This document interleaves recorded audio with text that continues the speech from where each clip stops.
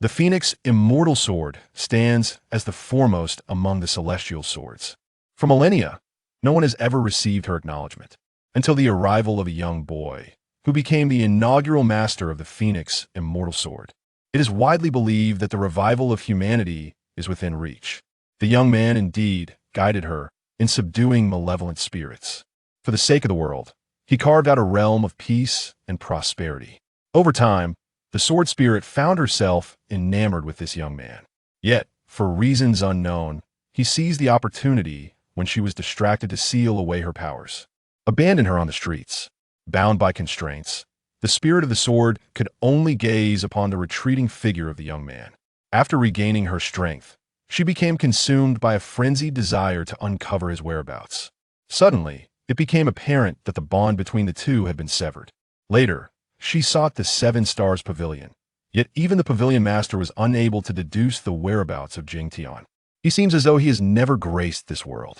Whenever she reminisced about each parting from Jing Xuan, her heart would uncontrollably ache. Why did you abandon me without any explanation? It was you who valiantly rescued me from the tide of beasts, who saved me time and again. Why now do you forsake me without a second thought? For many years, she traversed the 5 continents, inquiring about the whereabouts of Jing Xuan whenever she encountered the most formidable figures of each land. Without exception, all remain unaware. Every time I hear the unfamiliar sound, her enchanting peach blossom eyes seem to hollow out a layer. Why must it be him alone? I believe I'm more deserving of you. The voice that spoke belonged to a man of considerable cultivation within the crowd, his words laced with derision towards Jing Xuan. As soon as these words were uttered, everyone sensed a noticeable drop in the surrounding temperature. The Phoenix Fairy startled the man, and in the next instant, she appeared before him. What have you just said? An ostentatious man swallows his pride, reluctantly musters the courage to speak. Why must it be him? I am far more deserving of you. In the next moment, the man was torn asunder, his entire body cleaved into countless fragments. After the banquet, Feng Xian took out a hairpin from her bosom. This exquisite piece was crafted by Jing Xuan over the span of 2 days, and she cherished it deeply. In her daily interactions with Jing Xuan, she exuded a gentle and refined demeanor. However, should anyone show disrespect towards Jing Xuan, she would unleash her wrath with the ferocity of a vengeful deity. Gazing down at the expanse of snow-stained ground, Feng Xian's eyes appeared hollow, as if crushing an ant beneath her foot. Although clad in white, why do you evoke such revulsion in others? Later, Feng Xian arrived at Yufeng Mountain, a place where Jing Xuan had practiced diligently for many years. She remained there, year after year, in anticipation. However, as time passed, her mindset began to shift accordingly. At the same time, countless sword cultivators became aware of her existence and flocked to the foot of Yufeng Mountain, all yearning to possess her. Some aspired to ascend the mountain and claim her. Yet before they could even take a step forward, they found their limbs severed by Wu Qing's merciless blade. For decades, Feng Xian's mindset had long been distorted. She resolved to transcend her own limitations, embarking on a quest to seek out the elusive Jing Xuan, who had hidden away from the world, and then confine him within her grasp. Lost in thought, a smile graced the corners of Feng Xian's lips. In an instant, the peach blossom sword robe she donned transformed into a robe of deep rose black. In the midst of a wintry tempest, time weaves a tapestry of swirling snowflakes, while countless divine thunders reverberate within the celestial sphere. The wind fairy, standing tall in the sky, transforms into a sword's body, its resonant clang echoing across the myriad realms, including Jing Xuan, who is hidden in Chang'an. After the sword's resonance, the heavenly will made its entrance accompanied by thunderous tribulations. The display of power by the wind, immortal, displeased it greatly. The heavenly lightning required for the tribulation is potent enough to strike down any top-tier powerhouse. With a casual wave of her hand, Feng Xian dispersed the divine thunder entirely. Then, in a chilling tone, she commanded, "Tell me, where is Jing Xuan?" As she spoke, she brandished her dark crimson Xinyan, her secondary sword, upon which Jing Xuan's name was inscribed. The heavenly path was so startled that it could not move, still attempting to feign ignorance. "What are you saying? I do not know anyone by the name of Jing Xuan. However, Who could have known that Feng Xian would not engage in idle chatter with him? She brandished her exquisite weapon, piercing towards its source. The liquid of the heavenly Tao dripped down, embodying the essence of the universe. Yet it appeared to diminish into nothingness. The heavenly Tao confessed, unreservedly. I proclaimed I must speak. Jing Xuan, having lost all his cultivation, did not wish to burden you with the ridicule of others. In his final desperate attempt, he sought to confine you with his utmost power. He sought to sever the ties of causality between us. I acquiesced, yet his cultivation would be rendered null. I remain unaware of the reasons. Perhaps it is due to the machinations of others. Because he embarked on a solitary journey before your ceiling, it is irrelevant to the sword cultivators outside. Having uttered his words, the celestial being swiftly departed. Upon hearing this, the entire delicate figure of Feng Xian trembled. Her love for him was so profound that she would willingly accompany him, even in the guise of a mortal, to be his cherished sword. Subsequently, she ventured northward to the North Sea, where fate bestowed upon her a list. Inscribed upon it were the names of those who had besieged Jing Xuan at that time. At that time, she had a slight disagreement with Jing Xuan, deliberately ignoring his calls. Gazing at the boundless Beihai, she eliminated all the names on her list, preparing to descend to the mortal realm in search of Jing Xuan. At this moment, the celestial principle manifests itself. Chang'an, the city that never sleeps, is where he resides, in a modest building to the north of the city. Upon hearing those words, Feng Xian did not set off immediately. Instead, she glanced at her clothes, which were stained with snow. Jing Xuan had never been fond of snow. She preferred to cleanse herself before departing. With that thought, a smile spread across her face. Xin'er, wait for me. I shall come to seek you shortly. Jing Tian's parents departed early from this world, leaving her bereft of affection. Upon acquiring the Feng Xian, she was henceforth addressed by the name Xin'er. In a tower within the sleepless city of Chang'an, Jing Xuan sat in a corner, taking a sip of the wine. Although he frequented this place often, he never engaged with the patrons inside, choosing instead to immerse himself in the drink, numbing his senses. The gaze fell upon the courtesan of the middle sheep. In a moment of bewilderment, the courtesan transformed into Mainyang, another name for Feng Xian, which he had bestowed upon her. Gazing at the courtesan leaning against another shoulder, he seemed to catch a glimpse of Mainyang with the swordmaster. A bitter smile escaped his lips as he murmured, "The once extraordinary talent has indeed lost all its cultivation. Yet, why did it not take my lifespan along with it?" Throughout the decades of torment endured in the absence of his powers, his visage remained unchanged, captivating countless maidens even now. They inquired, why does he always come alone, ignoring everyone around him, lost in his relentless drinking? A strikingly beautiful woman in a green dress spoke up to ask. The several women beside her all shook their heads and sighed in response. At this moment, Jing Xuan had already finished the wine. He rose to his feet, his gaze directed towards Madame Lu on the second floor, radiating a glow of maternal affection. Then, he turned to look at the one who would be responsible for settling the tab for the wine. Jing Xuan appeared quite tipsy. Seated within the private chamber is Lu Manyu of the Lu Manor in Chang'an. She gazes at Jing Xuan with eyes brimming with curiosity. "I have already settled the bill, my dear. Join me for a couple of drinks." Upon hearing this, Jing Xuan waved his hand dismissively. "Let be," he said. "You cannot possibly outdrink me.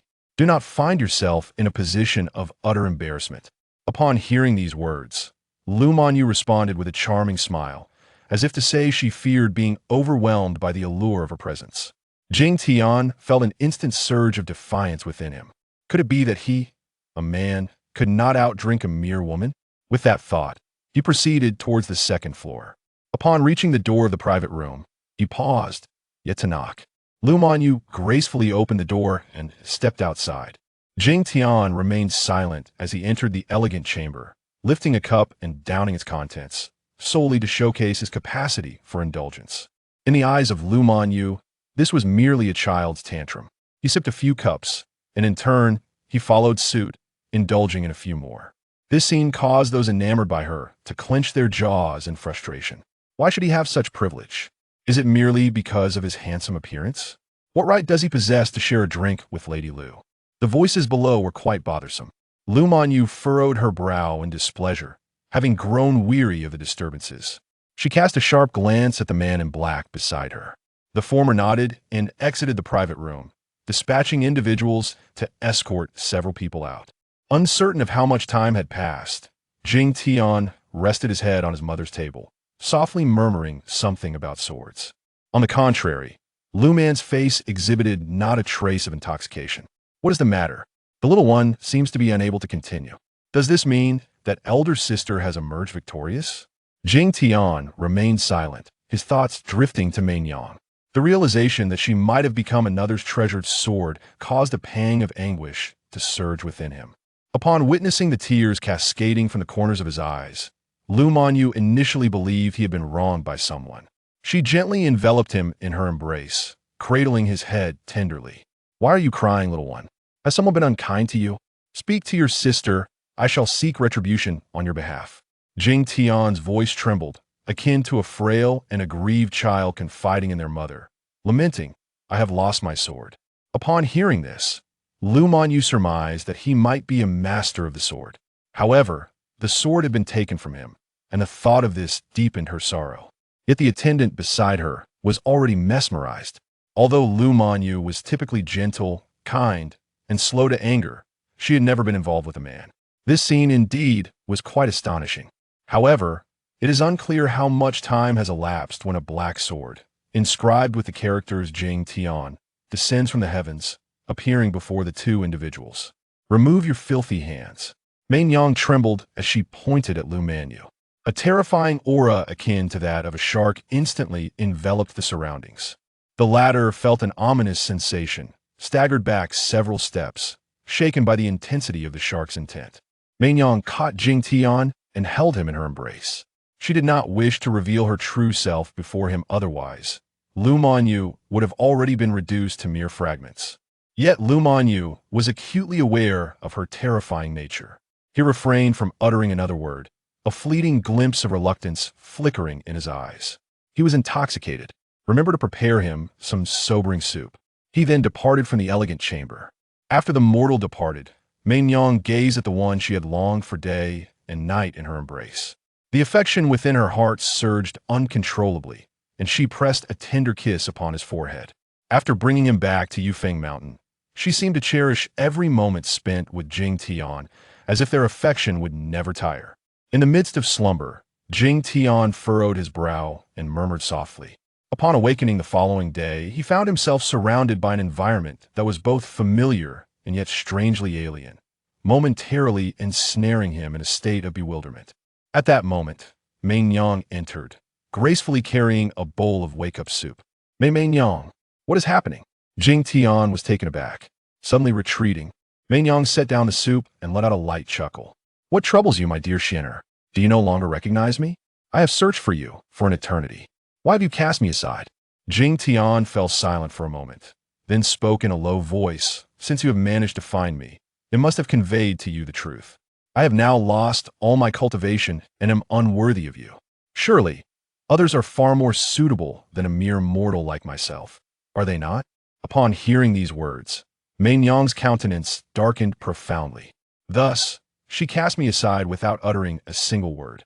"I desire no celestial prodigy. I yearn solely for you. Even in the absence of your prowess, I shall safeguard you." Upon hearing this, Jing Tian lowered his head. After all, he is but a mortal, incapable of even binding a chicken with his bare hands.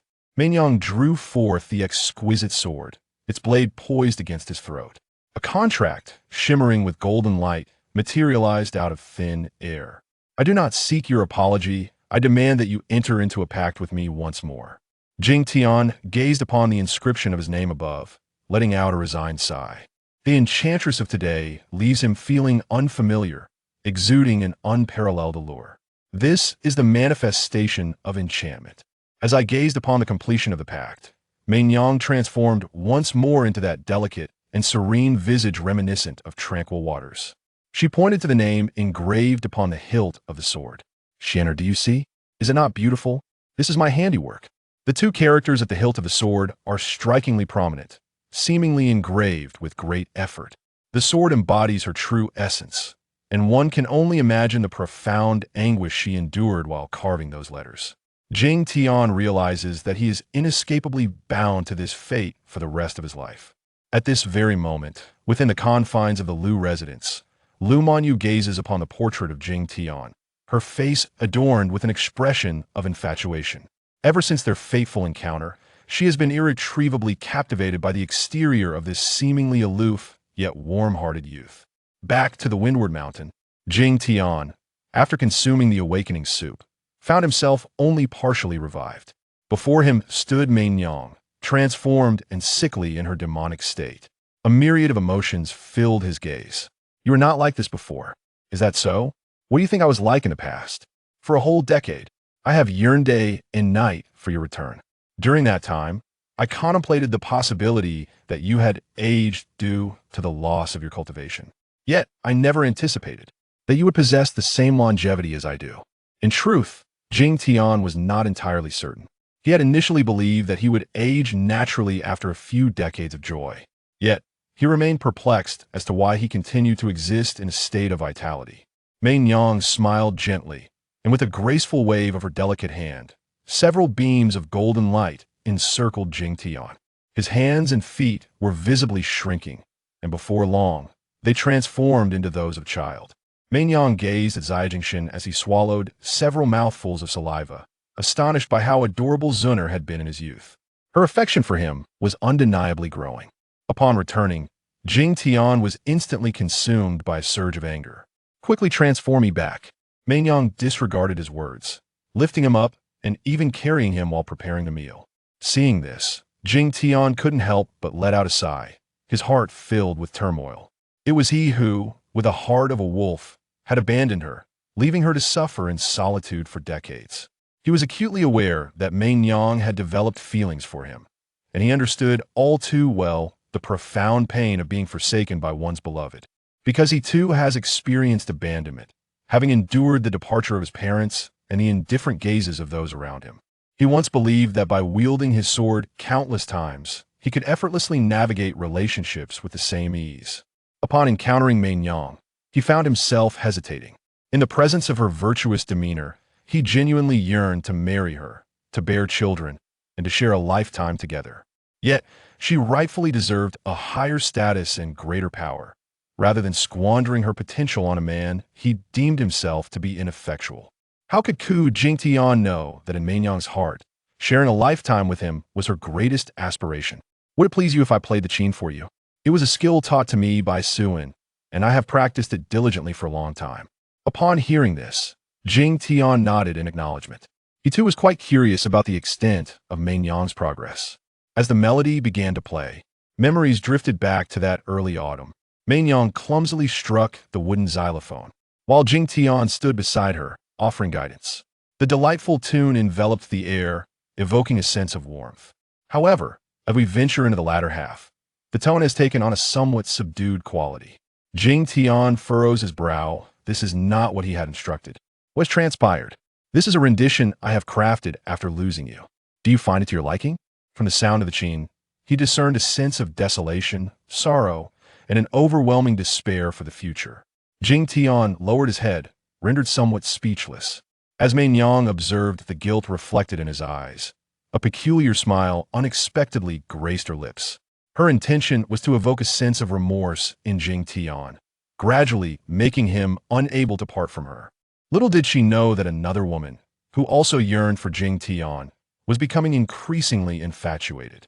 Lu Manyu stepped out of the manor. In the past, Jing Tian would rise early to visit the morning market, savoring a steaming bowl of beast milk. Yet today, she encountered none of that. Could be due to that woman? The proprietor of the stall also took notice of her. "Madam Lu, what brings you here? I would like to inquire about the whereabouts of that young man in white, who has not been seen lately." Upon hearing this, the male boss pondered for a moment. It must be that young man who comes daily to drink the beast's milk. However, he has not appeared today, and we are uncertain about the reason. Lu Manyu departed from the 7 stalls, recalling the events of the previous night, and a wave of anger surged within her once more. Upon returning to the residence, a third-ranking official appeared before him, embracing the lady. His subordinates were unable to uncover any information regarding that woman. Lu Manyu was not surprised, for that woman exuded an aura of authority. Her cultivation was unfathomable. After instructing Lan Tu to continue the investigation, her expression darkened instantly. If I were to become a bit stronger, she would not have been able to take you away. Meanwhile, within the city of Chang'an, undercurrents swirled. A group of individuals clad in nocturnal attire emerged from the shadows. We have vanquished all those who previously tormented young Master Jing Tian, their heads now discarded in the pigsty. In the distance, a woman nodded approvingly. Very well. The woman, known as Lung Yin, was responsible for overseeing the Lu residence, and she also served as the protector of Lu Man.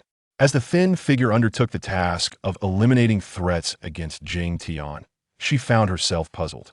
What command had been given to the mistress that compelled her to act in secrecy? As I approached the Lu Manor, I could already hear her sickly voice before I reached the door of Lu Man's chamber. She was disheveled, clutching Jing Tian's garments and inhaling them fervently. Upon learning of Lung Yan's return, he paused his actions to tidy his disheveled hair. After neatly folding the men's garments, he placed them in a wardrobe where several of Jing Tian's clothes were conspicuously stored. These are the garments left behind by Jing Tian after indulging in a hot spring bath.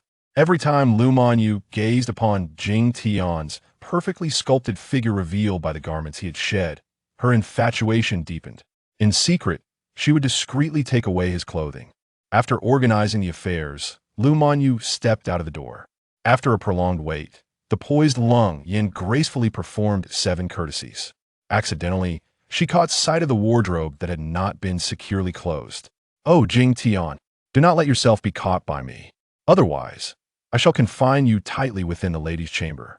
Lu Manyu, of course, remained oblivious to her innermost thoughts. "Is there any news regarding the whereabouts of that little rascal, Jing Tian?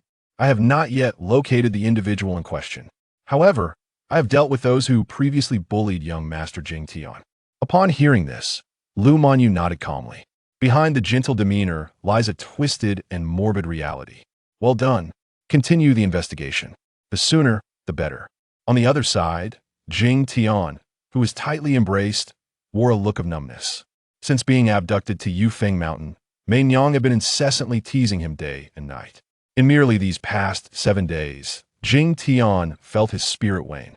"Mei Nyang, do you not find this exceedingly tedious and monotonous?" "No, it won't be dull or tedious with Xian by my side."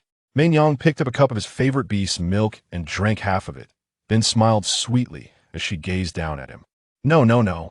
Jing Tian felt his slender pink tongue swirling within his mouth, and he was momentarily taken aback. If this continues, will he not become a mere idle creature? In recent years, the forces of darkness have run rampant, wantonly slaughtering innocent lives. Beasts of malevolence have also frequently emerged near the villages. Whenever he recalls the tragic memories of his childhood, when monstrous creatures ravaged his village, a wave of fury surges within him. He vows to wield his sword and eradicate all suffering. Yet, ever since that fateful day when his cultivation was rendered null, his resolve has become unstable. Were it not for the restraint of his inner turmoil, he would have long succumbed to madness. After a considerable time, Mei Nyang transferred all the fresh milk from her mouth. She found herself unable to expel it, leaving Jing Tian with no choice but to swallow it down. Mei Nyang, still yearning, buried her head into his neck, greedily inhaling deeply. Jing Tian extended his hand, exerting all his strength in an attempt to push her away. Yet, this feeble gesture only served to heighten Mei Nyang's excitement. "I implore you, please refrain from this. I am but a child at this moment." Jing Tian felt a rush of heat in her mind. Without needing to think, she knew it was due to her tampering with the beast's milk. She forcibly stirred the sword energy within her, straining to maintain her composure. Observing her current state, he had no choice but to change the subject. "Today marks the annual Lantern Festival. Why don't we descend the mountain and take a look?" Upon hearing this, Mei Nyang readily agreed. After all, it had been quite some time since she had enjoyed a date with Jing Tian.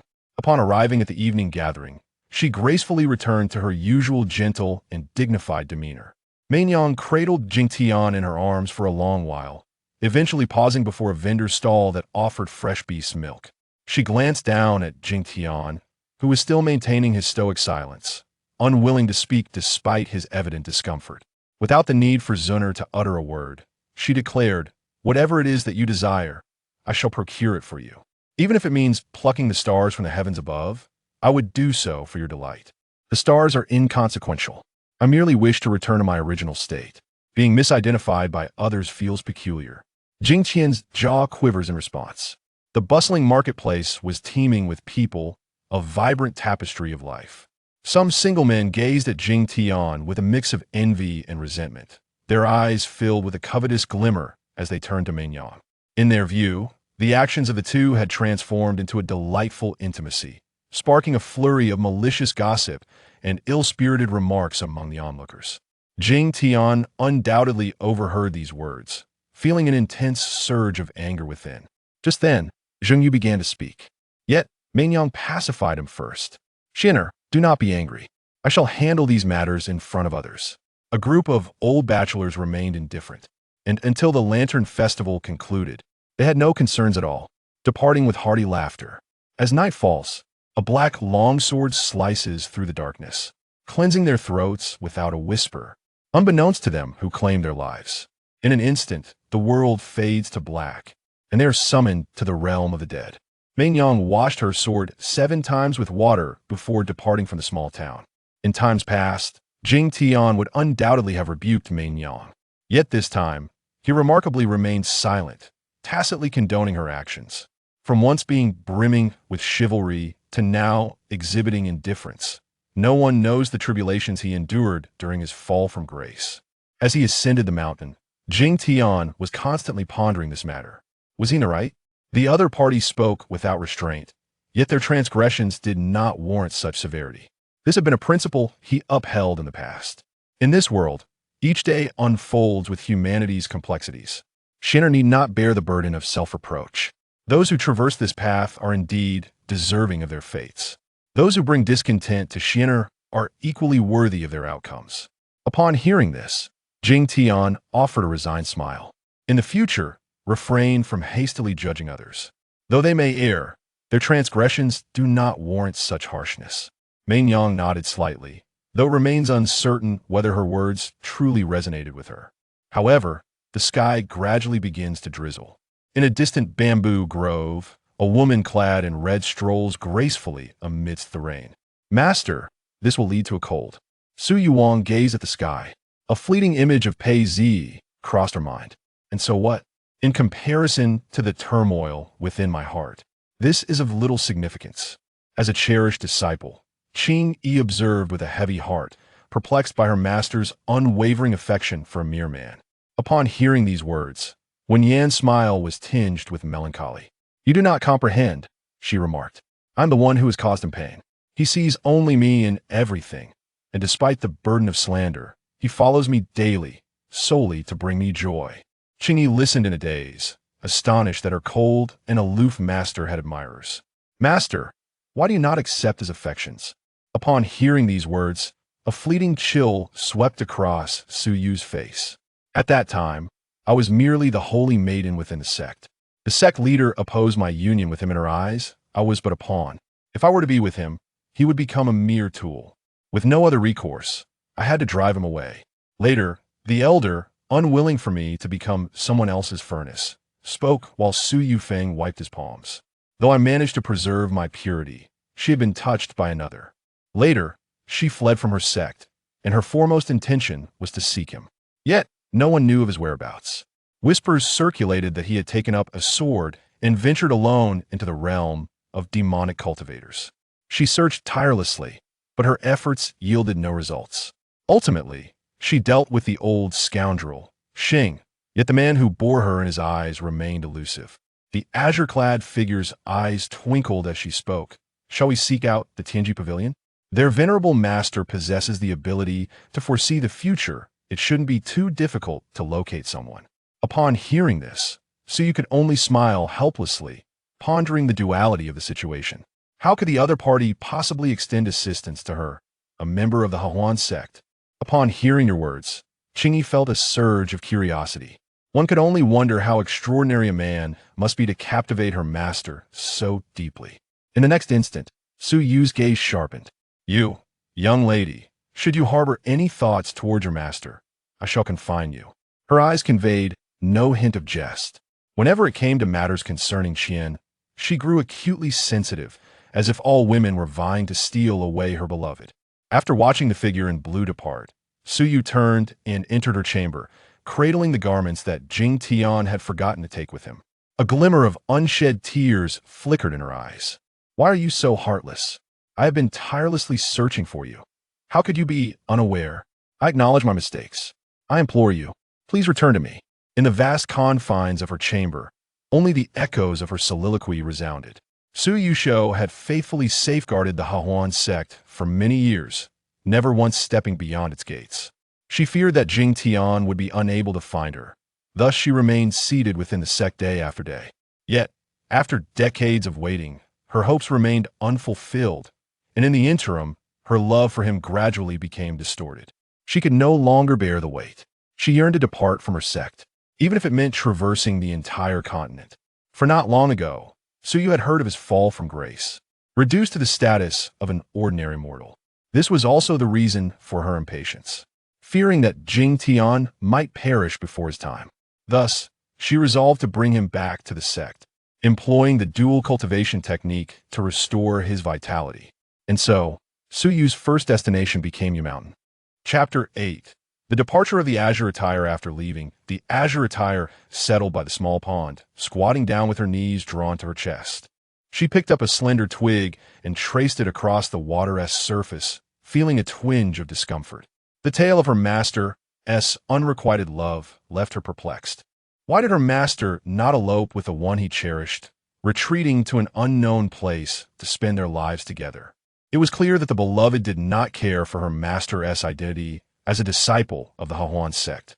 What profound devotion must one possess to disregard the judgment of others and relentlessly pursue the enchanting master of a demoness, bearing the weight of scorn solely for love?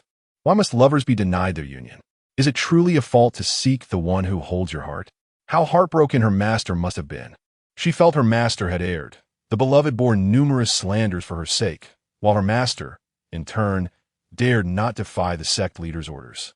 Though it was claimed to be a protection of Jing Xuan, to her, it appeared as cowardice in love. Her master, with her alluring charm and innate grace, could effortlessly stir the hearts of men and captivate them. If she so desired, even emperors of great dynasties would kneel before her in disgrace. You speak of protecting him, yet it is you who ultimately inflicts the deepest wounds upon his heart. How could he ever love you again? With a sigh, she recalled her master's words about venturing through the myriad realms to find him and felt a wave of melancholy. What purpose would it serve to search for him now? Love unreturned is simply that, love unreturned, even if he once adored her. The moment she heartlessly cast him away sealed their fate. Gazing at the moon reflected in the pond, the azure attire rested her chin on her hand, swirling the water like a child, disturbing a school of small goldfish that appeared quite displeased, clutching the twig in her hand. Their looks seemed to convey, while you frolic through the night, we creatures still require our slumber. Realizing she had disrupted the peaceful dreams of the little fish, she sheepishly scratched her head, discarded the twig, and stood up. Tomorrow, her master would step beyond the gates of the sect. She yearned to accompany her, to witness the remarkable man who had so captivated her master, to see if he truly lived up to the legends. A sword's light chilled the 19 provinces, its essence spanning 30,000 miles, cleaving the heavens to usher in peace among all beings. With his sword, he vanquished demons and subdued the invincible fiends of his time, only to ultimately lose his cultivation and become a mere shadow of his former self. He was indeed passionate, for in his hand lay the Phoenix Fairy, the unrivaled sword of the world, coveted by countless sword cultivators, yet none could touch it for a century. Eventually, Jing Xuan claimed her, wielding the Phoenix Fairy to slay demons and eradicate the cursed demon cultivators. He toiled relentlessly for the sake of eternal peace, only to meet such a tragic end. As the night deepened, the azure attire swayed on a swing, a sense of inexplicable restlessness brewing within her, prompting her descent down the mountain. She intended to bring her master some earthly delights from the nearby town. Life may present many troubles, yet one ought to face it with a smile. indulge in delicious food, and embrace joy. She held a carefree outlook, believing such a mindset often leads to contentment, which is indeed a worthy pursuit, living a lifetime filled with happiness. On her way down, she encountered several small creatures. This forest, rarely visited by humans, intrigued a group of animals who curiously followed her. Hearing the rustling sounds behind her, she chuckled and suddenly turned around, exclaiming, "Ah, you little ones startled me." The small creatures were startled by her sudden change in expression, scattering in all directions as if she were a monstrous predator. What a bunch of cowards. How utterly dull. The young woman, Jing was still eager for amusement when the little animals fled, pouting in disappointment. She was not a demon cultivator. So why were they so afraid of her? Feeling disheartened, she made her way to the foot of the mountain. After stretching her body, she summoned the sword at her waist and soared into the air, landing shortly in the bustling night market. What should she purchase? As she gazed at the dazzling array of vendors, she found herself at a loss, ultimately deciding to buy a candied hawthorn. How sweet! With the treat in hand, Jing strolled leisurely through the market, occasionally stopping to admire this or that. Her whimsical appearance attracted the attention of some unsavory individuals, and a group of burly men began to follow her. Upon her entry into a narrow alley, they encircled her, their leader grinning slyly, convinced that this girl was wealthy and that robbing her would bring them fortune and indulgence. Jing ambled along, and they feigned interest in the merchandise, their acting so clumsy that even a fool could discern their intent. She felt a sense of helplessness. She had merely descended the mountain for some delightful treats, yet had encountered these brainless thugs. Her master had forbidden her from recklessly shedding blood, so she resolved to incapacitate them instead. As she turned the corner, the men hastily pursued her, dropping their pretense, while the vendors looked on, some indifferent. The kind-hearted merchants had already gone to alert the authorities. There are always those willing to lend a hand in times of trouble. Ha ha ha! Little girl, could you lend us some money to spend?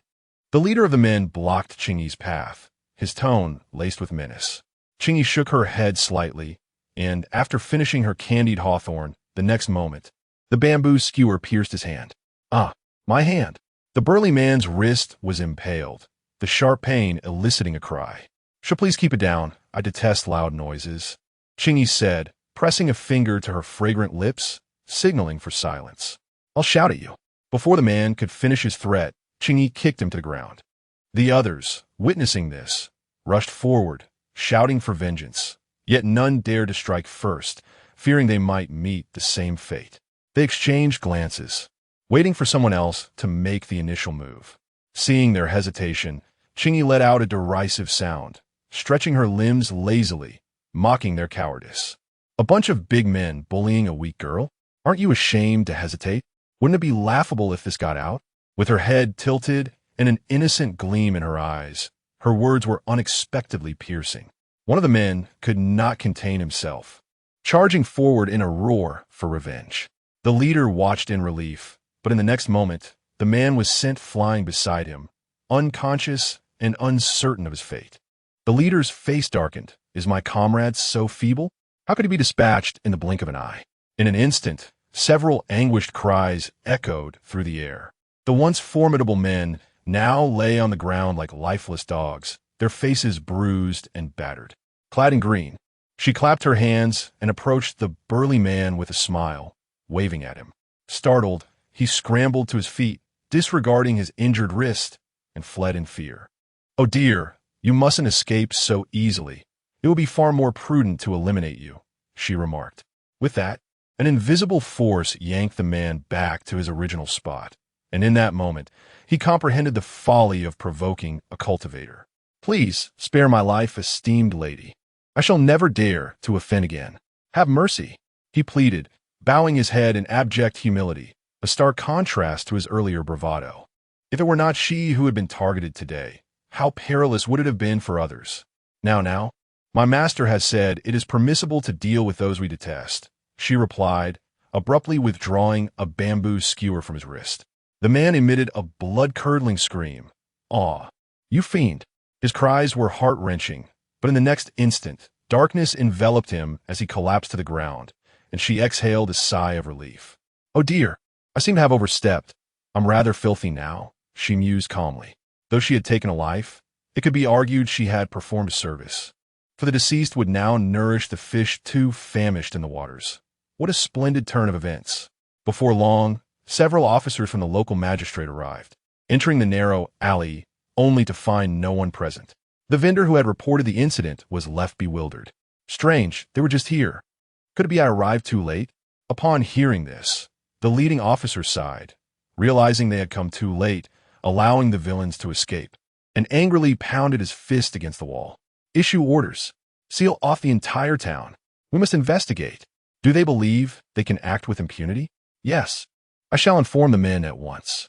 Meanwhile, after tidying up, she strolled leisurely out of the small town, her arms laden with various packages.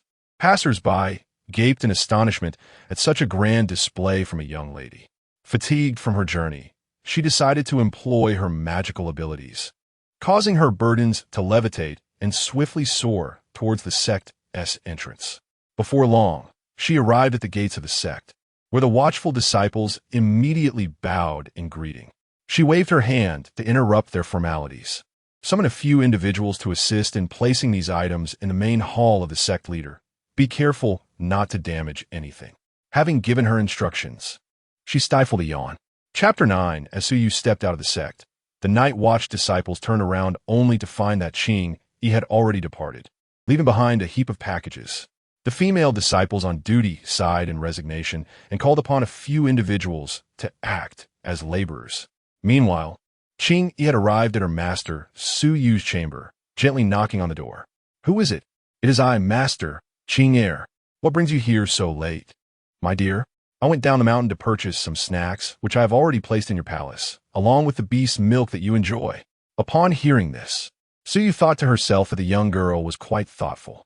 She approached the door and opened it just a crack, and Jing Xuan gazed at her with wide, innocent eyes.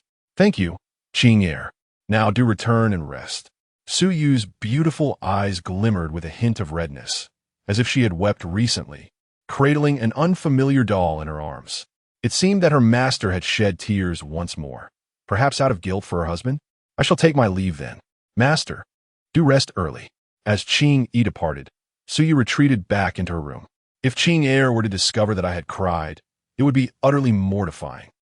Upon closer inspection, she realized that the doll bore an uncanny resemblance to Jing Xuan, capturing even the most minute details with exquisite precision.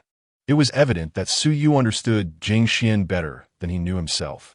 Gently caressing the doll, a faint smile tugged at her lips. She smiled, a smile that was both sickly sweet and maddeningly enchanting. Unbeknownst to her, she had long been unable to suppress her fantasies of a life filled with love alongside Jing Xuan. Watching the clouds drift by, witnessing the warmth of humanity together, and sharing the remainder of their lives. The pent-up affection, like a dam bursting, threatened to drown Jing Xuan in an overwhelming tide. After Jing Xuan left, she sat by the small pond, gazing at the moon before returning to her room to sleep. In the early morning, a beam of sunlight poured into the fragrant chamber. Yet Suyu remained unawakened, seemingly lost in a delightful dream. Knock, knock, knock. After a while, Jing Xuan knocked on the door, exclaiming, "The sun has risen. Master is still in bed. How lazy. How will we find Master's husband at this rate?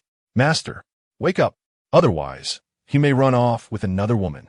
Regardless of its efficacy, Jing Xuan shouted at the top of her lungs. Suyu jolted awake, hearing Jing Xuan's words. She sat up, shaking her head and murmuring, "This girl, does she intend to frighten me?" Throwing off the blankets, she sat before the dressing mirror, tidying her hair and applying a touch of lip color before turning back and forth before the mirror. Surely, there was nothing amiss? Even dressed in coarse linen, she exuded an alluring charm. No matter what she wore, she remained breathtakingly beautiful. Once satisfied with her appearance, Suyu emerged from her bedroom, playfully pinching Jing Xuan's ear and whispering, "Next time, be quieter. A young lady should not be so boisterous." "Ow, that hurts." I understand. Jing Xuan lowered her head in a pitiful manner, as if grasped by her very lifeblood, too afraid to move. "What does it hurt, you silly girl? I did not pinch you hard." Suyu playfully tapped her finger against Qing Yi's forehead, chiding her for her antics. You caught me. Qing Yi chuckled awkwardly, having been discovered in her charade. The two ambled leisurely to the kitchen, where Suyu set down a warm glass of milk before her. Savoring the rich aroma of milk, Suyu consumed the beast's milk in one gulp, elegantly withdrawing a handkerchief to dab her lips. Let's partake in breakfast first. I have matters to discuss afterward, she instructed. As she put away the handkerchief, Qing Yi nodded repeatedly, though she too yearned to accompany her master. However, her master wished to keep her time with Jing Xuan undisturbed, even denying her, a direct disciple, that privilege. After their morning meal, Suyu imparted some instructions to her, then vanished in a flash, leaving Qing Yi in stunned admiration of her speed. Sitting at the doorway, she propped her chin in her hands, feeling a wave of boredom wash over her. When will I ever get to explore the mountains and rivers? Her master urged her to focus on her cultivation, advising her not to dwell on romance. At present, she had reached the divine transformation stage, surpassing all disciples in talent within the sect. Day after day of monotonous practice grew tiresome. Although the sect boasted recreational facilities, she found them dull. Her greatest delight was to pester Suyu for stories, only recently discovering her master's beloved Jing Xuan. This revelation ignited her curiosity, yet was swiftly extinguished by her master, leaving her to await their return to the sect. I, too, wish to seek out the master's spouse. I shan't continue with this cultivation. Other disciples passing by quickened their pace, fearing the elder sister might seek amusement at their expense. Those with courage lingered momentarily, thinking, the elder sister is at it again. It seemed the sect was beyond redemption, with a love-stricken leader and a whimsical elder sister. One female disciple sighed, resolved to raise a banner, aspiring for the Harmony sect to become an unparalleled existence. Though her talent was ordinary, she believed that with enough effort, nothing was unattainable. If there were limitations, it was merely a lack of diligence. Many disciples within the sect were orphans whose parents had been slain by malevolent cultivators, and it was Suyu who had saved them, granting them the opportunity to cultivate. They were deeply grateful, willing to follow her every command without hesitation. In one's darkest hour, a ray of light can pull one from the abyss. Even if that light is from what others call the demonic path, one would still stand by her side, not for any other reason, but because she had saved their lives. Time passed, and Qing Yi settled into a tranquil silence. Departing the grand hall, since she could not accompany her master, she decided to indulge in leisure during this interlude. I shall return to my slumber and, upon waking, venture down the mountain to explore the bustling market. How delightful! Upon hearing the elder sister's idle musings, the other disciples could only sigh in resignation and redouble their efforts in cultivation. It seemed the sect held not only the idlers, but also those aspiring to greatness. After leaving the sect, Suyu donned a veil, choosing to traverse secluded paths, intent on avoiding any trouble. In a small bamboo grove, the gentle breeze rustled the leaves, filling the air with a fragrant aroma as Suyu strolled leisurely, opting not to fly on her sword. Yet her pace was swift, each step akin to 5 of an ordinary person, gliding ethereally through the bamboo thicket. Where did this beauty come from? Even with her face concealed, she was strikingly lovely. As she emerged from the grove, a rugged voice called out, and Suyu lifted her gaze to confront a group of bandits blocking her path, her expression icy and devoid of emotion. Step aside. She refrained from resorting to violence, merely coldly instructing the assailants to show her the way. The band of robbers erupted into raucous laughter, as if they had just heard the most ludicrous joke. Their harsh guffaws displeased Suyu, causing her delicate brows to furrow slightly. Ha. If you wish to pass, you must leave us some riches. Without that, the bandit leader cunningly approached with a sly grin. Boss, go for it. His lackeys cheered from behind, exhilarated by the rare encounter in this remote area. Yet, before their amusement could linger, Suyu waved her hand, her voice icy and cutting. Get lost. In an instant, the bandit leader seemed to deflate, hurtling into the nearby bamboo grove, crashing through dozens of stalks before coming to a halt. She is a demon cultivator. Run! Realizing the magical aura emanating from her sword hilt, one wise enough to comprehend abandoned their weapon and fled. However, they had not escaped far when Suyu waved her hand again, and the fleeing man collapsed to the ground. Her eyes gleamed with intent as she drew her sword from her waist. Today, I shall slay you to uphold justice. Before they could react, they met their demise at her blade. Suyu sheathed her sword and crouched by a pool, cleansing the blade with water. You wretched scum! Even using my sword on you feels filthy. She cursed as she returned her sword to its scabbard. Dare to pry into my affairs. You are not worthy of such scrutiny. Feeling unsatisfied, she unsheathed her sword once more and struck the bandit leader several times. After the farce concluded, Suyu resumed her journey, passing through quaint towns and villages, purchasing a bottle of beast milk whenever she encountered a vendor. Her husband adored milk, and she sought to prepare ample supplies, hoping that, perhaps, he might forgive her for the sake of the beast milk. For every shop selling beast milk she encountered, she bought a bottle, wishing to present him with all the beast milk in the world. Anything he cherished, even dragon meat or phoenix eggs, she would unhesitatingly seek out and procure. This was her penance to him. On the day he departed, that stormy night, she could not bring herself to gaze upon his face, fearing the collapse of her composure. He stood in the rain for what felt like an eternity, and she, hidden from view, observed him for just as long, her heart laden with anguish. Surely, it was not an exaggeration to say he felt despair that day. A deeply beloved woman uttering such heart-wrenching words would extinguish anyone as hope. This was also her reason for choosing to travel on foot. If circumstances permitted, she could reach Yufeng Mountain in a single day, but she did not wish to confront him without a plan. The thought of arriving at Yufeng Mountain, facing him, and being at a loss for words haunted her. She could only slow her pace, contemplating how she would meet his gaze, wondering how her once gentle eyes might now appear. Along the way, she gathered items he cherished, hoping they might afford her an opportunity to explain herself. If that failed, then she would forcibly bring him back. By any means necessary, she would reclaim him. Deep within her eyes danced hearts, her expression growing increasingly feverish. In her heart, loving him yet being unable to possess him was the most agonizing torment imaginable. She would never accept such a fate. Even if it meant breaking his limbs, she would never relinquish him to another, never. Perhaps she was indeed unwell, gravely so, with no remedy in sight. Only the balm of the heart could cure her heartache. Chapter 10. The storyteller in the tavern as she meandered along the path. Suyu arrived at a quaint little town, aglow with lights and brimming with joy. Every face radiated happiness.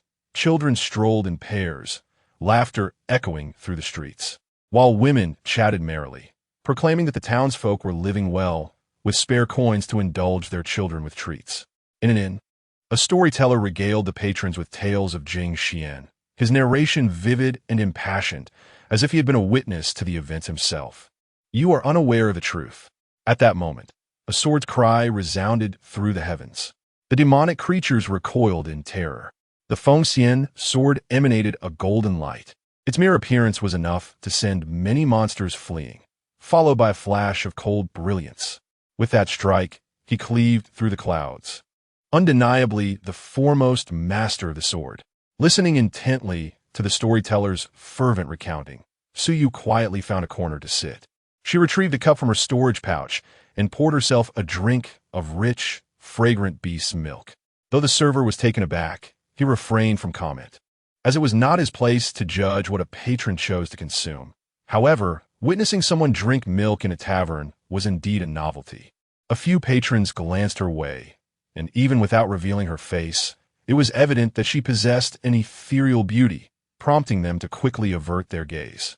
Perhaps, for these imbibers, no allure could surpass the intoxicating aroma of fine wine.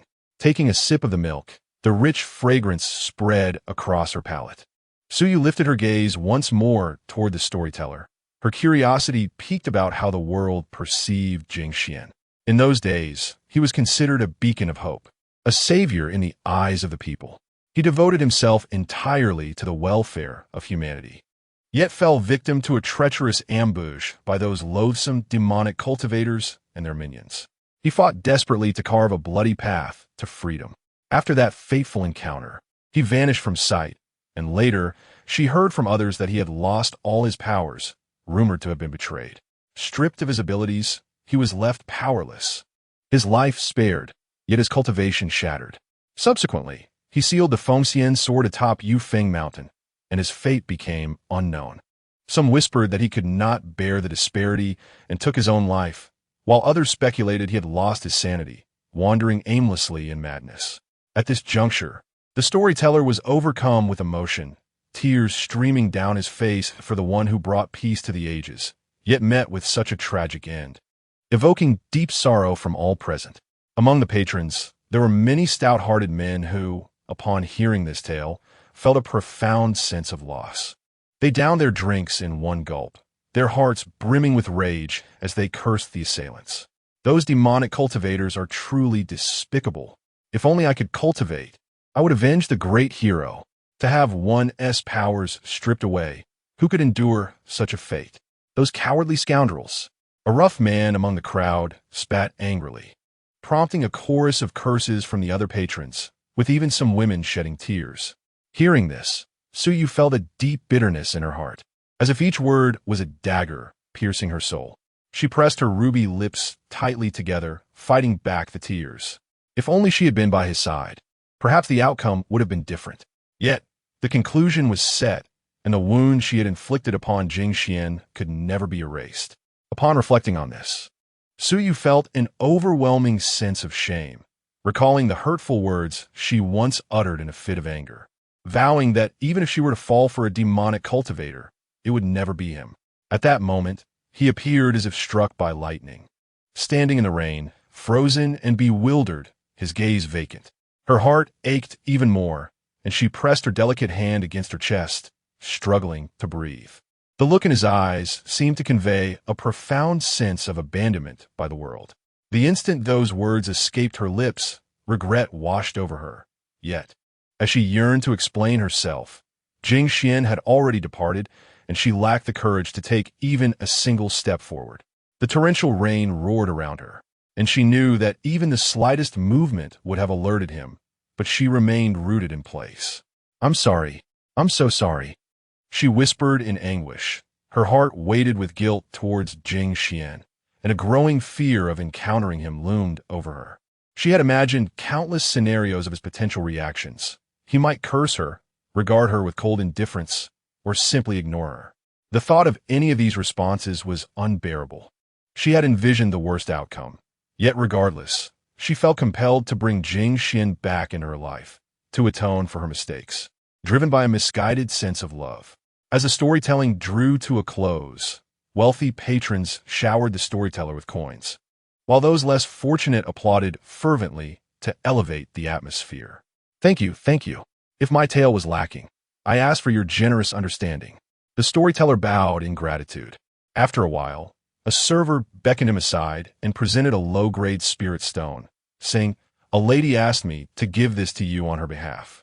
The server's face was filled with envy as the storyteller examined the stone, his eyes sparkling. This single spirit stone was equivalent to the annual expenditure of an ordinary household. "Which affluent family does she belong to?" he inquired seriously, fearing that she might have requests of him. The server shook his head and replied, "I'm not sure. She wore a veil and seemed to be a passing traveler. She also asked you to share more tales about Jing Xuan. Has she left?" "Yes. It seems she was an admirer of Jing Xuan." "Is that so?" Alas, the hero in his twilight. The storyteller carefully stored the spirit stone away, deciding to return home, first to avoid unwanted attention before returning to the tavern to recount more tales of Jing Xuan's exploits. Speaking of the moment Jing Xuan's talent was first discovered, after departing the tavern, Suyu returned to her inn, sitting by the window gazing at the moonlit sky, her brow furrowed with sorrow. She cradled a doll resembling Jing Xuan, unable to part with it. "Please don't blame me. I only wish to atone. I hope you don't despise me." She confided in the doll, pouring out her heart until drowsiness overcame her. She hung her sword in the air within her room, loosened her attire, and lay down slowly to sleep. The bedding and pillows were all items she had stored in her pouch, ensuring she would not touch anything that belonged to others. A faint smile graced Su Yu's lips as she reminisced about the beautiful moments shared with Jing Xuan. Memories always held a certain charm. In the stillness of the night, as Su Yu drifted into slumber, the smile on her lips suggested she was at peace.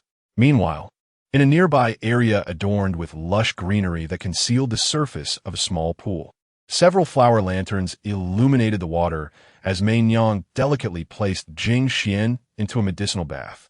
Though he was merely a mortal now, despite daily consuming the finest herbs and treasures to nourish his body, his dantian showed no signs of healing. Upon this thought, a surge of fury ignited within Mei Yang, wishing fervently to return to the past timeline and eradicate all those who posed a threat to Jing Xuan. Had it not been for them, Jing Xuan would not have been harmed, nor would he be in such a feeble state. Unbeknownst to her, the murderous intent in her heart intensified. Just wait, Bei Chun. I shall ensure your suffering is beyond imagination. In the past few days, she had subjected the heavenly path to severe torment, extracting from the knowledge that the sword cultivator, Bei Chun, was intricately linked to Jing Xuan's loss of cultivation during the ambush. Upon learning this, she had intended to eliminate him, yet for reasons unknown, she could not trace his whereabouts, as if he had vanished from existence. A flicker of crimson light danced in Mei Yang's eyes, the Feng Xian sword emanating a chilling aura from within the sword spirit realm, causing the dazed Jing Xuan to shiver in response to the cold. Only then did Mei Yang hastily retract her murderous intent, casting an apologetic glance at Jing Xuan before turning to exit the bedroom. Outside in the small courtyard, a woman had been waiting for quite some time. The woman's posture, kneeling on one knee, revealed her deep respect for Mei Yang, her gaze filled with reverence. What brings you here in such haste? Mei Niang Stone Vush Aishi. As it was with anyone other than Jing Xuan. Upon hearing her voice, the woman cautiously lifted her head, speaking in a soft tone. It pertains to Master Jing Xuan. At the mention of Jing Xuan, a flicker of coldness crossed Mei Yang's eyes. In an instant, several sword formations were set around them, and she regarded the woman with a frigid stare. Terrified, the woman plopped down onto the ground, quickly lowering her head and exclaiming, "It is not the servant's doing. Someone is secretly investigating Master Jing Xuan." Upon hearing of the covert investigation into Jing Xuan, Mei Yang's beautiful eyes narrowed, the temperature in the air dropping further. Who? She demanded to know who had the audacity to investigate Jing Xuan. The servant does not know. However, from what I have gathered, that person is a sword cultivator. The woman hastily explained the details. A sword cultivator? Could it be that beast Bei Chun? Mei Yang thought to herself, a realization dawning upon her. She then spoke coldly. You are to ascertain the identity of this individual. If it is Bei Chun, inform me of his whereabouts.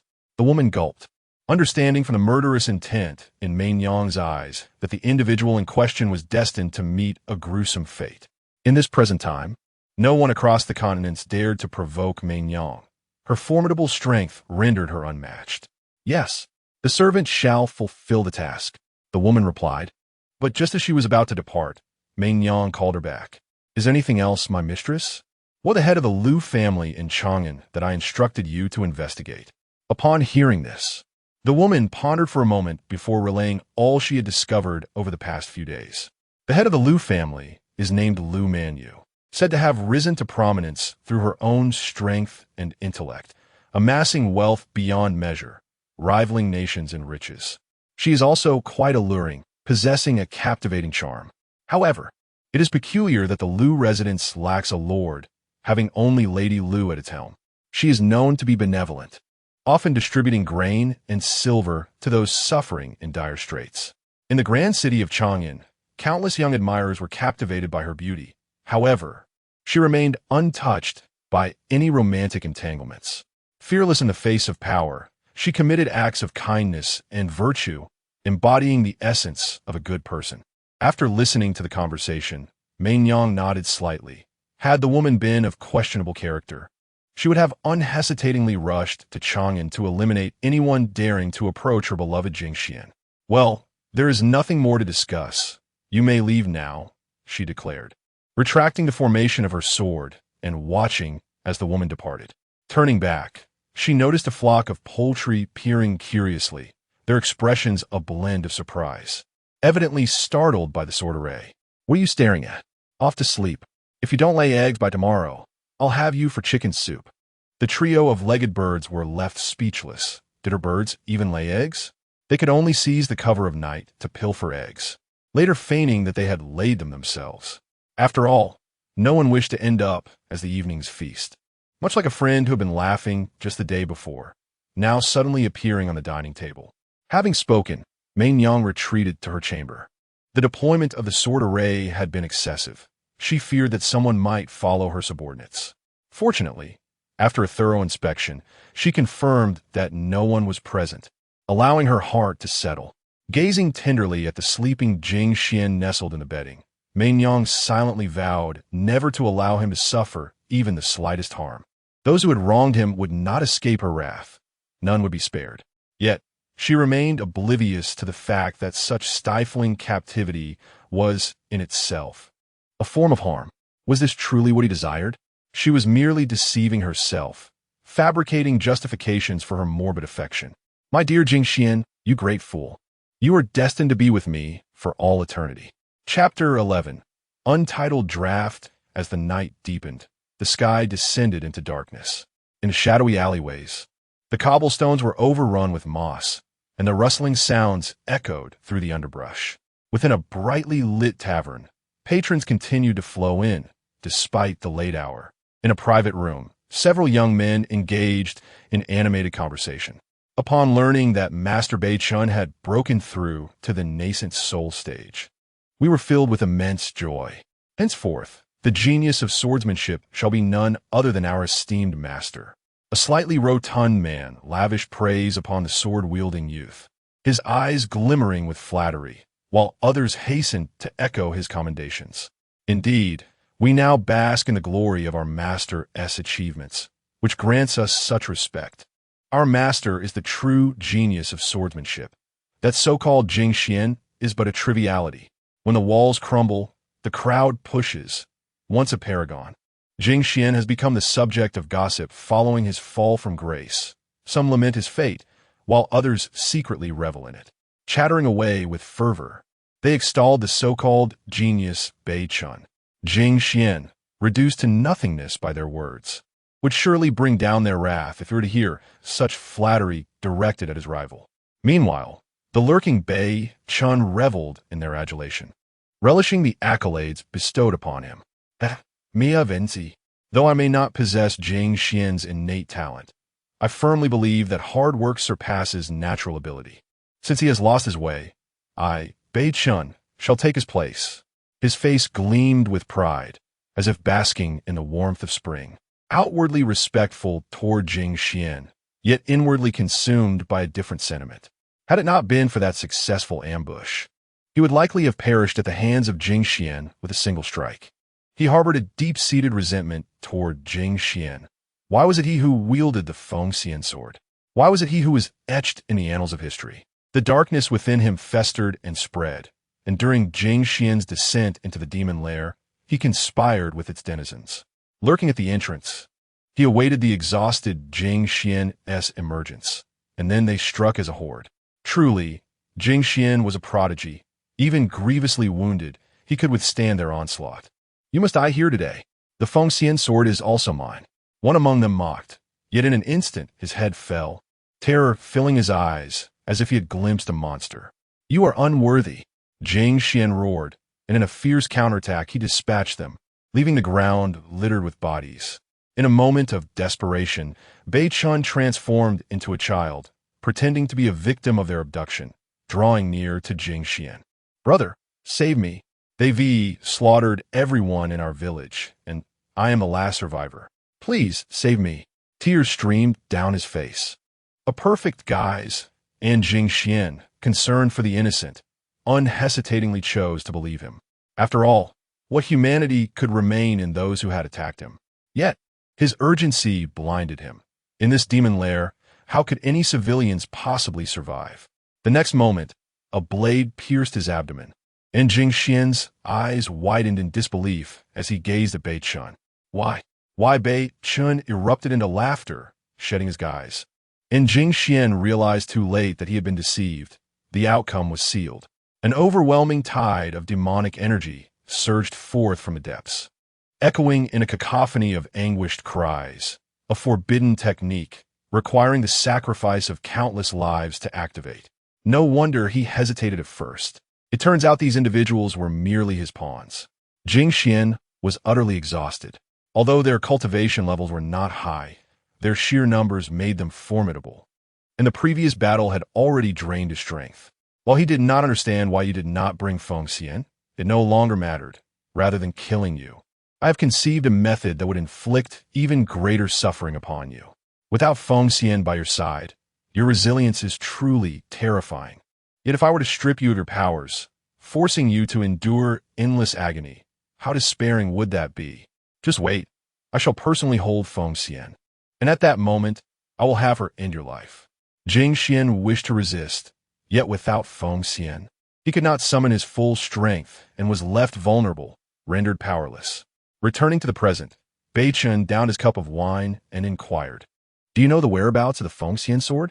Upon hearing this, the others exchanged glances, each wearing a look of ignorance, but a frail man raised his hand. "I know. The Feng Xian sword left Yufeng Mountain and is said to have gone to Chang'an, though no one knows her purpose. I suspect that since leaving Jing Xuan, she has been without a master. Master brother, you might try to claim her." The man's expression was earnest. Bei Chen nodded slightly. If he could obtain Feng Xian, his power would undoubtedly ascend to new heights. However, he was apprehensive that Feng Xian might discover he was responsible for Jing Xian's loss of power. In such a case, even 1,000 lives would not suffice, for he would be doomed to perish at her hands. Fortunately, he had evaded her previous searches by relying on his magical treasures. "Indeed, I have the same intention. Let me send someone to investigate." "Ha. Then I shall be the first to congratulate Master Brother. You, a paragon of your generation, will undoubtedly secure the Feng Xian sword." "Excellent. I shall borrow your auspicious words." With the courage that wine grants, Bei Chen became increasingly boastful, as if the Feng Xian sword were already his own. Little did he know, numerous eyes were fixated upon him, ready to claim his life at any moment. After his boasting, the group stumbled as they walked, relieved they still had to settle the bill. The previously anxious waiter was finally at ease. They're finally leaving. How dare this bunch even think they are worthy to mention Jing Xuan? Once the group had walked far enough, the waiter finally found the courage to scold them, for he was merely an ordinary person. Should he provoke them, his life would be in peril. That night, a chilling wind swept through as the group, arms draped over each other, sang mountain songs on their way to Qingshan's sect. Passers-by, upon seeing their group, quickly steered clear. The reputation of Qingshan's sect was poor, known for its unruly disciples who flouted the sect's rules. They frequently extorted the nearby villagers, earning a reputation that was even worse than that of demonic cultivators. Hurry. Do not look at them." Women hurriedly scooped up their children, fearful of being targeted by the rogues. Witnessing this, the group erupted into laughter, reveling in their perceived authority. While in the shadows, a pair of crimson eyes fixated on them with intense focus. As they ascended the mountain, they savored the dread they instilled in the common folk. "Brother Bei Chen, today was truly exhilarating. Let us descend the mountain together again soon. Let us indulge ourselves. Indeed, we must revel to our heart's content." On our return to the sect, the path was flanked by overgrown weeds, and sporadic fireflies flickered like tiny stars. A few individuals ambled ahead, joyfully linking arms and sharing in the merriment. At that moment, the moonlight was obscured by dark clouds, rendering the path somewhat indistinct. Suddenly, a firefly flitted into Bei Chen's garments. Being inebriated, he remained oblivious, merely sensing an itch. Upon witnessing the firefly burrow into his clothing, a woman clad in dark attire slowly rose, her beautiful eyes fixated on their departing silhouettes, as if gazing upon souls on the brink of demise. "Curse you! I'll let you frolic for a few more days. If it weren't for my master's desire to personally flay you, you would have perished long ago." After muttering a few curses, the woman melded into the night. Meanwhile, Bei Chen and his companions reached the entrance of the sect, where the gatekeeper, upon spotting them, hurried over. "Senior brother, Why are you so late in returning? If the sect leader finds out, the gatekeeper's tone was tinged with displeasure, for he would be punished if they failed to return. Hearing the complaint, Beichan's mood soured, and with a sharp exhale, he retorted, "Must you be so annoying? Can I enjoy a drink? What if the sect leader knows? I have broken through to the Yuaning stage." Beichan's face radiated arrogance, leaving the gatekeeper speechless, who could only shake his head and allow them entry. Yet, they had scarcely taken a few steps when an elder wielding a sword appeared before them, his expression stern. Instantly, the group sobered up, their heads bowed like chicks. Everyone but Beichan returned to rest. The elder's voice was powerful, leaving no room for dissent. Observing this, the others scurried away, leaving Beichan at a loss until they departed. "You've been drinking again?" The elder suppressed his fury, his gaze fixed intently on Beichan. Under the elder's penetrating stare, Beichan felt a shiver run down his spine and nodded slightly, only to be struck by the elder's palm, sending him reeling, the alcohol in his stomach expelled violently. "I have warned you time and again. Practitioners must not be greedy for worldly pleasures." Witnessing his master's fury, Beichan lowered his head in silence, but internally, resentment boiled against the elder. "From now on, you are forbidden from touching a drop of alcohol. Do you understand? Do not assume that merely having broken through to the Yuan-Ing stage grants you license to act recklessly. Jing Xuan, at your age, has already reached heights you can never hope to attain. How dare you continue to flaunt such arrogance?" The elder's ire surged, lamenting that if Jing Xuan were his disciple, how much better it would be. "From this day forth, you shall not leave the sect by even a step. Should you dare to disobey, do not blame me for my ruthlessness." With that, the elder turned and departed, leaving Beichan seething with grievances. He cast a cold glance at the elder's retreating form. "Just wait. One day, I, Beichan, shall trample all of you beneath my feet. I am destined to be the greatest of all time." Unbeknownst to him, had Meinyang overheard his declarations, she might have laughed uproariously. Confidence is admirable, yet blind arrogance only leads one to lose oneself step by step. The following morning, Jing Xuan awoke, his gaze vacantly fixed upon the ceiling. He felt a profound sense of melancholy, pondering why Meinyang could not lower her vigilance, even slightly. Alas, this melodramatic life, when would it ever come to an end? Jing Xuan lamented silently, aware that speaking aloud could risk awakening Meinyang, an outcome he dreaded. He glanced at his own slender limbs and then at Meinyang, realizing the disparity in their strengths in the span of a minute. He could be subjected to her torment 9 times over. Yet, Jing Xuan held on to the hope that there would come a day when Meinyang would let her guard down. That day would herald his liberation. First and foremost, he would seek retribution against the cunning Heavenly Tao for having betrayed him. What an ungrateful act! Had it not been for Heavenly Tao's treachery, Meinyang would never have been able to so easily carry him away.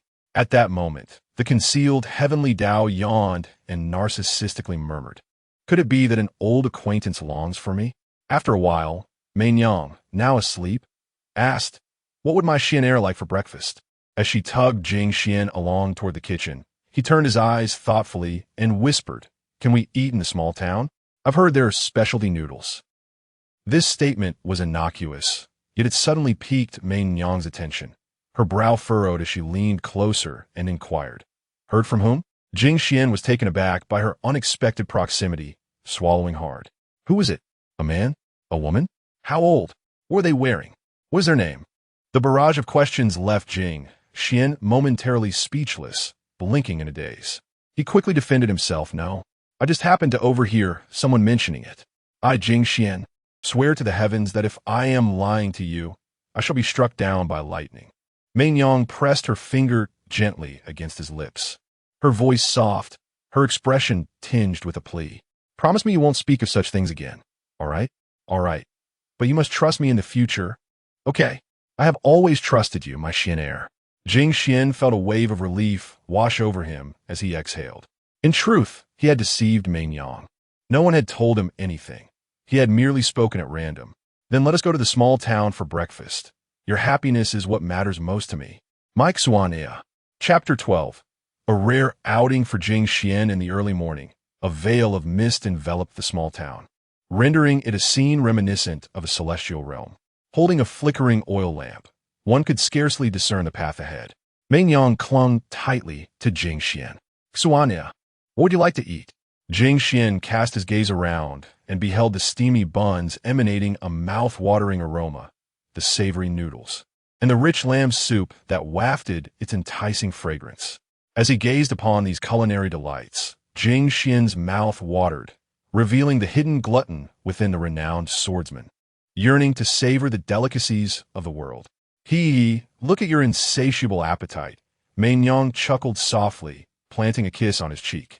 To an onlooker, such intimacy might easily suggest a mother-child bond.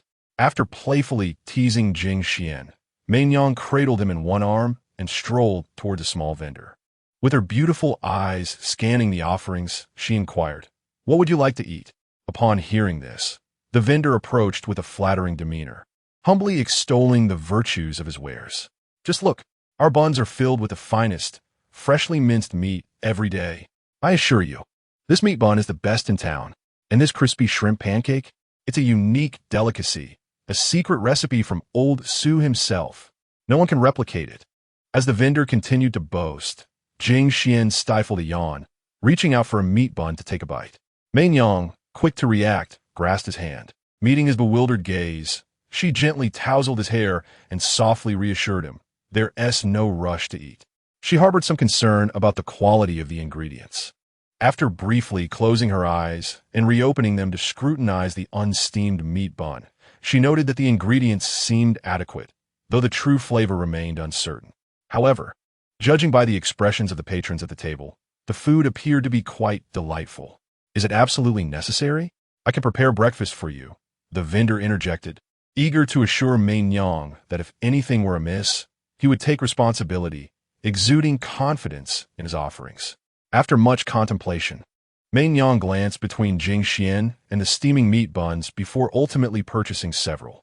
They settled at a nearby wooden table, where she personally fed him. "Honestly, I can manage on my own.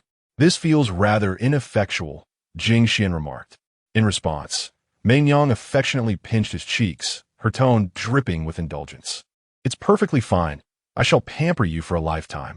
No, I must be self-reliant," he protested. "Self-reliant? Are you thinking of leaving me?" Meng Yang's displeasure was palpable, her warmth seemingly dissipating. The vendor quickly attempted to ease the tension. "Ah, you're mistaken, little one. At your age, how could you even think of leaving your mother? Children your size should remain close to their parents. He was merely subjected to a spell, okay? He is indeed tall and mighty." Meng Yang retorted. She giggled softly, covering her mouth, then playfully pinched Jing Xuan's fair little face, relishing the moment. No matter how he tried to escape, he was unable to do so, and simply thinking about it filled her with happiness. Hey, are you thinking of something dreadful again?" Upon hearing this, Meng Yang chuckled softly, shaking her head as she offered the meat bun in her hand to his lips. Jing Xuan, oblivious to her thoughts, sulkily took a bite of the bun. After finishing the steaming meat bun, he was reluctant to return home so soon. He yearned to devise a plan to escape unnoticed by Meng Yang. Lost in contemplation, he lifted his gaze, only to find Meng Yang smiling at him, as if her gaze alone could prevent him from vanishing. "Could you please stop staring at me? Is there something amusing on my face?" he asked. "Of course there is. Shinner has the most beautiful face in the world." With that, she planted a gentle kiss on his forehead, leaving the passers-by utterly astonished. They thought to themselves how affectionate this mother and son duo appeared, albeit with an odd undertone. There was a nagging feeling that this mother harbored a somewhat unhealthy attachment to her child, but perhaps that was merely his overactive imagination. Hey, stop talking. It's too embarrassing," he protested. "Oof, I'm going to say it, and not just that, I'm going to pinch your cheeks too." She playfully squeezed his little face, leaving Jing Xuan feeling both helpless and exasperated. After a while, the two departed from the stall. This time, Meng Yang did not cradle him in her arms, but instead held his hand, her grip gentle yet firm, making it difficult for him to break free. "Do you wish to return home, Xiena?" "Not just yet. How about we take a stroll?" "All right. Your happiness is what matters most." Let's first get some sugar paintings to enjoy as we wander. The morning market was bustling with life. The sounds of chirping birds and the laughter of children resonating in the air. Affluent children savored their sugar paintings, licking them with delight after each step. In contrast, less fortunate children could only gaze longingly at the treats. Jing Xuan observed this scene with clarity. He had once experienced the pain of losing his parents in his childhood, left to fend for himself. If it weren't for the kind old man in his village who fed him, he would not have become the swordsmanship prodigy he was today. Mei Nyang, perceptive as ever, recognized his thoughts and gently kissed his cheek. "Are you thinking of something sorrowful?" she inquired. Jing Xuan shook his head. Was he sad? Perhaps, but his tears had long since dried. They were far happier than he had been in his youth, with parents to accompany them, unlike his own childhood spent wandering. Perpetually hungry, and without a decent coat to shield him from the cold. "Do not be disheartened. I will be here for you. I will love you from now on." Mei Nyang tenderly reassured him, fully aware of the tragic nature of Jing Xuan's past. This knowledge fueled her desire to cherish and pamper him even more. As they approached the old man selling sugar paintings, Mei Nyang waved her hand and purchased several, distributing them to the envious children nearby. "Thank you, sister. You are truly kind. Now I have a sugar painting too," the children exclaimed, their joy palpable as they bounced around, reveling in the treats that were usually a rare indulgence. Observing this scene, Jing Xuan's lips curled into a faint smile. Mei Nyang, in her moments of clarity, exhibited an innate kindness and gentleness that was utterly captivating. Noticing Jing Xuan's unwavering gaze, Mei Nyang playfully assumed he was feeling jealous and teasingly kissed his cheek. "Is Xuan feeling jealous?" "Not at all." "Really? Then why were you staring at me just now?" Jing Xuan shook his head in silence. He was not Mei Nyang, and thus he could not possess such an overwhelming sense of desire.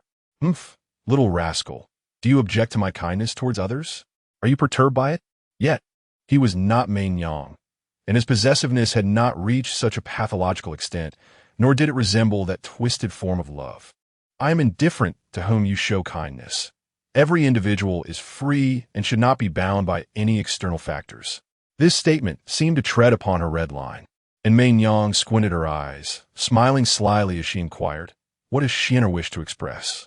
"Some birds are destined to be unconfined. Is that so? If they cannot be contained, then one must break their wings and sever their legs, rendering them forever incapable of soaring high. Does Xianer believe that such birds can be restrained?" Jing Xuan lowered his head, remaining silent, trembling slightly, fearful that Mei Nyang might indeed break his legs. Are you frightened?" Mei Nyang gently pinched his little face, as if the one who had just uttered that menacing phrase was not herself. "Fear not, Xianer. As long as you do not provoke me, nothing will happen." The two continued to stroll through the bustling morning market. Yet Jing Xuan's thoughts were consumed with how to escape. The first step was to break this spell. Otherwise, with his slender limbs, he could easily be seized by anyone, even a young man, as one would grasp a lamb.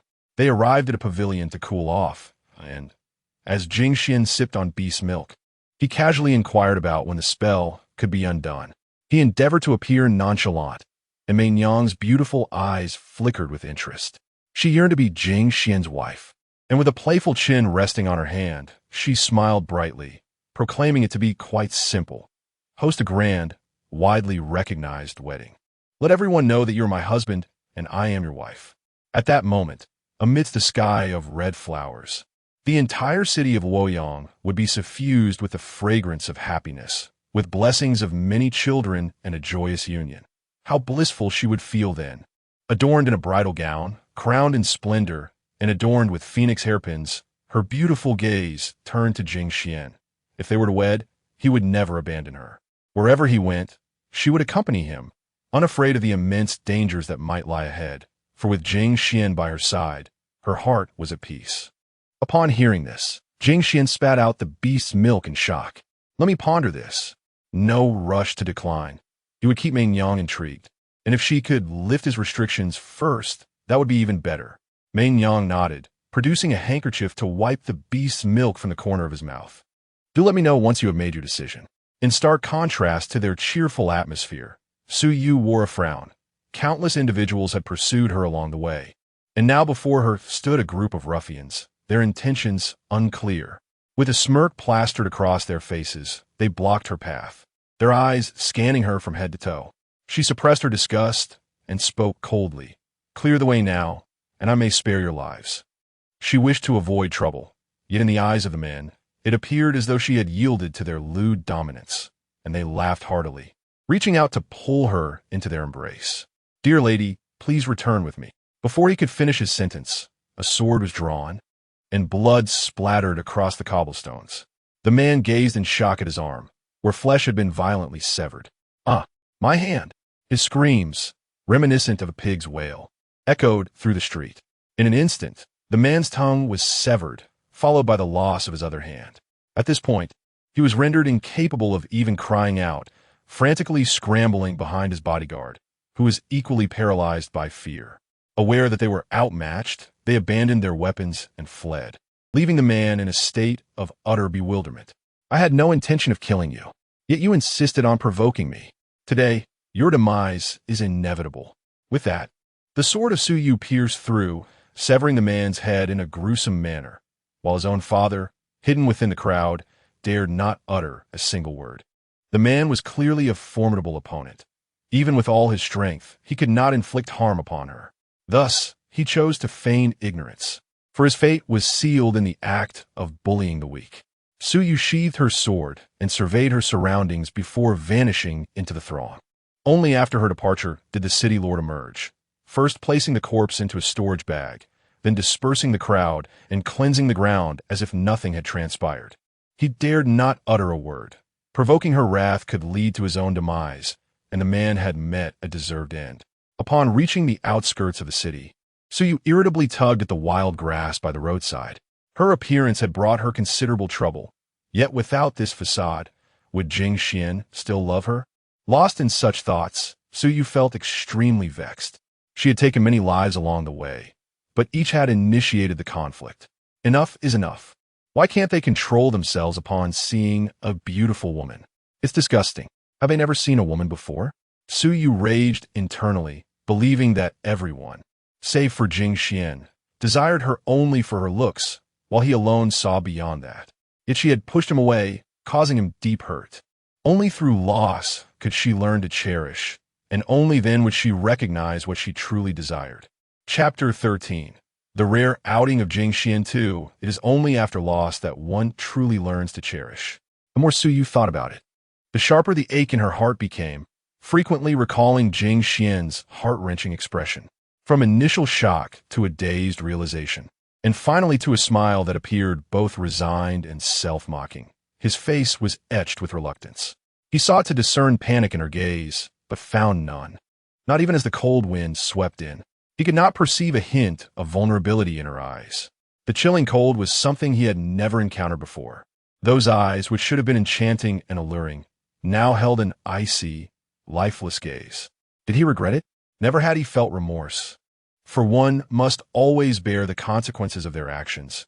Her choices were beyond his influence. No matter how much he regretted, it was futile.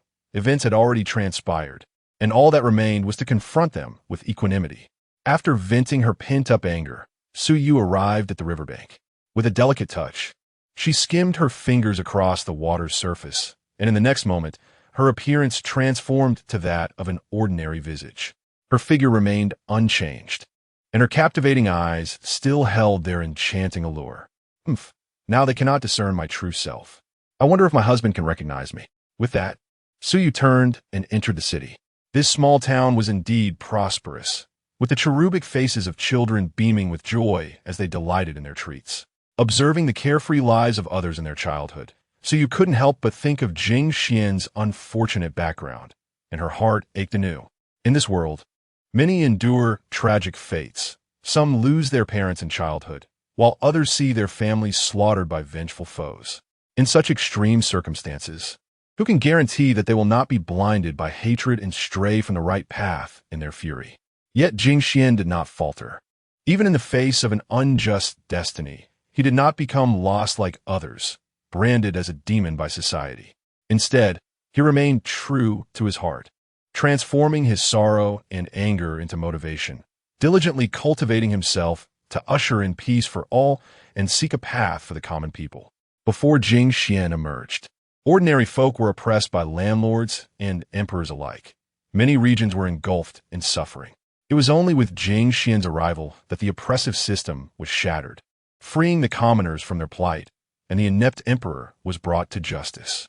The world hailed him as a sage, yet he simply waved his sleeves, departing from the throng with a refreshing breeze, leaving behind the joy of freedom unshackled. As Su sat by the roadside, her sorrow deepened. Her gaze fixed on a group of children playing, and her guilt towards Jing Xuan swelled once more. These revelations had come only from inquiries she made. Her cold and unfeeling words had undoubtedly pierced his heart like countless daggers, bringing him immense pain. Had he shed tears until none remained, rendering his eyes so hollow? In that moment, did he deny all that he had done? After a long while, Su Yu's eyes reddened as she lifted her gaze towards the horizon. The past was behind her, and she yearned to make amends, to repay her debts by first finding Jing Xuan. Wait for me. Allow me to shower you with tender love. At that moment, Jing Xuan remained blissfully unaware that a terrifying battleground awaited him on Yufeng Mountain. As morning passed, the mist gradually dissipated, yet the bustling atmosphere of the small town only intensified, with joy resonating throughout. Beside the stone bridge, along a quaint wooden path, lush green grass glistened with droplets of water. Jing Xuan sat upon a bench, while Menyang deftly fashioned a handkerchief into an apron for him. Isn't this a bit excessive?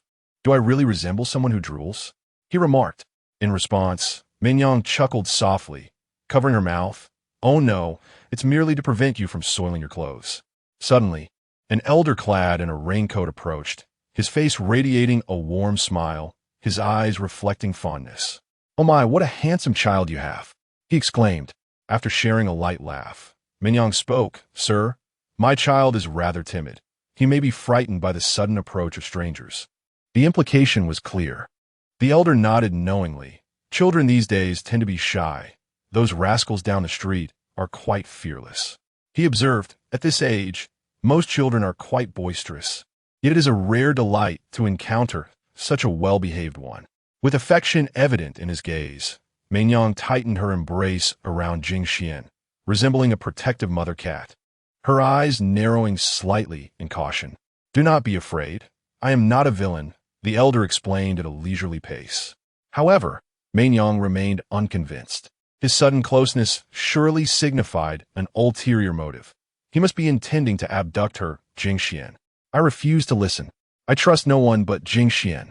Curiously, the elder inquired. Have you recently arrived? Would you permit me to arrange a betrothal for this child? Oh, so you were merely seeking to propose a match? Here I thought you were a fisherman or a boatman. She replied, slightly amused. That is unnecessary, she added firmly. The elder's expression shifted to one of surprise.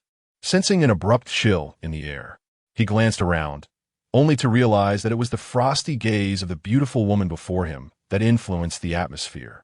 I apologize for my indiscretion. I often feel compelled to engage in conversation. Nevertheless, he continued, your child is truly exquisite, so precious. How wonderful it would be if my own were like him.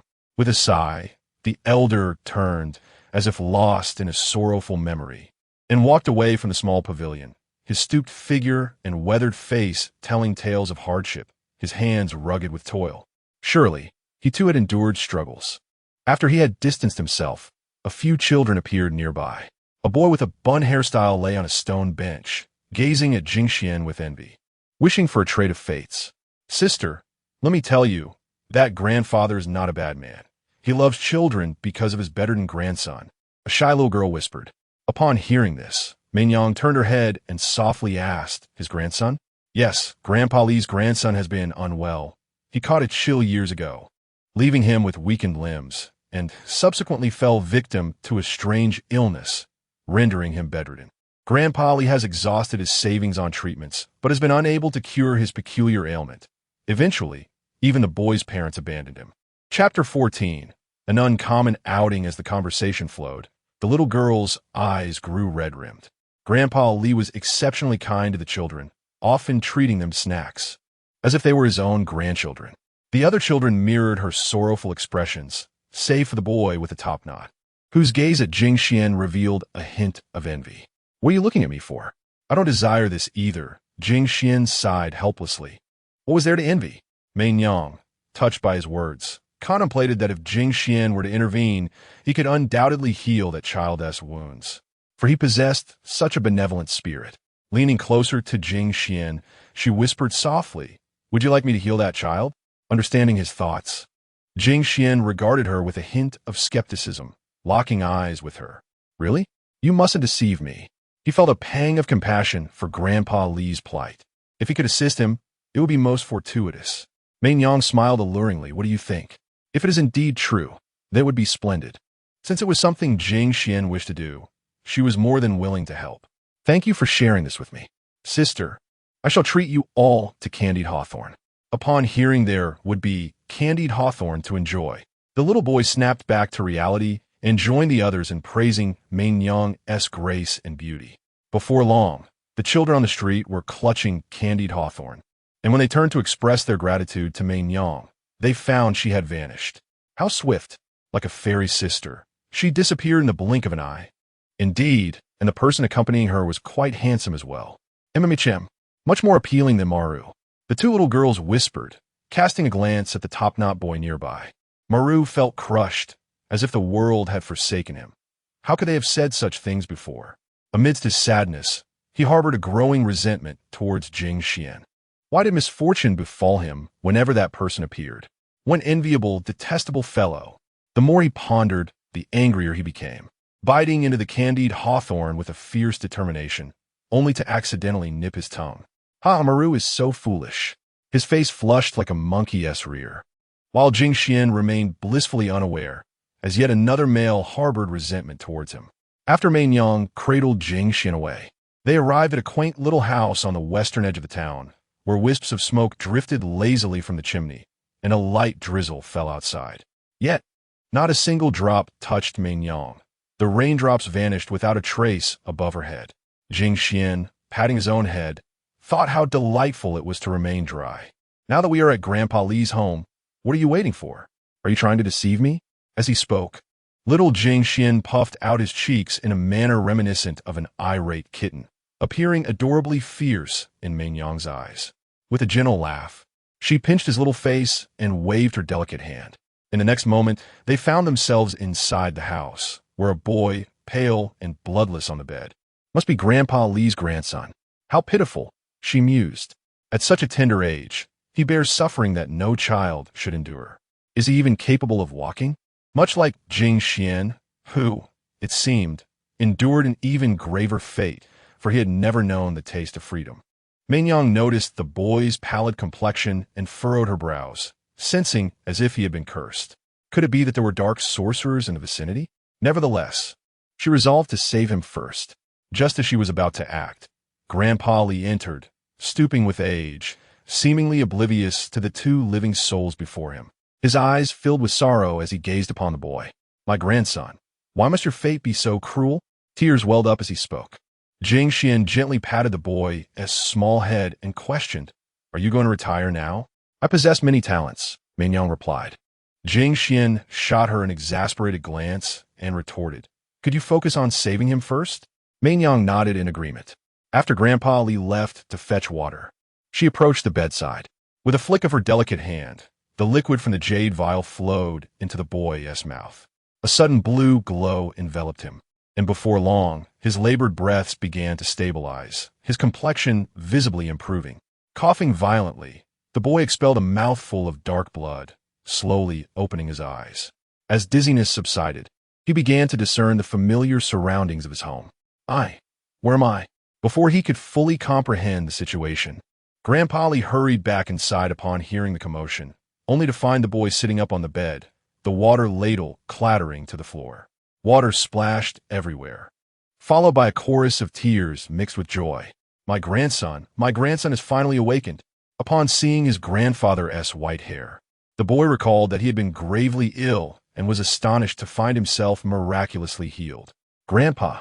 It had been countless years since Grandpa Li had heard his beloved grandson address him in such a way, and tears of joy streamed down his face as he knelt. bowing his head to the heavens. Thank the heavens. The heavens have seen fit to restore my grandson. On that day, the news of Grandpa Lee's grandson awakening spread throughout the town. By the willow trees on the western side of the town, the boy could be seen, standing atop a mountain and gazing down at the children by the stone bridge. Mignon sighed. You've never smiled at me like that.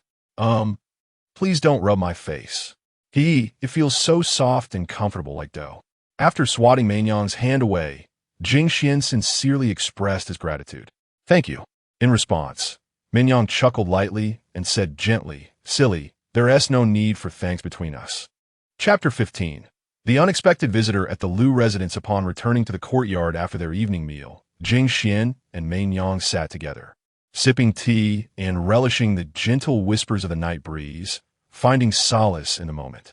Mignon, do you know why I initially lost my cultivation? Jing Xuan's seemingly random remark interrupted Mignon's thoughts. Her brows furrowed slightly, a trace of chilling intensity flickering in her gaze. She could never forget. Those individuals, those eternal villains, had inflicted such irreversible harm upon Jing Xuan, the one she cherished and could never bear to hurt. She would never forget. I shall hunt them down one by one and make them pay dearly, she vowed, her resolve unyielding. Jing Xuan chuckled softly, a hero in the eyes of the populace, who sought peace for the common folk, yet had been betrayed by his own, who would go to any lengths to see him destroyed. Perhaps his brilliance had crossed the threshold of certain individuals' tolerance, or perhaps it was the allure of the Fengxian sword that drew envious glances. He pondered, perplexed as to why such treachery existed. Was not their shared goal the eradication of demons? In the crowd, he had even glimpsed faces of those he had once assisted. Lost in thought, a faint smile escaped him. If only there were a way to reconstruct his shattered Dantian, perhaps vengeance could still be his. Yet, reconstructing the Dantian was no trivial matter.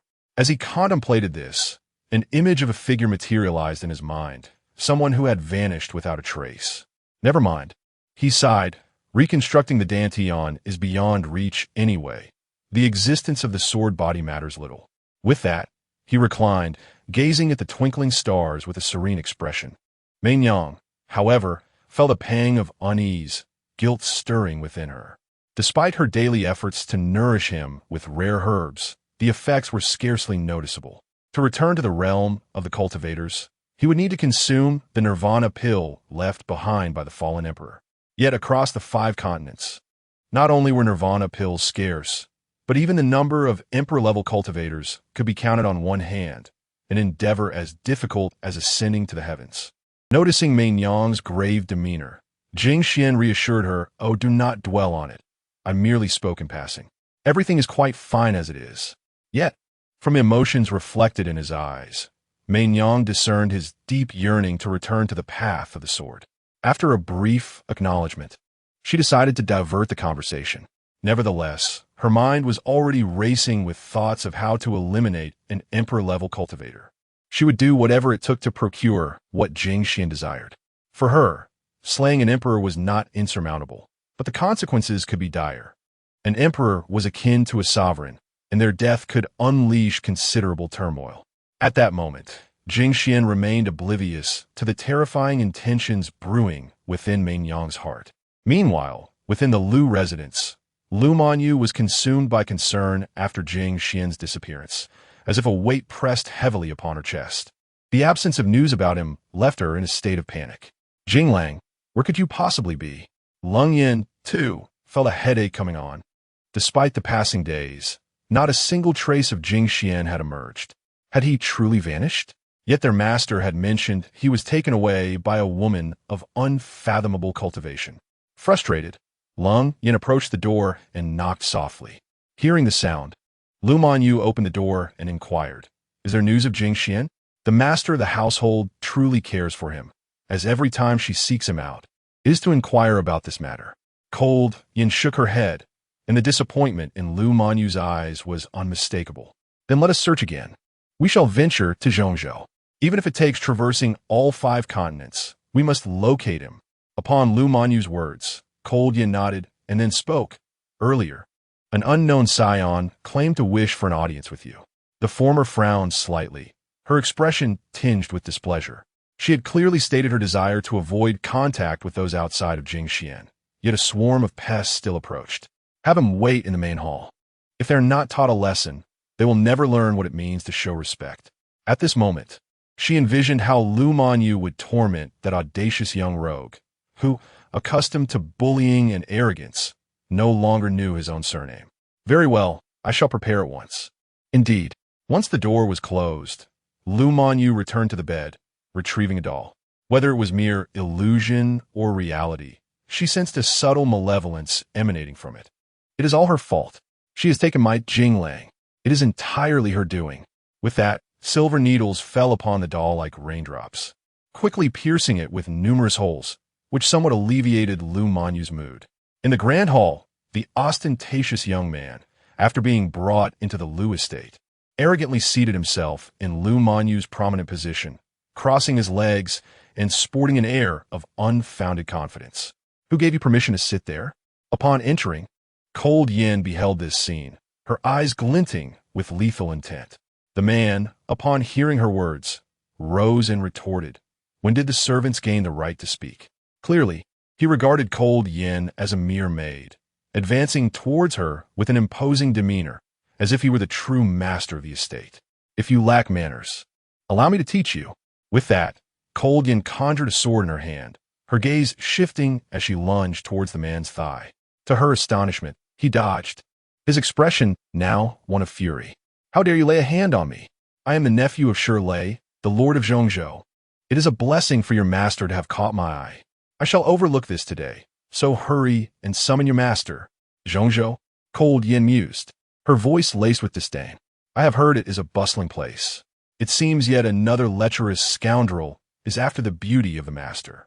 With a cold snort and a flick of her wrist, her gaze remained fixed upon him. "Then go ahead and inquire if Shirlei dares to act recklessly before me." In an instant, with a flash of her eyes, Cold Yin severed one of the man's hands, the scent of blood permeating the air as he clutched his severed limb. Wailing in agony, "Ah, my hand! You seek death. When my uncle learns of this, you shall all meet your demise." Before he could finish, Lu Manyu entered through the main door, her beautiful eyes regarding the pitiful figure sprawled on the ground, devoid of any emotion, as if she were gazing upon a corpse. "Have you grown so arrogant that you no longer know your own surname?" Lu Manyu's voice was gentle, yet it bore an overwhelming aura of menace to the man's ears, a narrative that clearly exceeded his expectations. The once bully lay there like a dead dog, while Lu Manyu, with her curvaceous figure and gentle appearance, epitomized the beauty of the capital city. As she approached him slowly, he momentarily forgot the excruciating pain radiating from his arm, until his gaze fell upon the sword emanating a chilling aura. What do you intend to do?" "My uncle is." He attempted to assert dominance, as he had in the past, but before he could finish his sentence, a wave of intense agony swept through his entire being. The halls of the Lu residence echoed with anguished cries, instilling fear in the listeners and weakening the legs of those who heard. In no time, silence reigned once more. "My master has declared that anyone who dares to offend again shall meet this fate." In the grand hall, Lu Manyu meticulously polished the blade, a priceless treasure she had procured for Jing Xuan, a testament to her formidable wealth. This reinforced the understanding among all present that Lu Manyu's reputation as a femme fatale was not unfounded. She was indeed a ruthless individual. "Dispose of everything that man has touched. I do not wish to see a single item." She could not tolerate anyone else touching her possessions, not even her maids. And now a stranger had dared to do so. This infuriated her, for in her eyes, only Jing Xuan was worthy of handling her belongings, a blatant favoritism that was undeniably captivating. "Very well, I shall have it taken care of at once. Remember, incinerate them. I do not want to see any of my used items at some lowly auction.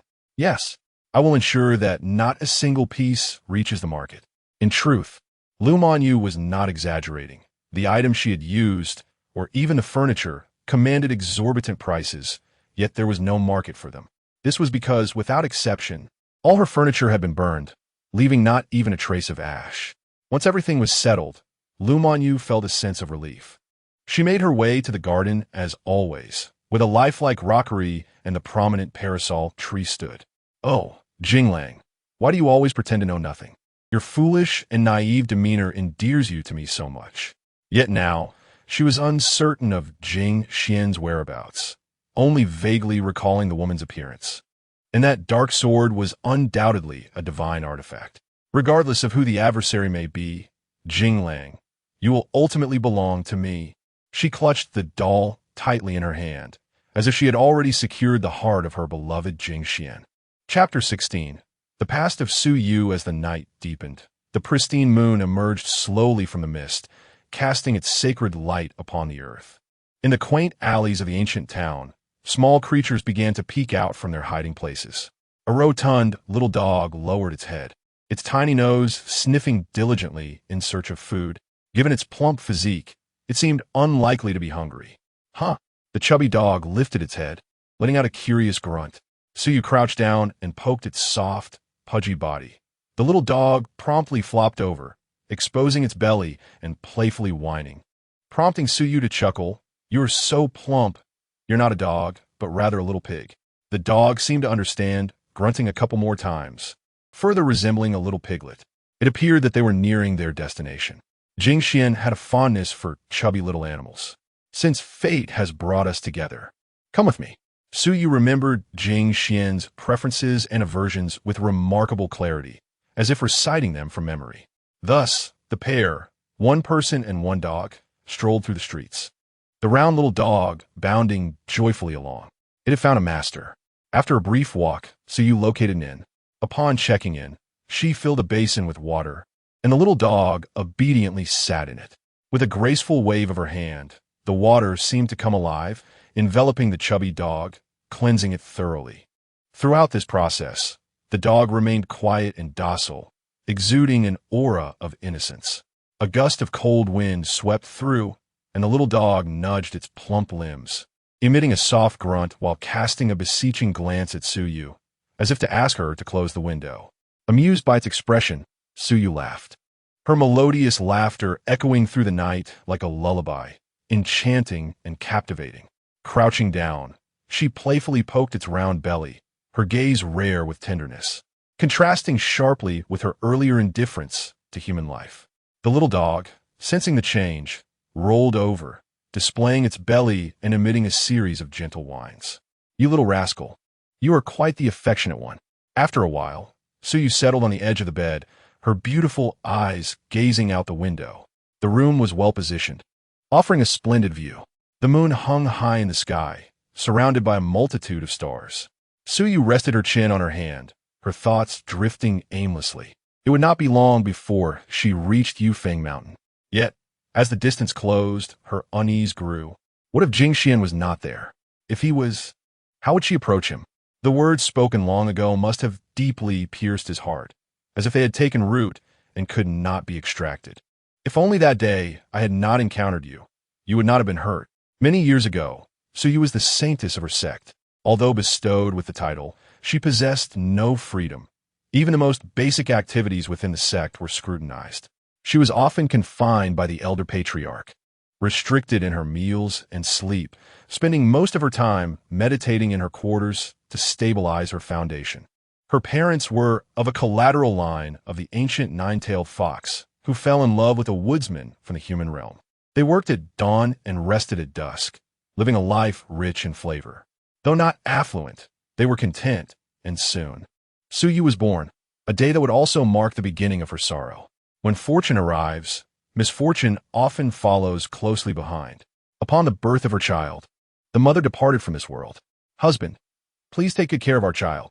Her voice was frail, and soon after, her eyes closed, her form transforming back into that of a fox. The woodcutter watched helplessly as his beloved wife slipped away, tears streaming down his face until they ran dry. He grasped her hand tightly, vowing to care for Suyu. Yet fate did not spare her. Upon reaching adulthood, the Huan sect came knocking at their door. The old sect master discovered her enchanting bones, recognizing her as an exquisite furnace. Her eyes sparkled with a light that seemed ready to consume her whole. "Hey, hey, hey. Born with enchanting bones, it appears luck is on my side." On that day, her father also departed from her life, and she was taken away to become the sacred maiden of the Huan sect. During her time there, her remarkable talent for cultivation was revealed. With innate enchanting bones and a celestial body. Ha ha, heaven assist me. However, her fate was perpetually cruel. She lost her mother in childhood and her father shortly thereafter. Life was unjust, as she fell in love, yet could not attain it, even causing him pain. After entering the sect, she found herself perpetually alone, with her fellow disciples treating her as worthless, merely existing to please men. The harsh words directed at her had driven her to the brink of despair on numerous occasions, leading her to contemplate ending her own life. One night, she slipped away from the sect under the cover of darkness. Fortune favored her that time, as no one noticed her absence. She arrived at a small riverbank, not far from a lively ancient town where smiles adorned the faces of all. Observing this scene, Suyu rubbed her eyes, the envy within her nearly overflowing. She longed for family, for love, yet even the gentlest of kindness felt like an unattainable dream. Oi! A voice interrupted her reverie. Turning her head, she found Jing Xuan comfortably seated beside her, offering her a sugar-coated hawthorn skewer. Feeling somewhat perplexed, she accepted the treat. Jing Xuan took a bite of his skewer and looked at her. The sugar hawthorn is delicious. Sugar hawthorn? I've never had it. In this life? Why not give it a try? With that thought, Suyu, contemplating her life before death, slightly parted her lips and took a bite. The crispy sweetness enveloped the tartness of the hawthorn, a wonderfully peculiar sensation.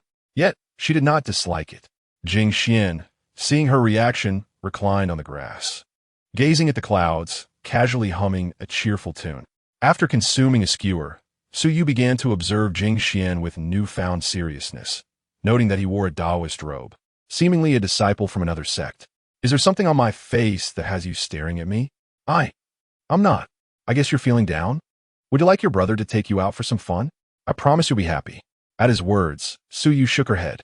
Initially, after finishing the sugar hawthorn, she intended to reunite with her parents. However, she found herself somewhat intrigued by Jing Xuan. Over the years, whenever she encountered men, they would be irresistibly drawn to her, regardless of who they were, a consequence of her innate enchanting bones. Every movement she made exuded charm, captivating hearts. Yet Jing Xuan remained unaffected, displaying a calmness that was eerily unsettling. Do you not harbor any desire to overpower or possess me?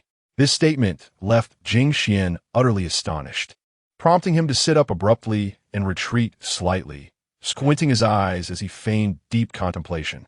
Suddenly, with an expression of epiphany, he pointed at her. I understand now. You are the type who pretends to contemplate self-harm by the riverbank, only to attempt to seduce those who come to your rescue. Suyu, both embarrassed and indignant, felt affronted by his audacity. Blushing fiercely, she feigned to strike at him, exclaiming, I am not. You scoundrel. You're attacking me.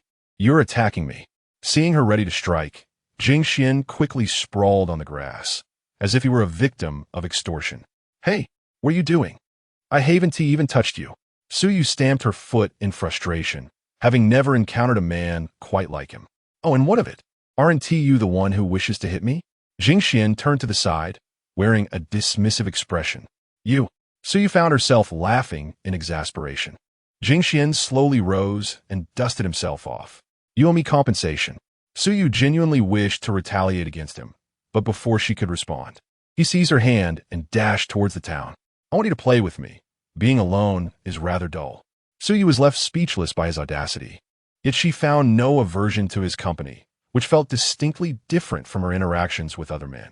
When other men sought to touch her, she experienced a visceral dislike and repulsion. However, Jing Xuan was an anomaly. The ancient town was filled with many new and intriguing sights she had never encountered before. Dragged along by Jing Xuan, they engaged in playful antics for an extended period, transforming her initially impassive demeanor into one radiant with joy. See, a smile makes you far more attractive. You looked utterly dreadful with that cold expression. I am not unattractive. You are indeed. A smile enhances your beauty. Your frosty demeanor makes it seem as though everyone owes you a fortune in spirit stones. As he spoke, Jing Xuan made a comical face, eliciting laughter from Suyu, who covered her mouth and chuckled softly. Perhaps life was not so bleak after all? Chapter 17. The Past of Suyu, Part 2. No, life is not as bleak as it seems. Rather, she finds joy in her interactions with Jing Xuan. Although his words may be sharp, his actions reveal a tender spirit. He knows how to elicit laughter from her, plucking flowers and integrating her into the carefree world of children. He could have chosen to soothe her with gentle words and guidance. Yet he opts for action, striving to bring her happiness through tangible gestures. If I am not mistaken, you must be a disciple of the sect, sneaking out when feeling down? Suyu softly acknowledged with a hum, refraining from disclosing her identity as the holy maiden of the Hahuan sect. In those times, the Hahuan sect was widely despised, branded as an evil cult. Then let us do this. If you are unhappy, I shall take you out for a while, until your spirits are lifted. Thank you. This was the second time, apart from her parents, that she felt the warmth of love and the enchanting gentleness of another, which made her feel less inclined towards despair. If you wish to express gratitude, then live well. For whatever the reason, life is the most precious gift. He held steadfast to the belief that only through living can one witness hope. Death is the true embodiment of despair. This conviction illuminated Jing Xuan's path ahead. Suyu nodded, and in the days that followed, she frequently slipped away from the sect. For reasons unknown, her encounters with Jing Xuan were fortuitous. Remarkably, she was never discovered, and gradually, she opened her heart to him, sharing everything, their bond deepening swiftly. Jing Xuan treated her to an array of delectable dishes. The renowned Shishir wontons from the south, hearty lamb soup from a jovial uncle, and his own delightful osmanthus cake, among countless others. He took her to witness the clouds drifting lazily across the sky and to admire the blossoms of Beihai. On one particularly clear day, basking in the warm sunlight, Jing Xuan shone like a beacon, illuminating her heart and pulling her back from the abyss of despair, nurturing her with utmost care. Without Jing Xuan's companionship, without his role as her source of joy, perhaps she would have succumbed to despair long ago. Bringing her thoughts back, Suyu exhaled softly, rubbing her slightly deflated abdomen. She retrieved some beast milk from her storage space and sipped from it. It was sweet going down, yet her heart felt heavy with bitterness. The little chubby dog, tilting its head in confusion, watched her. No, this is for my husband. There's none for you. Disappointed by the lack of milk for himself, the chubby dog curled up in a corner, quickly falling into a deep slumber. Suyu gently covered him with a cloth, and soon he was emitting soft snores. As dawn broke, Jing Xuan awoke to find the clingy Meng beside him, and he sighed in resignation. Sitting up, he inadvertently startled her awake, and she gazed at him in confusion. Can't I even go to the bathroom? This space is so small, and you've set up so many formations that I can't even escape. Upon hearing this, Meng realized the truth in his words and slowly released her grip. You must return quickly. Rest assured, Jing Xuan waved his hand dismissively. After getting out of bed, he reflected that had he not been roused by the urge to relieve himself, he might have slept much longer. Yufeng Mountain stood tall, and if one rose early, they could witness the clouds encircling the great mountain, with morning dew cascading from the leaves and the sound of the old sow in the pig pen grunting softly. Jing Xuan approached with his hands on his hips, finding the plump pig tilting its head and gazing at him somewhat endearing. You can't go on like this. One must have dreams while alive. Over the past few days, his greatest amusement had been teasing the poultry, as they were at least living creatures. Amidst his playful antics, he suddenly realized that he needed to use the restroom, and thus turned away from the pig pen. Ah, what harm is there in living so carefree? The fat pig, astonishingly, uttered human words, startling the nearby three-legged bird into a hasty attempt to silence it. After relieving himself, he felt utterly refreshed. Jing Xuan did not rush back. Instead, he approached the grand entrance, where the towering peachwood door emanated an imposing aura. Upon placing his hand against it, he could sense the formidable array laid upon it. Was it truly necessary to set up such a formation? Frustrated, he stamped his foot and kicked the door, but it remained unmoved. It seemed there was no escaping. My life is doomed. Noticing the array being disturbed, Mei Yang rose swiftly and appeared behind Jing Xuan. With her eyes slightly narrowed, she spoke softly. "What mischief are you up to, little rascal?" Jing Xuan scratched his face awkwardly, replying, "I was merely testing the defensive capabilities of the array, ha." "Oh, really? I assure you, I have no ulterior motives. I have delightful news to share with you." At her words, Jing Xuan's eyes narrowed slightly, adopting a contemplative pose as he looked at her. "What good news? Have you decided to unravel the spell?" "No, no, no. It pertains to the opportunity for Xian'er to reconstruct his Dantian. Don't be foolish. That's merely a rumor. Furthermore, a great emperor is not so easily dealt with. Do not take reckless actions.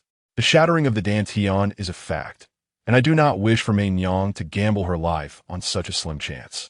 An emperor is not easily slain.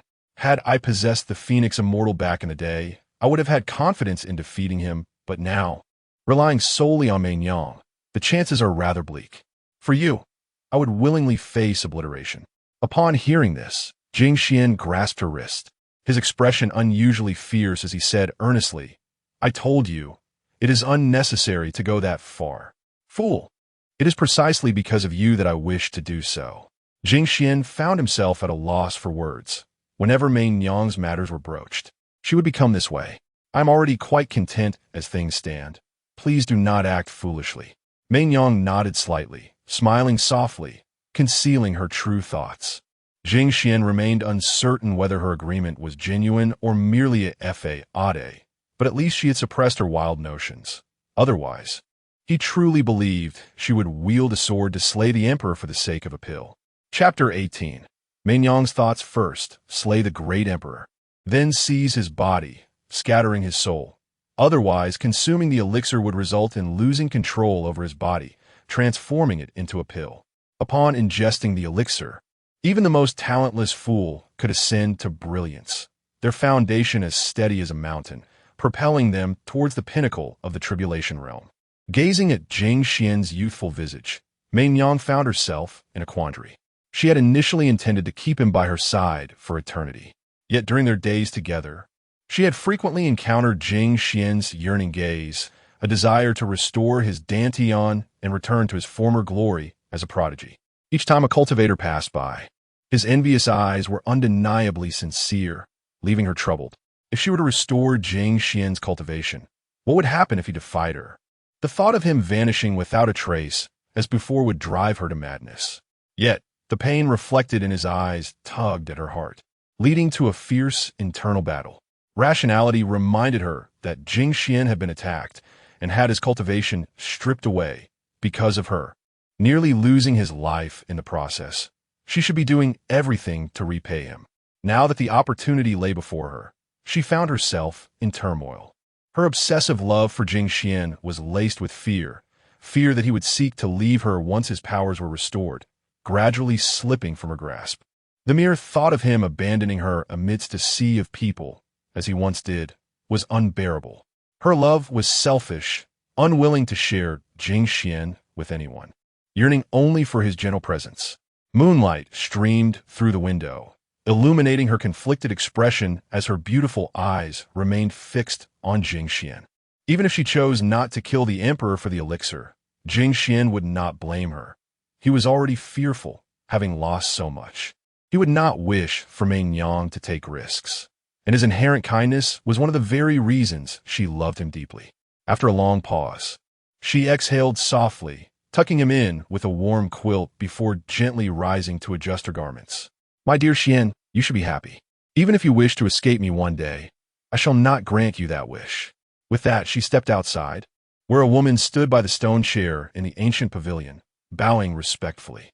Upon seeing Mei Yang, the woman knelt down, her posture as humble as could be. "My lady, how may I assist you?" "Report on Bei Chen's recent activities," Mei Yang commanded. The woman nodded. "Yes, under our surveillance. Bei Chen has been holed up within the sect, spending long hours in the training grounds.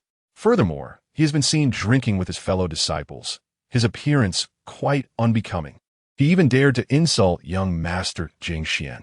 As she spoke, her expression was one of deep regret. Such a fine individual had been tarnished by their words, rendering it utterly unbearable to hear. Upon hearing this, Mei Nyang's eyes glimmered with murderous intent. She had once considered taking his life herself, but now her mind had shifted. She desired Jing Xuan to personally torment him to death, obliterating his soul in the process. Colluding with the demonic clan to harm his kindred was a crime deserving of the harshest punishment. Moreover, it was Jing Xuan, the one she cherished and could not bear to see harmed, who had been wronged. Beyond this, there was nothing more to discuss. Keep a close watch on them. Should any unforeseen circumstances arise, inform me at once. I wish to personally end his life. Understood. The woman's gaze was resolute. Had it not been for Mei Nyang's restraint, she would have relished the opportunity to tear the face of that North Star from his skull and trample it underfoot, deeming him unworthy of existence. Now, let us discuss the recent news regarding the formidable beings of the imperial realm. Mei Nyang settled into her stone chair, and with a gentle gesture, 2 cups of steaming tea appeared on the table. She took a delicate sip, savoring the rich aroma and the sweet, delightful flavor. Regarding the imperial realm, it seems that the individual from the demon abyss has sustained significant injuries and has refrained from causing further disturbances. As for the others, they are either meditating or preaching daily, not to mention that Emperor of the Jade Pool, who spends his days playing the zither and meditating, occasionally venturing to the mortal realm with his disciples for training. After a moment's contemplation, Mei Nyang concluded that the greatest threat was indeed that entity from the demon abyss, though dealing with him would prove to be quite challenging.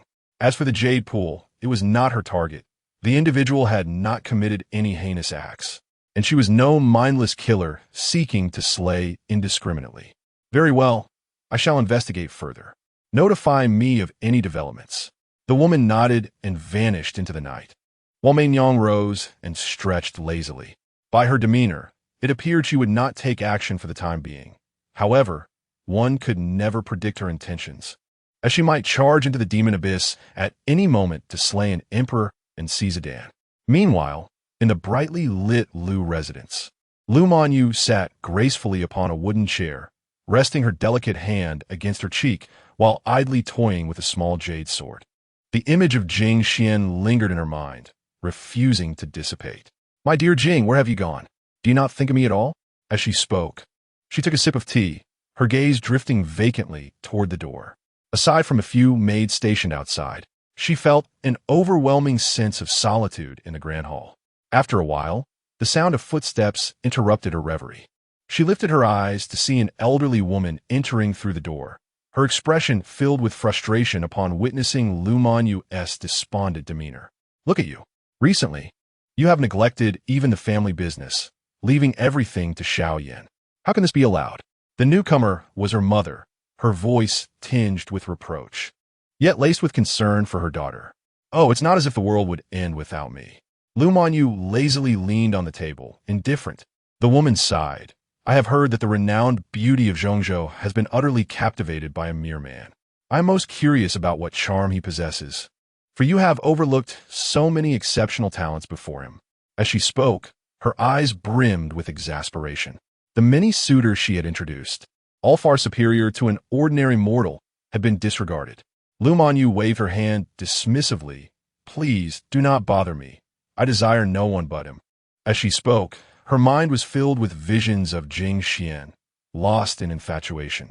Lu Manyu's mother sighed, unable to impose her will upon her daughter. "I do not care how you feel, but you must tend to the family business. If you continue in this state of passivity, not only will you fail to find him, but should you succeed, do you think he would appreciate your lackadaisical demeanor?" Lu Manyu's gaze flickered, as if a thought had crossed her mind. She rose and approached her mother, saying, all right, you should return to rest. Do not worry about me." Her mother lamented, "You make me wait, yet still, I have not held my precious grandson." In the past, Lu Manyu had promised her mother that she would present a grandchild. Yet not only was there no grandson, but even a son-in-law had yet to appear. Now, she was even pursuing an ordinary man. "All right, I will. It will be soon." After coaxing her mother away, Lu Manyu made her way to the backyard, gazing up at the starry sky. Indeed, she had been languid for too long. Perhaps she could expand her family business into every corner, and maybe in the process, uncover the whereabouts of Jing Xuan. Just as she was lost in thought, Lung Yin returned, and Lu Manyu, turning her back, inquired, "Have you discovered anything these past few days?" In response, Lung Yin spoke. Jing Xuan was once a renowned sword cultivator, and the woman who abducted him is likely his treasured sword. It is the legendary Feng Xian, which he once took for himself. As for its current location, it seems to have gone towards Tianhai. I have already dispatched people to investigate, and news should arrive shortly. As the investigation progressed, she realized that Jing Xuan was not an ordinary mortal, but rather a sword prodigy whose name had resounded across Tianhai continent. However, he had fallen victim to treachery. It was said that his cultivation had been destroyed by that vile woman. Unbeknownst to her, Lung Yan's fists clenched in anger. Yet she refrained from sharing this information with Lu Manyu, knowing that it would provoke her into reckless actions, such as the nature of a woman in love. Lu Manyu nodded slightly. I plan to expand our family business towards Tianhai in the coming days, which will facilitate our inquiries. Lung Yin acknowledged this, knowing that establishing a reputation in Tianhai would not be challenging for her. I shall prepare then. After Lung Yin departed, Lu Manyu murmured to herself, "Who would have thought, Jing Lang, that your charm is so great that even a treasured sword has fallen for you? But, Jing Lang, you can only be mine." Despite her own lack of strength, she felt no fear. Even though Mei Nyang exuded a terrifying aura, it was merely a sword. Could it truly defy the heavens? Having left, Lung Yin began her preparations, gathering her trusted associates, bringing together talents from various fields for a collaborative endeavor. The Liu family held a formidable commercial association, the Wanshang Association, which was as wealthy as a nation and a force even the emperor dared not provoke. The Wanshang Association monopolized all economic sectors of Tianyuan continent. Opposing it meant courting disaster. Every member of the association had been personally vetted by Lung Yin, as she would never tolerate disloyalty. The one wielding power within the association was Lu Manyu. Who could have imagined that a seemingly fragile woman would hold such authority? It was only after Lung Yan's emergence that the murmurs subsided. Clad in opulent attire, a wealthy merchant bowed and inquired, "Might I ask what brings you to summon us today, my lord?" For it was known that the Liu family controlled the financial lifeline of the entire Tianyuan continent. Opposing them was akin to seeking one's own demise. Conversely, should one choose to ally with the Liu family and serve their interests, a life of financial freedom awaits. However, any hint of disloyalty shall swiftly lead to one's expulsion from this world. Those who previously betrayed us met with a most tragic fate. The purpose of gathering you today is to direct our business ventures towards the Tianhai continent, where my household will offer unwavering support. The wealthy merchant paused momentarily before inquiring, "Why the sudden shift towards the Tianhai direction?" The patriarch's intention is clear. You need only follow my directives. Rapidly expand into the Tianhai market, and should competition arise, keep the disturbances to a minimum. Although the others were puzzled, none dared to question further, fearing the ire of Lung Yin and the risk of being expelled from the Wanshang Association. Yes, we shall not disappoint the patriarch's expectations. Since this is your decision, we will unconditionally comply. There was no dissent among the crowd, as each individual present could be deemed either wealthy or noble. Yet they now found themselves humbled like mere minions.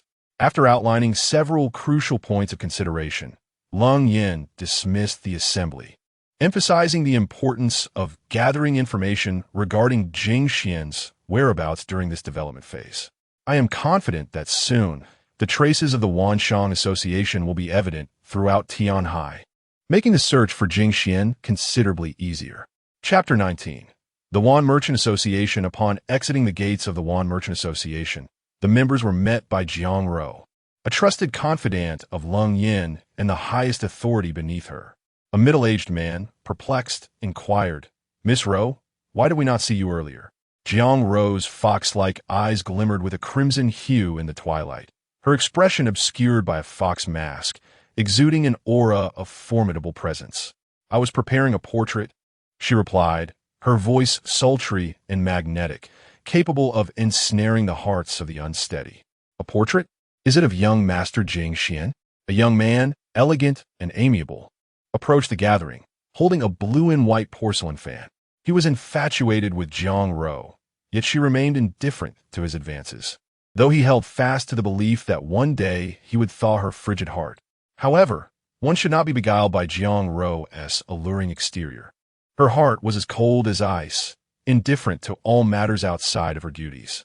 Indeed, she affirmed, gesturing to her assistant to distribute the portraits. As a dozen individuals received their copies, they began to scrutinize them intently. The likeness depicted was breathtaking, evoking gasps of admiration from all who beheld it. The ethereal quality captured within the artwork could scarcely be rivaled across the continents.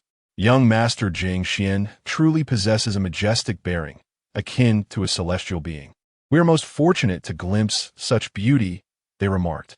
Despite Jing Xuan's prolonged stay in Chang'an, his days were often consumed by revelry and leisure, indulging in wine and beast's milk, or luxuriating in baths at Ishan residence, occasionally retreating to the wilderness for fishing. Furthermore, Lu Monyu deliberately concealed Jing Xuan's whereabouts to shield him from prying eyes, wary that others might covet what they could not possess. Under such circumstances, few had ever seen him, even Jiang Ro, who was witnessing his visit for the first time, a countenance that stirred even her icy heart. Having learned of his exploits through Lung Yan, her interest in Jing Xuan deepened significantly. It would not be an exaggeration to say that he was the only one capable of stirring her emotions. The fan-wielding youth in the crowd felt a pang of inadequacy. Indeed, he was a man worthy of parental approval, and had he been a woman, he too might have succumbed to obsession. The women in the crowd, enraptured, gazed at the portrait with unabashed admiration, their expressions reflecting an almost comical infatuation. Behold, as you can see, his inky hair and striking brows, often adorned with a gourd at his waist, clad in white robes, and notably, a sword-shaped birthmark upon his chest. Should anyone discover his whereabouts, immediate reporting is imperative. Understood? The information regarding the birthmark stemmed from Lu Monyu's formidable intelligence network. It is vital that you all remain vigilant. The head of the family promises a generous reward for any leads on Jing Xuan's location. The assembly nodded in agreement. Commencing tomorrow, I expect each of you to be utterly devoted for the sake of the family head and your own futures, Jiang Ro stated earnestly, relieved to see no signs of dissent among them. Had there been any, she would not have hesitated to demonstrate her resolve. Very well, there are no further matters to address. You may all return, she concluded, turning to depart. The young man, holding a fan, implored gently, Miss Ruo, might you have some time this evening? Upon hearing this, Jiang Ruo turned back with her assistant, her smile broadening as she replied softly, Is there something you wish to discuss? The young man's eyes lit up. Having faced rejection countless times before, this moment felt distinctly different. Could it be that an opportunity had finally arisen? The others exchanged glances, and as Jiang Ruo's ambiguous smile lingered, they gradually departed, leaving just the two of them and a few assistants behind. Once they were alone, the young man, blushing, stammered, I would like to invite you to the Lantern Festival tonight. His body trembled, not from fear but from the sheer beauty of Jiang Ruo. If Long Yan was the epitome of an icy beauty, Jiang Ruo embodied a gentle allure. A small beauty mark graced her lips, and her porcelain skin was as delicate as that of an infant, seemingly fragile to the touch. Her enchanting eyes seemed to see through to one's very soul. Though they appeared tender and inviting, they harbored a chilling coldness. After a moment, Jiang Ruo smiled slightly and said, I'm quite curious about the depth of your feelings for me. He could not let this golden opportunity slip away and, brimming with emotion, exclaimed, I like you immensely. My heart belongs entirely to you. Everything I possess, my wealth, I would give it all to you, Miss Ruo, if you would only agree. He yearned to express all his innermost thoughts, but hesitated, fearing her impatience and the possibility of rejection. However, her response was icy. Then why not offer your heart to me? Only by giving your heart can you prove your sincerity. As she spoke, one of her assistants presented a dagger, holding it delicately in both hands. The moonlight glinted off the blade, casting a chilling reflection upon his face. Forged from mysterious iron, the dagger's tip was exquisitely sharp, and he would scarcely feel pain if it pierced his skin. What once felt like a gentle smile now appeared as a demonic summons to doom, the dagger shimmering ominously. He swallowed hard, fear gripping him, and he recoiled. Witnessing his reaction, Jiang Ruo let out a cold laugh and withdrew the dagger. Rather than waste time here, it would be more prudent to contribute meaningfully to the guild. I cannot fathom why the guild would choose to associate with someone like you. It is utterly embarrassing. I only afforded you a modicum of respect in front of others. Remember, the interests of the guild come first. I hope you understand that those who only value appearances do not thrive long. With that, she waved her sleeve and departed, her red attire soon vanishing from his sight. The young man stood there, dazed and disheartened, having failed to confess his feelings and suffered a stinging humiliation in return. In a fit of anger, he struck the wall beside him. Cursed fate! Why do you find me so distasteful? After venting his emotions, he returned to his fade of a charming smile, fanning himself for comfort. There will surely be another chance. At least Miss Ruo does not have a beloved. Meanwhile, Jiang Ruo approached Lung Yin, bowing respectfully. Lung Yin waved her hand dismissively. No need for such formalities. Of course, Jiang Ruo replied. Lung Yin, seated on a wooden chair, gestured for her to sit beside her and offered her a cup of tea, catching Jiang Ruo by surprise. Roar, how long have you been by my side now? Cold Yin sipped her tea and inquired, to which Jiang Ruo responded without hesitation. I have forgotten as well. Do not be too reserved. I merely asked out of curiosity. After a long pause, Cold Yin set down her teacup, looked at her, and softly said, I have discovered the identity of those who murdered your parents. Jiang Ruo's eyes sparkled with a glimmer of hope. Her small town had been ravaged by a band of robbers. Some were dead, others wounded, and the village's youth had been slaughtered. They set fire to homes and pillaged treasures, and when they encountered beautiful women, they sought to claim them as their own. Yet, without exception, they chose to end their own lives instead. On that fateful day, upon returning to her town, Jiang Ruo was met with a horrific stench of blood at the entrance. As she stepped inside, she was confronted by the sight of villagers, some missing limbs. Oh, a beauty remains. Ikanodledio escapa. A burly man emerged, his eyes glinting with desire as he approached her, prompting Jiang Ruo to flee in terror. Do not run, my dear. Come to my embrace. As she ran, she could scarcely fathom how her once peaceful town had transformed into a living hell. Her elderly parents surely could not have escaped the clutches of these fiends, and tears welled in her eyes. Yet as a frail woman, she felt utterly powerless. She ran for what felt like an eternity, the relentless pursuit of the man behind her echoing in her ears, his vile words tormenting her mind. Eventually, she reached a turbulent river, glancing back to see the repulsive visage of her pursuer, drooling with anticipation. Resolute, she took a deep breath, closed her eyes, and leaped into the river, instantly engulfed by the ferocious current. The man, witnessing her plunge, cursed vehemently from the riverbank, his anger palpable. In the depths of the river, Jiang Ruo had resigned herself to death, but perhaps fate had other plans. She survived, swept away by the current, until she was cast into a forest, where Cold Yin happened to be practicing her swordsmanship and spotted the injured girl. Cold Yin took her back, tending to her wounds, and after a day, Jiang Ruo awoke, overcome with gratitude upon realizing it was Cold Yin who had saved her. Do not fear. As long as I am here, no one will bully you again. Once composed, Jiang Ruo recounted her harrowing tale and the massacre of her village. Cold Yin's expression darkened, her demeanor as frigid as ice. From this day forth, you shall be mine. As for your parents and the innocent villagers, I shall exact vengeance on your behalf. No, I will take my own revenge. I will slay them. I will reduce them to ashes. In her eyes, Cold Yin recognized a fierce determination. From that moment on, she began to cultivate Jiang Ruo as her successor, awakening her spiritual roots. Jiang Ruo, fueled by rage, trained diligently, her strength surging at an astonishing pace, her prodigious talent astounding Cold Yin. Thus, she informed Lu Manyu of Jiang Ruo's existence, expecting reproach, yet Lu merely smiled and replied, "Follow your heart." Through her investigations, Jiang Ruo also uncovered the reason behind the bandits' assault on her town. Her enviable beauty and alluring figure had drawn their attention. The events have transpired and cannot be altered. The only recourse is to enhance one's own strength in order to safeguard what is cherished. It was Lung Yin who bestowed upon her a second chance at life. Without her, even if she had managed to survive by sheer luck, she would have likely perished in a nightmare. Her loyalty to Lung Yin and Lu Monyu is unwavering. Returning to the present, Jiang Ro silently exerted herself, her veins bulging under the strain. Where could they be? Upon hearing her inquiry, Lung Yin merely presented her with a map that marked the bandits' hideout.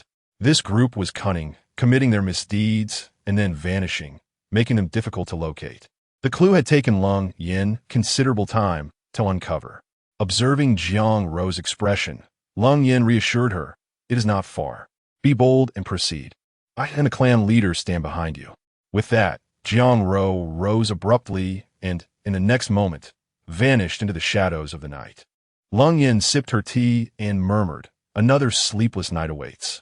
She harbored no concerns for Jiang Ro's safety. After all, given her current prowess, dispatching those miscreants would be akin to using a sledgehammer to crack a nut. On an unnamed mountain peak, a group of bandits gathered around a fire, reveling in the spoils of their recent theft, their laughter echoing in the night, oblivious to Jiang Ro's sudden appearance. It was only when she stepped upon a dry leaf, producing a sound, that they became aware, looking up to see Jiang Ro, who appeared to them as a lamb entering a den of wolves. Who is this beauty? Has she lost her way? The leader of the bandits leered as he advanced, intent on reaching for her. However, in the next instant, his head was severed by a sword, rolling to the feet of the other bandits. "Do not lay your filthy hands upon me. Today, none of you shall leave alive." Chapter 20. The slaughter of Jiang Ro. Her voice no longer possessed the tender allure it once did. Instead, it resonated like a vengeful specter emerging from the depths of hell, tears streaming down her face as she wielded her sword with deadly intent. The bandits, stripped of their bravado, trembled in fear. "Please spare me," one middle-aged man cried, kneeling with clasped hands, repeatedly bowing his head in fervent supplication. "I have elderly parents and young children to care for. I was forced into this life of crime." Jiang Ro's disdainful gaze bore into them. "You slaughter and plunder without regard for the law, taking innocent women as if you were above justice, wielding your powers to wreak havoc wherever you please. If I were to spare any of you today, it would be akin to murdering my former self, who was once helpless and despairing." With that, her eyes glinted dangerously, and her sword plunged into the heart of the bandit, who died with unblinking eyes, filled with terror. Retrieving her sword, Jiang Ro's gaze fixated on the crowd, where some had already succumbed to their fear. This group was no more formidable than ordinary people. Should they encounter a true cultivator, they would be as fragile as eggs against stone. The onlookers exchanged glances, uncertain of their next move, until a scarred man spoke up. "I remember now. She is the one who jumped into the river that time." "What? Scarface, have you lost your wits?" another exclaimed, incredulously. "Surely it cannot be her." Scarface scratched his nearly bald head, contemplating whether he had indeed overthought the matter. Meanwhile, Jiang Ro sneered, twirling her sword. Today, she would leave no armor intact. Avenging her kin. How dare you? With so many of us, can one person truly frighten us? Someone from the crowd shouted, clearly oblivious to the chasm that lay between them and Jiang Ro. "Brothers, arm yourselves." With that rallying cry, the previously stunned group hastily gathered their weapons, encircling her with a newfound determination. Suddenly, a bandit lunged forward, attempting a stealthy attack from behind while shouting. "But why shout if you're trying to ambush? Is there something wrong with you?" Jiang Ro, without turning around, sent her sword soaring with the wind, and amidst flashes of steel, the man was reduced to mere fragments. "Damn it, I told you he was insane. Who shouts while trying to sneak up on someone?" Scarface cursed vehemently, and the other bandits nodded in agreement, acknowledging that the man had met a fitting end. "My lady, do you truly believe you can subdue us all? We are not to be trifled with," Scarface declared defiantly, hoping to intimidate her and seize an opportunity to flee. Yet, Jiang Ro merely closed her eyes, responding coldly, "You, a rabble unworthy of mention." In the next instant, She unleashed her assault like an arrow from a bow, her sword aimed directly at his eyes. Very well. I, Scarface, shall meet you head on. Let us see if you are merely a paper tiger, he retorted, bracing himself with his large blade to counter her strike. The force of the blow sent shockwaves through his arm, causing him to falter momentarily. Yet, before he could dwell on his predicament, Jiang Ro pressed forward again, each strike lethal, and in a mere exchange, Scarface found himself retreating repeatedly, as Jiang Ro's expression suggested she had not yet unleashed her full power. The gaze, laced with mockery and derision, conveyed an impression that this group of individuals was utterly unworthy of her exertion. How infuriating! Was my illustrious reputation destined to be obliterated in an instant? I refused to accept this. With a fierce swing, the scarred man struck, the blade grazing her skirt and severing a few strands of her hair. Seizing the moment, he relentlessly slashed at Jiang Ro with his large knife. Yet each attempt was effortlessly thwarted. After a relentless exchange lasting several minutes, not a hint of vulnerability or fatigue was evident on Jiang Ro's part. In stark contrast, he found himself panting, his strength waning, and with a final desperate strike, he staggered back a few paces. Oh! Before he could finish his words, Jiang Ro summoned her strength, her eyes turning cold, seizing the opportunity as he faltered. I cannot accept this. I have so many unfulfilled ambitions. You wretched fiend! As her sword pierced his heart, the scarred man cried out in agony, Jiang Ro gripping the hilt tightly, twisting the blade. His screams echoed in the ears of all present, a searing pain as his heart was crushed beneath the sword's tip. Jiang Ro withdrew her sword, its tip still dripping with blood, while he collapsed to the ground, his eyes filled with resentment. Brother Scar, what shall we do now that you are dead? Brother Scar, despite being a villain, he bore the countenance of a fallen hero. Haki, you scoundrel! Is there truly no room for negotiation? A voice timidly emerged from the crowd, lamenting the absence of their leader. How could they fight now? I, Jiang Ro, swear an oath. None of you shall leave here alive. Upon hearing this, the speaker let out a faint laugh. Resigning to death, he drew his sword to take his own life, closing his eyes and lying motionless on the ground. Yet, Jiang Ro saw through his act and approached, plunging her sword into his heart. With a gasp, the pretender bolted upright in pain. Jiang Ro, still twisting the blade, coldly remarked, "What distinguishes you from a pig?" With a final gasp, he succumbed to his fate, filled with bitterness and defiance. Retrieving her sword once more, Jiang Ro surveyed the crowd of stunned onlookers and declared, "In 10 minutes, I shall slay you all. Should you believe escape is possible, then by all means attempt it." In those 10 minutes, the air was filled with anguished cries, and Jiang Ro, surveying the carnage, smiled, a smile that was somewhat chilling, causing the creatures of the forest to tremble in fear. After the bloodshed, rain began to pour from the heavens. Standing amidst the downpour, Jiang Ro's sword was already stained crimson. The exquisite fabric of her attire was also drenched in blood, and she smiled. To these people, she may have appeared as a demon, yet in the eyes of her departed kin, she was merely seeking vengeance, not a demon. Father, mother, I have avenged you. The sword slipped from her grasp, and the pent-up emotions finally surged forth. Whether it was rainwater or tears streaming down her face, she could no longer discern. Lost in her thoughts for an extended period, she remained standing in the rain until it ceased. Then she picked up her sword and vanished into the night. She arrived beside a waterfall, shedding her soiled outer garments, allowing the cascading waters to cleanse her. It was only through this ritual that she could regain her composure. After a considerable time, Jiang Ro returned to her gentle and demure demeanor, donned her attire once more, and made her way back to the slaughterhouse.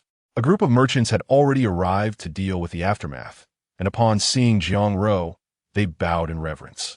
"We greet you, my lady." The leader, a man accompanied by his entourage, saluted her.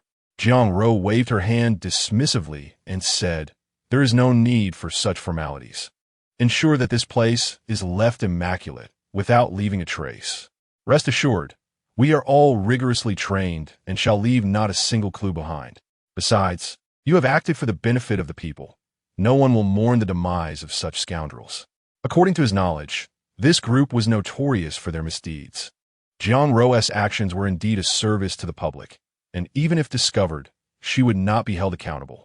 As he had mentioned, the scene was left impeccably clean, as though the slaughter had never transpired. Thank you for your hard work. You have done well. It is our duty, my lady. Your praise is unwarranted. Upon her return to the Liu residence, the house was still brightly lit, with Lung Yin awaiting her arrival. A warmth filled Jiang Ruo's heart as she crossed the hall and knelt before Lung Yin. In this lifetime, I can offer no greater repayment than my humble existence, devoted to your service. Should you ever require assistance, please do consider me, so that I may express my gratitude hearing this. Lung Yin helped her to her feet, gently wiping away her tears while offering comfort. Silly child, it is enough that you have avenged. I ask nothing more of you. Just live well, do you understand? Indeed, I will. From now on, the Liu residence shall be your home. We are all your family.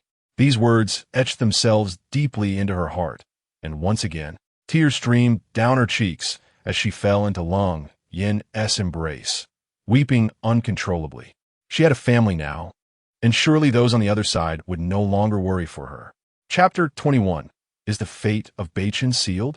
After soothing Jiang Ruo, Lung Yin instructed her to arrange the preparations for the Merchant Association, feeling quite assured of her capabilities.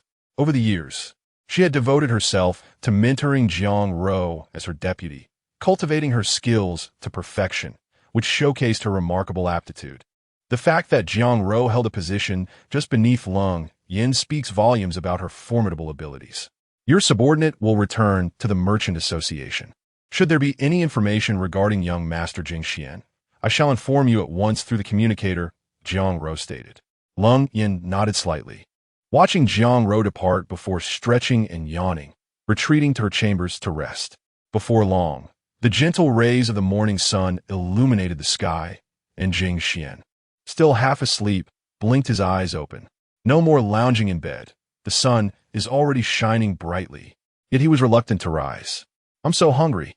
Is it not enough to restrict my freedom, but now you wish to starve me as well? How cruel! After rubbing his slightly hollow stomach, Mainyang finally got out of bed, and the two exited the bedroom. The livestock were the first to awaken. The three-legged bird, forced to play the role of a hen, waddled back and forth in the yard, occasionally pecking at the ground. Mainyang casually scattered a handful of grain, and the flock of three-legged birds rushed over, clucking eagerly as Jing Xuan squatted nearby, watching. How ridiculous! Is watching chickens eat grain truly entertaining? This is beneath me. The three-legged birds mused internally, yet their pecking continued unabated, for when one is under someone's roof, one must bow one's head. You've been laying eggs at a sluggish pace lately. Have you all grown too lazy? Bored, Jing Xuan began reprimanding them, puffing out his chest and gesturing emphatically. Having been subdued by Mainyang, he could only seek validation from the livestock. Emerging from the kitchen, Mainyang covered her mouth and chuckled. Goodness. Do take care not to let a chicken poke your eye out. Oomph, how could a mere chicken harm me? The three birds looked up at him, their hearts brimming with defiance, yet glancing at Mainyang, who smiled sweetly yet exuded an air of chill. They eventually bowed their heads in submission. The mountaintop was enveloped in mist, ethereal and serene, as if one were strolling among the clouds. With the aroma of breakfast wafting through the air, Jing Xuan's stomach growled in response. Mealtime was one of the few joyous moments, yet Mainyang persistently teased him. Each morsel brought to his lips was whisked away, inciting his frustration, prompting him to pout and cross his arms. I want to eat. Let me starve. Ha ha ha. Your angry expression is quite adorable. After breakfast, Mainyang began to play the guzheng, and the melodious notes filled the air, soothing her spirit. The sows in the pigsty slept more soundly, and if not for their snoring, the three-legged birds might have assumed one had overeaten and perished. Jing Xuan gazed into the distance, his thoughts drifting, and before he realized it, the soothing melodies lulled him into a gentle slumber. Meanwhile, on another front, Beichen had set out from the sect early, accompanied by several fellow disciples, their arms slung over each other's shoulders as they made their way to the tavern at the foot of the mountain for drinks. However, the most pressing issue was that this group consistently failed to settle their tab after drinking, behaving worse than beasts. The tavern keeper, wary of their status, could only cautiously request payment, but was met with mere dismissals, receiving little in return. Come, come, my brothers, drink heartily and feast. Bei Chun took his seat at the head of the table, raising his wine cup, while several sycophants followed suit, respectfully toasting him. The tavern owner stood nearby, his expression sour. Was this truly the demeanor of a noble scion? They resembled nothing more than a band of ruffians. Alas, what sins had he committed to endure this? At this juncture, he could only resign himself to misfortune. As this group indulged in food and drink, their faces soon flushed with revelry. After a few cups, Bei Chun turned to one of his companions. What have you discovered regarding the whereabouts of the Fengxian sword? The man nodded, setting down his cup. After arriving in Chang'an, the sword was witnessed taking a person in front of Lu Manyu, the helmsman of the Lu family. According to witnesses, they headed back towards Yufeng Mountain after the abduction. Coupled with the recent unrest at Yufeng Mountain, one can sometimes sense the oppressive aura emanating from its formations. Yet, it is peculiar. Why would she abduct a man in the heart of Chang'an? Rubbing his not-so-bright head, he continued, could it be that the abducted individual is Jing Xuan? After all, the sword seems rather fond of him, and there are rumors that Jing Xuan has settled in Chang'an. Upon hearing this, Bei Chen's eyes gleamed with a cold light. If it were indeed Jing Xuan, he would not advocate for his death. Dealing with someone as defenseless as him would be a trivial matter. Thank you for your efforts, brother. Bei Chun raised his cup and clinked it with his companion S, downing the contents in one gulp before placing it down, noting his companion's displeasure. It turned out that, in his heart, he had long considered the Fengxian sword as his own, only to learn that it might have sought out Jing Xuan. This revelation ignited his fury, prompting him to drink several more cups in quick succession. Eventually, he found an excuse to slip away to the restroom, stealthily making his way to a secluded spot. From his bosom, he retrieved a jade pendant, which emitted a blue glow. In the next moment, the image of a white-haired old man materialized above the pendant. This jade was something he had picked up during his travels, initially intending to sell it for its vibrant hue, only to discover it was a soul-nourishing jade. Within resided an elderly spirit, whose appearance alone conveyed an aura of extraordinary power, a truly formidable being. Old One, you once mentioned that using that poison needle against him would either kill him or leave him crippled. He has neither perished nor been incapacitated. Now, the Fengxian sword has sought him out.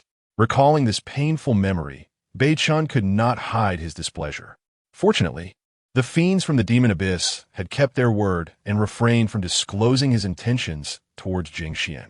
Ah, that Fengxian sword is a mere object, not something we can aspire to possess. I advise you to set your sights elsewhere. Upon hearing the old man's words, veins bulged on Bei Chen's forehead. Why should he be subordinate to Jing Xuan? Why? He had clearly lost his cultivation and had become an ordinary man.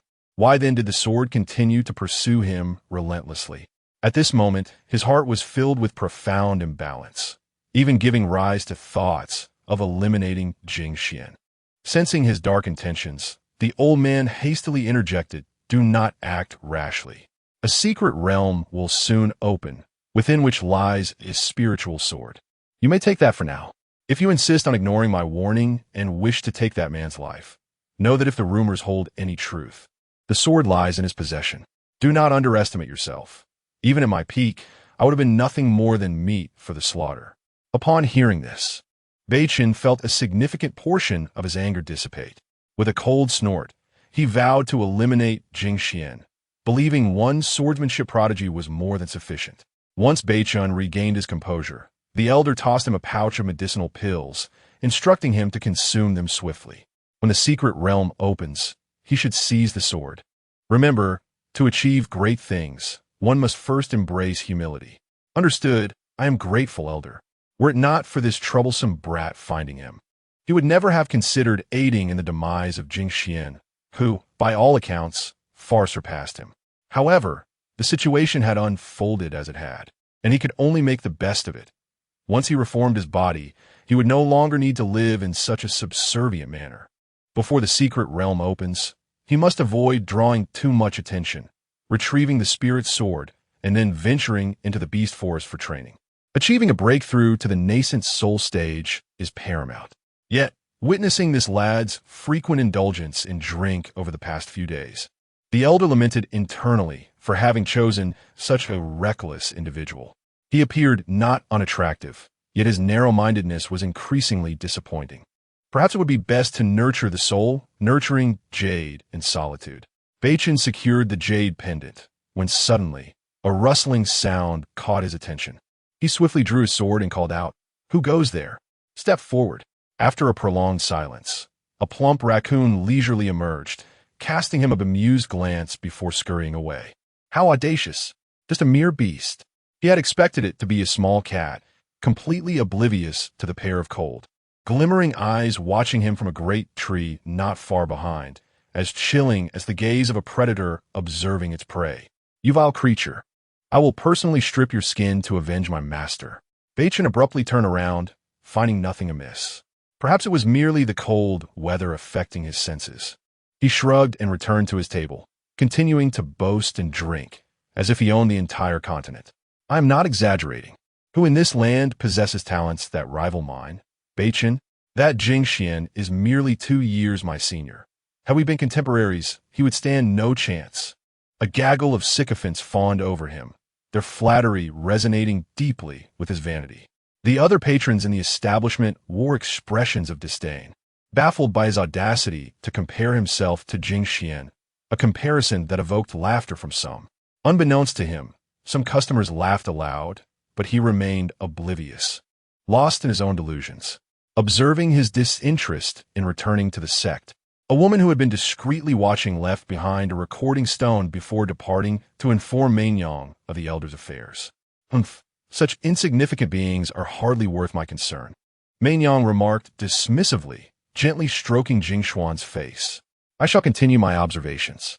Yes, when he enters the secret realm, I will ensure he faces some trials. Rest assured, I shall not fail my mission." Mainyong acknowledged with a nod and severed the connection to her sea of consciousness, a realm through which she could communicate with those loyal to her. The distance over which one could transmit sound depended on the strength of their realm. The higher the realm, the farther the communication could reach. Mainyong murmured, "Those who bring harm to Xiener shall meet a wretched end." To her, Beichun was but a mere insect, one she could crush without lifting a finger. However, his demise must be accompanied by excruciating torment, a suffering so profound that life itself would seem a curse. Some may deem her cruel, yet she could not bear to inflict harm upon her beloved Jing Xuan. The fact that Beichun had rendered him powerless and yet remained alive was already a great mercy on her part. She desired Jing Xuan to personally execute him, to sever his limbs and watch him perish in a state of despair, engulfed by fear. Contemplating this, a faint smile graced Mainyong's lips, one that would likely appear innocuous to outsiders. Yet only Jing Xuan understood that this smile, though poised and elegant like that of a beautiful maiden, bore a far more terrifying essence than the sinister grins of those fiends from the abyss. Chapter 22. The Indolent North Star on the Other Side. After indulging in the flower wine, North Star ambled out of the tavern, flanked by his companions, who were joyfully draping their arms over each other's shoulders. The innkeeper, witnessing their departure, hastily shut the door, closing up for the night. "This will not do. It seems we must seek refuge elsewhere. Having them feast on our hospitality daily could lead to our downfall." Gazing at the disarray of overturned dishes and scattered wine jars, the innkeeper felt a wave of dismay wash over him. A young attendant stepped forward to clear the table, resigned to the misfortune of hosting such patrons. This group could drink incessantly from the break of day until nightfall, their raucous behavior driving away any other potential customers. If only Jing Xuan were still present. Would they dare to act with such impunity? The innkeeper nodded in agreement, for he despised nothing more than the oppression of the common folk by those who act with reckless abandon. Alas, times have changed. It would be wise to depart swiftly. The plight of ordinary people is the most bitter and arduous, as they face the terror of demonic cultivators and monstrous beasts, all while being subjected to the whims of those who masquerade as immortals, consuming their resources without recompense. Even more egregious, they demanded protection fees. falsely claiming to offer salvation from beastly assaults. Initially, some believed these assertions, until the day a village fell prey to a monster's attack. Those so-called cultivators, however, regarded human life with indifference, unmoved even as villagers were slaughtered before their eyes. They refused to rescue the victims, treasuring their own safety above all, even deeming the blood of the slain villagers as unclean, unworthy of soiling their garments. Ultimately, it was a passing righteous sect that intervened, vanquishing the malevolent beast, and confronting the indifferent cultivators with a scornful retort. Do you even deserve the path of enlightenment? To disregard human life and oppress the common people. Do you still consider yourselves human?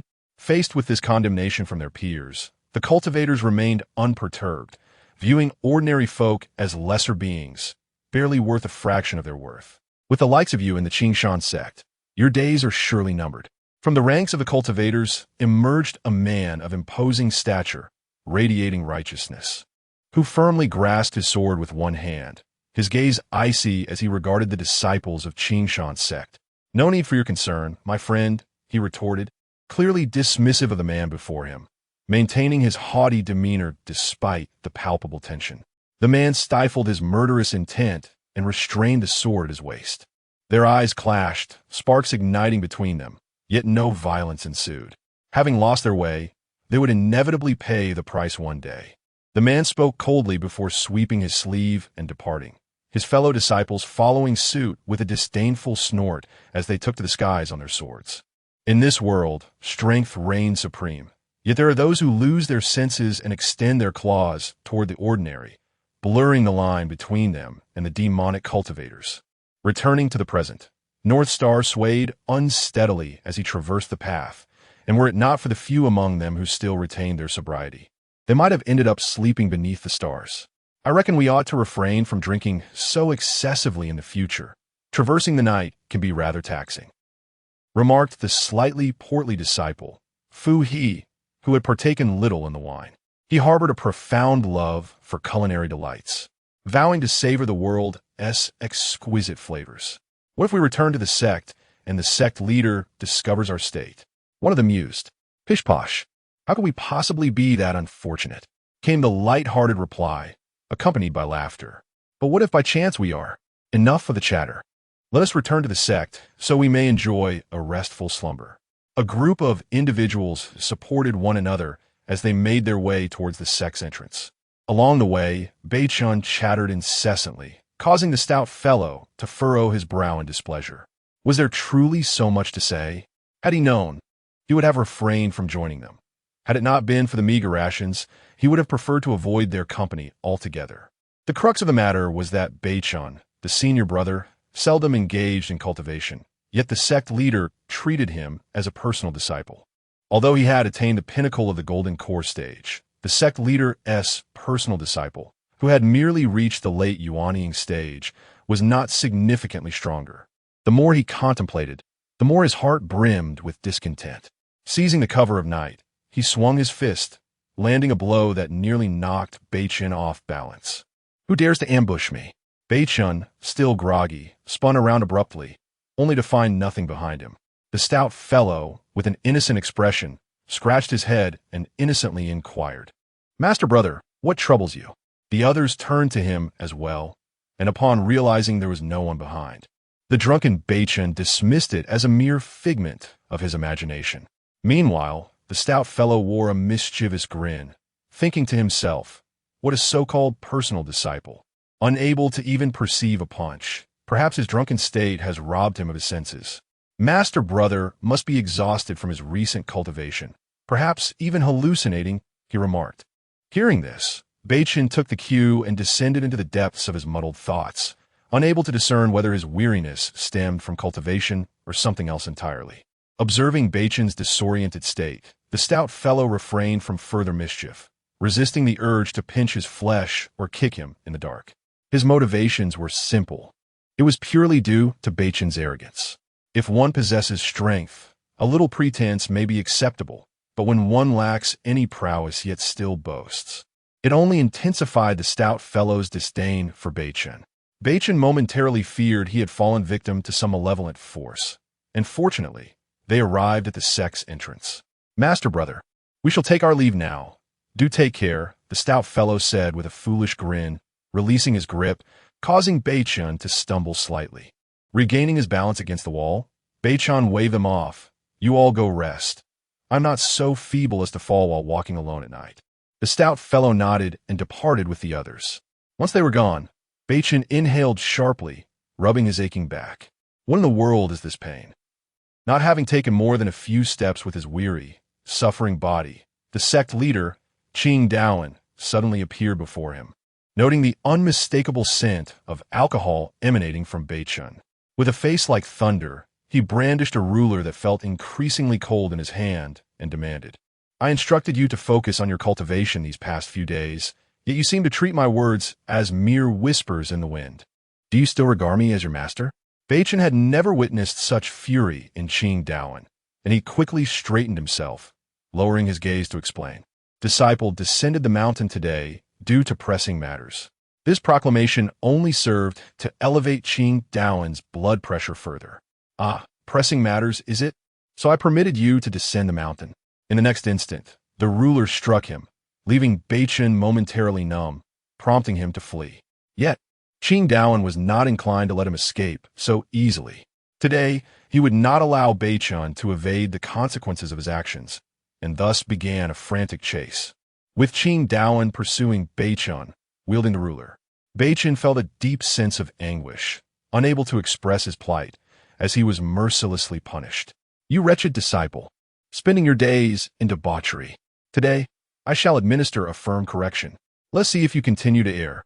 With 3 swift strikes, Northstar found himself both furious and fearful, pursued relentlessly until Jing Xuan finally ceased his reprimand.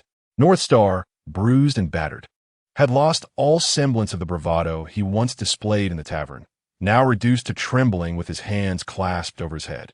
"You!" Alas! Jing Xuan withdrew his ruler, disappointment etched in his eyes. Years ago, he had recognized Northstar's high potential and took him under his wing. Initially, the lad had diligently practiced, often immersing himself in the sect's library, which had brought Jing Xuan a sense of pride. Upon reaching the pinnacle of the Golden Core stage, he had become a direct disciple, yet no one could have anticipated his subsequent moral decline, indulging in wine and revelry. Could it be that he had misjudged this youth? Doubtful. Jing Xuan began to draw comparisons with the swordsmanship prodigy Jing Xuan, hoping to ignite Northstar's fighting spirit. At first, it seemed effective. Northstar ascended to the nascent soul stage. Yet, he soon regressed to his current pitiful state. Despite possessing talent, he showed no diligence. While ordinary souls without spiritual roots tirelessly sought divine mercy to awaken their potential. The more he compared himself to Jing Xuan, the angrier he became. He had heard of Jing Xuan's story, a boy orphaned, raised by the kindness of strangers, yet fate had been relentless. In his most vulnerable years, his village was slaughtered. Perhaps the heavens had taken pity on him, allowing him to survive, later awakening his spiritual roots and even acquiring the Chaos Sword body. From that point on, Jing Xuan devoted himself entirely to cultivation, and thereafter, no one had witnessed him shed tears, perhaps having exhausted his sorrow in childhood. He had no support, no family.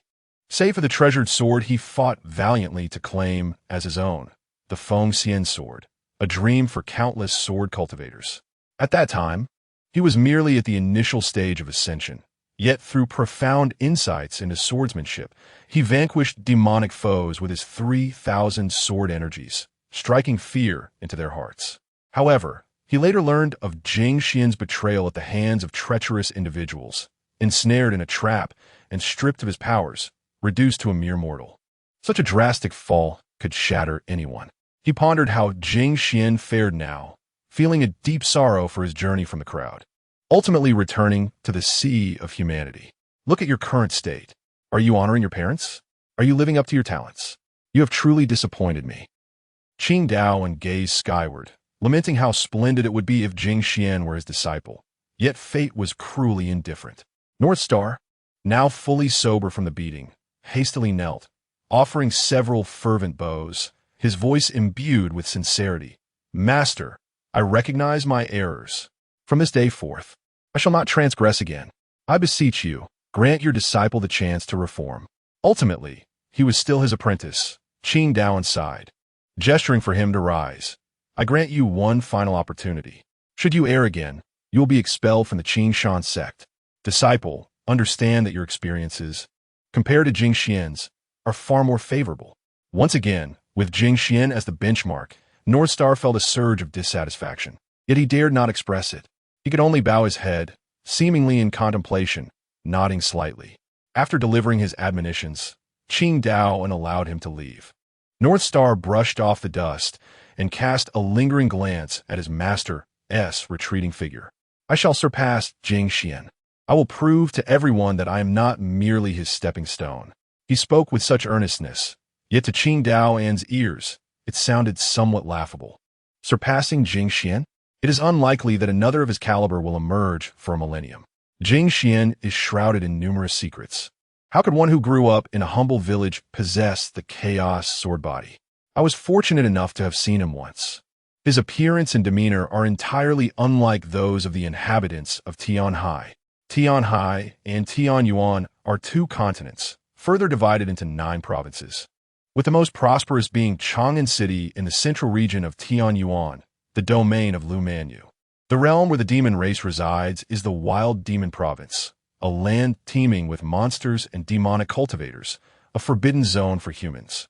Yet it serves as Jing Xian's hunting ground, where he has slain any demon that dared to reveal itself. Qing Dao is certain that Jing Xian is no ordinary individual. His origins may be exceedingly terrifying, yet he dares not speculate further, lest he attract unwanted trouble.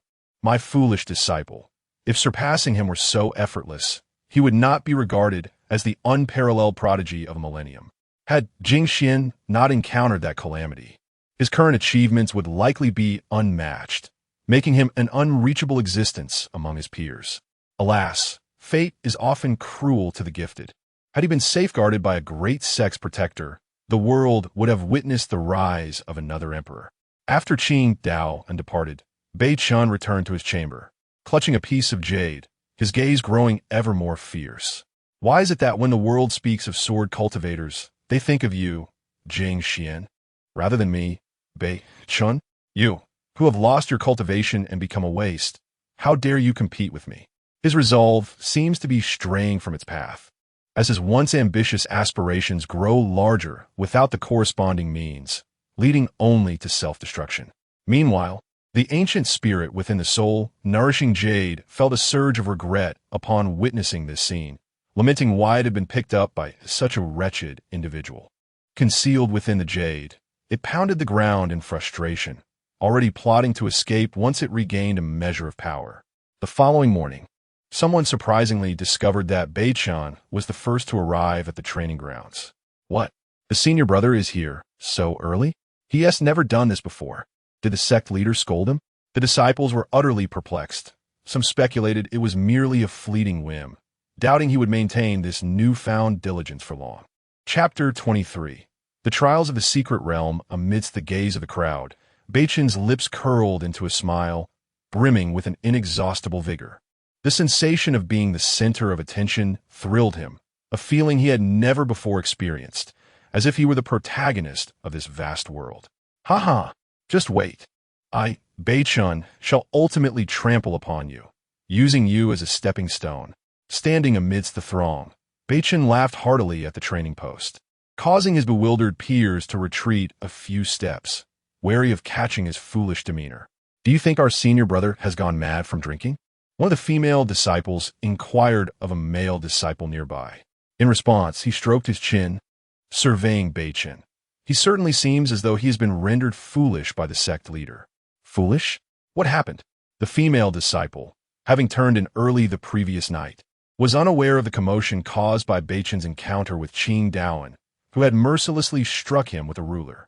However, the male disciple, who had stayed up late, was well informed and could even recall the sound of the ruler slicing through the air. You don't know? Last night, our senior brother sneaked down the mountain to drink, and when he returned late, the sect leader caught him. Isn't that disastrous? Indeed, the sect leader was furious and struck him with a ruler. The noise was truly terrifying. Upon hearing this, both disciples felt a phantom pain in their posteriors, convinced that Beichen had indeed been rendered foolish by the sect leader. Yet, one could hardly blame the leader. As a direct disciple, Beichen had not only failed to set an example, but had also sneakily descended the mountain to indulge in revelry. Each aspect of this incident showcased a troubling habit, and had it not been for his exceptional talent, the sect leader might have already banished him from the sect. Sigh. I imagine the sect leader must feel quite troubled. Indeed, to have found a disciple through such effort, only to see him lazier than our outer disciples. What do you mean by that? Are you saying my outer disciples are lazy? That's not what I meant. Don't go, junior sister. The female disciple, hurt by his words, stormed away, feeling disheartened despite her efforts as an outer disciple. The male disciple, seeing her indignation, hurriedly followed, pathetically attempting to appease her. Please don't be angry, junior sister. You know I would never say such a thing. Junior sister, please don't be upset. As time swiftly passed, noon approached. After a morning of vigorous training, Beichen felt thoroughly invigorated, relishing the rare opportunity to unleash his pent-up energy. Exhaling deeply, he took a sip of water, noticing that the training grounds had emptied, most opting to return for rest. After all, ordinary disciples lacked the extraordinary talents to train from dawn till dusk like Beichen. Feeling sticky and uncomfortable, Beichen wandered to the bank of a small river, shedding his clothes and plunging into the water, allowing the gentle current to caress him as he floated, nearly lifeless, upon the surface. Coincidentally, the pudgy figure of Jing Xuan, who had previously acted under the cover of darkness, was also present. Upon seeing Beichen floating, he was momentarily stunned. What is happening? Has senior brother drowned? That can't be possible, can it? Can a cultivator truly drown?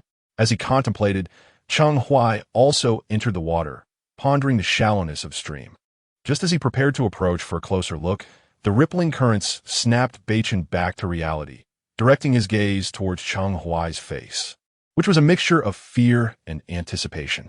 Upon realizing that Beichen was still alive, the glimmer of hope in Jing Xuan's eyes faded, replaced by a surprising sense of regret. Oh, master brother, you're fine. I thought. Jing Xuan awkwardly scratched his head, appearing somewhat foolish. Beichen's forehead tensed with veins bulging. How could anyone think he had drowned from merely taking a bath? Ahem, I'm simply soaking in the water. There's no need for concern. It was quite absurd. It seemed that whenever this chubby boy was around, trouble was never far behind. What brings you here? Beichen called out as he emerged from the water, the wind drying his body while he inquired of the grinning Jing Xuan. Oh, just wandering about, nothing more. By the way, master brother, how prepared are you for the upcoming trials in the secret realm? At this, Beichen displayed a confident smile. It's merely a trifling secret realm. I shall handle it with ease. From what I've heard, there's a spirit sword within. It is quite deserving of me. He was perpetually exuding an air of grandeur.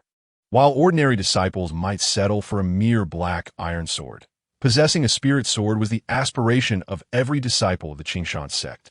Yet to Beichen, the elusive spirit sword seemed simply fitting for him.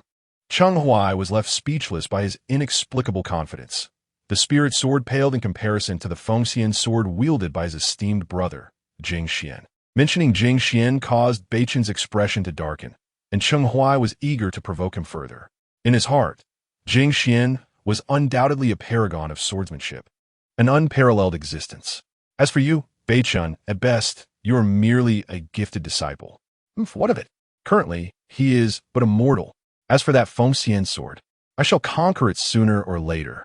He gripped the heavenly grade Xianin blade, grinning as if he held the Fengxian sword itself. Jing Xuan was left in disbelief at such blind confidence. How could someone be so deluded? While self-assurance is commendable, this was a bit excessive. I shan't engage with you any longer, master brother. I must devote myself to my training. Beichen adjusted his collar and patted Jing Xuan's shoulder, saying, Strive to follow in your master brother's footsteps. With a hearty laugh, he departed, leaving Jing Xuan with a look of disdain. Who would wish to follow you? I am determined to avenge brother Jing Xuan. Indeed, his intention in joining this sect was to one day rise above. to exact vengeance for his one and only sword immortal, Jing Xuan. Had it not been for Jing Xuan's efforts in vanquishing demons, he would have perished long ago, along with the villagers, at the hands of the malevolent cultivators. On that fateful day, villagers of all ages, from the elderly to the young, gathered at the village's entrance to bid him farewell. Even his father, who often deemed him worthless, wore a look of pride as he handed him a few pieces of silver. Do not neglect your well-being on the path of cultivation. Take care of yourself. This advice was deeply etched in his mind as the village chief, leaning on his cane, approached him, saying, "Child, remember to never lose sight of your original intention." Carrying the weight of his family's expectations, he departed from his village and arrived at the Jing Xuan sect. Apart from his rest periods, he dedicated himself tirelessly to his training, yet the results were negligible. Although he possessed only a superior spiritual root and lacked the extraordinary sword body of Jing Xuan, he certainly exerted himself more than the majority. While he toiled diligently, Beichon exuded a languid demeanor, which left him feeling quite unsettled. Why should such a lethargic individual be blessed with an exceptional spiritual root? Perhaps the world is inherently unfair. Those who strive earnestly often reap no rewards, while the indolent seem to bask in fortune. How infuriating! Yet, the thought of his idol Jing Xuan possessing a spiritual root beyond the celestial tier brought him some solace. Not only was it above celestial quality, but Jing Xuan also bore the chaotic sword body, entirely unlike an ordinary person emerging from the sea of humanity. He resembled a young master undergoing training from a prestigious and powerful lineage. Time flowed like a gentle stream, and in the blink of an eye, 3 days had passed. Disciples of the Jing Xuan sect gathered at the foot of the mountain, led by their sect leader, Jing Xuan. Today marked the opening of the secret realm. Not only was the venue the Jing Xuan sect, but their arch-rivals, the Qiyin sect, were also present. Their leader, a bald man with a flourishing beard, was Qi Yangcheng, whose cultivation was at the pinnacle of the tribulation realm, rivaling that of Qing Daoan. "Ah, my dear brother Qing, you seem to be doing well." Qi Yangcheng boomed as he approached, proudly displaying his rotund belly and extending a hand with a jovial grin. "Is that so? I thought you had perished," Qing Daoan replied, feigning surprise. The two men shook hands, resembling long-lost friends, yet secretly engaging in a contest of strength, each striving to outdo the other. Ultimately, neither could gain the upper hand, and they reluctantly released their grips. "Who will you send to lead this time?" Qi Yangqing inquired, surveying the disciples behind Qing Daoan. "Are you afraid?" Qing Daoan retorted, hands clasped behind his back, exuding an air of mystery. Qi Yangqing's lips twitched. He truly detested pretense. He gestured towards a striking red-haired beauty among his disciples, who stood out like a crane among chickens. "This is my daughter, Yin Yuling. She has now attained the pinnacle of the nascent soul stage. I wonder if that puts any pressure on you, Brother Qing?" Upon hearing this, Qing Daoan was taken aback. He had not anticipated the girl to advance to completion in such a short span. Considering that Bei Chun was merely at the initial stage, he felt a twinge of headache. Ahem, let's not dwell on that. The secret realm is merely a trial. Cultivation does not define one's worth, he remarked. At this, Qi Yangcheng erupted into hearty laughter, playfully nudging Qing Daoan's shoulder. "Oh, dear brother Qing, you did not say such things before." Yin Yuling's beauty, adorned in vibrant crimson attire, captivated the male disciples, making it difficult for them to look away, her legs seemingly longer than their lifespans. With her red phoenix earrings, 3-pointed crimson lotus on her forehead, and an allure that was both soft and enchanting, Bei Chan found himself swallowing hard. What astonished him most was her exaggerated figure, her skin resembling white jade, and her flowing red hair. "Younger generation greets Uncle Qing," she said with grace. "Yes, no need for such formalities," Qing Daoan replied, glancing at Bei Chun, who stepped forward, bowing respectfully. "Younger generation greets Senior Qi Yangcheng."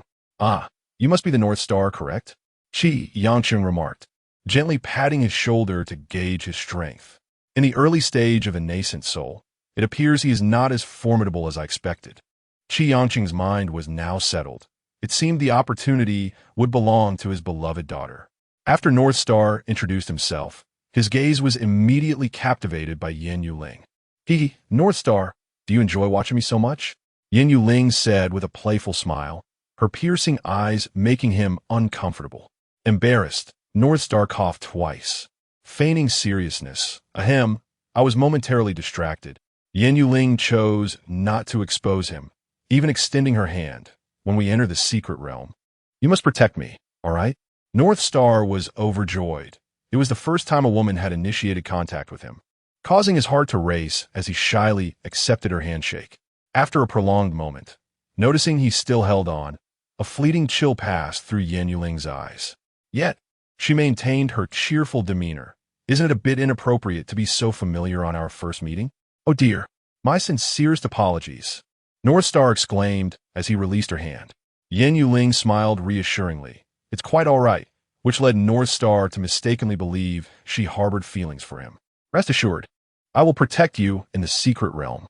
Meanwhile, Qi Yangcheng watched with confusion. His daughter typically kept her distance from men, yet here she was actively engaging with one. He found himself bewildered, unable to predict a woman's next move. Is that so? Then I shall trouble you, North Star. Yin Yuling's every smile and frown left North Star utterly entranced, grinning foolishly. This woman was like a rose exuding a fragrant allure, every gesture seducing the heart, and the eternally inexperienced North Star was easily ensnared.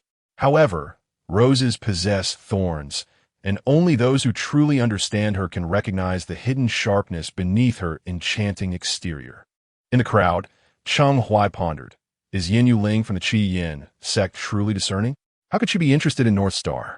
No matter how he reasoned, it eluded him, and he could only console himself with the thought that everyone possesses different tastes. After exchanging a few casual remarks, Yin Yuling returned to her fellow disciples of the Qi Yin sect, discreetly concealing her hands behind her back, her smile appearing shallow in public. Once out of sight, she frantically wiped her hands with a handkerchief, as if she had touched something filthy. Unbeknownst to her, North Star remained blissfully unaware, still joyfully cradling the hand that had clasped Yin Yuling's. Chapter 24, Trials in the Secret Realm. 2. The disciples of the Qiyang sect, who were nearby, finally understood the puzzling scene when they witnessed Yin Yuling's gesture of wiping her hands. I knew it. How could our fastidious senior sister, who is usually obsessed with cleanliness, shake hands with a man? One disciple exclaimed, donning a look of epiphany. Surely, she is trying to bewilder him, to ensure that when they enter the secret realm, our sect's members will come to their aid. Indeed, she is a master at playing with the hearts of men. They mused quietly, not allowing Yin Yuling to overhear. Though they were all disciples of the same sect, Yin Yuling, being the cherished only daughter of the sect leader, was treated with utmost care. However, one should not be deceived by her seemingly gentle demeanor. It was quite possible that in the next moment, she could leave a trail of corpses in her wake. Over the years, countless lives had been extinguished by her hand. Within the confines of the sect, she moved like a shadow, her whereabouts a mystery to all. It was only during such grand trials that she revealed herself to her fellow disciples. As Yin Yuling meticulously dried her fair, jade-like hands, she carelessly discarded the handkerchief. In an instant, a crimson fire serpent flicked its tongue and devoured the cloth. Men are such dogs. They cannot tear their gaze away from a woman. She coldly chastised in her heart. Her quest was for strength, not for the weaklings who couldn't even keep pace with her, a frail girl. The sight of Beichen's foolish expression only intensified her disdain. He was nothing short of a bumbling fool, already sentenced to his demise. After a leisurely chat with Yuqing, Qi Yangcheng returned to the eagerly awaiting disciples. Remember, this expedition into the secret realm primarily serves to assess your cultivation achievements over the past days. Do not resort to violence against disciples of other sects. Any such actions will lead to expulsion from our ranks. Though the secret realm is rich in resources, provoking conflict over them is something I will not tolerate. With over 1,000 participants from both sects, any skirmish would be most unbecoming. Yin Yang, come forth. Qi Yangcheng beckoned to a young man amidst the crowd. The young man, with his fiery red hair and striking crimson eyes, stood tall, exuding an aura of resilience. Yin Yang, a capable disciple under him, despite his average talent, was unparalleled in effort. His muscular physique was a sight to behold. The dragon-like mark on his neck hinted at extraordinary potential, his eyes gleaming with fervor for cultivation. "Master, what is your command?" Yin Yang inquired, a spark of eagerness in his tone. Qi Chung regarded him with appreciation, giving his shoulder a firm pat. "This expedition is crucial for you. Once inside the secret realm, proceed with caution. If you find the Lingxian fruit, exit immediately." Upon hearing this, Yin Yang nodded fervently. He was particularly intent on acquiring the Lingxian fruit. Consuming it would elevate his originally superior spiritual root to the heavenly grade, significantly enhancing his strength. He was a martial enthusiast. With the power of his physical form alone, he could shatter trees with a single punch. If he were to harness his own magical energy, even Beichun would likely struggle to subdue him. "Rest assured, sect leader, once I obtain the fruit, I will rendezvous with a lady and ensure her safety." Qi Yangqing had shown him kindness, and he felt compelled to repay that kindness, vowing never to become a person who forgets their benefactor. Hearing these words, Qi Yangqing felt a profound sense of joy. This young man, should he encounter fortune, would undoubtedly rise to greatness in the future.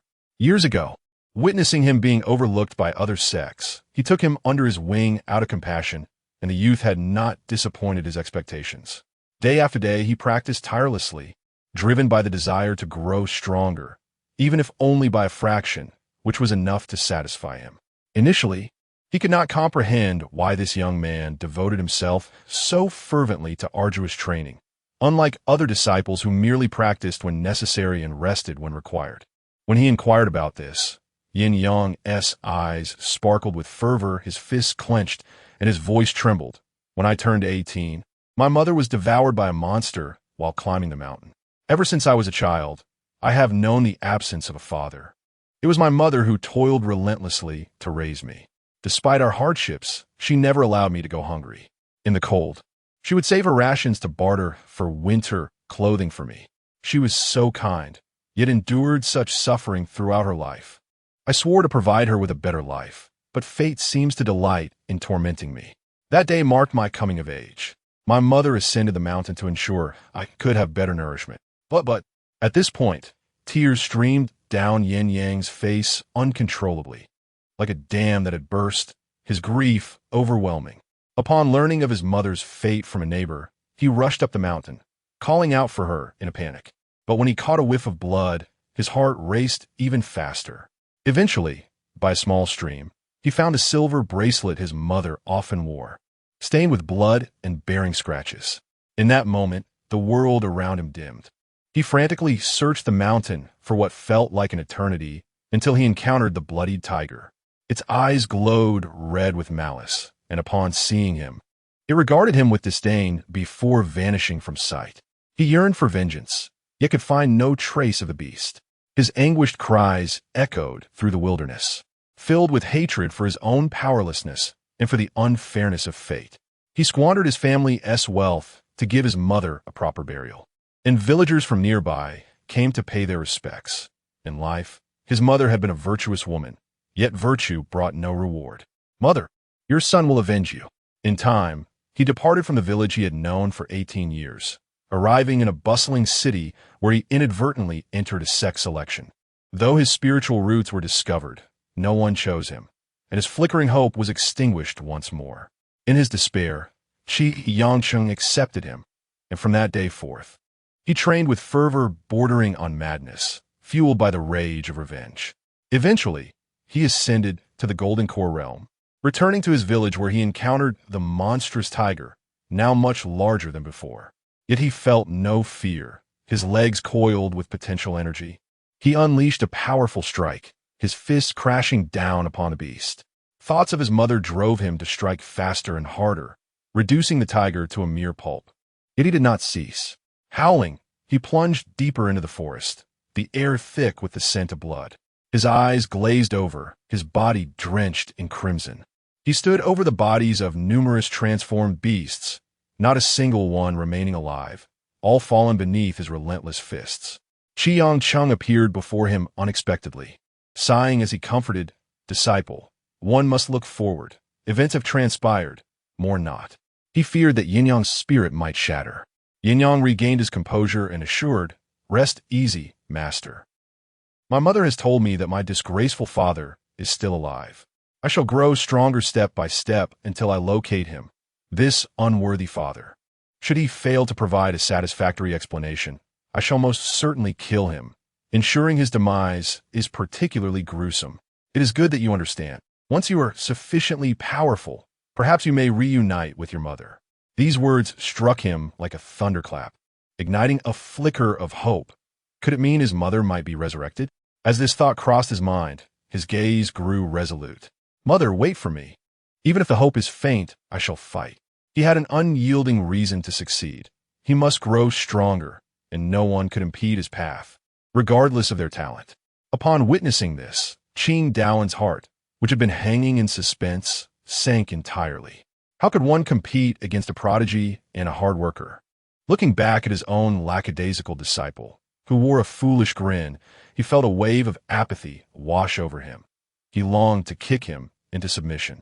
Yet, at this juncture, there was nothing to do but adopt a mindset of hopeful experimentation, even if the odds were slim. He gave Beichun a swift kick, and only then did Beichun snap out of his stupor, clearing his throat and adopting a nonchalant demeanor. "Master, rest assured, your disciple will not disappoint you." Despite his confident words, Qing Daoen's heart felt the stark opposite. "Alas, my disciple, it is not that I doubt you, but your opponents are fiercely motivated. Look at you. So lackadaisical, it is truly." Upon hearing this, Beichun clenched his fists, realizing that this situation was a result of his own actions. Today, he was determined to change everyone's perception of him. At that moment, Beichun began to fantasize, a sly grin creeping across his lips, exuding an aura akin to a mischievous dragon king. "Ha ha, just wait. Don't be startled by my formidable prowess." In his daydream, he continued to smile foolishly, appearing to outsiders as if he had lost his mind. What on earth is wrong with the senior brother? Is he acting as if he has gone mad? Stop talking. Can't you see the sect leader's expression is so grim? At this, his fellow disciples promptly fell silent, retreating into the crowd, harboring little hope for this venture. Seeing Beichun's foolish demeanor, Yan Yueling thought to herself, "It seems he cannot be relied upon." The figure in her heart and the one before her could not be more disparate. One was celestial, the other terrestrial, both sword cultivators clad in white. Yet he filled her with discomfort, especially with his unreserved gaze during their handshake. Had looks possessed the power to kill, Beichun would have met his end countless times over. Chapter 25. The Trials of the Secret Realm 3. Yan Yuling withdrew her gaze, her eyes shifting towards the entrance of the secret realm. As time passed, the entrance had opened a considerable gap, just wide enough for a child to pass through. It seemed that it would take some time for the secret realm to fully open, so she decided to sit and meditate for a while. With this thought in mind, Yan Yuling sat cross-legged, closing her beautiful eyes to shut out the outside world. In her heart, her own strength was paramount. Only in this way could she avoid the fate of those female disciples who merely hid behind men. She was determined to change this reality. Women, too, could stand before men. Slaying demons and monsters was not solely a male privilege. Being weak was not inherently frightening. What was truly daunting was the absence of the will to strive for improvement. In the past, she had been sheltered by her father, exuding an air of authority.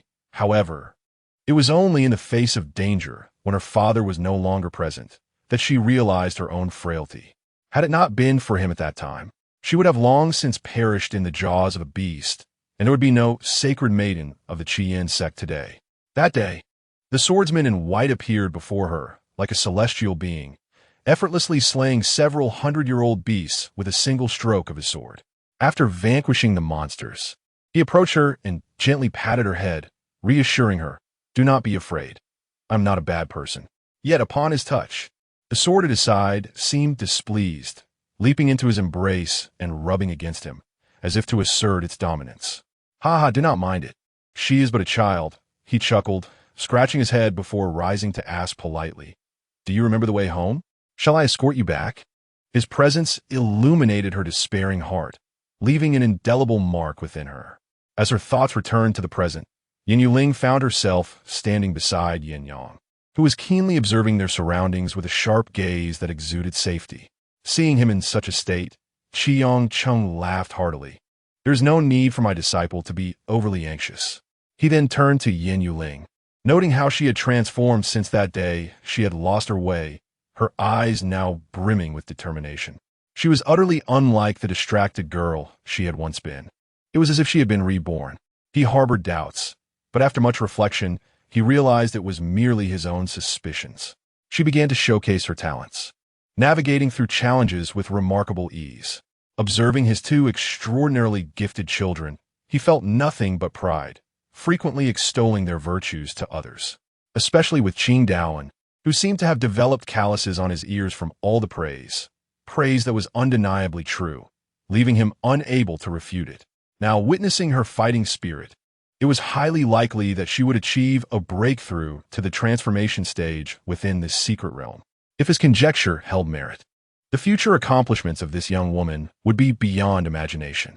As these thoughts swirled in his mind, Qing Daoan found himself increasingly troubled and decided to meditate to calm his emotions. After approximately 3 incense sticks worth of time, the entrance to the secret realm swung wide open, accommodating all present. Yin Yuling rose, her gaze fixed upon the entrance, and at the command of the 2 sect leaders, she dashed into the secret realm like a shooting star, with Yin Yang following closely behind. The disciples were left in awe, their eyes wide with astonishment. It was likely that no one could match their speed. Observing that Beichen remained unmoving, Qing Daoan, exasperated, kicked him, exclaiming, "What are you waiting for? Enter the realm." With a forceful kick, Beichen was jolted back to reality, his gaze shifting towards the entrance of the secret realm, his heart brimming with joy. He called out to his fellow disciples behind him, "Brothers, let us enter the realm together." Upon entry, they would randomly appear at any location within the secret realm. If they entered simultaneously, their positions would likely not be far apart.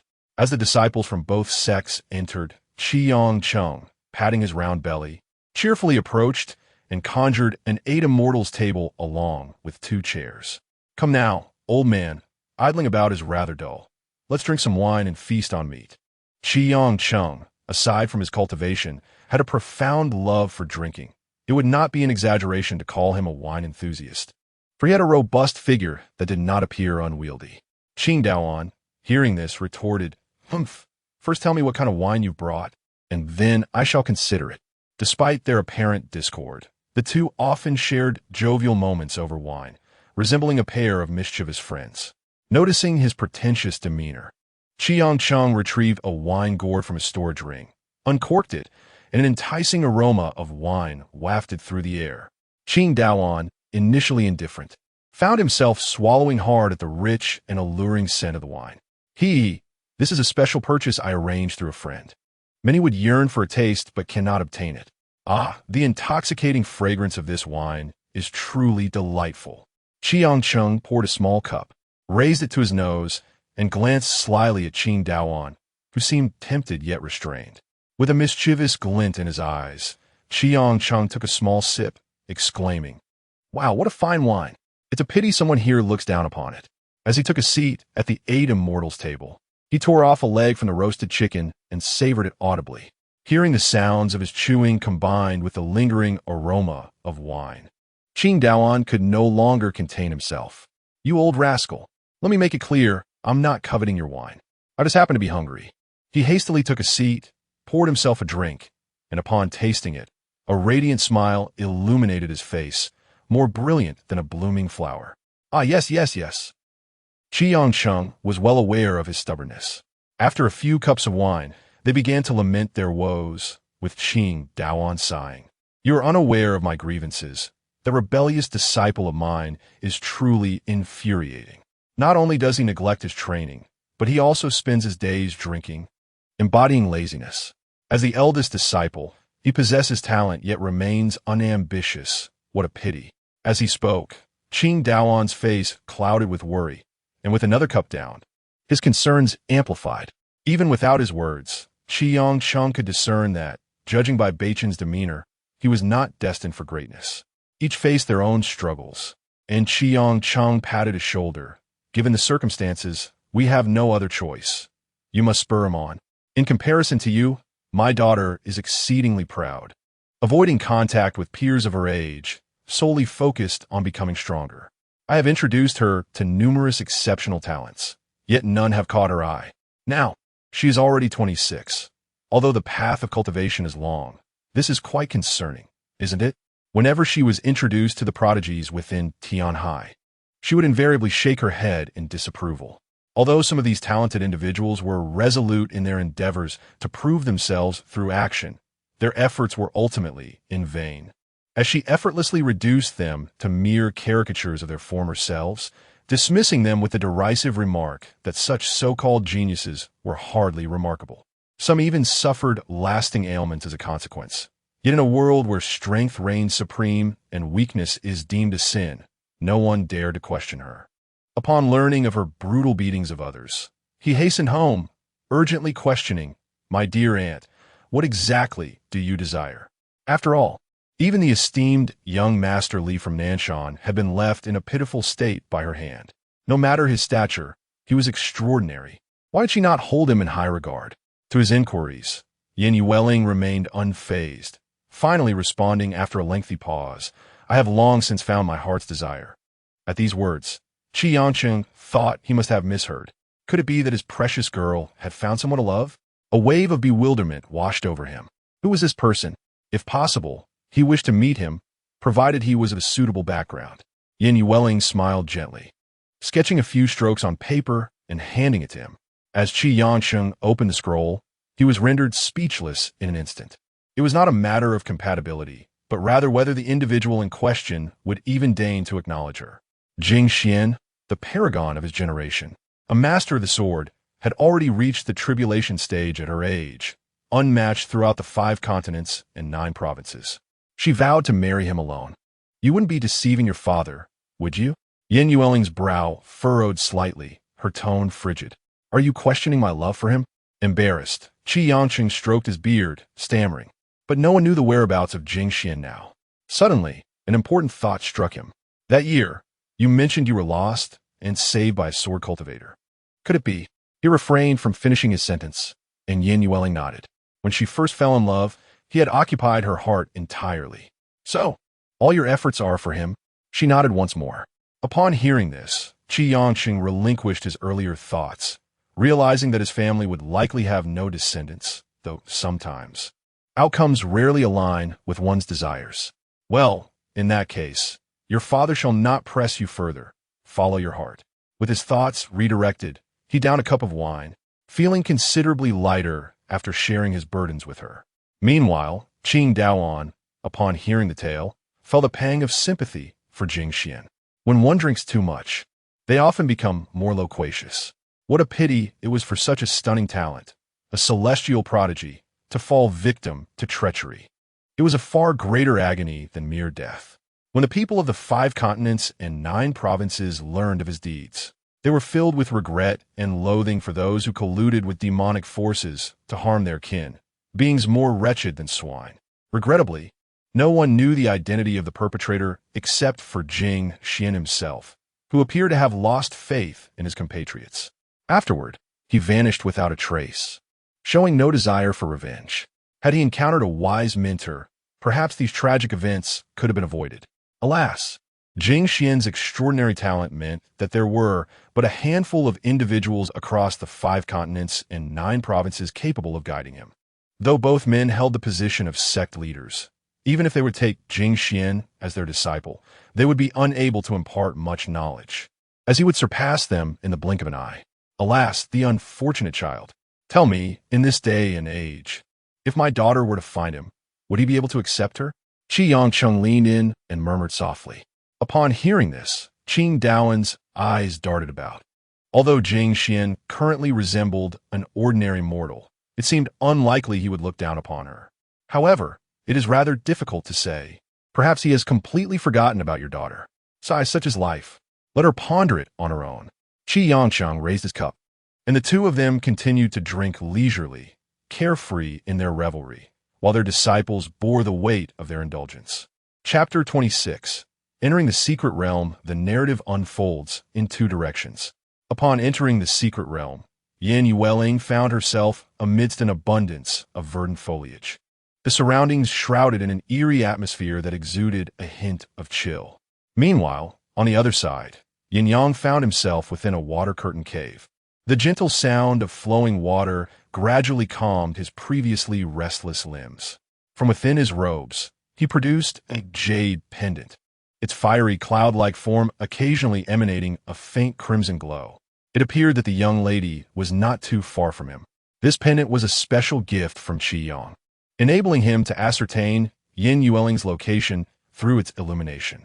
After all, as the only daughter of the family, any misfortune befalling her would render him unable to face his elders. Remember, do not act recklessly upon entering the secret realm. Caution is paramount, he recalled his master's admonition. Stepping out from behind the cascading waterfall, Yin Yang surveyed his surroundings. Here, the sunlight was bright, and a few butterflies danced gracefully in the air. It hardly seemed like a perilous secret realm. However, the more unusual the circumstances, the greater the danger. Never mind, I shall seek out the young lady. Although he yearned for the ethereal spirit fruit, he had promised his master to protect her, and should anything happen, he would find it difficult to confront his master. With these thoughts in mind, Yin Yang suddenly exerted force beneath his feet, causing the stones washed by the flowing water to shatter, sending fragments flying and splashing droplets around. With the jade pendant firmly in hand, he proceeded in the direction indicated. In the blink of an eye, he vanished from sight, and the expanse of the secret realm was vast.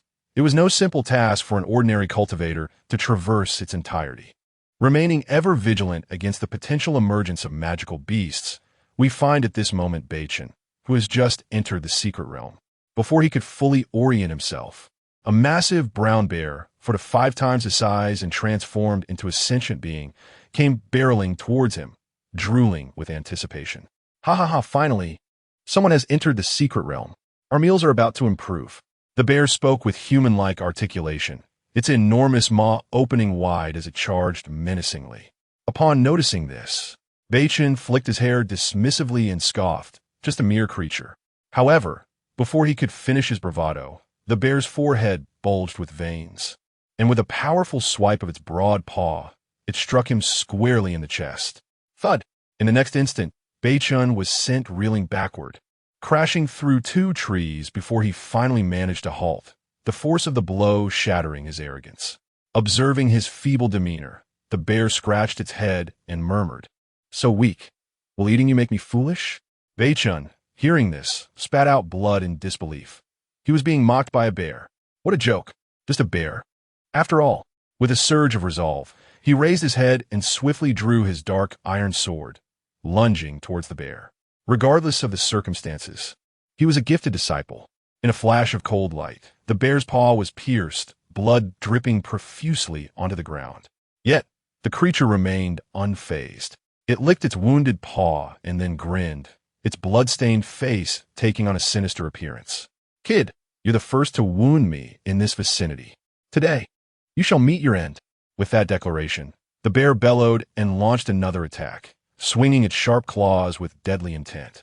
Beichen wielded his sword, striking fiercely at the bear's sharp claws. Upon contact, sparks flew, and surprisingly, he did not find himself at a disadvantage. Instead, the sword made of mysterious iron sent a numbing shock through his hands. Come on, come on. The brown bear launched a relentless assault, momentarily overpowering him with sheer brute strength, a testament to its formidable might. How could this happen? The situation was dire.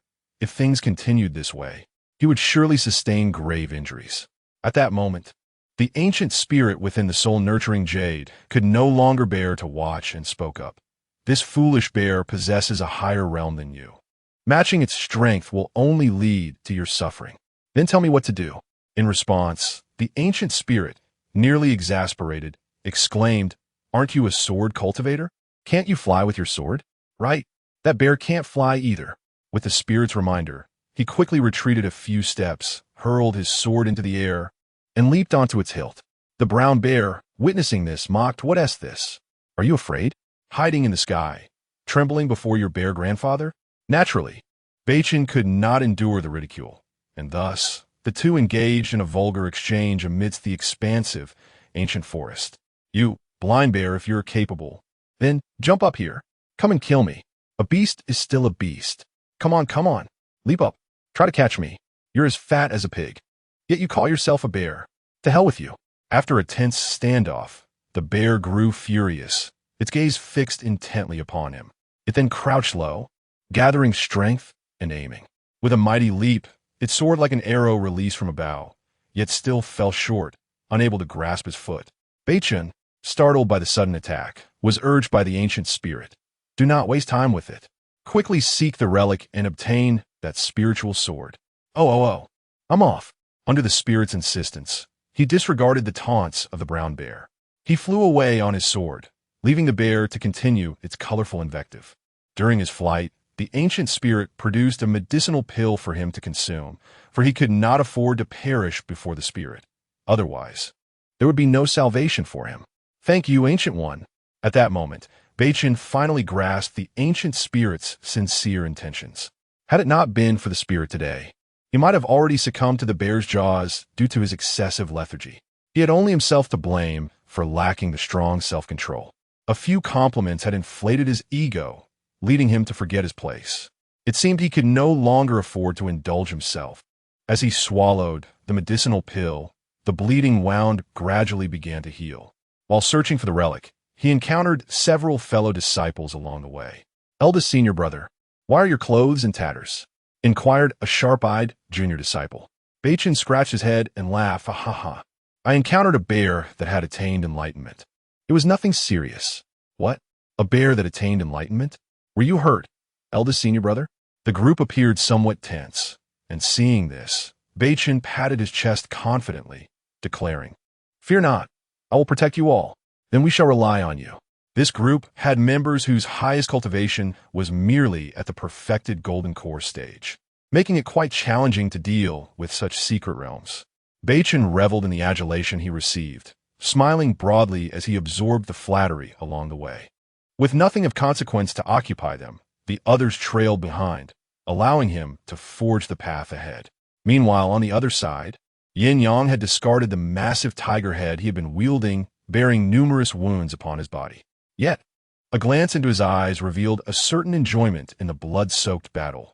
The demise of this tiger spirit seemed justifiable in his eyes.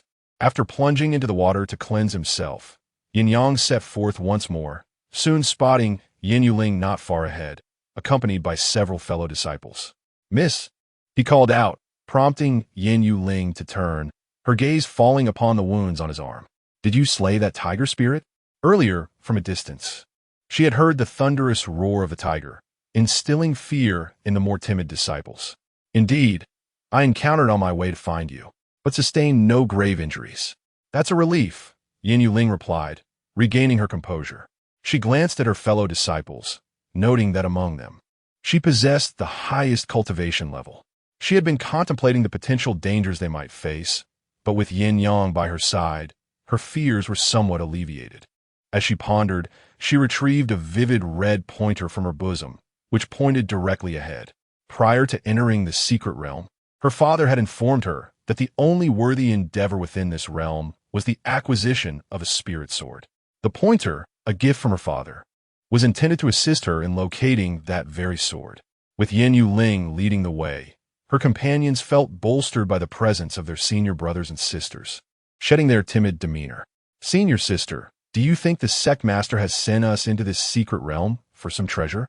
One of the younger disciples inquired curiously. Her question piqued the interest of the others. What could possibly draw their esteemed senior sister to this seemingly ordinary secret realm? In response, Yin Yuling did not withhold the truth. "Within this secret realm lies an abandoned palace. My father has informed me that there is a spirit sword inside." As she spoke, she cast a glance at the heavenly quality sword in her possession, acknowledging the vast disparity between it and the spirit sword. Should she obtain the spirit sword, her strength would ascend to new heights, bringing her closer to her aspirations. "Now I understand. We shall exert every effort to assist senior sister in securing the spirit sword." Yin Yuling was regarded as the most exceptional among their generation. Only in her hands could the spirit sword reach its full potential. Even if they were to obtain it, for those of modest talent, it would remain underutilized. Then allow me to express my gratitude in advance, Yin Yuling declared as she led her fellow disciples onward.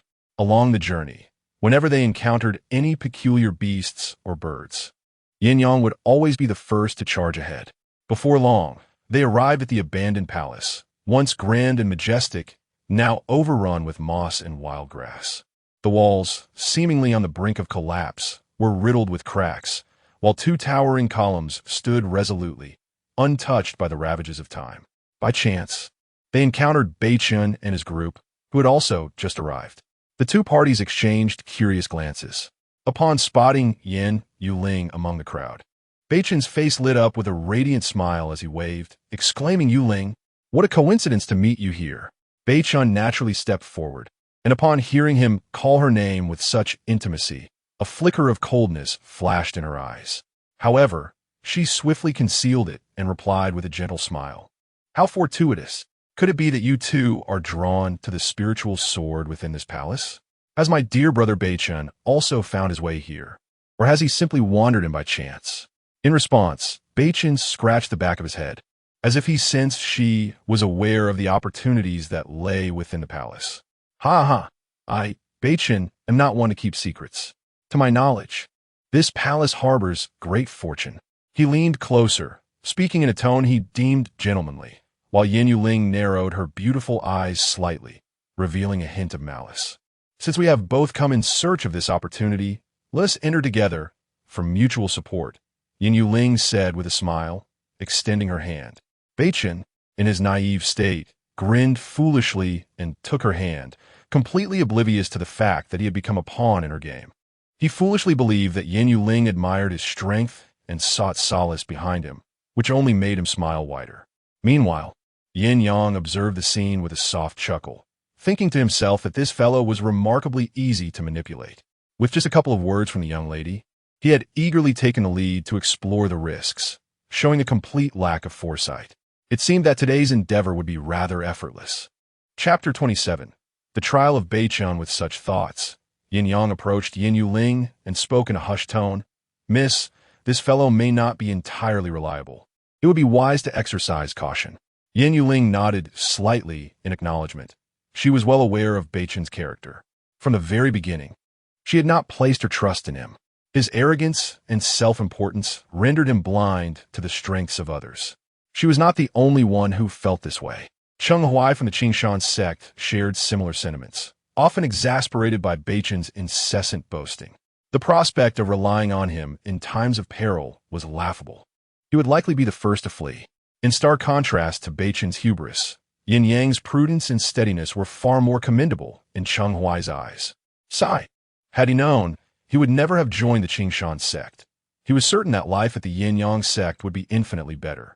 A person's character is often shaped by their surroundings, and with Beichen's idleness permeating the atmosphere, the overall morale of the sect had deteriorated. The more he reflected upon this, the more frustration bubbled within him, leading him to deliver a swift kick to Beichen's back amidst the throng of people. "Who?" Beichen spun around abruptly, exchanging bewildered glances with the other disciples of the Jing Xuan sect, their eyes wide with confusion. "Master brother, what is the matter?" Cheng Huai inquired, feigning ignorance. "It's you again, you little chubby one." Beichen narrowed his eyes. He found it suspicious that the same plump figure was always present when he was ambushed. Yet, upon seeing Cheng Huai's innocent expression, he dismissed his suspicions, muttering, "It's nothing at all." This display of surprise and alarm only deepened Yin Yang's disdain. He had observed everything clearly. After delivering a kick, the chubby one had hidden amidst the crowd, yet Beichen remained oblivious. Was his perceptiveness truly so lacking? How laughable! He thought mockingly. At that moment, Yin Yuling stepped forward and said, "Brother Beichen, it is getting late. We should proceed inside post-haste. The longer we linger in this secret realm, the more our master is likely to worry." Beichen nodded in agreement, selecting a few individuals to follow him as he advanced into the dilapidated palace, which was indeed a remnant of grandeur. After a brief pause, Yin Yuling, seeing no immediate danger, stationed several outer disciples at the entrance, instructing them to summon the sect leader in case of emergencies. Rest assured, I will guard this place diligently. Senior sister, please exercise caution as you enter, the disciple assured. Yin Yuling nodded in response, leading the remaining members to follow Beichun into the palace. As Qiang Chang had mentioned, the palace belonged to a great ascendant who, despite nearing the threshold of life and death, had never attained the tribulation realm despite seeking a spiritual sword throughout his life. The sword left behind had become a treasured artifact. Upon learning of the opening of this secret realm, Qiang Chang had taken measures to gather information, all for the sake of ensuring Yin Yuling's ease. She was his only daughter. Should anything happen to her, he would not only face the wrath of his formidable wife, but also bear the shame of disappointing his ancestors. It is indeed a tragic irony that those of mediocre talent may spend their entire lives unable to break through to what is merely the starting point of extraordinary potential. Is it not laughable? Such is the nature of this world, both real and cruel. A group of individuals advanced towards the palace, with Beichun expressing his ennui along the way. He had anticipated peril, yet found no trace of traps. Feeling bored, he inadvertently triggered a hidden mechanism, causing sharp spikes to emerge from the wall beside him. Mere child's play. With a graceful leap, Beichun evaded the trap, standing atop a brick with his back turned, exclaiming, "Humph, do they think such trivial contraptions can harm me?" The disciples of Jing Xuan's sect, particularly his admirers, eagerly praised him. "Wow, senior brother is so handsome. Master Beichun is unparalleled." Cheng Huai twitched at the corner of his mouth, glancing at the female disciple. Must everyone shower compliments here? Anyone could dodge that. Sighing, he thought, fundamentals. Unfortunately, Yin Yuling missed the spectacle. Otherwise, perhaps her affection could have been enhanced, he mused. However, before he could dwell on this notion for long, a wooden rod interrupted his reverie, striking him squarely in the waist. Master Beichun. Seeing him injured, a little fangirl rushed forward, supporting him back into the crowd. Her expression filled with concern. As Beichun lifted his head to explain, he noticed Yin Yuling had arrived, her gaze fixed upon him. This was quite embarrassing. "I am fine. It's merely a superficial injury." Upon hearing this, Yin Yuling chuckled softly. In an unfamiliar environment, it's better to be cautious. Do not act recklessly.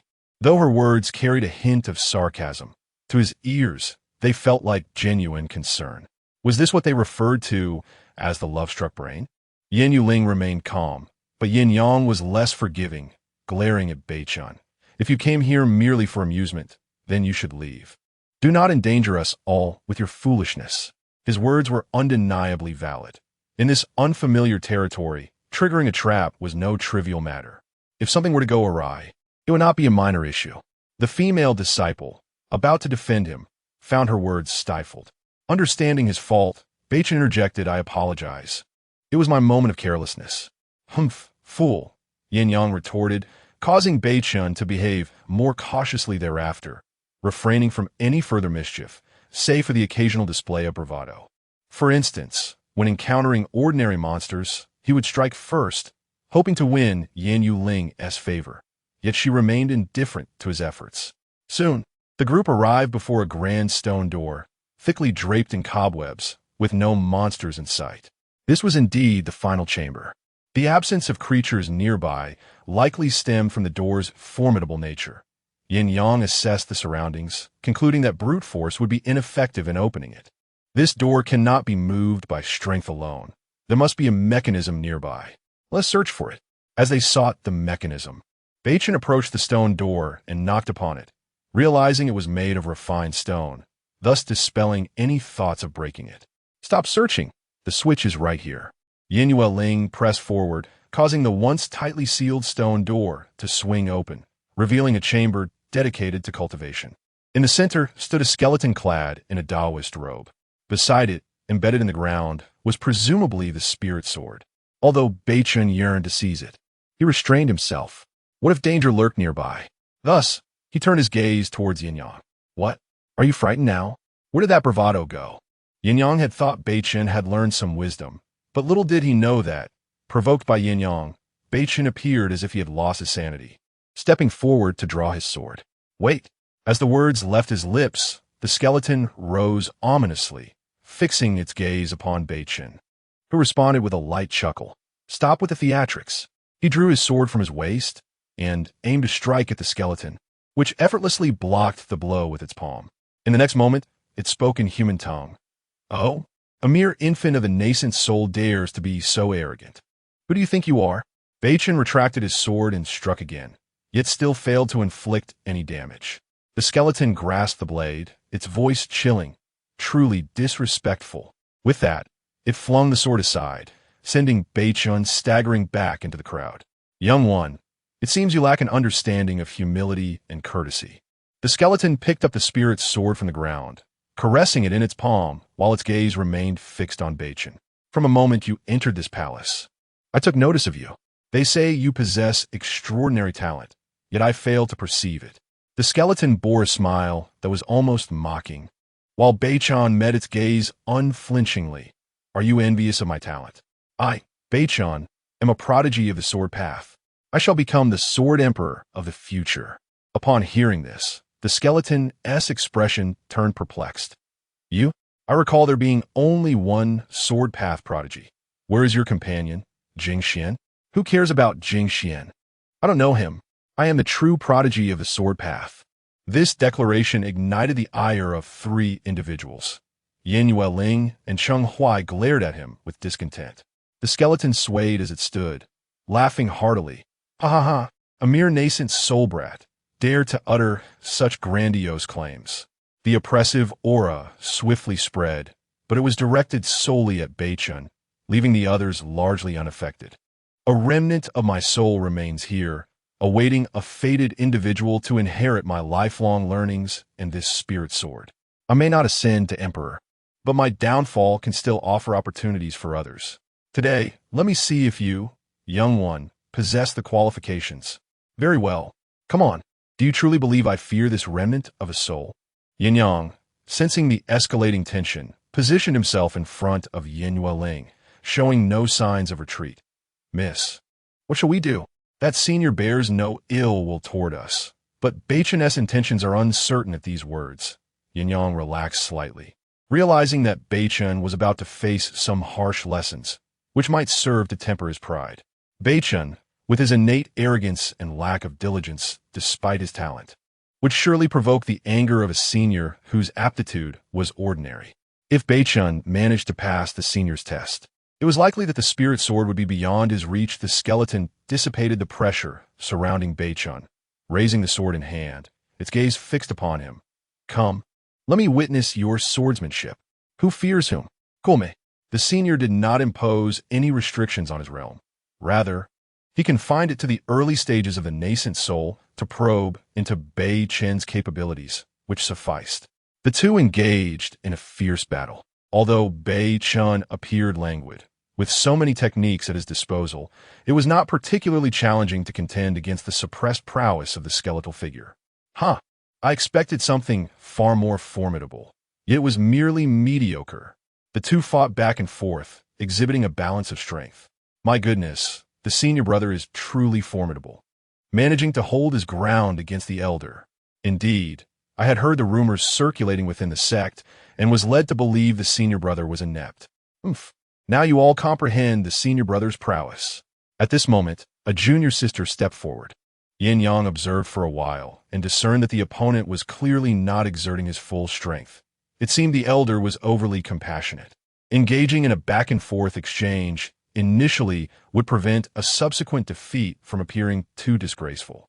The elder was indeed too merciful. Were it me, I would have secured the victory with a single strike. Yin Yueling scoffed, remarking, who does not enjoy a spectacle? How dare one insult Jing Xuan?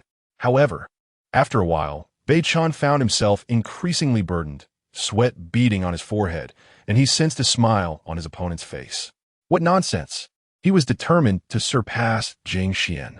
How could he possibly suffer defeat in such a setting?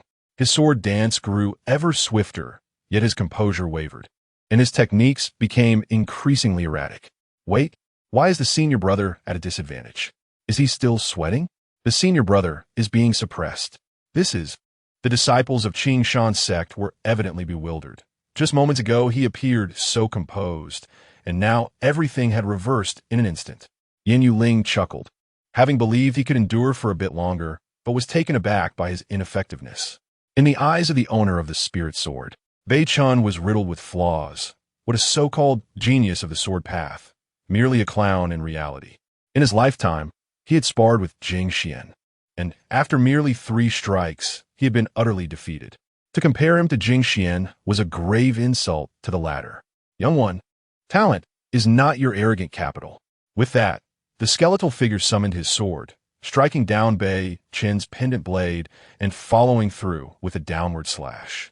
The sword's momentum surged toward his face, the gleaming blade emanating a chilling aura, ultimately halting mere fractions from his countenance. Chapter 28. Obtaining the spirit sword. Bei Chun sat down abruptly, his expression vacant, as he experienced for the first time the disparity of sword intent. His gaze became dazed, and his hands trembled involuntarily, fixated on the sword that had fallen to the ground, unable to regain his composure for an extended period. Young man, such arrogance is ill-advised.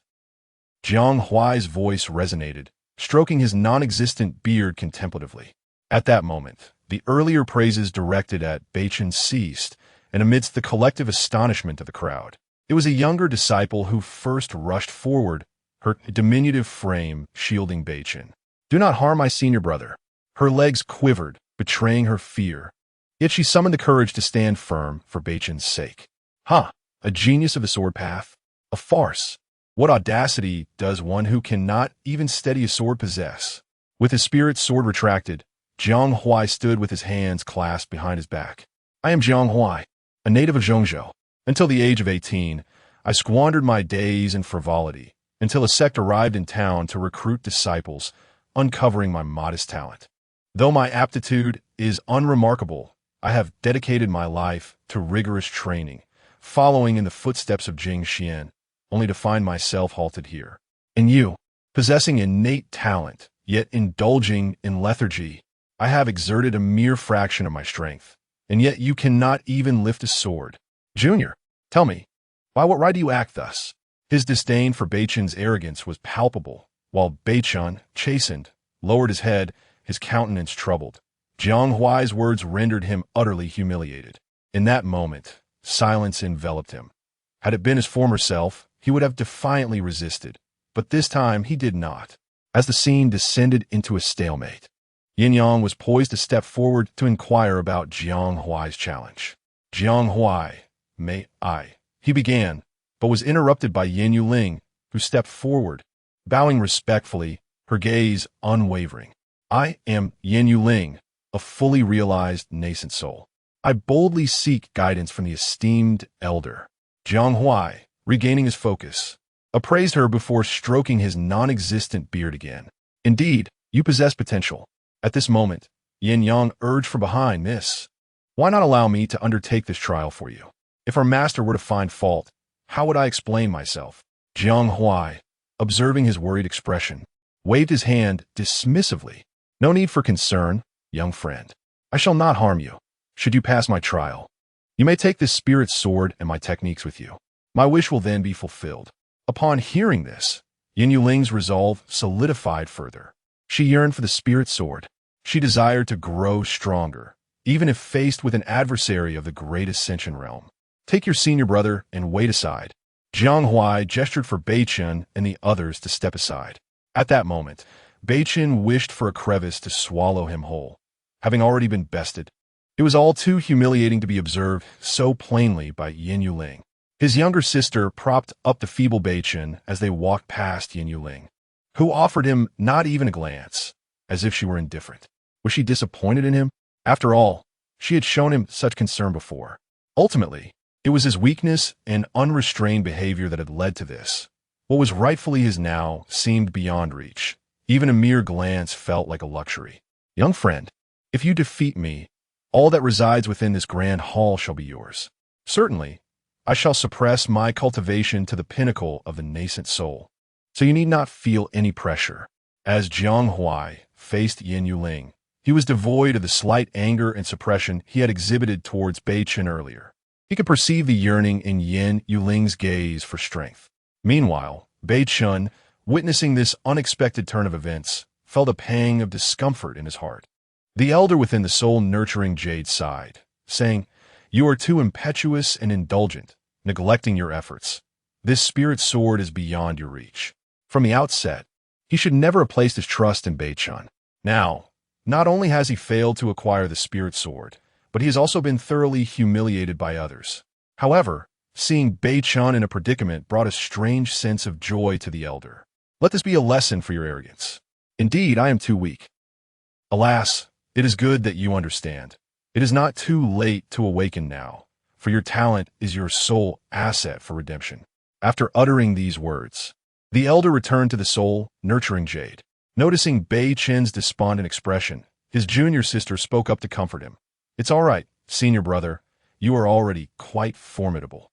If it were anyone else, they might not even withstand a few blows." This statement provided a slight solace to Bei Chun, who realized that his lack of effort had led to this situation. Had he exerted himself, it would surely have been different. With this thought, Bei Chun clenched his fists and struck the nearby stone wall, murmuring, "I shall astonish you all." Subsequently, he gently reached for his junior sister's hand, his gaze softening. "Thank you, may I ask your name?" Since Yin Yuling had already expressed disappointment in him, he would seize the opportunity with this junior sister, who treated him so kindly. Surely, she must harbor feelings for him. When Bei Chun touched her hand, his junior sister's eyes momentarily chilled, but she quickly masked a reaction. Lowering her head, she withdrew her hand and shyly replied, "Senior brother, you truly are something. My name is Xiao Rong. You can call me Rong Mei." As she spoke, she lifted her head, beaming as she embraced him. "Senior brother, do not be sad. In my heart, you are the strongest. My Bei Chun, invincible in the world." A warm current surged within Bei Chun, realizing that he, too, had someone who admired him. "Ha ha ha, you are right, junior sister. I shall not be defeated. I will rise above everyone."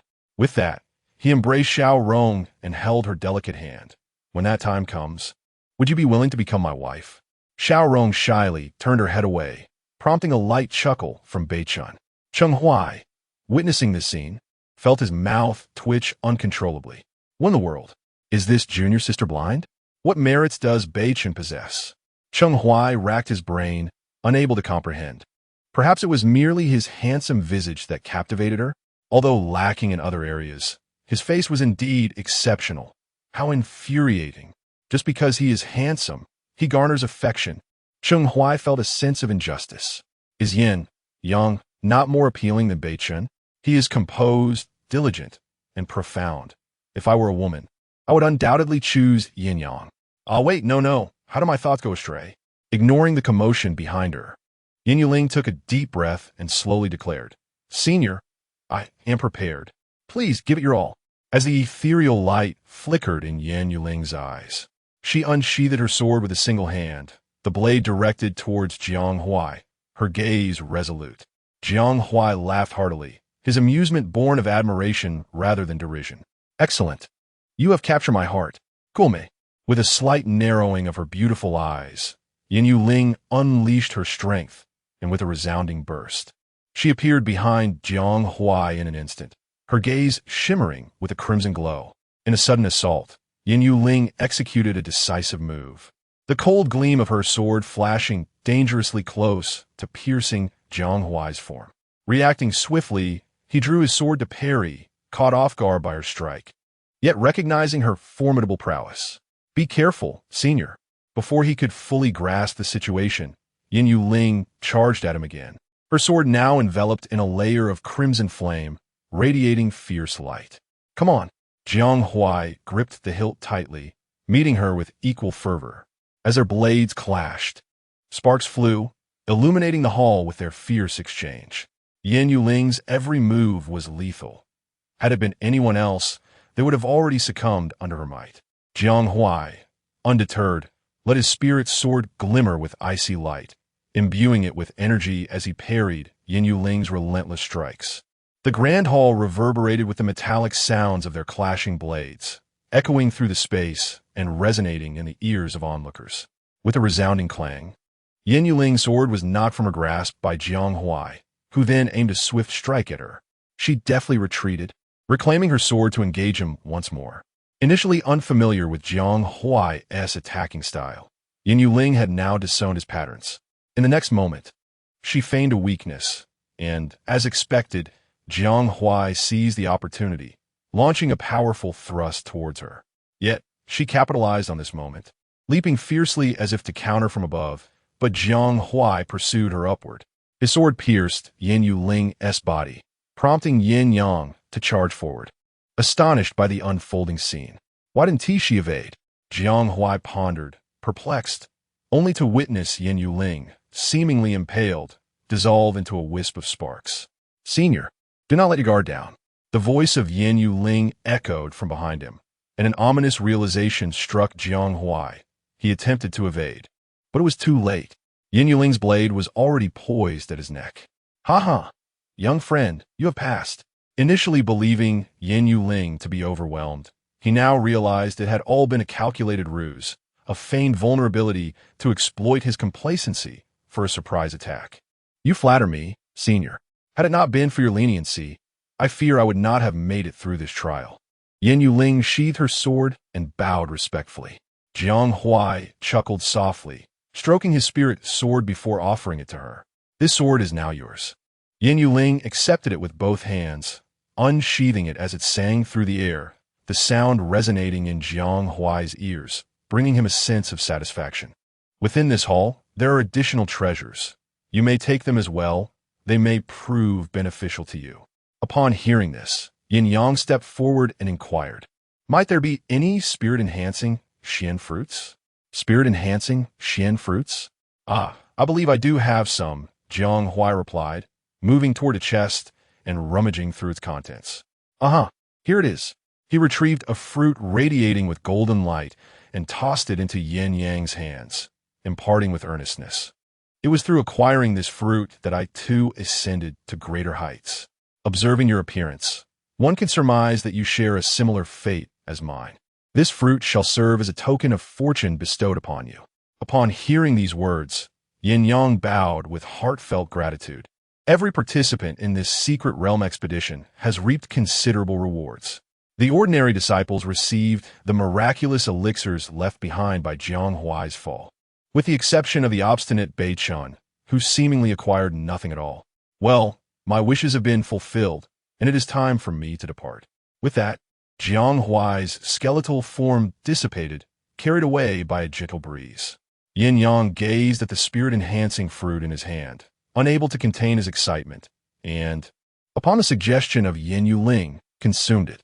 As he ingested the spirit-enhancing fruit, a surge of warmth coursed through his body, slowly enveloping him. An excruciating pain, akin to being torn apart, enveloped him, and sweat poured down like rain. "Hold on, for my mother. I must succeed without fail." This spirit-enhancing fruit induces a torment akin to a rebirth.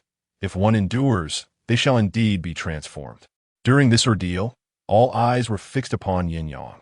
Witnessing the agony etched upon his face and the bulging veins across his body, evoking a collective sense of empathetic pain. What will happen if he cannot endure? I believe I heard my master say that if one fails to withstand it, the consequences are not dire. It merely results in a limited enhancement of one's spiritual roots. Yin Yang, as it stands, possesses upper-grade spiritual roots, and should he break through, he would ascend to heavenly grade, a state envied by many. After a while, Yin Yang opened his eyes, unleashing a fierce shout as his shirt burst apart. His entire being seemingly reborn, invigorated. His cultivation level had ascended to the initial stage of the nascent soul, and with further consolidation, he would soon reach completion. Congratulations on your breakthrough to heavenly grade spiritual roots. Yin Yuling approached to extend her felicitations. It appears that Bei Chen's journey here was in vain. It seems he has gained a little admirer. You flatter me, dear lady. Without your encouragement, I may have never achieved this breakthrough. Chapter 29. The relentless pursuit of Hockey Bear. The two exchanged hearty congratulations, while Cheng Huai, clutching a bundle of elixirs, chuckled foolishly to himself. I should take some home for my parents. It should also have the effect of prolonging their lives. In his heart, There was no dream of becoming a great hero. He merely wished to grow stronger and to spend a joyful life with his family. Many aspired to be legendary heroes, yet few considered alleviating the burdens of their parents. With a plethora of elixirs stuffed into his backpack, which bulged comically, Cheng Huai noticed some remaining miraculous pills. His eyes twinkled as he dumped out a variety of snacks, including a half-eaten candied hawthorn, from which he had hesitated to take a bite earlier. Afterward, he hastily gathered the elixirs and crammed a substantial number into his bag. His fellow disciple raised an eyebrow, his eyelids twitching in disbelief. Is this really necessary? It feels as though you're trying to empty this place. Upon hearing this, Cheng Huai awkwardly scratched his head, his gaze evasive and cheeks flushed. He felt a tinge of embarrassment at the remark. Yen Yuling, sensing the awkwardness, interjected. These were left by Senior Jiang Huai. Is his heartfelt intention. If he knew how much you cherished them, he would surely be delighted, knowing he has aided you. Wouldn't he? Indeed. In that case, how about sharing a bit with me? The senior disciple smiled as he approached, rubbing his hands together. Cheng Huai quickly shook his head. No way. You were the one who took yours first, and now you want mine? Oh, come on, Cheng Huai. Share a little with me. I am your little senior brother. You go away. Don't gross me out. Cheng Huai pushed away his hands that were playfully poking at his stomach and tossed a few elixirs aside as he stepped away. How stingy. In that case, let me have a feel of your little belly. It is well known that as weight increases, so does the softness in certain areas, providing a delightful sensation for those with culinary inclinations. Seeing him approach with a silly grin, Cheng Huai, with his backpack secured, swiftly fled, exclaiming, "You creep. When we return, I will tell the sect leader." This only excited the other, and the two began a playful chase around the palace, oblivious to their surroundings. Yen Yuling, securing her spirit sword at her waist, observed with a gentle smile, "Your Jing Xuan sect is quite lively." "Ha ha, we're all quite familiar with each other, so we play around a bit," replied Bei Chun, who was leaning against the wall. Although he felt displeased about not acquiring the spirit sword, he swallowed his annoyance in Yen Yuling's presence. Suddenly, a stone block fell from above with a thud, prompting Yen Yuling to urgently gather everyone to exit the palace. Fortunately, their timely reaction spared them from being buried alive. Panting heavily, Cheng Huai sat on the ground, clutching his bag. "Can you please stop chasing me?" "Yeah." "As your senior brother, it is quite essential to check on your physical development. Come, little Huai, let me see if you're growing up healthy." With that, he approached Cheng Huai, who, resigned to the situation, reclined back. This pleased the other, who eagerly began to squeeze his soft, elastic flesh. Though Cheng Huai was plump, he was fair-skinned and good-natured, and the members of Jing Xuan sect were always eager to joke with him. On ordinary days, he would occasionally pinch his flesh, and over time, he became rather indifferent to it. After a gust of wind swept through, Beichin appeared before everyone, his face covered in dust, a comical sight that evoked suppressed laughter. As Cheng Huai beheld his disheveled appearance, he covered his mouth, nearly bursting into laughter. Beichin, seemingly unfazed, brushed off the dust from his clothes, having narrowly escaped a precarious situation. What a joke! He was the foremost disciple of the Jing Xuan sect. How could he possibly be crushed by mere rubble? With such thoughts in mind, he confidently stepped forward, only for the stones beneath him to betray him, sending him tumbling to the ground. "Ouch, that hurts," Cheng Huai remarked.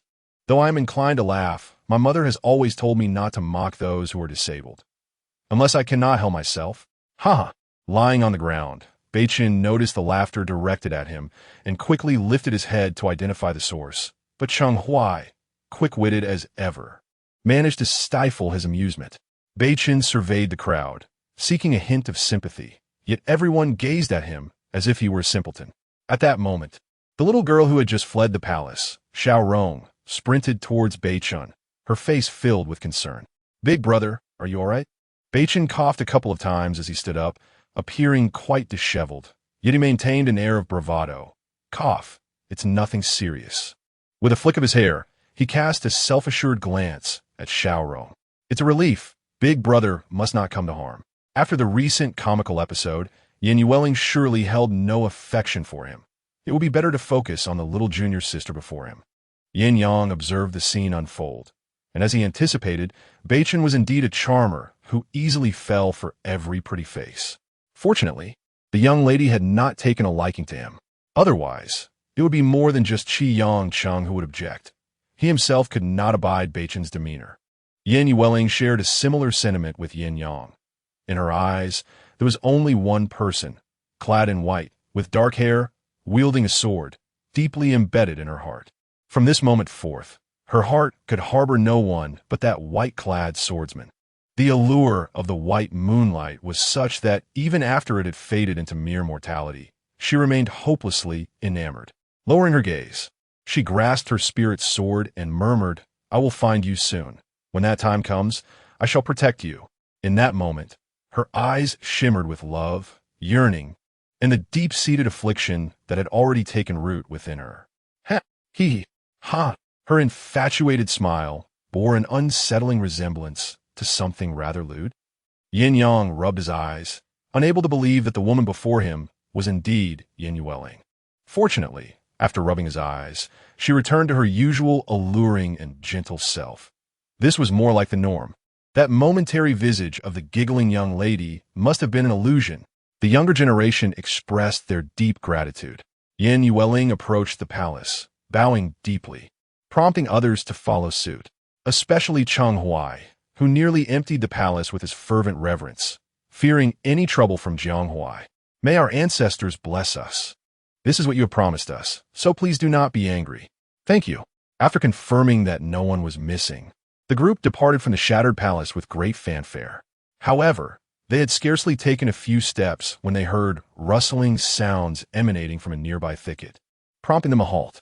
The sound intensified, and Yin Yueling unsheathed her spiritual sword, her gaze fixed on the dense underbrush. "Ha ha ha! It took me a while to find you.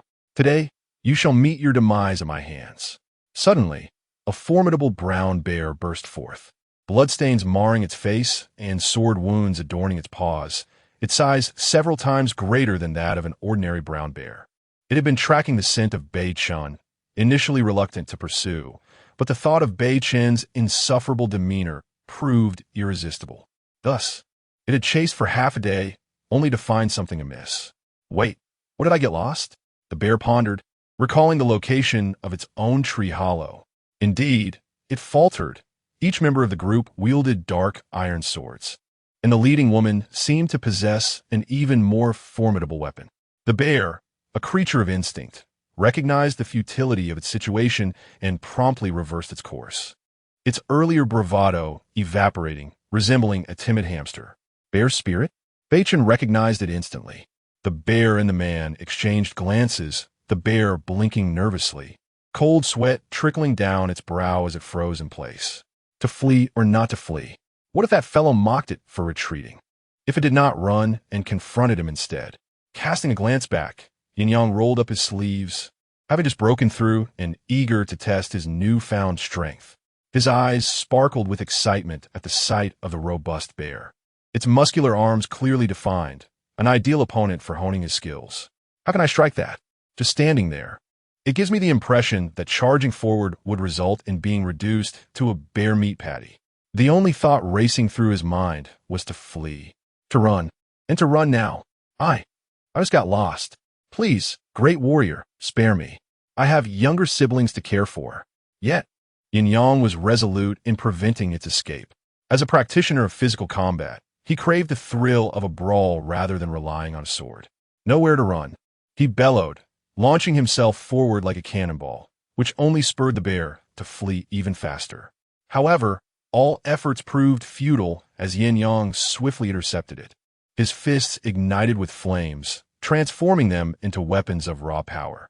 With each punch, a barrage of fiery blows rained down. One strike, two strikes. Don't get too arrogant. The bear soon found itself overwhelmed, blood spewing forth as its fur caught fire. Realizing escape was impossible, it roared defiantly and charged at Yin Yang. "Come at me." Yin Yang stood firm, a flash of golden light enveloping him as flames consumed his upper garment. Then his fists fell like torrential raindrops, the dull thuds of impact resonating in the ears of all present. Thud, thud, thud, thud, thud, Thud. Bei Chan felt a wave of dread wash over him. Fortunately, he had refrained from provoking Yin Yang. Otherwise, he would have truly met his end. Thud! Bang! As Yin Yang's fists danced with increasing speed, his gaze sparkled with intensity, completely overwhelming the brown bear, which found itself utterly powerless to retaliate. How infuriating! Was this the end of its life? No, it refused to accept such a fate. Bear 2, are you still waiting for me? In its eyes, there was a glimmer of unwillingness. Haji Bear, you wretched creature. Even as you approach your exit, you still maintain that heroic demeanor? Crack! Was it the sound of bones fracturing? It could not discern the source of the pain coursing through its body, a sensation that enveloped it entirely, blood staining its fur. With a resounding thud, its heart was pierced by a single blow, and Haji Bear begrudgingly closed its eyes. If given another chance, it would undoubtedly ensure that the insufferable show-off met his demise first. Yin Yang gasped for breath, his hair soaked with sweat, yet he felt no fatigue, only a refreshing exhilaration. Ugh, how gruesome! All the women, save for Yin Yuling, shut their eyes in fear. Cheng Huai swallowed hard. Was this strength even plausible? Had such a massive bear truly been reduced to mere bear-shaped cookies? However, the aroma of meat wafting through the air was undeniably tempting. Regaining his composure, Yin Yang shook his hands, and in the midst of his fervor, his clothes were shredded, revealing his bronzed, muscular physique, veins pulsating as if charged with adrenaline. The scent of the bear's flesh seemed incredibly delectable. Perhaps we should divide it? Cheng Huai stepped forward with a proposal, and the group eagerly agreed, all intrigued by the prospect of tasting something new. Seeing the consensus, Cheng Huai approached with a knife. Confirming the brown bear was beyond saving, and with a swift motion, he dispatched it cleanly. Taking advantage of this moment, Yin Yang made his way to a nearby stream, immersing himself to cleanse his body. However, without his robe, he emerged bare-chested. As for the potential consequences of consuming the bear's flesh, there was no concern. This meat was smoother, more tender, and far tastier than ordinary bear meat, destined to be in high demand on the streets. In no time, Cheng Huai had expertly butchered the meat, though Yin Yuling's group abstained, expressing their distaste for such beastly fare. Ha! That portion for Sister Yuling is mine. It will be a delightful treat for the folks back in my village, he chuckled, envisioning the prospects of selling some to supplement his household income. This expedition had indeed proven to be immensely rewarding. Bei Chen, too, refrained from taking any. The sight of the meat reminded him of the brutal scene, leaving him with an indelible psychological scar. Ultimately, it was Cheng Huai, the little chubby one, who collected a substantial amount, his grin unwavering, radiating pure joy. All right, time is of the essence. Let us hurry so the elders won't be left waiting anxiously. Yin Yuling led the group at the forefront, and fortunately, no unforeseen events transpired thereafter. The monsters, having witnessed the bear's gruesome fate, dared not show themselves. Chapter 30. Celebration. How peculiar. Why hasn't he emerged yet? As the wine flowed, both Qi Yangsheng and Qing Dao were flushed and reeking of alcohol. Qing Dao downed his drink with gusto, savoring a morsel of meat, and reassured him, "Do not fret. All will be well. I have thoroughly investigated this secret realm, and there are no significant dangers. I trust they will manage just fine." "Yes, indeed. Let us drink," Qi Yangsheng exclaimed, filling his cup to the brim and downing it in one go. His penchant for liquor evident as he quickly consumed several more cups. "Father, why are you drinking again?" Yin Yuling, just emerging from the secret realm, was taken aback by the sight of the two inebriated states. Startled, Qi Yangsheng nearly fumbled his cup. How could he be out so soon? Is this not a bit too coincidental? His greatest delight was indulging in wine, yet at home he dared not partake, fearing the wrath of his tiger mother.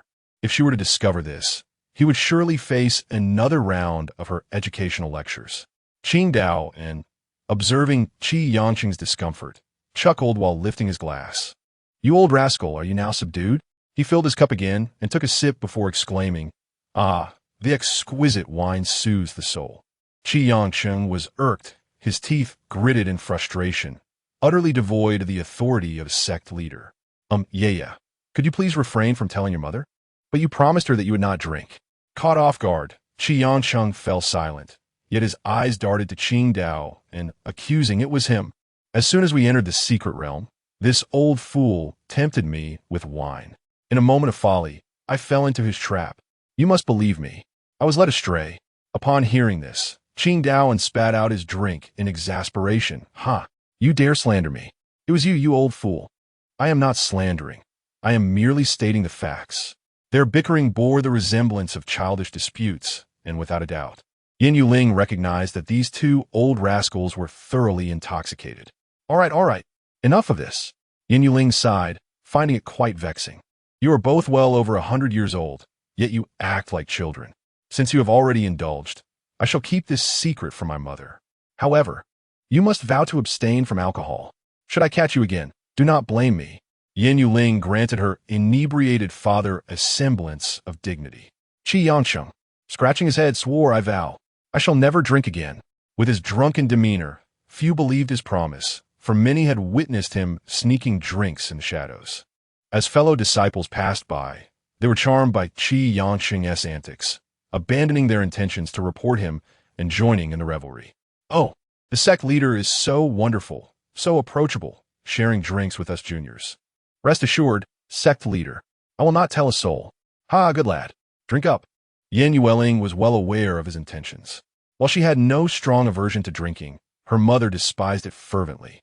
It could be said that even the faintest scent of alcohol would prompt her to bind Qi Cheng and subject him to a thorough interrogation. The crux of the matter was that he repeatedly failed to amend his ways, and under this relentless torment, he even derived a hint of pleasure. Ahem. I wonder how your journey has fared. Qing Daoan rose, consumed a sobriety pill, and his complexion returned to normal as he approached the assembly to inquire. Beichen averted his gaze, unwilling to meet his eyes, and upon witnessing this, Qing Daoan understood. Alas, it is best that you remain unharmed. This sigh from Qing Daoan undoubtedly left a deep impact on Beichen's heart. He hunched his shoulders and clenched his fists, lost in thought. The expedition was quite successful, and everyone had reaped considerable rewards, particularly Yin Yang, who, after consuming a spirit-enhancing pill, underwent a transformation, with his spiritual roots now reaching the celestial grade. Before departing the secret realm, he encountered a refined brown bear, which he single-handedly felled.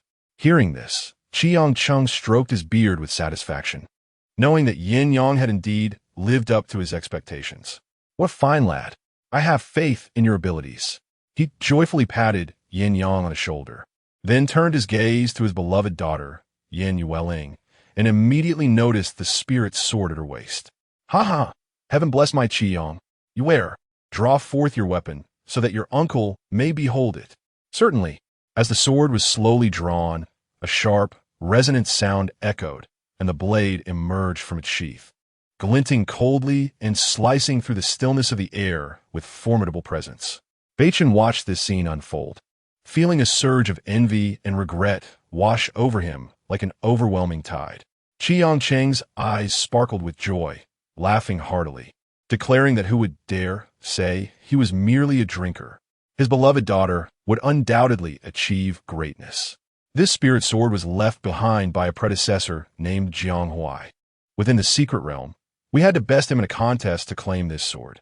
My daughter did not fail in her mission, and by a stroke of luck, triumphed to obtain this blade. The more Qi Cheng listened, the happier he became, but Qing Daoan's expression grew increasingly grim. Beichen was simply too disappointing, and he wondered how he could continue to boast after this. Perhaps it was time to recruit a new disciple, though at present there were no suitable candidates. Then, why not bestow a name upon this sword? Qi Shao. Upon hearing the name Qi Shao, the spirit sword vibrated with delight, clearly fond of its new moniker. Ha ha ha, splendid. With the secret realm training successfully concluded, Qi Cheng, in high spirits, proposed a celebratory feast. Let us celebrate in grand style. The group of disciples erupted in joyous cheer. In Haizhou, the bustling town of Shijing, the renowned Baiqi Tavern was filled to capacity, with disciples from the Qiyin and Qingshan sects gathered together, their faces alight with smiles. Is the Baiqi Tavern particularly lively today? Indeed, it is said that the Qiyin and Qingshan sects are here to celebrate something. Passers-by glanced over, intrigued by the festive scene, eager to discern the cause of such merriment. As a passing youth caught sight of Yin Yueling, he found himself rooted to the spot, utterly captivated by her enchanting blend of grace and allure. "What are you staring at? Have you never seen a woman before?" he exclaimed. "Oh dear, my lady, my lady!" Ouch, ouch, ouch. A man accompanied by his wife cast a glance her way, only to be swiftly reprimanded and pulled aside by a firm grip on his ear, the strength of which was quite formidable. "Today I am in high spirits. Feel free to eat and drink to your heart's content," Qi Yangqing declared from his seat of honor. The jovial atmosphere allowed Yin Yueling to disregard his indulgence in alcohol, much to his delight, as he drank with unrestrained enthusiasm. The tavern supplies seemed inadequate to quench his thirst, and the innkeeper, witnessing this spectacle, felt as if gold were raining from the heavens. The waitstaff were invigorated, eager to serve. With a chicken leg in each hand, Chang Huai savored his meal, his mouth never ceasing its motion. Usually short on funds, he could only save up for a feast, but with a generous host today, he could finally indulge. Yin Yueling, not particularly fond of raucous environments, took a few bites before excusing herself. "You both enjoy your meal. I shall take my leave now." "All right, but don't let your mother know. Rest assured, this is a rare exception. Just ensure you don't return reeking of alcohol, or I won't be able to save you." Yin Yang departed first. He preferred cultivation over celebration. With his spiritual roots, now at a high level, he was determined to exert even more effort. Upon returning to the sect and shedding his burdens, he immediately immersed himself in the training grounds, remaining there for several days. While Qi Yangqing reveled in joy, Qing Daoan was consumed by worry, lamenting his frustrations. "Do you know why I nag so much? It's for whom?" He sighed, as his words seemed to fall on deaf ears. "If only I had your luck. If only he worked as diligently as Yin Yang, I would be thoroughly satisfied. Ah, do not dwell on your discontent. Let's take it one step at a time. Drink, drink." All of this was clear to Bei Chun, who recognized that the source of his troubles lay within himself. He had no right to blame anyone, but could only chastise his own lack of ambition. As night descended, oil lamps flickered to life in every home, casting a warm, golden glow over the town, while disciples of the sect gradually returned to their abode. Yet 2 old rogues remained, clutching their cups, thoroughly inebriated, having drained the tavern stock dry. "Waiter, more wine," Qi Yangqing called, beckoning the server over. The waiter, navigating through mountains of empty wine jars, realized that the tavern supply, along with that of every establishment in town, had been completely consumed. "I sincerely apologize. Your consumption has exhausted the town's wine reserves, and I regret that we could not provide you with more enjoyment." The waiter wore an expression of contrition, aware that displeasing these 2 immortals could spell disaster for him. Nervous and somewhat timid, he was reminded of past instances where cultivators had taken advantage of their status to indulge in free feasting. "Ah, there is no need for such anxiety. We are no tyrants."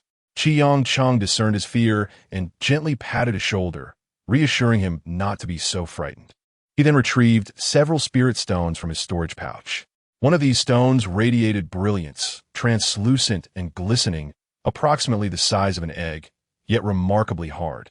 He placed it in the hands of the young attendant, saying, "This shall cover today's meal, and the remainder is yours. You have worked diligently for so long, so please share among yourselves." It is worth noting that a single inferior spirit stone, slightly smaller than an egg, could sustain a common family for 3 years without worry. Moreover, these were several superior spirit stones, each egg-sized. The attendant, taken aback, trembled as he accepted them. It was his first encounter with a cultivator who paid for his meal, altering his perception of such beings. The young attendant expressed his heartfelt gratitude, bowing several times. Each day, he toiled for a few mere silver coins, often subjected to humiliation. Yet these 2 cultivators treated him as an old friend. "Oh, what are you doing?" Qi Yangqing exclaimed. "A man's knee is worth more than gold." The attendant, overwhelmed with joy, was lifted to his feet, tears streaming down his face.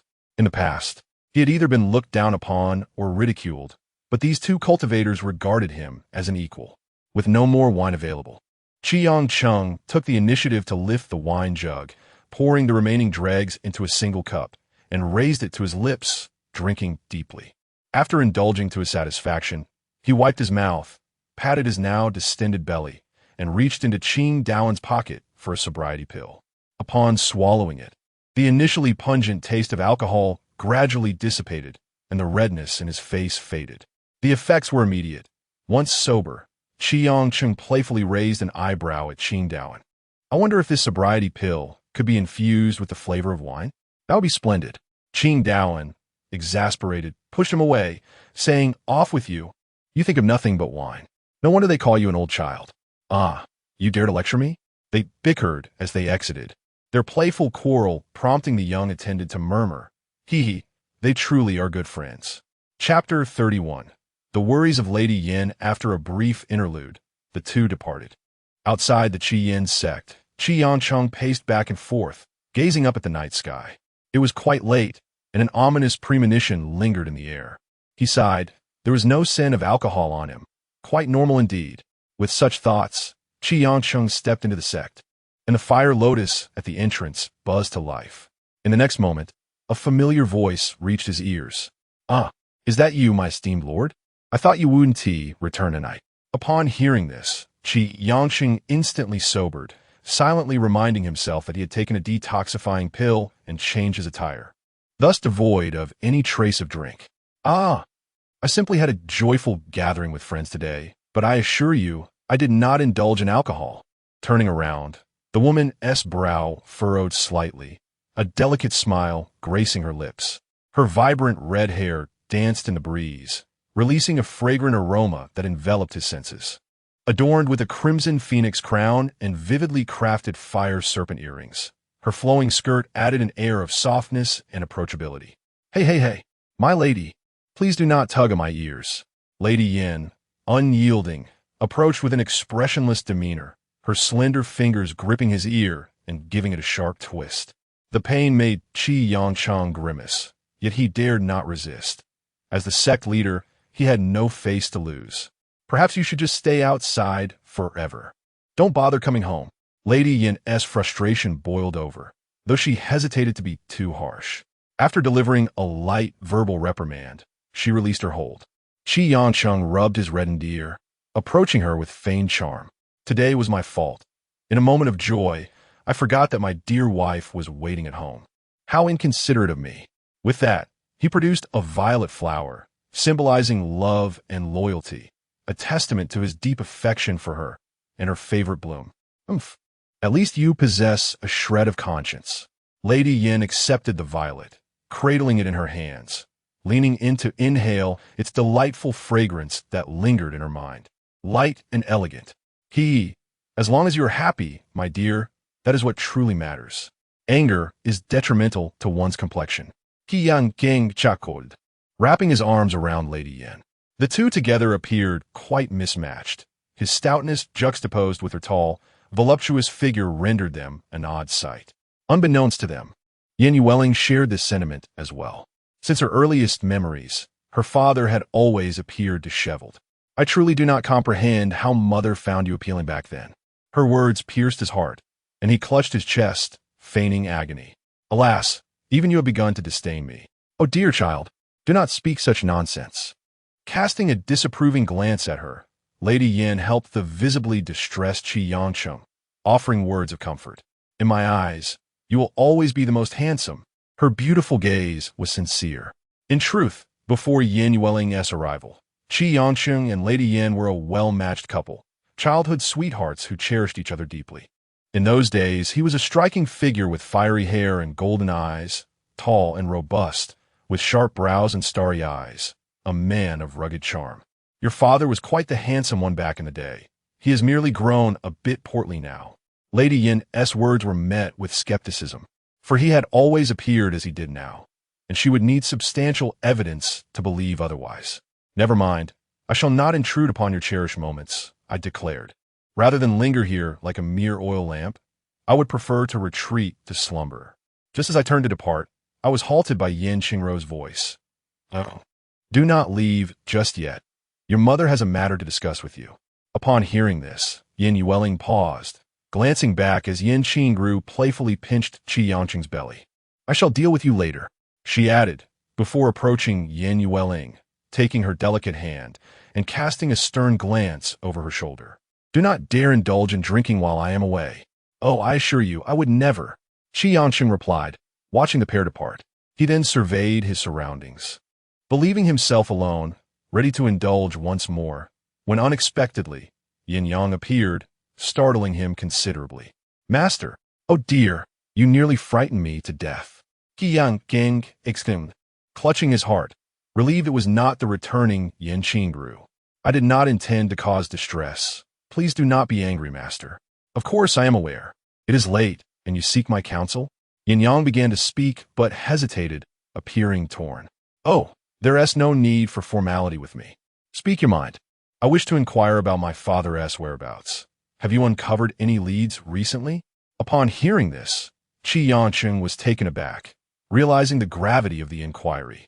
After a moment of contemplation, he replied, I regret to inform you that, as your master, I have yet to find any trace. No, please do not speak so, master. In that case, I shall take my leave. The absence of his father weighed heavily on his heart, a burden that made him yearn to understand why they had been abandoned. If only he were present, perhaps his mother would not have suffered so. Watching Yin Yang's solitary figure fade away, Qi Yanqing sighed deeply, lamenting the boy's misfortune and his own inadequacy in uncovering any clues. After departing, Yin Yang could only channel his frustration into relentless training, for his father, a skilled fighter of considerable repute in their village, had vanished, leaving his family to endure hardship. I must find you. I hope that after all these years, your skills remain sharp. With a resounding crash, a massive stone before him shattered into fragments, unable to be reassembled. Meanwhile, in a brightly lit room, Yin Qingru closed the doors and walked to the table, taking Yin Yueling's hand as she sat down. Yue, how did your recent expedition fare? Yin Yueling, in response, drew forth the spirit sword from her waist and placed it upon the table. This time, I acquired a spirit sword, making the journey quite fruitful. Is that so? Then it was indeed worth the endeavor. And what of Yin Yang? How has he fared? I noticed he has been diligently practicing martial arts since his return. Has he encountered difficulties? Yin Qingru regarded Yin Yang as her own child, concerned by his relentless training, suspecting he might be grappling with some emotional turmoil. Oh, mother, do not fret. Yin Yang has attained a high-grade spiritual root and has not suffered any distress. Besides, you tend to be this way. Ah, I see. Well, I have noticed. She is aware of Yin Yang's tragic background and extends her concern for him as well. Mother is truly biased. Why does she never show concern for me?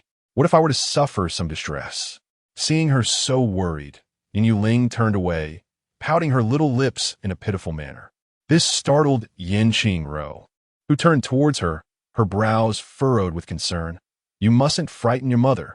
With that, she insisted on holding on. A warm current flowed through Yin Yuling's heart. I was just teasing you. Don't you see who I am? You child, do not scare your mother. Yin Qingru grasped her hand tightly. Being her only daughter, she cherished her dearly. Moonlight poured into the room, enveloping them in silence. Noticing her mother hesitating to speak, Yin Yuling said, Mother, if you have something to say, just tell me. Yin Qingru glanced at her, then lowered her head, taking a deep breath before speaking softly. Do you truly intend to marry no one but Jing Xuan? Why do you ask this, mother? Please tell me your thoughts. Indeed, in this lifetime, I shall marry no one but him. Upon hearing this, Yin Qingru's brows knitted slightly, her lips moving softly. But you do not even know where he is, nor can you find any trace of him. Moreover, he is currently an ordinary mortal. His lifespan may have already come to an end. Mother is not suggesting he is unworthy. He has suffered betrayal and lost all his abilities. Even the Feng Xian sword that accompanied him for so long. Before she could finish, Yin Yuling drew her sword, her beautiful eyes narrowing. Mother, are you perhaps meddling too much? Sighing, Yin Qingru replied, Alas, I've spoken too freely. Follow your heart. When she saw the coldness in Yin Yuling's eyes, she understood. Her daughter had become enchanted, and she simply did not wish for her to be infatuated with someone who might have already perished. Far away on Yufeng Mountain, Jing Xuan sneezed.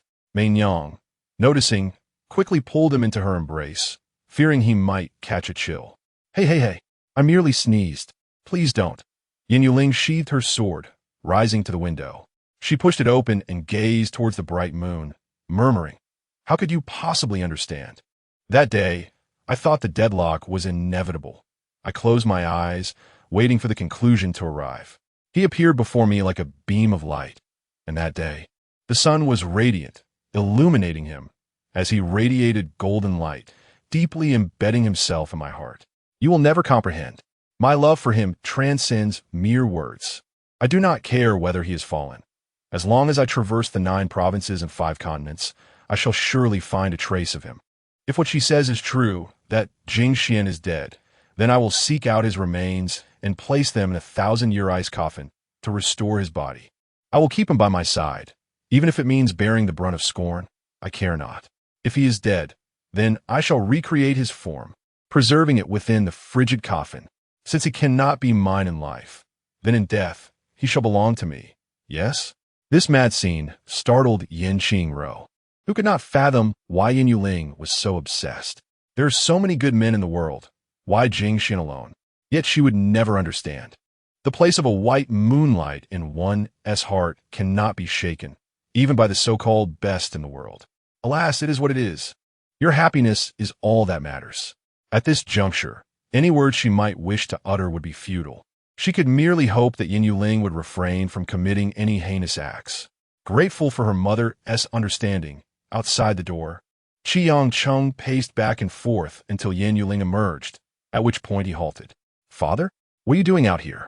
I was merely waiting for you, as I thought you had matters to discuss, and I did not wish to intrude." In truth, Qi Chung had indulged in alcohol and had only realized he had run out of hangover pills upon arriving at the door, prompting his restless wandering to dispel the scent of liquor. "We have finished our conversation. You may return indoors. Do not catch a chill," Yin Yuling stated before turning away. Qi Chung, after ensuring there was no lingering odor on his person, smiled and stepped inside. Within, Yin Ting-ro wore a countenance filled with worry, and upon seeing him, her ire flared. "How fortuitous! You spare your daughter from punishment. You think I shall extend the same courtesy to you?" With that, she swung a punch, and poor Qi Chung was struck squarely, left bewildered by the sudden assault. "What have I done wrong?" He assumed his drinking had been discovered and hastily pleaded, "Madam, please, no more. I acknowledge my fault. I should not have indulged in drink." Mention of the alcohol only intensified Yin Ting-ro's anger, leading her to unleash several more blows upon his round, jolly visage. "How dare you drink? You shall sleep outside tonight." Thus, under the guise of loving discipline, Qi Chung experienced the harsh reality of sleeping beneath the heavens, with the earth as his bed. In the latter half of the night, as her fury subsided, Yin Ting-ro gently opened the door. She found Qi Chung sprawled on the ground outside, soundly asleep, his rotund belly rising and falling. Stepping outside, she struggled to lift the deeply slumbering Qi Chung and placed him upon the bed, tucking him in snugly before resting her head upon his chest. Sighed. "My dear wearer is so steadfast. One cannot discern whether it is a blessing or a curse. And you, as a father, pay no heed, spending your days inebriated." With a gentle poke to his plump belly, Yin Ting-ro slowly closed her eyes, succumbing to slumber against him. Chapter 32. The sense of crisis in Beichun as dusk descended. Fireflies danced in the night sky, their soft glow illuminating the darkness and adding a touch of color to the silent evening. The sound of heavy footsteps echoed from afar, prompting the 2 disciples guarding the sect to heighten their vigilance, their gaze fixed on the indistinct figure approaching. The sect master? Nighttime often stirs emotions. Anqing Daoan walked from the tavern to the sect, sighing repeatedly, his face etched with sorrow. This puzzled the gatekeeping disciples. Why did he appear so despondent? Hadn't he completed his trials successfully? Observing their master's gaunt demeanor, they were at a loss. Qing Daoan, wishing to spare them from unnecessary thoughts, approached the 2 with an untroubled expression. "Where is your senior brother?" The 2 exchanged glances, and Qing Daoan furrowed his brow. "What are you pondering? Speak up." "Senior brother is on the back mountain. He has been there since his return, and we are unsure of what he is doing." "Back mountain?" "Yes. I heard from others that he seems to be practicing swordsmanship. Upon hearing the mention of sword practice, a flicker of hope ignited in Jing Xuan's eyes. Could it be that this lad had achieved enlightenment? Had he finally grasped the significance of diligence after facing setbacks? Go summon him to the Great Hall. I have matters to discuss with him. Understood. With a sense of melancholy, Jing Xuan departed, his stooped figure eliciting sympathy. He had taken only one disciple in his life, and yet that disciple appeared so unambitious. Anyone in his position would feel disheartened. One disciple remained at the gate while the other hurried to the back mountain in search of Beichen. On the back mountain within the sect, Beichen gripped his dark iron sword, eyes fixed ahead as he repeatedly struck downwards, solidifying his sword technique with each precise movement. With a fierce cry, he swung at a tree trunk the size of a bowl, causing it to splinter. Behind him lay a series of felled stumps and scattered leaves. His hands trembled. The events of the day lingered painfully in his mind. Jiang Huai's unimpressive techniques had suppressed him to the point of breathlessness, casting a shadow over his confidence. In that moment, the aged spirit within the soul-nurturing jade appeared, observing Beichen's dejection and offering words of comfort. Victory and defeat are common occurrences in battle. This time, your loss is not unjust. His innate talent is not superior to yours. If you strengthen your training in the future, you will surely overcome today's setback. After all, they were on the same path, and to further discourage him would be to risk Beichen's resilience. But I cannot swallow this bitterness. The spirit sword should have been mine. Seeing your sister, you should have adored me. Curse it! Why am I so unfortunate? Ah, young lad, I thought you were merely disheartened, but it seems your troubles stem from matters of the heart. How very juvenile of you. They say beauty is matched with heroism, yet you are merely a supporting character. That is not misfortune. Consider your own efforts over the years. Have you truly dedicated yourself to your training? Have you striven diligently? Such words left Beichen speechless. His fists clenched, teeth gritted. Stop overthinking and embrace the present. Now is the time for fervent practice, not for lamentation. Just then, the disciple on guard approached, and the elderly figure promptly transformed into a wisp of azure smoke, retreating into the soul-nourishing jade. Eldest senior brother, the sect master requests your presence in the main hall. He has matters to discuss with you. Upon hearing this, Beichen sheathed his sword, already aware of the reasons behind Jing Xuan's summons, and mentally prepared himself for a reprimand. Understood, he replied. The guard, noticing the fallen branches behind him and the discontent on his face, hurriedly departed, fearing he might be caught in the aftermath. Hey, where are you going? I still need to tidy up, Beichen lamented, glancing back at the chaotic scene. He pondered the implications of leaving without addressing the mess, knowing that if discovered, further scolding would ensue. Thus, after dedicating some time to restore order, Beichen finally set off for the main hall. Inside the hall, Jing Xuan brewed a pot of tea. Seated in the main position, exuding an air of authority, accompanied by several elders of the Jing Xuan sect. Xuan, you must consider this carefully, though Beichen may appear frivolous. His talent is indeed exceptional, one elder remarked. Indeed, this trial should serve as a lesson for him, but do not act impulsively. The elders exchanged a flurry of words, petitioning on Beichen's behalf, their incessant chatter becoming somewhat bothersome to Jing Xuan. With a heavy thud, he placed the teacup down, surveying the room before speaking in a low, resolute tone. This matter is for me to decide. We shall discuss it further upon Beichen's arrival. As a fully realized ascendant, Jing Xuan commanded respect, and the elders present dared not voice dissent. While verbal disagreements were permissible, provoking Jing Xuan's ire would only lead to self-inflicted suffering. One elder, seeking to alleviate the tension, remarked, Xuan has imparted much to Beichen.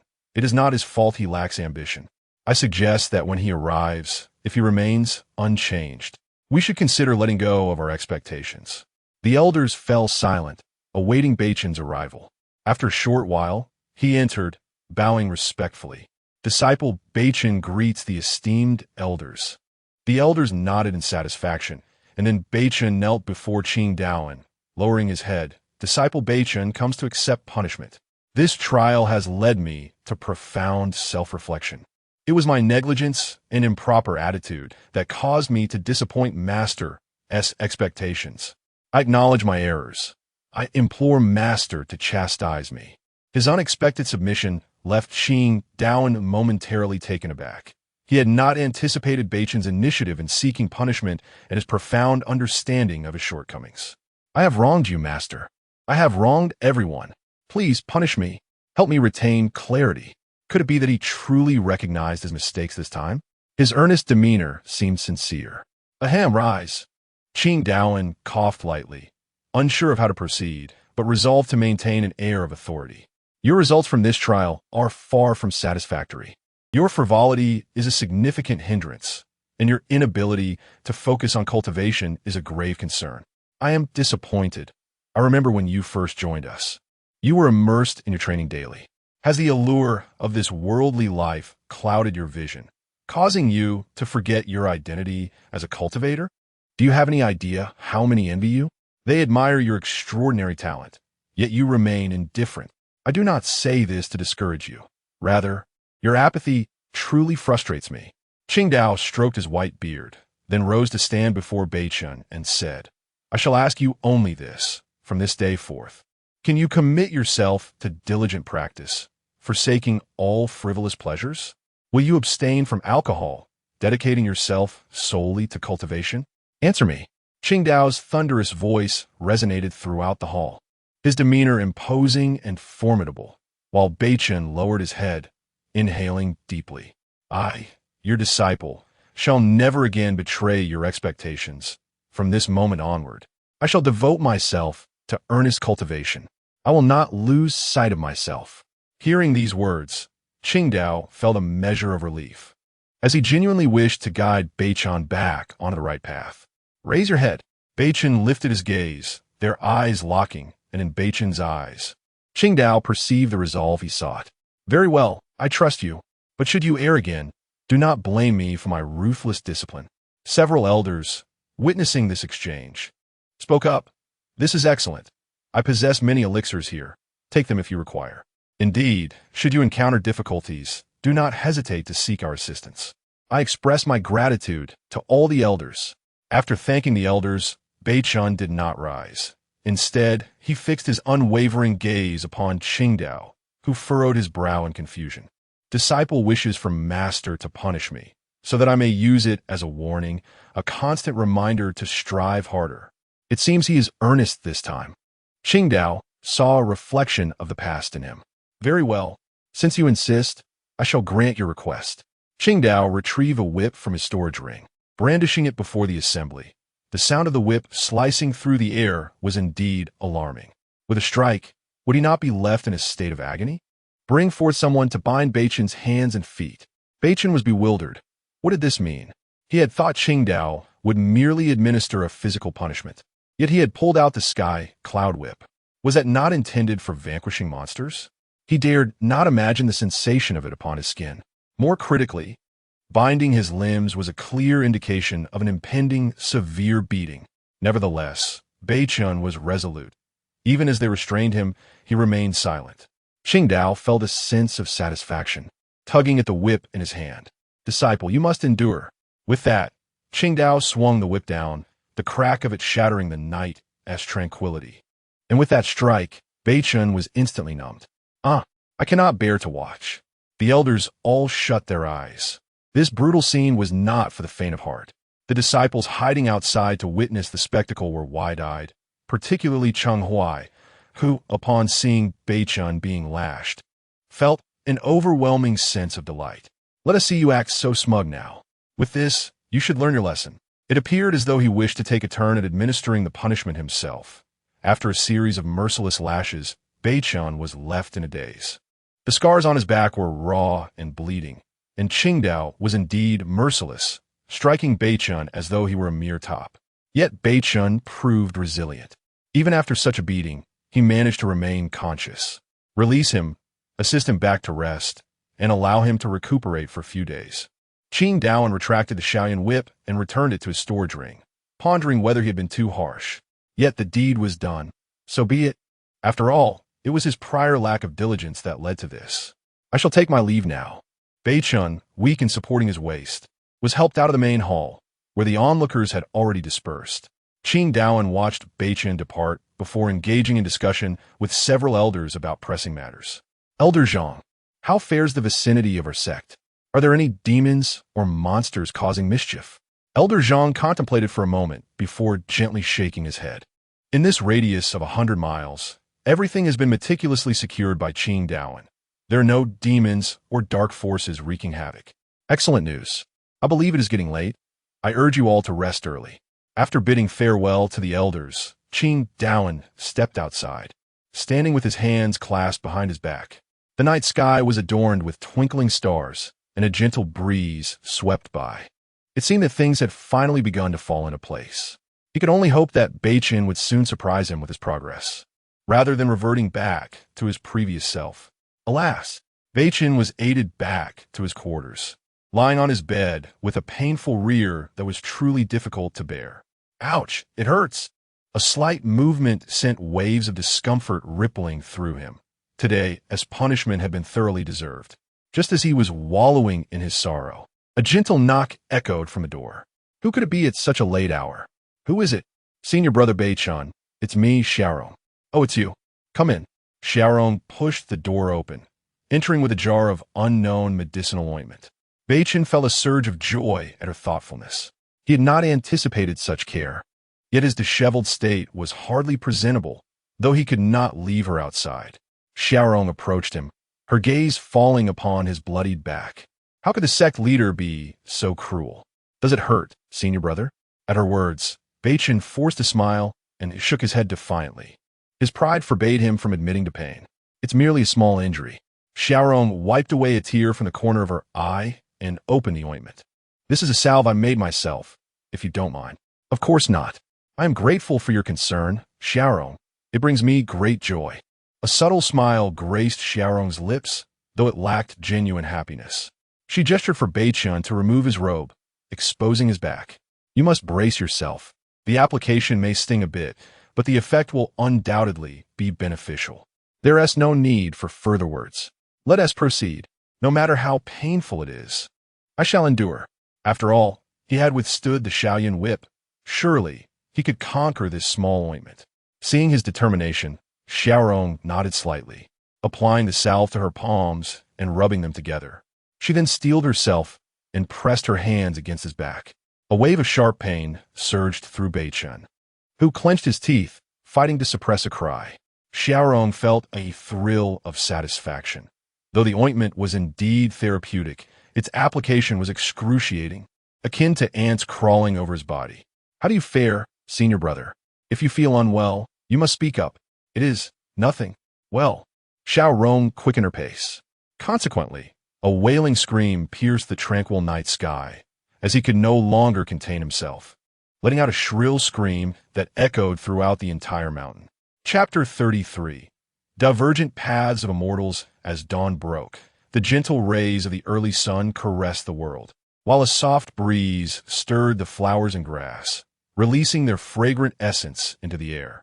After an eventful night, Cheng Huai had succumbed to a deep slumber the moment he lay down, and he found his rest to be immensely rejuvenating. With a sense of purpose, he resolved to visit the villagers today. Rousing himself from sleep, Cheng Huai yawned, his eyes still heavy with drowsiness. He shared his quarters with several male disciples, and he was always the first to rise. After donning his attire, he proceeded to awaken his fellow brothers one by one. Come on, come on. It's time to rise. You are the ones who asked me to rouse you, so don't blame me for it, he called out, his voice echoing through the room. Since joining the sect, he had taken on the role of their alarm clock, yet they often lingered in bed. Noticing their reluctance to awaken, he decided not to dwell on it any further. He had done his part, and whether they arose was their own affair. With a heavy heart, he shouldered the package he had brought back the previous day and stepped out the door. Residing on the west peak, he had quite a distance to traverse to the main gate. Although he was capable of flying on his sword, carrying the cumbersome package made it challenging to maintain his balance. For the sake of the villagers, he deemed this minor hardship inconsequential. Muttering to himself, he walked from the west peak of Jing Xuan's sect to the dining hall of the sect. Indeed, before returning home, he needed to have breakfast. How could he find the energy to go home without a hearty meal? The dining hall comprised 2 rooms, one a bustling kitchen where the chefs busily prepared food, and the other a spacious hall capable of accommodating hundreds within the sect. "Oh, Cheng Huai is here early today," exclaimed a kitchen worker upon seeing him. Cheng Huai set down his package and took a seat at a table, panting slightly. "How exhausting. Please bring me several meat buns. I need to replenish my strength." The chef first brought him a glass of water, urging him to rest for a moment. Cheng Huai was not picky with food and was well liked by the kitchen staff. "Drink some water first. I'll fetch your meal." On ordinary days, any surplus food was entrusted to Cheng Huai, who accepted it without hesitation. As long as it wasn't overly unpalatable, he would devour it with gusto, relishing every bite. Before long, the chef returned with steaming meat buns, their savory aroma tempting him irresistibly. "I want hold back." In mere moments, he had consumed 2 buns, and though he ate quickly, he hardly savored the flavors. Yet, the chefs were skilled, and even the simplest dishes were delightful. "Ah, Huaizi has arrived," exclaimed Master Li, who managed the kitchen. He held a great fondness for Cheng Huai. "How do you find the buns today?" "I made them myself." Sitting beside Cheng Huai, Master Li watched with delight as he devoured his food. Cheng Huai's appreciation for culinary delights resonated deeply with him. The young man was plump and pleasing, with a fair complexion and a simple heart, and without children of his own, Master Li had long regarded Cheng Huai as a surrogate son. Delicious, delicious. Can anything made by Uncle Li be less than perfect? Master Li was greatly pleased by these words, and he called for a bowl of dompa pork to be brought forth, its enticing hue and aromatic fragrance captivating Cheng Huai's senses. "Huaizi, do you wish to partake?" Cheng Huai nodded vigorously. Master Li, unhurried, replied, "If you desire it, do share the tales of your recent expedition." Though he lacked spiritual roots, Master Li relished hearing about the exploits of the Jing Xuan sect disciples during their adventures, prompting him to inquire each time. "Oh, then I shall narrate it in detail." Cheng Huai recounted every encounter within the secret realm meticulously, and in return he savored the dompa pork, experiencing sheer satisfaction. Master Li had 3 great passions in life: indulging in fine tobacco, reveling in gossip, and watching Cheng Huai's mouth-watering culinary broadcasts. Particularly noteworthy was Yin Yang, who remarkably ascended from superior to heavenly-grade spiritual roots. As Cheng Huai spoke while eating, he vividly painted the scene, drawing the curiosity of others in the kitchen, who gathered around. It was still early, and most disciples had yet to rise, granting them some leisure time. In comparison to Brother Beichun, he was far superior. That bear spirit he had single-handedly vanquished could not be underestimated. As he spoke, a glimmer of longing appeared in Cheng Huai's eyes. He momentarily regretted choosing the sword path, pondering if he too could slim down as a martial cultivator like Yin Yang. "Indeed, that is remarkable. A spirit-bear's prowess should not be taken lightly," he remarked. "Absolutely. That bear could hardly withstand even half a stick of incense before Yin Yang." Hearing this, Master Li patted Cheng Huai on the shoulder in encouragement, saying, "Huaizi, eat your fill. A hearty meal is essential for cultivation." "Thank you, Uncle Li." Cheng Huai took a bite of the dompa pork, savoring its exquisite flavor, truly delightful. To him, the allure of beauty paled in comparison to the satisfaction of a meat bun. "Ah, but enough about them. Why not speak of yourself?" Cheng Huai scratched his head, feeling somewhat awkward. In truth, he had merely contributed a small effort during this endeavor. I. At this critical moment, Master Li interjected. "You all understand, Huaizi's burden-bearing also counts as contribution." Laughter erupted. Indeed, Huaizi, you must strive harder." Master Li, akin to a loving father, showered him with affection. In contrast, Cheng Huai's own father had constantly berated him in his youth for his hearty appetite. Yet in Master Li's eyes, being able to eat was a blessing, and he was always treated to delicious meals. Cheng Huai felt like he could adopt him as a godfather. "Oh, right, this." Cheng Huai set down his chopsticks and rummaged through his pack. "What kind of meat is this?" What he produced was, of course, the flesh of the bear's spirit, ample enough for the kitchen to share. "This is bear meat I personally scraped off. Please share with the brothers. It's good for your health." Master Li accepted it with a smile, pleased that the lad still remembered him. affirming that his care was not in vain. "Matsi, take this meat and prepare it. Tonight we shall have a feast." "Aye, tonight we are in for a treat." Matsi responded eagerly, taking the bare meat to the cutting board, skillfully wielding the knife. Slicing it into pieces as thin as bamboo chopsticks, perfect for braising, undoubtedly delicious. After enjoying a hearty breakfast, Chung Hui patted his belly, wiped his mouth, and let out a satisfied belch. He had devoured over 10 meat buns and 2 bowls of porridge. What a glutton! Truly blessed to eat so heartily. He chuckled, expressing his gratitude to Uncle Li.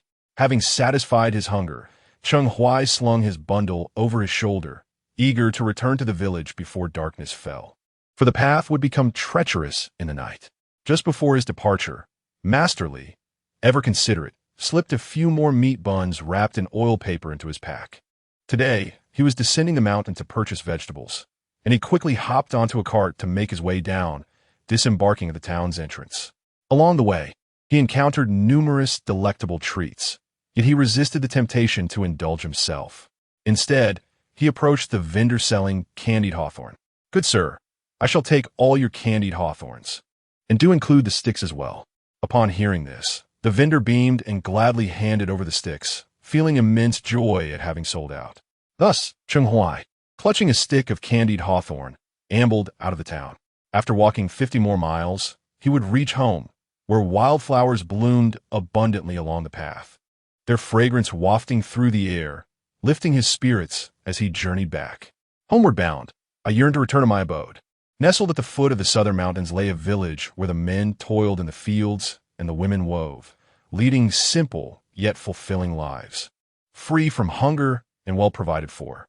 Beneath the grand tree at the village's entrance, children gathered, engrossed in a game of eagle catches chickens, their innocent laughter resonating joyfully throughout the village. Nearby, a gentle stream flowed, where women washed freshly foraged wild vegetables, exchanging tales of village happenings, creating a scene of harmonious affection. From afar, a plump figure could be seen, burdened with a large bundle and shouldering a stick of candied hawthorn.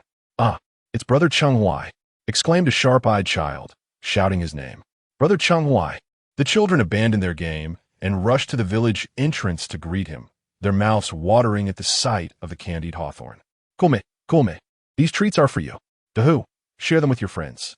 Chung Hui handed the stick of candied hawthorn to Dahu, a sturdy lad who took off running, trailed by a gaggle of excited children. As he approached the stream, Chung Hui spotted Aunt Yao by the riverbank and waved enthusiastically. "Aunt Yao, I have returned." Chung Hui visited the village every month, but this time, only 10 days had passed since his last visit. Aunt Yao looked up, astonished. "Chung Hui, oh my, you're back." She wiped her hands dry and called for the villagers to gather, while Chung Hui distributed the goodies among them. "You just show up unannounced and bring gifts. Next time, the village head may scold you." The village head, feigning anger, felt a pang of sympathy for him. Chung Hui chuckled, scratching his head. "Oh, it's nothing. Without you all, where would I be?" After exchanging pleasantries with the villagers, Chung Hui resumed his journey towards home, deliberately keeping his return a secret from his parents. Upon reaching the familiar earthen house, with its aged wooden fence, the clucking chickens and quacking ducks, and a large yellow dog at the entrance wagging its tail excitedly upon seeing him, he exclaimed, "Father, Mother, I have returned."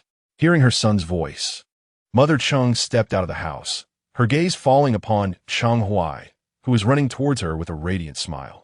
"My son, oh, how I have longed for your return," she lamented, as it had been far too long since she had last received a letter from him. Ever since Chung Hui had mentioned his intention to undergo trials in the secret realm, the correspondence had ceased, leaving her in a state of constant worry. She feared that the son she had nurtured for over 20 years might meet a tragic fate, as if it were a nightmarish vision. Father Chung emerged slowly from within, and upon seeing his son unharmed, a wave of relief washed over him. "You rascal, did we not agree that you would write to your mother? Do you have any idea how much she has worried about you?" Mother Cheng's hands, calloused and worn, bore witness to her years of toil, and the wrinkles on her face deepened, a testament to the passage of time, as her body bent from the burdens of labor. "Mother, I have been remiss, causing you unnecessary worry." Cheng Huai responded, his heart aching at the sight of her frailty. "Oh, my dear child, as long as you are safe. That is all that matters," she replied, her voice a soothing balm. As night fell, the world quieted, the dark curtain of evening descending, leaving only the luminous moon and twinkling stars to witness their reunion. Cheng Huai placed the medicinal pills he had brought into a cabinet for his parents. "Father, mother, take one of these each day. They will greatly benefit your health. And this bear meat, it is a rare delicacy, infused with vitality. Its consumption brings numerous advantages," he explained, eagerly introducing the gifts. Mother Cheng, cradling his face with concern, remarked, "My child, you have grown so thin." To which he playfully retorted, "Oh, not at all. I have been eating plenty." He puffed up his round belly, eliciting laughter from his parents and alleviating their worries. "Next time, should anything like this happen again, be sure to inform your mother to spare her daily anxiety," Father Cheng said, addressing the concern of Mother Cheng. Cheng Huai chuckled in response, "It is indeed my fault. I should have communicated sooner. Enough of that. No more tears. Let us eat. After such a long journey, you must be famished." "Dig in," urged Mother Cheng. "Yes, my dear son, eat heartily. Do not let yourself go hungry," she added. "Of course, mother. I adore your glutinous rice balls," he exclaimed with enthusiasm.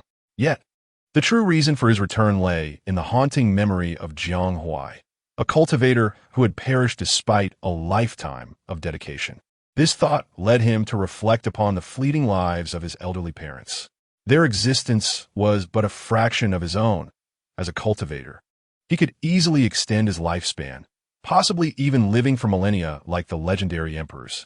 However, the realization that his parents would eventually depart from this world filled him with sorrow. They had devoted their youth to securing a future for him, and now, in their twilight years, they fretted over his well-being. He longed to spend more time with them, for once they had transcended, he would be left with nothing but memories of his mother's cherished rice balls.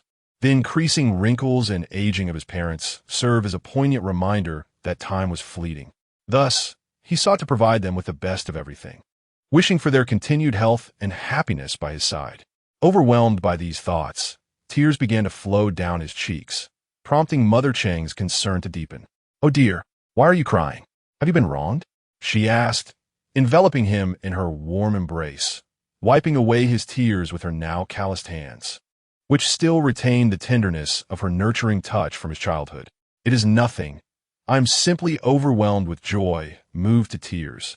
Yet, it is quite alarming for a man to weep so freely, is it not?" "Yes, I understand. I shall not cry again. My dear child, is truly the best." After dinner, the three of them gathered in the small courtyard, where he leaned against his mother, feeling the gentle night breeze. Once he fell asleep, she would carry him back to bed. "Father and mother, please wait for me. I will strive diligently to ensure you live a good life. Just wait for me." "Indeed, we will wait for you, no matter how long it takes. I shall certainly accomplish this." With dreams in his heart, Cheng Huai gradually drifted into slumber.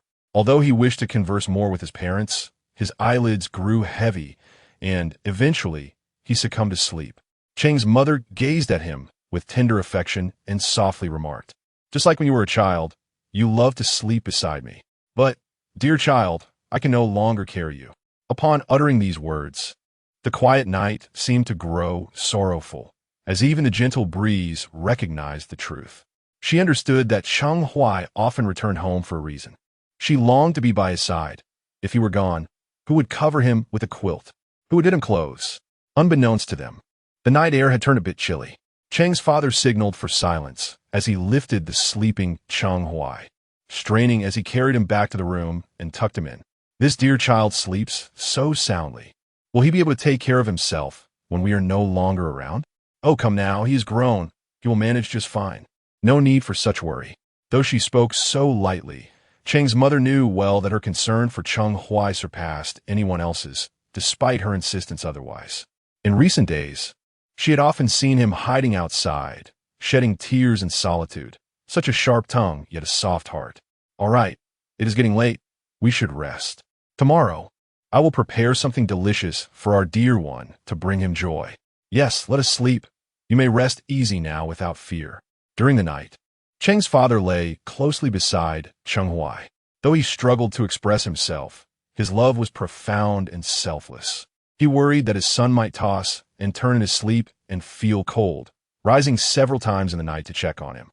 He would claim it was nothing to worry about, yet secretly, he braved the chill to ensure his son had not kicked off his blankets. Oh, that old man.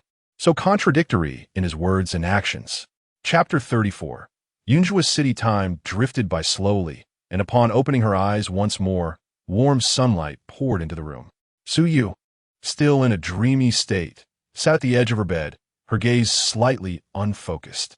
A small, chubby dog on the blanket grunted softly, lifting its little head to look at her. Its round, plump form was quite delightful, prompting Su Yu to gently pat its head. Rising to her feet, she donned her exquisite crimson attire threaded with golden silk. The delicate belly wrap she wore was a cherished possession, one that could neither be folded nor bent without care, despite its seemingly ordinary nature. Though the wrap appeared somewhat small on her, it accentuated her form, resembling majestic mountains, a sight to behold. This gift had been given to her by Jing Xuan, who, despite his lack of understanding when it came to selecting gifts, had chosen this belly wrap, which she adored. She then retrieved a pair of lustrous, sheer stockings, slipping them on up to her thighs. The soft, smooth texture complemented her shapely legs beautifully, with a vibrant red hue enhancing her already alluring figure. After draping a long outer garment over herself, her original splendor was concealed entirely, with a hat adorning her head. Partially obscuring her face, she could still see well enough to navigate the streets and avoid any potential trouble. All right, Cold Ball, don't sleep any longer. We need to make our way to Tianhai Yunjua today, so don't hold me back. Cold Ball was the name she had chosen for her little companion. Round and plump, with short, stout limbs, resembled a coal ball from a distance. Upon hearing her call, Cold Ball responded with a cheerful grunt and trotted to her side. Let us go, she said, pushing open the door to her room and descending the stairs. In the common room, a few patrons were scattered about, enjoying their breakfast, and glanced at her as she entered. Cold Ball followed closely behind, wagging its tail merrily. Noticing some unfriendly gazes directed at Su Yu, it bared its tiny teeth and barked a few times in a futile attempt to intimidate, its small stature rendering it less than fearsome. Hello, I'd like to check out, Su Yu said as she approached the counter, placing the room key on the surface. The attendant accepted it and replied, Ah, very well. Should you decide to visit again, please come to the inn and ask for me. I'll offer you a discount. Thank you. At that moment, Su Yu had already changed her appearance, opting for this guise to avoid any unwanted attention.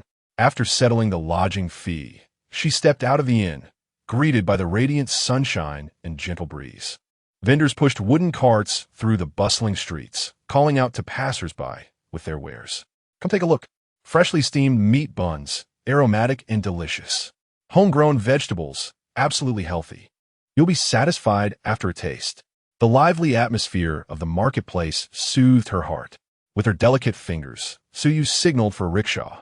Excuse me, miss. Would you like a ride? The middle-aged man pulling the cart bent slightly, displaying a humble demeanor. How much to the city gate? She inquired. He had just secured a lucrative fare early in the morning, transporting passengers from this busy district to the city gate. A journey that would cover his expenses for 3 days. For you, how about 1 tael of silver? He suggested, his tone tinged with nervous anticipation. He believed his price quite reasonable. Had it been someone less scrupulous, they might have charged 2 taels. Su Yu bent down to embrace the little coal ball, settling into the human-powered carriage. The soft and comfortable cushion did not pinch, and she placed the little coal ball at her feet, signaling the driver to proceed. Hold on tight, she exclaimed. With a cheerful expression, the driver released the bell on the carriage and set off towards the city gate. When encountering pedestrians obstructing the path, a mere jingle of the bell would compel them to part ways. Other drivers squatting by the roadside, noticing him ferrying passengers, inquired, Oh, a good start. Where are you headed? The driver called back, to the city gate. You all can envy me. Upon hearing this, a group of onlookers wore expressions of envy. Happiness is indeed contagious. Seeing him with a fare encouraged them to start seeking passengers themselves. The driver navigated steadily, slowing down over bumpy sections, and shared his joy upon meeting friends. In this realm, no one mocked the laborers, as long as one earned a living through their own efforts. It was considered a matter of pride. The journey was lengthy, and the little coal ball nestled against Su Yu's leg, nuzzling her beautiful limb, gradually succumbing to sleep. "Have you been sneaking off to steal robes last night?" she teased, leaning down to playfully prod the little coal ball, which stubbornly buried its head and grumbled softly, its heart heavy but silent. Last night, it had been enjoying a peaceful slumber, dreaming of devouring a large chicken leg, only to be abruptly awakened by a cacophony of distressing sounds. Its chicken leg vanished, and upon opening its eyes, it found Su Yu in the bed, babbling about how impressive Jing Xuan was. Truly unbearable. It was but a child, ill-equipped to endure such torment. Despite burying its head deep, it could still hear, and it remained unaware of how long the ordeal lasted before finally drifting into a deep sleep. Ignoring her, the little coal ball kept its head down, its short legs covering its drooping ears as she playfully tugged at them. When it next opened its eyes, they had arrived at the city gate, where the soldiers stood tall, scrutinizing the incoming travelers. "Miss, this is the city gate," the driver announced, perspiring profusely. Though fatigued, he felt that this trip was worthwhile. Su Yu nodded slightly and reached into her pocket, realizing her silver coins were spent. She indicated for the driver to pull aside, and though puzzled, he complied.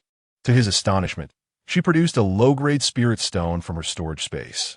This is too much, miss," he protested repeatedly, never expecting to have transported a cultivator. Though an ordinary man, he was well-versed in the tales and understood that being able to summon items from thin air indicated either profound abilities or possession of a storage ring. While storage rings are worn on the hand, this young lady had conjured a spirit stone directly from the void, undoubtedly marking her as an extraordinary individual. "Consider this a rightful reward," Su Yu smiled, for this low-grade spirit stone held little significance for her. However, for an ordinary person, it represented a chance for a lavish respite. "Thank you so much." The driver expressed his gratitude deeply, feeling fortunate on this day. The little coal ball remained oblivious, continuing to grumble. Just as Su Yu intended to lead the coal ball out of the city, the driver, having secured the spirit stone, cautioned, "Miss, it would be wise to avoid the main entrance. I know a small path where no inspections occur. If you go through the gate, you may face scrutiny, which could lead to complications." Upon hearing this, Su Yu paused her steps, naturally reluctant to provoke any trouble, and followed the coachman along a narrow path. They arrived at a secluded alley, nestled closely against the city wall, yet devoid of any passers-by. The coachman approached a section of the wall, laboriously moving aside an obstruction. "Here it is. If you pass through here, you will be outside the city." He indicated towards a breach in the wall wide enough for two people to exit. "Goodness, was this not created to evade inspections?" He added, "Do not mind me. The exit is the same, but there are no inspection fees or stringent requirements here." Grateful for his guidance, Su Yu nodded in thanks and stepped out of the city. After she departed, the coachman repositioned the obstruction to conceal the gap. "Homeward bound. What splendid luck today. I shall buy some candied hawthorns for the children." With a gentle breeze wafting through, carrying the fragrance of blooming flora, the little coal ball bounded out of the city, bursting with energy and curiosity about everything beyond the walls. In no time, it was adorned with petals, transforming from a dull black to a vibrant kaleidoscope of colors, eliciting a soft laughter from Su Yu, her chest gently rising and falling. As she walked, she pondered about the state of her sect and whether the girl in the green attire would be shirking her duties.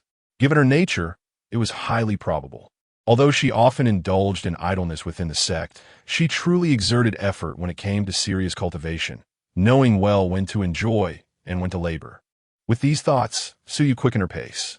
She recalled what Jing Xuan had mentioned about his home in Tianhai Yunzhu, a place of prosperity where smiles adorned every face. Yufeng Mountain was a childhood haunt for him, a place rich with wildlife, and nearby lay the village where he had grown up, now devastated by demonic cultivators. He had not wished to stray far from home, for the longing would haunt him. Hence, he remained at Yufeng Mountain to cultivate and establish a home there. From Mountain's peak, he could still see the remnants of the village, as though his childhood companions still waved to him from afar. Later, she had broken his heart and vanished without a trace. She had waited for him at the sect for a long time, yet he never appeared. Eventually, she stumbled upon news of him, but it was tragic. His cultivation had been lost. Unable to bear the uncertainty any longer, she vowed to search for him, no matter the distance. Coalball, hurry up, or I might just leave you behind. Suyu called softly to the little coalball trailing behind her. Hearing the threat of abandonment, it felt disheartened, and even the flowers by the roadside lost their allure. With a huff, it hurried to catch up. "Ah, you little coalball, you didn't know how to keep up." The coalball scampered obediently, fearful of being left behind, foregoing its usual chase of butterflies to stay faithfully by her side. Thus, they continued their journey together, traversing fields, forests, and wastelands.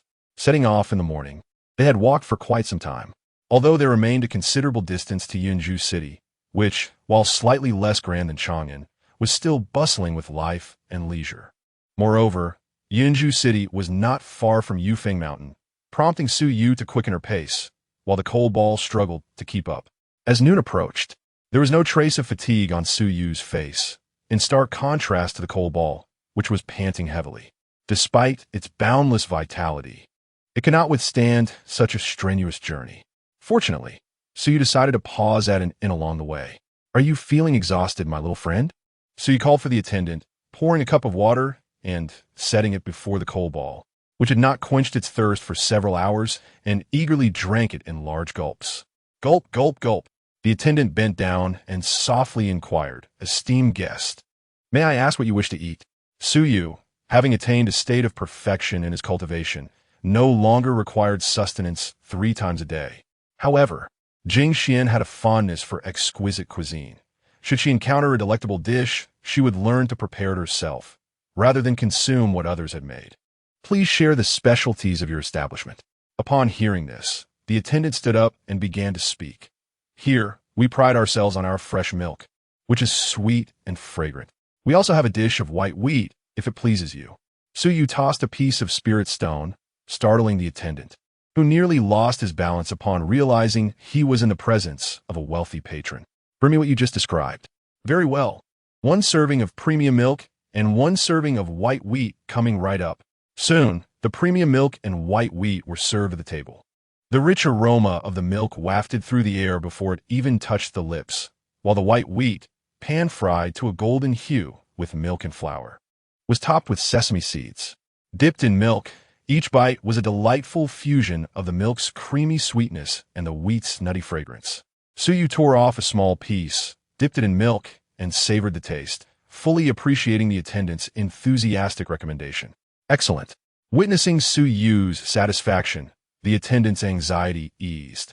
He had feared that if Su Yu did not enjoy the meal, it would spell a loss of revenue. "I'm glad you like it. Please enjoy your meal. I shall not disturb you, but call for me if needed." The attendant turned back to the counter, and Su Yu tore off another piece, placing it into the coalball's bowl. The coalball sniffed it to confirm its safety and swallowed it eagerly. After lunch, Su Yu summoned the attendant to pack several portions of milk and white wheat. "Ah, but esteemed guest, how will you carry all this? It amounts to quite a lot." Su Yu instructed him not to ask too many questions and to prepare the order. After a while, the packed milk and white wheat were placed on the table. Seizing the moment while the attendant returned to the counter, Su Yu waved his hand, and all the items vanished into his storage space. "Attendant, I have left the payment for you." He then placed down the spirit stone and exited the shop with the coalball. The attendant hurried over, cradling the spirit stone in his hands, feeling its warmth. It was his first encounter with such a treasure. Before he could revel in the moment, the shopkeeper snatched it away, generously distributing a small portion to him. With their hunger satisfied, the duo resumed their journey, the coalball rejuvenated after its rest.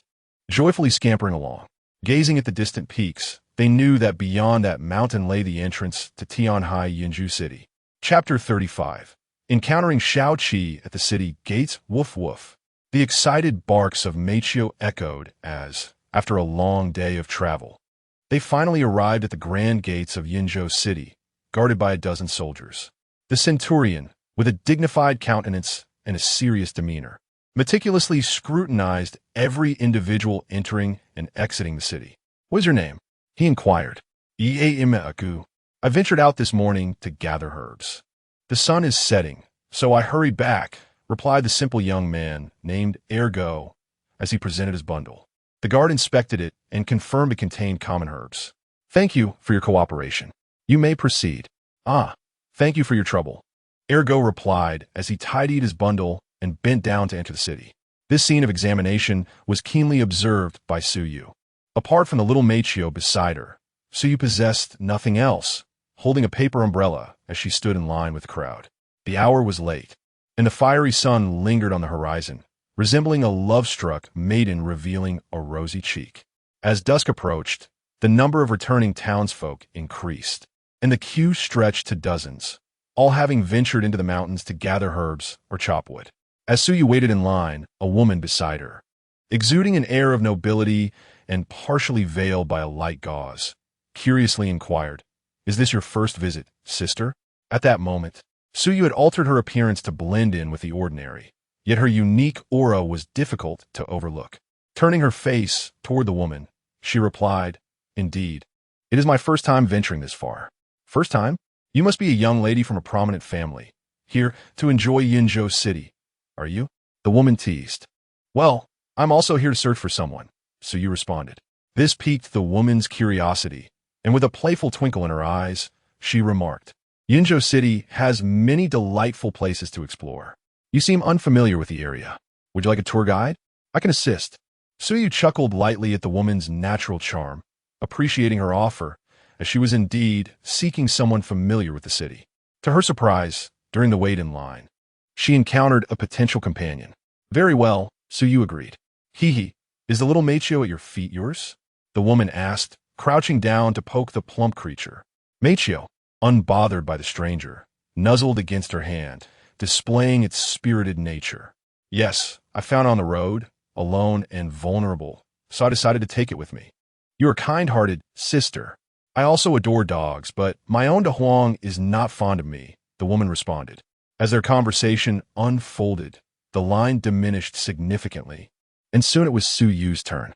The guard, recognizing the familiar faces of the townsfolk, halted her, having never seen someone as strikingly elegant as Suyu. Clad in a resplendent red garment, her demeanor poised and graceful as she set her paper umbrella aside. "Forgive my forwardness, but for the safety of our citizens, I must conduct a brief examination. As it seems you are a newcomer," the guard stated, an air of caution in his voice. Suyu nodded in understanding, and the guard continued, "Could you kindly remove your veil? Rest assured, my intentions are benign. This is for security purposes." Suyu comprehended the necessity of such measures. In a prosperous city like Yinzhou, it was only natural to be vigilant against potential threats. With delicate hands, she gently lifted the veil, and a gust of wind swept by, causing her long, flowing hair to dance in the breeze. Her skin, as white as goose feathers, appeared unremarkable, yet her captivating eyes held an enchanting allure that left the city guard spellbound. They stood in a daze until she inquired, "Are you ready?" It was only then that the guards snapped back to reality, scratching their heads beneath their helmets, their demeanor comically bewildered. Yes, you may enter the city. My apologies. It's nothing, thank you." She felt no discomfort, for their gaze was warm and devoid of malice. It was simply admiration. Replacing her veil, she was followed by her companion, a round little creature named Coalball. As they both stepped into the city, the guards watched her depart, and one soldier jested. "What? Are you smitten?" "Oh, spare me," he replied, perplexed himself, for though she seemed quite ordinary, her eyes appeared to speak volumes, captivating him entirely. They say that the eyes are the windows to the soul, deep and gentle like the night sky. Once she passed through the city gates, she stood aside, and shortly after, the young girl from earlier came running towards her. "Don't worry, I shall uphold my promise," she assured. The girl beamed with a smile, revealing her adorable little tiger teeth. "I am Xiao-Qi, delighted to be your guide." "I am Suyu, pleased to make your acquaintance." "And what is chubby Coalball?" Xiao-Qi inquired, squatting down to poke the creature with her finger. "His name is Coalball, and it seems he quite likes you." The little creature sniffed her finger with its tiny nose, its tail wagging playfully. "Really? May I give him a hug?" she asked, for she had a fondness for fluffy, plump animals, relishing the warm, soft sensation they provided. Of course, as long as you don't mind. Hee hee, I certainly won't, Xiao Qi exclaimed, opening her arms wide.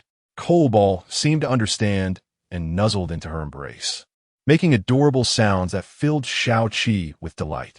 So you noticed the basket on Xiao Qi's back, filled with freshly picked herbs still carrying traces of soil, suggesting they had been gathered not long ago. Come along, Xiao Qi, for I know many tales of Yinzhou City. Upon entering the city, the bustling splendor was truly captivating. The streets were lined with an array of goods awaiting selection, while the innkeepers bustled about, perspiring yet smiling cheerfully. Vendors shouted their wares, from a middle-aged man calling out about ginseng to an elderly woman with a kindly face selling fresh vegetables. Everywhere, one could see the vendors of candied hawthorn, while children chased each other, clutching freshly made sugar art, filled with glee. It was unclear what they were chasing, but their joy was palpable, their carefree youth easily satisfied. Xiao Qi, cradling Coalball, narrated the wonders of Yinzhou City as they walked. Once we're in Yinzhou, we must dine at Yunshan Tower. The chefs there are truly exceptional, and their dishes are renowned for their delightful aroma. Yinzhou City is rich in antiques. Just look at these stalls along the street. However, I suspect many are merely replicas. She whispered conspiratorially, glancing around cautiously, relieved to see no one was paying attention before straightening her posture once more. Ah, indeed, recently, many people have flocked to Yinzhou City, drawn by something known as some kind of merchant association. However, few seem to be aware of it. Yet I, the astute Xiao Qi, possess considerable knowledge. Currently, Yinzhou City is adorned with numerous shops that appear to bear the influence of this association. The city is vast, vibrant with song and dance, not greatly dissimilar to the bustling Chang'an city. Suyu followed in Xiao Qi's footsteps and came to a stall to rest. The old Wang wonton shop, renowned for its deliciousness. Xiao Qi seemed quite familiar with the vendor. Upon reaching the stall, she tidied up the bowls and chopsticks left by the vendor, then leaped up to tap him on the shoulder. Hey, Uncle Wang, 2 bowls of wontons, please. Ah, you startled me. Xiao Qi, you're becoming increasingly mischievous. 2 bowls, right? Just sit tight. They'll be ready shortly. Uncle Wang, clearly taken aback, quickly shed his initial fright upon recognizing Xiao Qi, his expression transforming into one of warmth and delight. Returning to her seat, Xiao Qi once again embraced the plump Coalball, revealing her genuine fondness for the round, chubby object. Are you quite close with the owner? Of course. I, Xiao Qi, have friends scattered all over Yinzhou City. With her vivacious and quirky demeanor, coupled with a willingness to assist others, it was no wonder she had an abundance of friends. Who wouldn't cherish such a companion? Before long, Uncle Wang approached with 2 bowls of wontons, placing them on the table and addressing Suyu. Are you a friend of Xiao Qi? Yes. Haha, this child Xiao Qi is splendid. You two should get along splendidly. Oh dear, Uncle Wang, you speak too much. You little rascal. All right, I won't intrude. How is your mother faring with her recovery? Upon the mention of her mother, Xiao Qi's expression dimmed momentarily, but she quickly reverted to a cheerful demeanor. Much better. Uncle Wang, no need to worry. That's wonderful to hear. When you return home, I'll make sure to pack some wontons for you. Thank you, Uncle Wang. Oh, wait a moment. You're being so kind to me. You wouldn't be hoping I'd become your daughter-in-law, would you? Haha, that could be arranged. Absolutely not. I, Xiao Qi, am not one to marry. All right, enough of your jesting. Eat up before it gets cold. Observing their exchange, Suyu found herself lost in thought, a hint of envy flickering in her eyes. Once upon a time, she too shared such a bond with Jing Xuan, where they could converse endlessly, content merely to sit together. Though Jing Xuan occasionally vexed her, she found joy in it. Reminiscing about their moments together stirred a pang of sadness within her. Xiao Qi noticed her shift in mood, pausing her petting of the dog, granting the Coalball a brief respite. Sister Su, what troubles you? Regaining her composure, Suyu chuckled softly. It's nothing, just reflecting on some past events. Past events? I heard you came to find someone. Could it be you were abandoned by a scoundrel? Abandoned by a scoundrel? No, it was she who had pushed him away, breaking his heart. Hence her reluctance to see him. Perhaps he had moved on. What then would she do? No, it was her fault. He bore no blame whatsoever. Xiao Qi felt utterly bewildered, much like a monk in deep contemplation. She savored a warm bowl of wontons, pondering whether it was a tale of a wealthy heiress coerced into marriage. Yet, she had already found her beloved, unable to defy her family's wishes, only to realize the truth after her cherished one departed. Wasn't this a rather kitsch narrative? However, the courage to stand against both love and family was something she admired deeply. After finishing her meal, Xiao Qi picked up the coal ball, which now resembled a mere toy in her hands. The coal ball sighed. This suffocating sensation feels akin to a constricting python. Alas, I fear I am doomed. Ah, my child, did I not tell you to bring some for your mother? Uncle Wang exclaimed as he noticed her rising to pay and swiftly intercepted her, offering her a generous serving of wontons. Take this, or next time, you shan't enjoy my wontons. Xiao Qi accepted with a smile, but before departing, she discreetly placed the money for 3 bowls beneath the bowl while Uncle Wang was preoccupied, then slung her basket over her shoulder. Uncle Wang is just too generous. By this time, night had fully enveloped the city. Lanterns adorned the streets, illuminating the buildings with a warm glow. The night in the city resembled a sky studded with brilliant stars, the lights dazzling and breathtaking. The bustling streets were alive with the sounds of countless footsteps, presenting an image of remarkable prosperity. On either side of the roads, a myriad of shops thrived, with pedestrians streaming in and out. It was in this moment that she truly grasped the grandeur of what was known as the sleepless city of Chang'an. Sister Su, will you wait for me? I must quickly return home to deliver these wontons to my mother. Hearing this, Su softly replied, I can accompany you, and perhaps meet your mother. With this suggestion, Xiao Qi found it difficult to decline. Su sensed the unspoken burdens Xiao Qi carried and believed she might lend a helping hand. Jing Xuan, too, was always eager to assist others. Had it been him, he would surely have offered help. After all, his kindness and lack of suspicion often led him into precarious situations. By helping another, her own sense of guilt would diminish slightly. This was due, in part, to Jing Xuan, but also because she genuinely enjoyed the quirky and spirited Xiao Qi, much like Qing Yi, who was lively and cheerful. Chapter 36.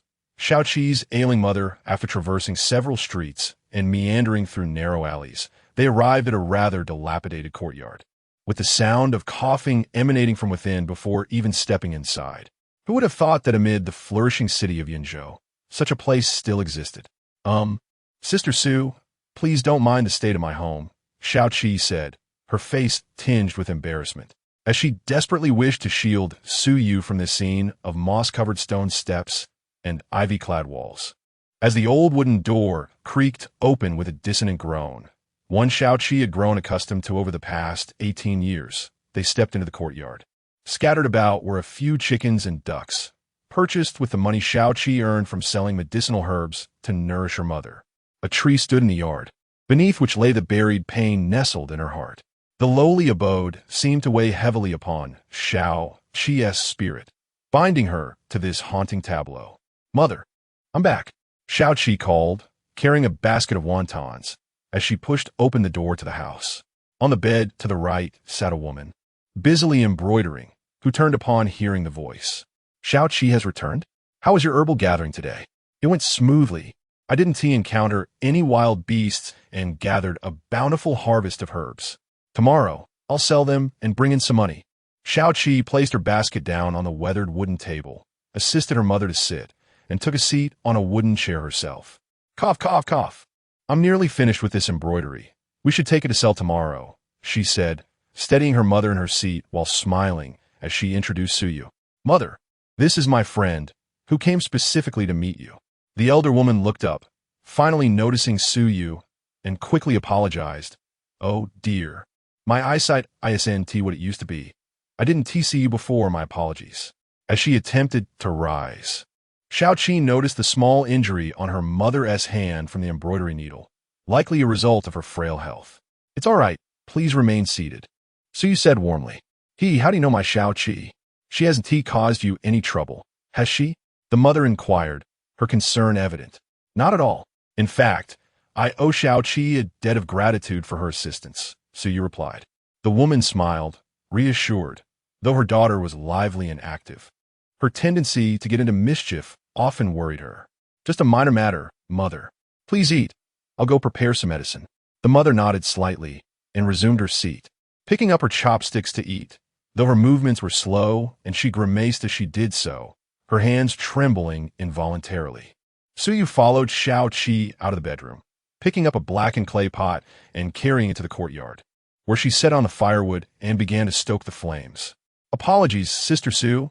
I've jumped straight into chores upon returning home hearing this. Su Yu felt a pang of sympathy.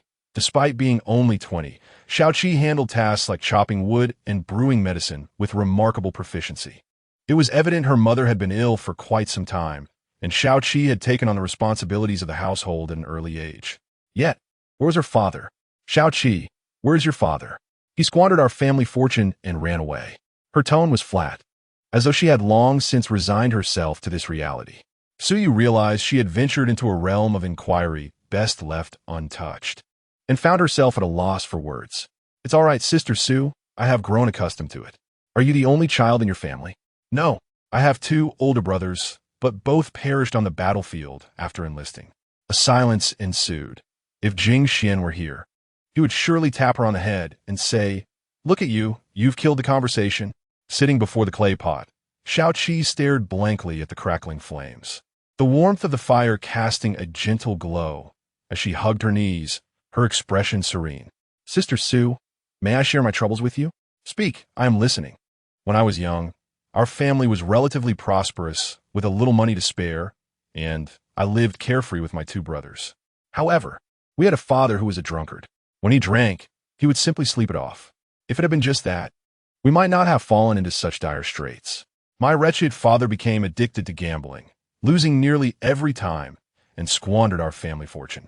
My mother argued with him, yet he remained obstinate, claiming that if she continued to nag, he would leave her. In the days that followed, my mother relied on embroidery to make ends meet. My 2 brothers also took on odd jobs outside. Although life was not easy, I had learned to be content. Yet my father, in his stubbornness, stole the last of our money and ran off to the gambling table, foolishly hoping for a turnaround, only to lose everything. Afterward, he fled and never returned. When my mother learned of this, she could only force a bitter smile, borrowing a little money from the neighbors to scrape by. Fortunately, as my brothers came of age, they enlisted in the military, but fate is cruel. After a month or 2, news of tragedy arrived. The front line was engaged in battle, and neither brother returned alive. Upon hearing this, my mother fell into darkness, fainting from prolonged malnutrition. When she awoke, she found me, tear-streaked and resembling a weeping cat, and she struggled to hold back her tears as she comforted me. That day, my mother buried their remains beneath the tree in our small yard, remembering their promise to protect me for a lifetime. Perhaps in this way, they fulfilled their wish to accompany me as I grew. My brothers were tall, supporting our household, yet they were also small enough to fit into a jar. I had thought that our misfortunes had ended, but a year later, while feeding the chickens in the yard, my mother suddenly collapsed. From that moment on, she fell ill with a strange ailment, and even after consulting doctors, no cause could be determined, leaving them to prescribe only nutritional supplements. During that time, my world felt entirely gray, yet thankfully the neighbors lent a helping hand, allowing us to survive until today. Even in our poverty, my mother still managed to give me pocket money so that I could buy my favorite treats. I have accumulated so many debts in this life. With a quivering voice, Xiao Qi lamented, "Why am I so unfortunate? We have done nothing wrong. Why does fate treat me so unjustly? I am so tired. I long for a carefree existence. I wish for a complete family." Upon hearing this, Su Yu embraced her warmly, comforting her as a devoted sister would. "It's okay. You have endured so much for all these years. Life will improve. Look, even the coal is cheering you on. Do not cry." At her feet, a small coal-black ball nestled against her thigh, its glistening, round eyes seemingly whispering, "Do not cry. I will let you hold me and tickle my belly." Little Seven, her tears giving way to laughter, felt the burden of her emotions lift, granting her a measure of relief. "Don't tell Mother. I don't want to know." "No, I won't. Are you feeling better now? It is much improved after crying. She dared not weep in front of her mother, as she felt powerless to help, and the thought of her mother worrying kept her awake at night. After preparing the medicine, little Seven filled a bowl and entered the bedroom, placing it before her mother. Mother, wait until it cools before drinking, or it will burn your mouth. All right, I understand. And after taking your medicine, please do not wander about. Given your current condition, it's unwise. Subsequently, little Seven led Suyu out, and just before leaving the room, Suyu gently touched her fingertip, sending a wisp of spiritual energy flowing into her aunt's body. Su, sister, let us go. There are many more places I have yet to introduce to you. All right, take your time. Do not trip. In Yunzhou City, there was a street renowned for its culinary delights, where an array of tantalizing dishes dazzled the senses and wafted fragrant aromas for miles. Whenever little Seven had some spare change, she would buy treats to bring home for her mother. Look, Su's sister, is it not lively here? Little Seven, shedding her previous gloom, became vivacious, enthusiastically introducing the local delicacies to the newcomer. This flaky pastry is delicious, crispy and fragrant. It leaves a delightful taste on the palate. As night deepened, the two arrived by a riverside where lotus lanterns floated on the water and glowing fireflies danced in the air. Little Seven, are you familiar with Jing Xuan? Taking a bite of the pastry, little Seven replied, who does not know Jing Xuan? He is the pride of our Tianhai. Though, what is unfortunate? Why do you ask about him, Su's sister? Just out of curiosity. Little Seven understood without needing to voice it. Some matters were better left unspoken. She had heard adults speak of Jing Xuan, a man devoted to humanity, betrayed, left disillusioned and missing. Though it was said he had once appeared in Chang'an. Do you know about Yufeng Mountain? Yes, it is not far from here. And the Fengxian sword lingered there for a time. It is rumored to have gone to Chang'an as well. I heard someone lives at the mountain's peak, or so say those at the foot, but there was a massacre there, and few dare to venture. Little Seven swallowed her pastry, her gaze drifting to the contemplative Suyu. Are you considering going there? What if it is Jing Xuan? After all, I heard it was once his place of cultivation before he was betrayed. He made a home at the summit. Upon hearing this, Suyu too felt a stirring. If anyone were to reside there, it would undoubtedly be Jing Xuan. As for the Fengxian, it was likely the fabled sword known as the world's greatest. Thank you for the information. Though I long to rush to Yufeng Mountain, I'm somewhat afraid. If Jing Xuan truly resides there, how shall I meet him? Will he refuse to see me? Her morbid affection whispered within her heart. Regardless of his willingness, he is but a mortal now. Bring him back. What does it matter if he despises me? Yet guilt held her back. The wounds inflicted upon Jing Xuan were already profound. If she continued down this path, she feared she would be loathed even more, and she wished to avoid such disdain. Thus, a sorrowful expression crossed her face as she turned to the petite Xiaoqi beside her. Tell me, if you were to inadvertently hurt the heart of your beloved due to circumstances beyond your control, and you sought to make amends but he refused to forgive, would you choose to forcibly take him away or pursue another course of action? Xiaoqi lifted her head, chewing on a flaky pastry, and pondered for a moment before arriving at an answer. If she were to forcibly take him, wouldn't the misunderstanding only deepen? Yet what alternative was there? If one desired forgiveness, they must endeavor to make amends without inciting further animosity. She needed to cater to his preferences. Her reasoning aligned with that of an ordinary person. But Suyu's love for Jing Xuan had transformed into something far more intense, more fervent, and increasingly difficult to control. After a prolonged contemplation, two voices clashed within her mind. Suyu shook her head decisively. This won't do. I cannot inflict further pain upon her. I have already wronged him greatly. I cannot make another mistake. I do not wish to act in such a manner. She could only hope that Jing Xuan would obediently accompany her rather than refuse.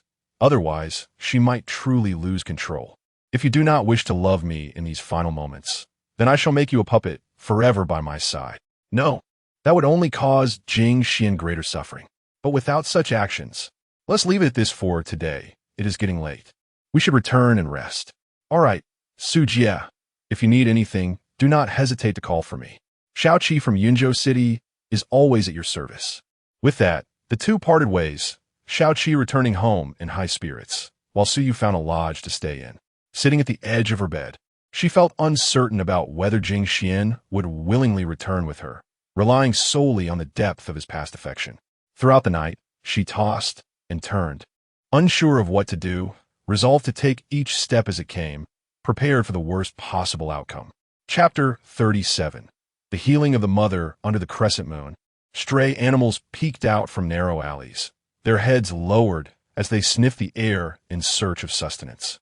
A plump orange cat sauntered out from the alley, while a number of robust, fluffy wild cats began to appear on the street. Ah, little orange one, today, fate has brought us together. Xiao Qi's eyes sparkled upon spotting the cat. Like a child eagerly rubbing their hands together, she approached the orange feline, bending down to stroke its soft, chubby face. Meow. The orange cat affectionately nuzzled Xiao Qi's hand, its fluffy fur providing a delightful tactile experience, and it smelled fresh and clean. After offering a few morsels to the orange cat, Xiao Qi clapped her hands.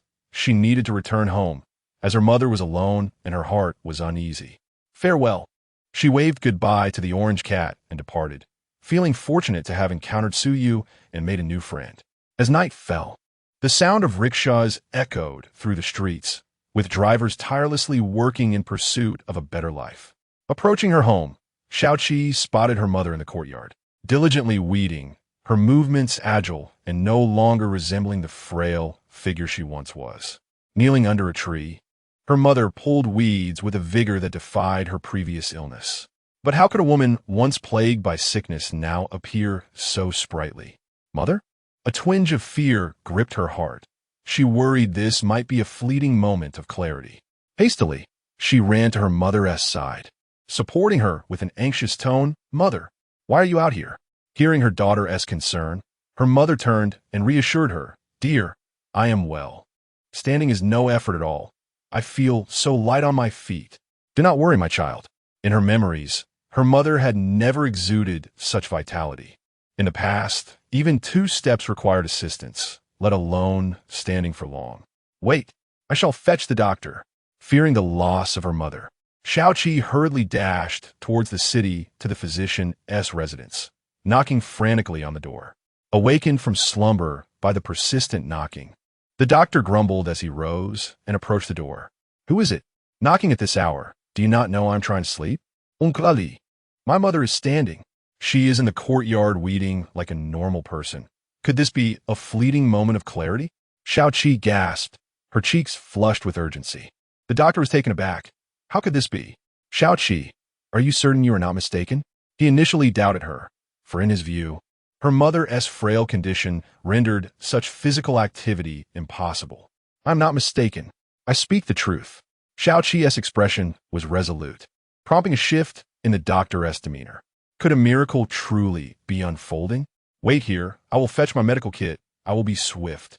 The doctor retreated into his home, where his wife, sitting on the bed, expressed her annoyance, her expression less than pleasant. Who is so rude as to knock at this hour? It's Xiao Qi's child, he replied, putting on his glasses and donning his outer garments. Xiao Qi, what has happened to her mother? Upon hearing Xiao Qi's name, her wife's expression softened. Indeed, it is her mother. Yet little Seven remarked that her mother was busily engaged in physical labor at home, seemingly unfazed. The physician donned his attire and, under the watchful gaze of his wife, stepped outside, hastening after little Seven, who darted ahead with alarming speed. As she ran, tears welled in her eyes. The faster she moved, the greater her sense of dread. She had already endured so much loss, and the thought of losing her mother left her questioning her own resilience. When misfortune befalls you, every unexpected turn becomes a harbinger of despair rather than a beacon of hope illuminating the way forward. Poor physician, despite his age, he pressed on, covering 2 miles in a fervent rush. Ha! Little Seven slowed down, though he yearned to quicken his pace, burdened with numerous items. He found it quite taxing, gasping as if his lungs were on the verge of expiring. Mama! Little Seven flung open the wooden gate of their small courtyard, only to find her mother absent. Panic surged within her, and she rushed into the house in a frenzy. With a loud bang, she burst through the door, discovering her mother seated at the stove, embroidering. Upon seeing little Seven's breathless state, Her mother set aside her needlework, exclaiming, "Oh dear, what is you in such a sweat?" She tenderly wiped little Seven's forehead with her sleeve. Just then, the physician arrived, observing her flushed face with a grave expression. "Sit down immediately. Let me check your pulse." In such a situation, the worst outcome could be a fleeting moment of clarity where the body is at its limit. Yet the owner remains oblivious, mistaking their fleeting vitality for recovery, only to succumb shortly thereafter. Noticing the physician's presence, she cast a reproachful glance at little Seven. "Why are you troubling Dr. Lee at this hour?" The physician said little, guiding her to sit as he rolled up her sleeve to take her pulse. To his astonishment, the pulse was steady, and her demeanor showed no signs of discomfort. "Strange, how is your pulse normal?" It was quite alarming before hearing this. Little Seven eagerly inquired, "Does that mean my mother is all right? Is it merely a temporary reprieve?" "I comprehend your anxiety, little Seven, yet I cannot say for certain. Your mother's pulse appears quite normal, and her complexion has improved significantly. So, my mother is truly unharmed?" After conducting a series of examinations and inquiries, the physician's expression brightened as he declared, "Your mother has recovered, though the cause remains a mystery. Perhaps it is divine intervention." Upon receiving the physician's response, tears streamed down little Seven's face like a torrential flood, uncontrollable and overwhelming. "Mama, you frighten me," she sobbed, rushing in her mother's embrace, crying like a child. Oh, but she was indeed a child, merely 20, yet her long-standing fortitude had concealed her youth. "Charming child, I am perfectly well," her mother reassured, gently stroking her hair, having long yearned for such a heartfelt embrace. The physician, witnessing this beautiful scene, smiled with delight, having always been concerned for Seven's mother's health. Her recovery brought him joy. After a while, little Seven loosened her hold on her mother, drying her tears and feeling a twinge of guilt for having interrupted the physician's rest. "Apologies, Uncle Lee." Dr. Lee waved his hand and replied, "No need for apologies. I am simply pleased that Xiaoqi possesses such a thoughtful heart." Xiaoqi scratched his head, and for precaution, Dr. Lee prescribed additional tonic medicine for his mother. "Remember to come to the pharmacy tomorrow to collect it, all right?" With that, Dr. Lee stepped out, carrying his wood medicine box. After the doctor departed, Xiaoqi remained in a daze, overwhelmed by the sudden recovery of his mother and the acquisition of new friends. Today was indeed his most fortunate day. "Mother, please do not stand for too long. You have just recovered and must rest," Xiaoqi urged, leading his mother back to their chamber. Despite her insistence that she did not need to rest, he stubbornly continued until he ultimately convinced her. All right, I shall rest. Is that satisfactory?" Upon returning home, Dr. Lee's wife inquired, "How is Xiaoqi's mother faring?" "She has recovered," he replied. "Recovered? Truly? You are not deceiving me, are you?" Dr. Lee shook his head as he set down the medicine box. "Indeed, her pulse is normal, and her complexion is quite healthy." Xiaoqi is overjoyed. "Is that so? It seems we have finally navigated through numerous trials." That night, Xiaoqi ventured out alone, carrying some offerings, and made his way to the town's Taoist temple. The night watchman, a young acolyte, perked up upon noticing a visitor. Upon recognizing Xiaoqi, he relaxed his guard. "Sister Xiaoqi, what brings you to the temple at such a late hour?" With a radiant smile, Xiaoqi replied, "I have come to light incense for our revered ancestor." The young acolyte inquired, "Is there some joyful occasion? Has your mother's condition improved?" "I won't tell you if you're so eager to know. Instead, you must share some delicious food with me."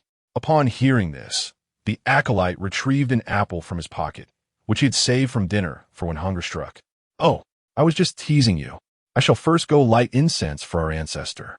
"Well then, do take the apple. It is quite sweet." "No need. You should keep it for yourself," Xiaoqi replied. Filled with joy, Xiaoqi skipped along to the Hall of Merit, gazing up at the statue of the ancestor, performing the highest Taoist ritual of 3 kneelings and 9 prostrations. After inserting the incense, Xiaoqi departed the hall, only to encounter the young acolyte once more on his way back.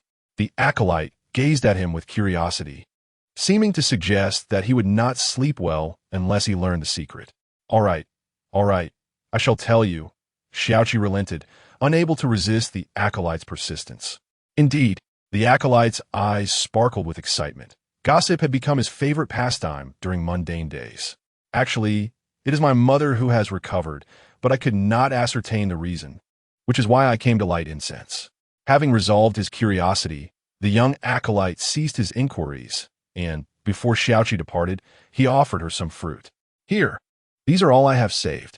Sister Xiaoqi, please take them home for your mother. Though Xiaoqi initially hesitated to accept the small bag full of fruit, the acolyte insisted. Sister Xiaoqi often brings me treats. If you do not take these fruits, I shall no longer be your friend.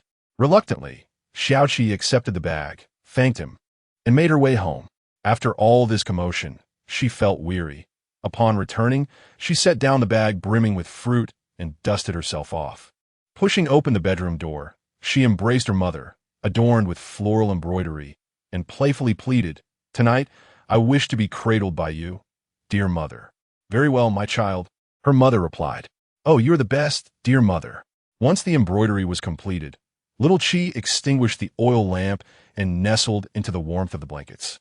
Embracing her mother as she did in her childhood, resting her head upon her shoulder, drifting into a deep and peaceful slumber. Her mother gently tucked her in, tenderly patting her shoulder as in days of yore, transporting them back to those joyous and blissful moments. In the stillness of the night, a gentle breeze swept through, rustling the willow trees in the courtyard, as if the wind were a loving kin, softly caressing little Chi's cheek. In her serene slumber, she dreamt of her elder brothers, who had not departed but instead remained by her side, accompanying her and their mother, allowing her to shed the fa-ade of strength. In the presence of family, she found her true home. With her brothers around, she could be the carefree child she once was. Chapter 38. The boredom of Jing Xuan on the other side. Jing Xuan found himself engulfed in boredom over the past few days. Each day was spent either teasing the chickens or idly sitting in the small courtyard, where he would wield a twig and draw various patterns in the soil. After dinner, feeling utterly listless, he took advantage of Mei Nyang's momentary distraction while she tidied the dishes to venture into the courtyard. The three-legged bird, still pecking at its food, heard his footsteps and, forgetting its meal, instinctively attempted to flee. "Hey, Kuan, what do you think you're running off to?" A mischievous grin, incongruous with his tender age, spread across Jing Xuan's youthful face, leaving the bird named Kuan quite helpless. "Why must you bother it when there are other amusements to be had?" Jing Xuan set Kuan down and cleared his throat, declaring, "Stand at attention. I am about to commence my lecture." Upon hearing this, the three-legged bird dared not flee, fearing that a chase might lead to an unfortunate tumble. The woman from the kitchen would undoubtedly rush out, ready to pluck every feather from the unfortunate creature. "You are utterly despicable, relying on your connections. Do you not think Kuan deserves some dignity?" A row of Kuan stood in the yard, and with his hands clasped behind his back, Jing Xuan assumed the demeanor of an instructor, exuding an air of authority. "Ahem, you all are far too idle. Now, run 3 laps around the courtyard. Quickly." With no choice but to comply, the birds hurriedly obeyed, and Jing Xuan nodded in satisfaction, having discovered that the poultry in the courtyard possessed remarkable spirit. Soon, he had established a poultry guard squad, though it was merely a pastime. As Kuan ran, it muttered curses under its breath, lamenting why the pig could indulge in endless feasting and slumber while it was made to exert itself. "Feed me peanuts. Give me peanuts." In the kitchen, Mei Nyang, while washing the dishes, couldn't help but smile at the sound of Jing Xuan's voice outside, amused by the little fellow's semblance of authority. "Ha ha ha! Whoever runs slowly, I shall catch and pluck clean. Every morsel shall be devoured. But if you run swiftly, there shall be rewards. So give it your all." With a mix of encouragement and threats, Kuan found itself unable to voice its grievances, exhausted from Jing Xuan's antics. The flock of poultry was left panting for breath. Just then, Mei Nyang finished washing the dishes, dried her hands, and stepped out of the kitchen. Unbeknownst to her, Jing Xuan had now set his sights on the plump pig in the sty, intent on waking it up for some exercise. "Ha ha ha, little piggy." Oh, just as he took a step forward, he found himself airborne, his short legs flailing quickly. Upon turning back, he met Mei Nyang's puzzled gaze. "What are you up to, you little rascal. Ha ha ha. I'm just a bit too idle, aren't I? As he passed through the brightly lit corridor, the faint glow of fireflies danced among the flowers, adding a touch of brilliance to the monotonous night. Under the wooden pavilion, Meinyang skillfully brewed a pot of tea. After meals, she often brought Jing Xuan here, where the view was expansive, revealing the illuminated village below. Jing Xuan leaned his small head against the wooden railing, his hair styled into two delightful buns tied with red ribbons, exuding an endearing charm. His gaze was fixed on the village below, where lights twinkled like stars, and faint silhouettes of people could be discerned. As she gazed upon him, his expression gradually succumbed to despondency. Sensing Jing Xuan's melancholic mood, Meinyang set down her teacup and turned to embrace him, her voice a gentle whisper. "Xuaner, what troubles you? Are you feeling down?" Jing Xuan remained silent. The night was a time for emotional release.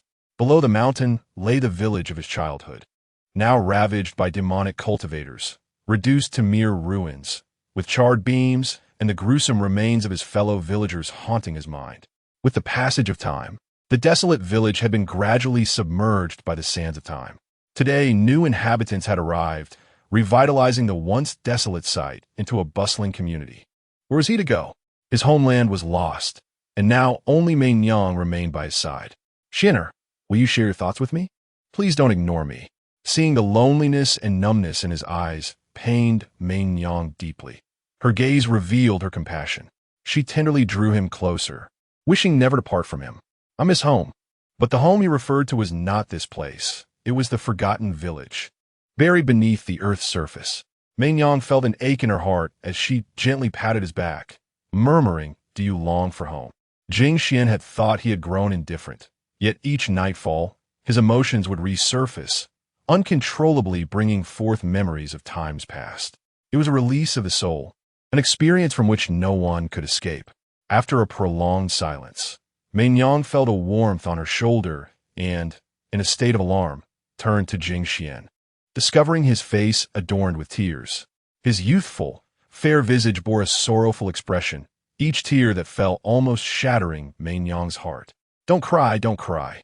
I'm here." Although he wished to remain composed, he found himself unable to do so.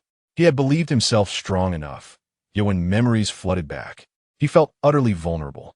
Meinyang gently wiped away the tears from the corners of his eyes, her heart aching for him, especially with his fragile, endearing demeanor. "Do not weep. I am here. Even if they have abandoned you, you still have me. I will stand by your side."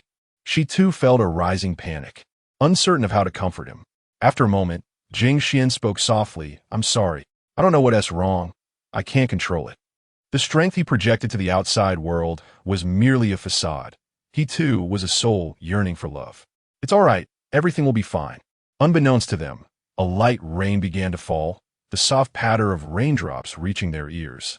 Jing Xuan lifted his teacup, taking a delicate sip, and as he listened to the rain outside, his heart gradually found tranquility. "Xuaner, how about we descend the mountain tomorrow for a little adventure? I've been in Tianhai for so long, yet I've never visited Yinzhou City." Meinyang understood that Jing Xuan feared being unneeded, worried about being a burden, which left him feeling lost and bewildered. Thus, she seized this opportunity to motivate him, knowing he was familiar with Yinzhou City. "Really? You're not deceiving me, are you?" Jing Xuan's eyes sparkled with hope as he questioned, for Meinyang had not been unfamiliar with trickery in the past. "Of course. My dear Xuan has cried like a little flower cat. How could I possibly bear to deceive you?" I certainly did not cry at all."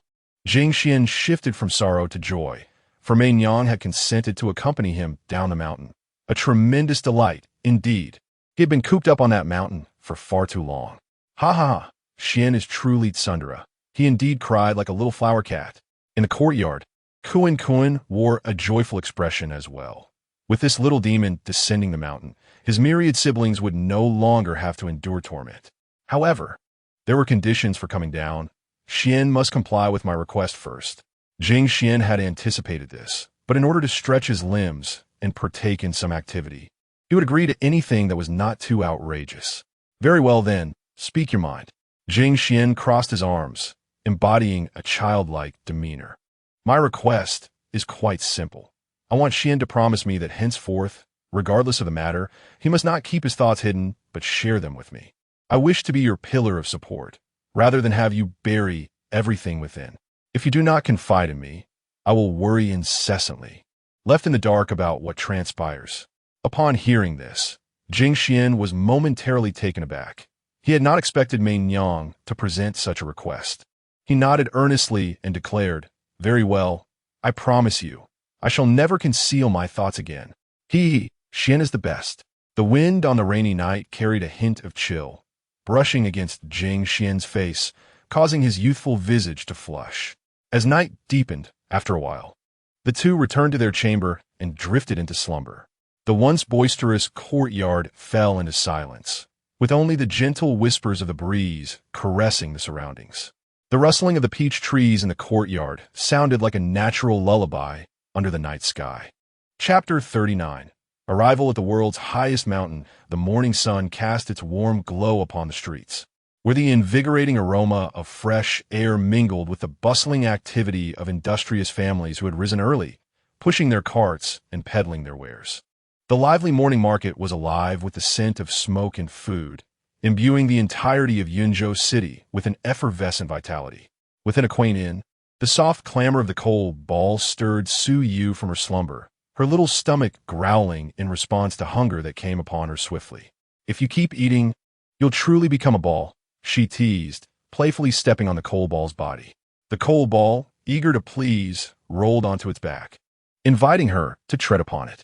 It even extended its tongue, joyfully licking her, prompting a light laugh from Su Yu at its slippery affection. "You little rascal are quite the charmer."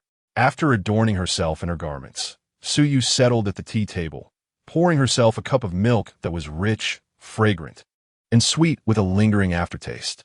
The coal ball gazed at her longingly, and she poured a cup as well, which it drank eagerly, leaving its little black face smeared with the creamy goodness. At that moment, a young attendant knocked gently at her door, inquiring softly, "Dear guest, would you like to order breakfast?" Su Yu requested some meat buns, and shortly thereafter, the attendant stood at her door, breakfast in hand. "Dear guest, your breakfast is ready. Please leave it outside. I will fetch it," she replied. Though the attendant was slightly hesitant, he complied dutifully, placing the meal on the table outside before departing swiftly. With a creak, Su Yu opened the door, carrying the tray inside and shutting the door behind her. The coal ball's eyes sparkled at the sight of food, its tail wagging with uncontainable excitement. She tossed it a meat bun, which it grasped eagerly, settling down to devour the steaming delicacy. This was its first taste of meat within a bun. Previously, it had subsisted on mere dough, and even that had sufficed. Now, with Su Yu providing meat buns, its joy knew no bounds, and it had already formed a bond with her. Meanwhile, sunlight streamed through the curtains, filling the room with warmth. Jing Xuan gradually opened his eyes, having enjoyed a most comfortable slumber. As he glanced around, he found Mei Nyang's delicate visage nearly pressed against his. "Wake up," he urged, giving her a gentle nudge. After a couple of pushes, Mei Nyang finally opened her eyes. "Good morning, Xian Air. You promised me." All right. No need to rush. I haven't had enough sleep yet," she replied, snuggling closer. Seeing her unwillingness to rise, Jing Xuan protested, "No, you must get up." After much coaxing, Mei Nyang finally relented and got out of bed. The fowl in the courtyard had awakened even earlier than he, with a three-legged bird pretentiously searching for worms. Upon spotting Jing Xuan, they fell silent, trembling in their feigned innocence. Cough, cough. However, silence did not equate to invisibility.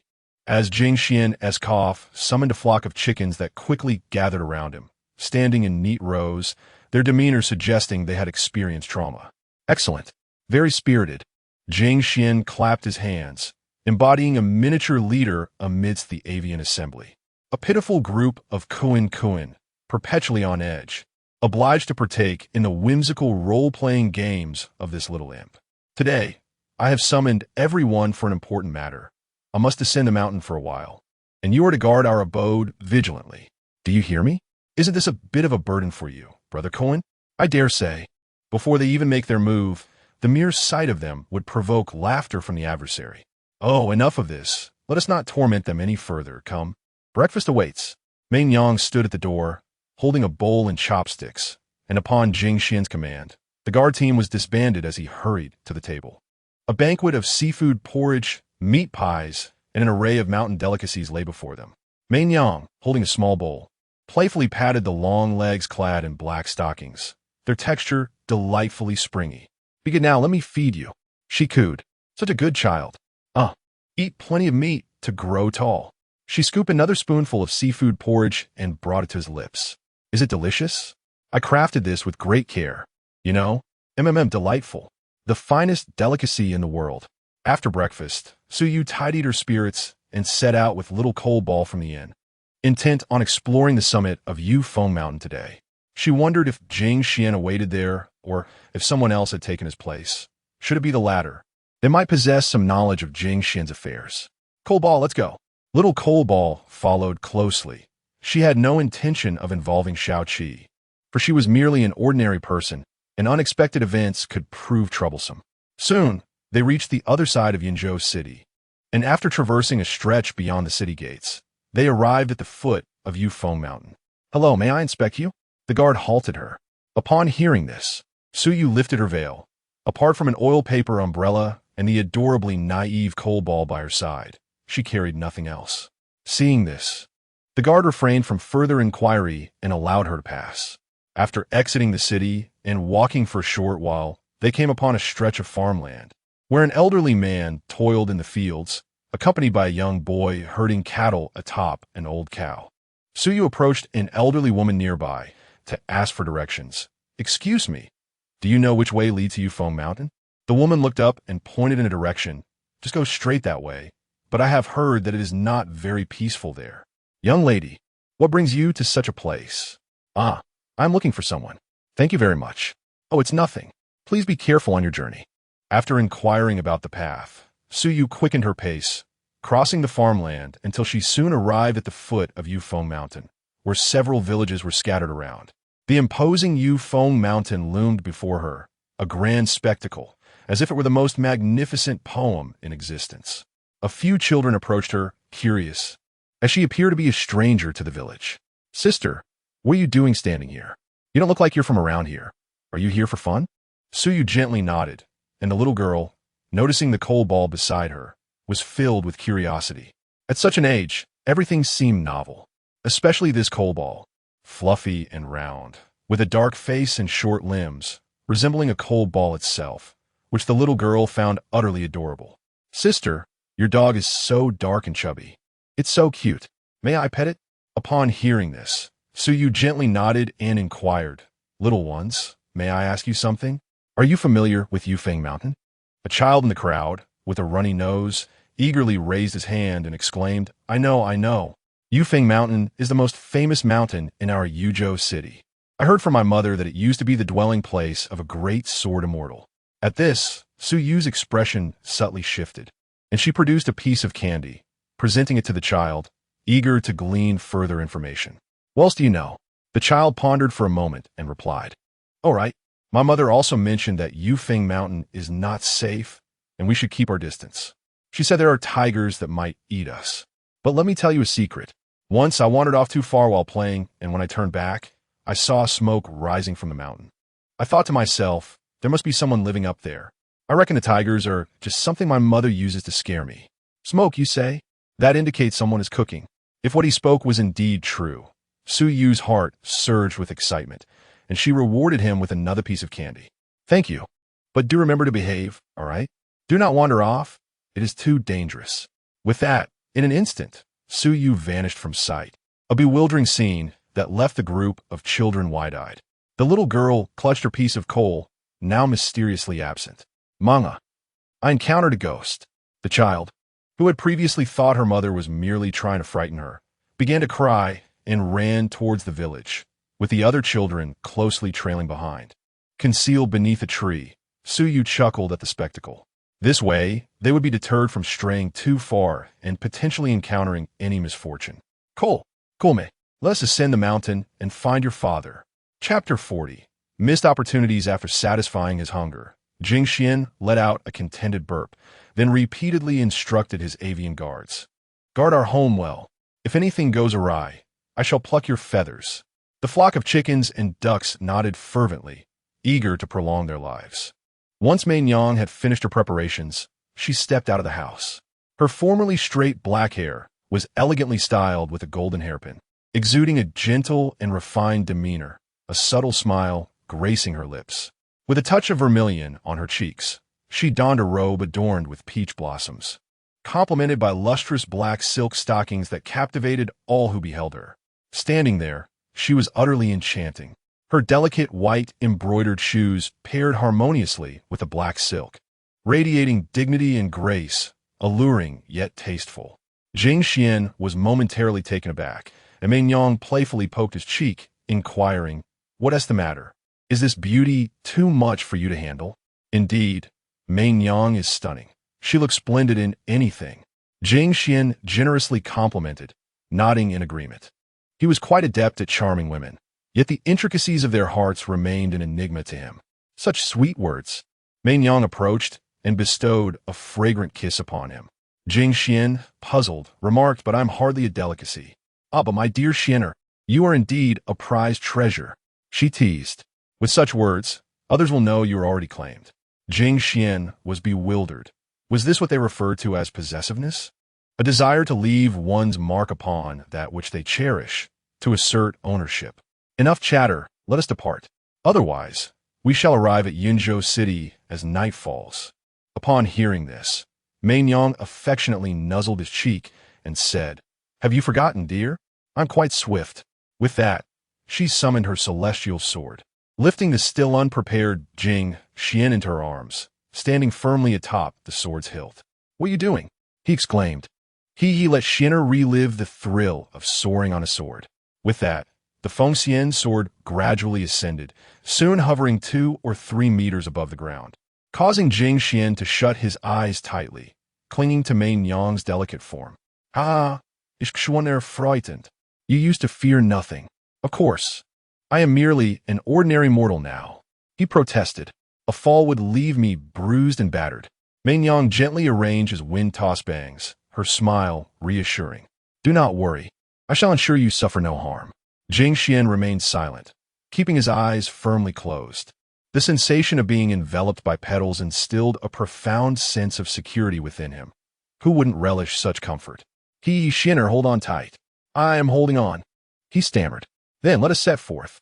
In the next moment, the Fengxian sword shot forth like an arrow loose from its bow, racing out of the windward mountain and heading straight for Yunzhou City. "Ah!" Jing Xuan, having been dispirited for so long, reverted to the mindset of a child, his spirit thoroughly startled by the exhilarating speed, letting out a scream. Mei Nyang found his reaction amusing. It seemed that after such a lengthy absence from sword flying, he would still be startled. From this day forth, she had yet another means to tease Jing Xuan.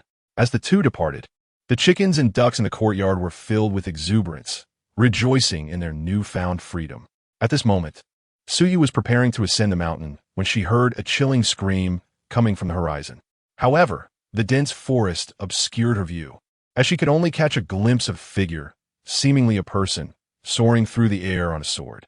She intended to employ a spell to gain clarity, but by the time she emerged from the thicket, the individual had already vanished without a trace. How frustrating! The figure appeared to have descended from the mountain, and it bore the voice of a man. Yet, after all these years, she had forgotten Jing Xuan's voice. Never mind. I shall proceed up the mountain. Upon returning to the ground, Meichio looked around anxiously, relieved to see Su Yu reappear after her earlier discovery. Just moments ago, a scream had echoed, and upon turning back, it found its master missing, leaving only this loyal pup, nearly frightened to death. For that fleeting moment, it had thought that after finally encountering a worthy master, its wandering life might come to an end. However, once it regained its senses, its master had returned, and the little expression on Meichio's face was quite endearing. "Were you scared? Did you think I would abandon you?" Meichio nodded in understanding, visibly shaken. Suyu chuckled softly, proclaiming, "I shall never abandon anyone again. Absolutely never. Come, Meichio, let's ascend the mountain to find your father." Woof, woof, woof. Meichio joyfully howled, instantly ignited with enthusiasm. Together, they shouted and raced toward the mountain peak. As they climbed, A pair of glowing red eyes lurked behind the trees, fixated on their figures. The flight on the sword was swift, and it wasn't too long before Mei Yang halted just hundreds of meters from Yinzhou City. That frightened me to death. Perhaps I should refrain from flying again. After dismounting the sword, Jing Xuan gasped for breath, feeling shame for his timid demeanor, as he had once confidently flown with his eyes closed. Now, after such a short distance, his heart raced in trepidation. Mei Yang, hiding nearby, stifled a laugh, while Jing Xuan pointed at her, exclaiming, "How can you still be laughing? I'm just a child." "Oh dear, I apologize." Their spirited bickering attracted the attention of an elderly woman approaching from a distance, her hearing somewhat impaired. As she drew closer, she discerned that the two seemed to be engaged in a quarrel, resembling a mother and child. "Oh dear, little one, do not argue with your mother." Upon seeing the old lady, Jing Xuan turned his head, suppressing his anger and crossing his arms with a huff. Mei Yang, hearing the term mother, only laughed more heartily. "Yes, Xuaner, it was merely a moment of oversight on my part." Assuming the two were just another pair of rebellious children, the elderly woman kindly advised, "Child, you must also understand her position." Jing Xuan felt helpless. If it weren't for this troublesome body leading to repeated misunderstandings about their relationship, he would have no choice but to acquiesce. All right, I should not argue with my mother. It is my fault." "Ah, my dear, you are quite good, obedient, and must not argue again. All right?" The elderly woman rummaged through her pocket, unveiling a small package from within a heavy bundle, and handed a piece of lard candy to Jing Xuan. "This old lady has neither sons nor daughters, and I can't help but feel fondness for little ones. My dear girl, please do not think ill of me." The woman's face radiated kindness, suggesting she was truly a good-hearted soul. Naturally, Mei Yang would not hold any disdain for her and spoke to her in a gentle tone. "Of course not. My little Xian has been indulged, and I apologize if I have caused you any amusement." Children are just like that. If you spend more time with him, he will behave." After a brief conversation, Jing Xuan had already unwrapped the candy and was savoring its salty sweetness, reminiscent of the lard candies his mother used to give him during festive occasions. "Well, I must take my leave now. I hope to converse again soon." Upon hearing this, Mei Yang nodded, and the old woman, stooping slightly, departed with a forlorn air that tugged at the heartstrings of onlookers. Through her hunched silhouette, one could almost glimpse the entirety of her life. While Jing Xuan delighted in the lard candy, he suddenly heard Mei Yang's voice behind him. "Xuan, spit out that candy." Jing Xuan blinked, then turned his head away. Noticing this, Mei Yang pulled him into her embrace, saying, "Have you been naughty? Are you not listening to your mother?" With the candy in his mouth, Jing Xuan spoke softly, "It's just a piece of candy. So you won't spit it out? Oh, why must you? I am merely enjoying a piece of candy. You silly child, it is not that I forbid you from eating, but do you not realize that too much can lead to cavities?" "Cavities? But I hardly get to eat candy at all. After all, not everyone is malevolent, surely. Not every person is wicked." As they exchanged laughter, they reached the city gates where soldiers stood guard. Mei Yang's eyes sparkled with mischief. She lifted Jing Xuan, and in an instant, they appeared inside the city. Confused, Jing Xuan asked, "Wasn't it just a matter of waiting in line for a check?" "No, I don't want to be questioned by others. I only wish to be checked by you." Jing Xuan felt a sense of numbness. How could he utter such words that would not pass scrutiny? Upon entering the city, everything seemed transformed. The elderly woman selling wontons was nowhere to be seen, nor were the familiar vendors he once knew. Time truly flies, and people part ways. Mei Yang held his hand and spotted a vendor selling candied hawthorn, purchasing a skewer and handing it to Jing Xuan. Taking a bite, he relished the sweet and sour flavor, awakening his little appetite, making him feel he could eat even more. Come, have a look. Our new store is now open with an incredible discount of 20 off. Freshly made leaf family meat buns, thin skin, generous filling. The array of shops lining the street dazzled Jing Xuan, overwhelming him with choices. Had it not been for Mei Yang's grip on his hand, he would have surely lost himself amidst the bustling crowd. Spotting a vendor selling sugar paintings, Jing Xuan tugged at Mei Yang and hurried to the stall, where the vendor looked up, momentarily entranced by their striking appearances. Jing Xuan waved his hand in front of him, asking, "Boss, what's the matter?" I momentarily lost my train of thought. "Are you two here to purchase sugar paintings?" Jing Xuan nodded repeatedly, prompting the vendor to craft an exquisite dragon, a vividly lifelike sugar artwork that he held in his hands, reluctant to consume it. "Xuania, it would be wise to indulge sparingly." "Oh, I know," he replied. "I haven't eaten much at all." As they wandered leisurely, they encountered numerous delightful novelties, particularly Jing Xuan, whose curiosity had not waned since entering the city. He yearned to sample everything. Mei Yang doted on him, eager to provide him with the finest treasures the world had to offer. Whatever he desired, she would readily procure. Chapter 41. Mei Yang's obsessive love. After walking for a considerable distance, Jing Xuan found himself fatigued and decided to take a brief respite at a stall by the riverbank. The weight of his recent melancholy had lessened significantly.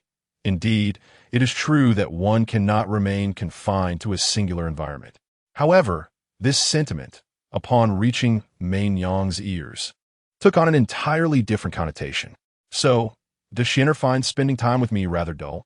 Upon hearing this, Jing Xuan realized he had inadvertently stepped on a sensitive topic and quickly waved his hands in denial. No, no, no. I did not imply that at all. Is that so? I truly hope you are not deceiving me." "Of course not. In fact, being with Mei Yang brings me immense joy." This was the honest truth. Solitary existence pales in comparison to the companionship of a lovely lady.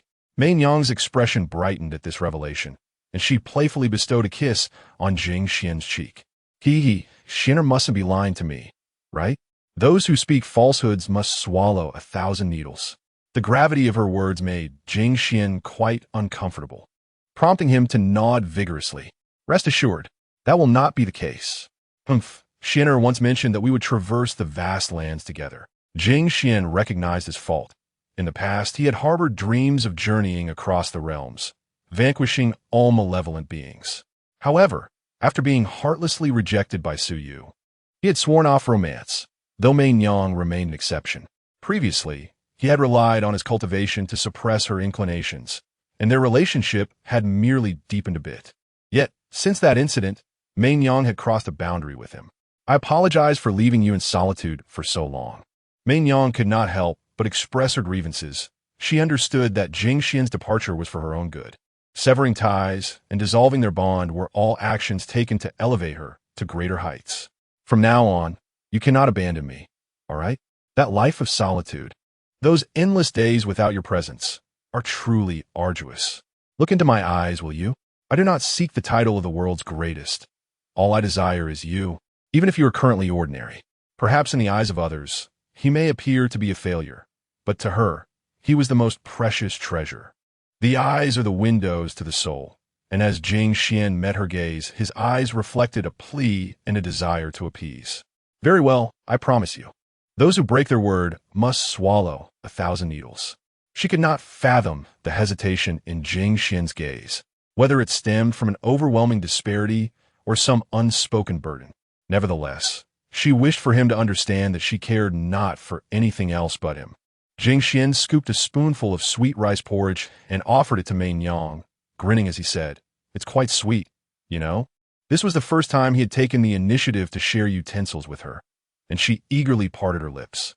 The earlier displeasure on her face had vanished, and with the porridge sliding down her throat, she remarked, "It is sweet, but not as sweet as the porridge you serve." Jing Xuan had grown accustomed to her playful banter, and with a bowl of sweet rice porridge in his belly, he felt satiated. "Tonight, we shall not return. We will stay here for the day. What do you think?"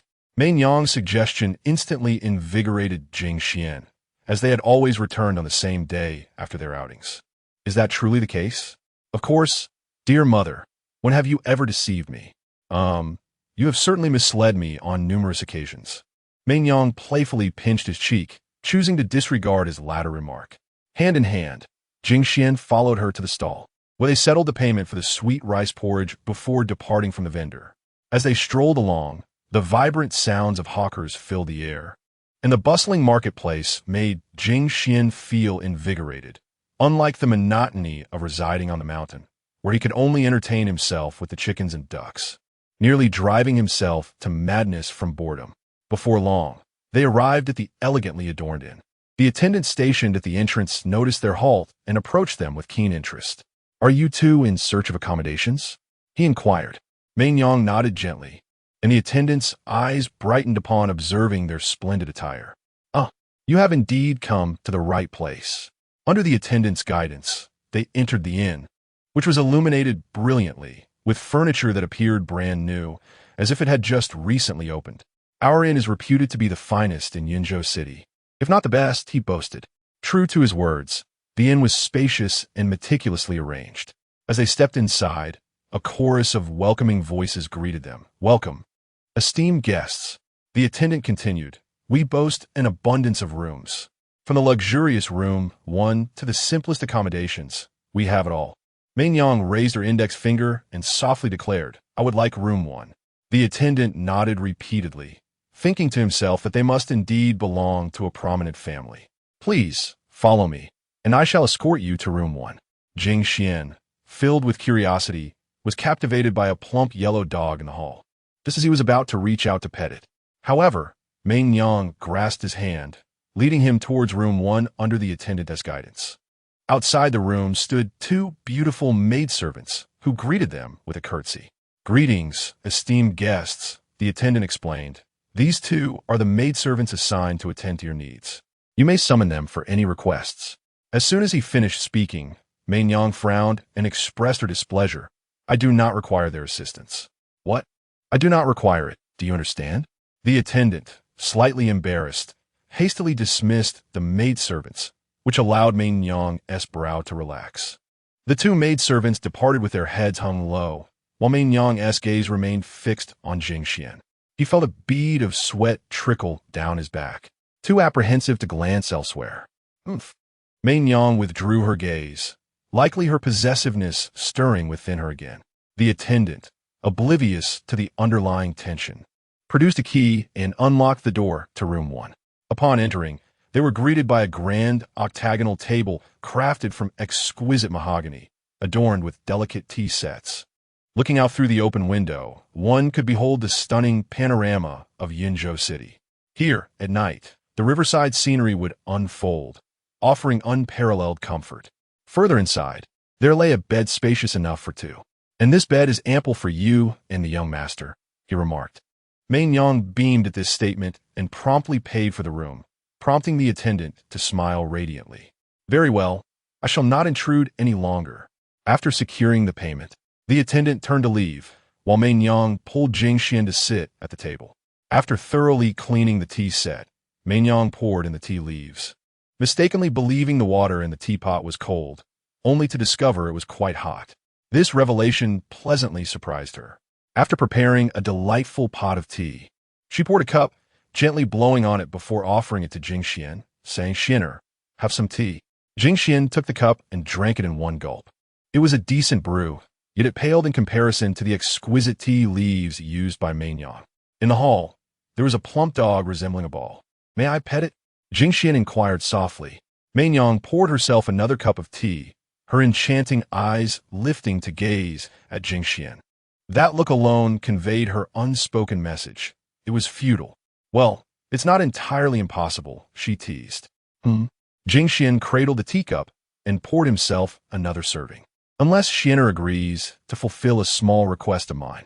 Jing Xuan pondered for a moment, then nodded slightly, thinking it likely wasn't a grave matter. He. "My request is that from now on, whenever we venture out, you must call me Mother." Upon hearing this, Jing Xuan spat out the tea he had just sipped, exclaiming in disbelief. The tea splattered, drenching Main Yang's attire.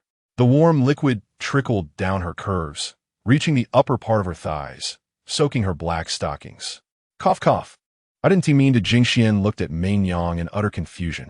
However, she remained calm, delicately licking the tea from the corner of her mouth. "Yes, I apologize, but this isn't my fault. Who asked you to make such an unreasonable demand?" Then Xuan must clean it up." "What? Are you not taking advantage of the innocent?" "You choose." Main Yang's demeanor suggested she wouldn't relent easily. Reluctantly, Jing Xuan acquiesced to her unreasonable request. "Mother, please forgive Xuaner this once. One tea you? I know you are the best, Mother Jing Xuan clung to her smooth, black stocking-clad thigh, swaying his body in a charming manner. His voice soft. With such endearing antics, Meinyang found herself unable to resist. She had merely intended to tease him. His innocent expressions and feeble demeanor, coupled with his calls of mother, were undeniably irresistible. Indeed. Chapter 42. The world's highest mountain. Mount Yufeng. Su Yu ascended from the foot of the mountain. But as she made her way halfway up, she suddenly sensed something behind her. Turning to glance back, she found nothing but emptiness. Aware of the peculiar sensation, Suyuriman beginnt. The kobold also turned around, barking twice, when suddenly a creaking sound echoed through the air. Furrowing her brow, Suyu drew a sword from her storage space, the blade humming as it was unsheathed. A low growl reverberated, and several large insects with white eyes emerged stealthily from behind the trees and boulders. With a light chuckle, she realized they were merely a few newly intelligent insects. The tigers, perceiving her disdain, bared their sharp teeth in an attempt to intimidate her. Was surprised, she thought, just a few insects. Seeing her contemptuous gaze, one tiger could no longer contain itself and lunged at her with its gaping maw. A typical person might have fainted from fear, but as the leader of a sect, Suyu possessed formidable strength. With a light laugh, she seized the coal ball by the scruff of its neck. The coal ball, suspended in midair, trembled with closed eyes. Muttering, "I'm scared, brother." With a glimmer in her eyes, Suyu wielded her sword, slicing towards the approaching insect. With a splatter, blood sprayed, yet not a drop tarnished her attire. "If you stain my garments, do not blame me for being ruthless." Strangely enough, despite merely standing there, she emanated an aura of terrifying strength. The remaining insects hesitated to retreat. How could they continue the fight? Today, they had finally encountered a living person on the mountain, hoping to feast, only to find themselves utterly outmatched. "What's this? Are you frightened?" she taunted, her voice gentle yet chilling to the ears of the tigers. "Do not worry. It will be over soon. It won't hurt at all." The sounds of their anguished cries echoed, causing those at the foot of the mountain to hastily flee back to the village. "Run. The giant insects are coming." After a while, Suyu flicked the tiger blood from her sword and set the shivering coal ball down. Its fearful demeanor was quite delightful. Only after being placed on the ground did the coal ball dare to open its eyes. Before it lay the carcasses of the insects, and with a blink, the coal ball looked up at Suyu, exclaiming, "My master is wise and mighty." Just a few insects, yet they dared to act so arrogantly. Excited, the coal ball barked, puffing out its chest, as if the trembling creature from moments ago was not at all. "Coal ball, you little rascal. You certainly know how to take advantage of your master's might," Suyu teased. The coal ball remained silent, content to play the loyal companion. After this brief interlude, Suyu collected the tiger meat and packed it away, storing it in her space. This storage would expand with the enhancement of her cultivation. Upon reaching the transformation realm, she would acquire this storage technique, which initially offered a modest capacity. As her cultivation flourished, the storage space would increase accordingly. At Suyu's current level, even after stowing away all the tiger meat, ample space remained. All done. Rather than allowing it to rot, it is far more prudent to store it properly and make full use of it. This tiger meat is indeed a substantial nourishment. At the appropriate time, it could be sold for silver coins, which would be nearly exhausted upon reaching Yinzhou City. Should one excessively use spirit stones, it may invite unnecessary troubles. Most importantly, a portion can be reserved to aid Jing Xuan in replenishing his health later on. In Yunzhou City, Jing Xuan sneezed and immediately felt a twinge in his waist. He glanced at Meinyang, who looked back at him with a puzzled expression. "Have you caught a cold?" No, that's not it." "Oh dear, you should let mother examine you properly."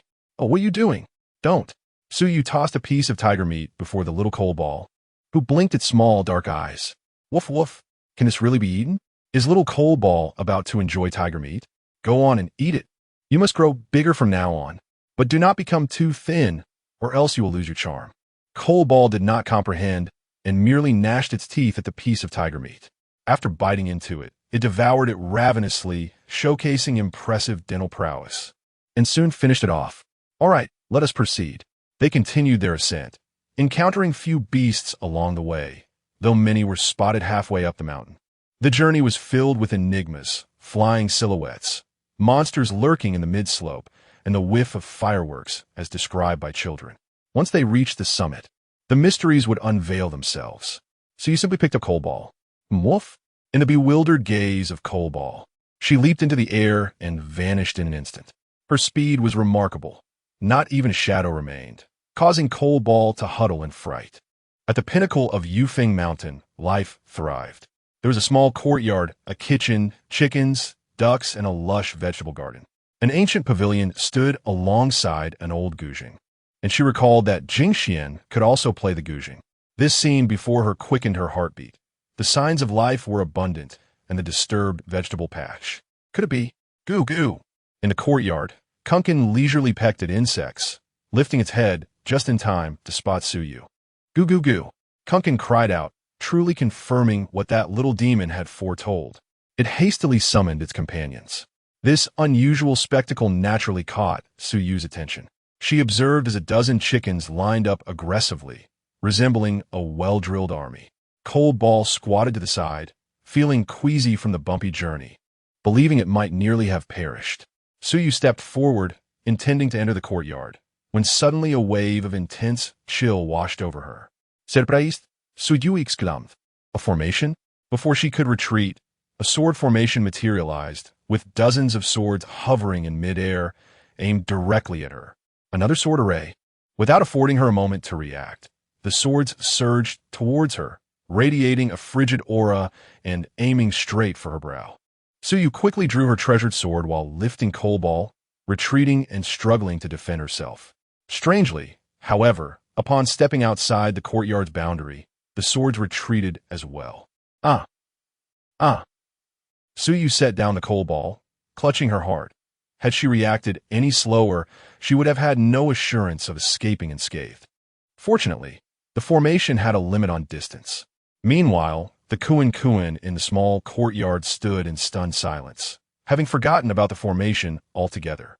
As soon as the array revealed itself, the woman was sent retreating time and again, leaving them with trivial matters. The leading Kuan flapped its wings, dispersing the group. Now it was no longer their concern. With heads lowered, they resumed their search for caterpillars. Initially, they had been reluctant to consume the caterpillars, but after a taste, they found them quite palatable. After all, the wise say one should eat heartily while still alive. Suyu placed her sword down, her hands trembling violently, while the Coldball remained oblivious to the unfolding events. Everything transpired too swiftly for it to comprehend. After a brief moment of rest, Suyu sat down to meditate. It seemed forceful entry was not an option. Thus, all she could do was wait, casting her gaze around the poultry in the yard. The chickens were remarkably plump. And what about that pig? Surely it wasn't he solely nourished by soil.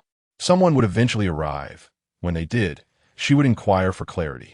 In her earlier haste, she had not thoroughly examined the small courtyard. Glancing around, she noticed clothes hanging beside the ancient pavilion, seemingly belonging to a man. This realization quickened her heartbeat. Please, let it be you.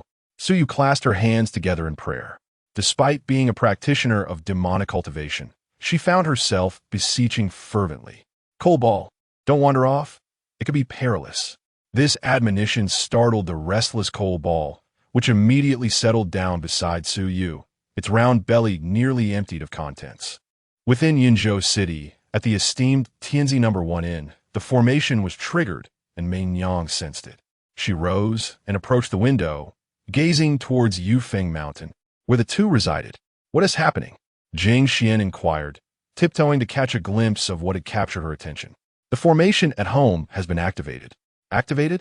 Jing Xuan recalled a few blush-inducing memories. Perhaps it was some wild beast that triggered it? Indeed, there were instances of famished wolves and leopards venturing to the mountaintop, intent on feasting upon the chickens and ducks in the courtyard.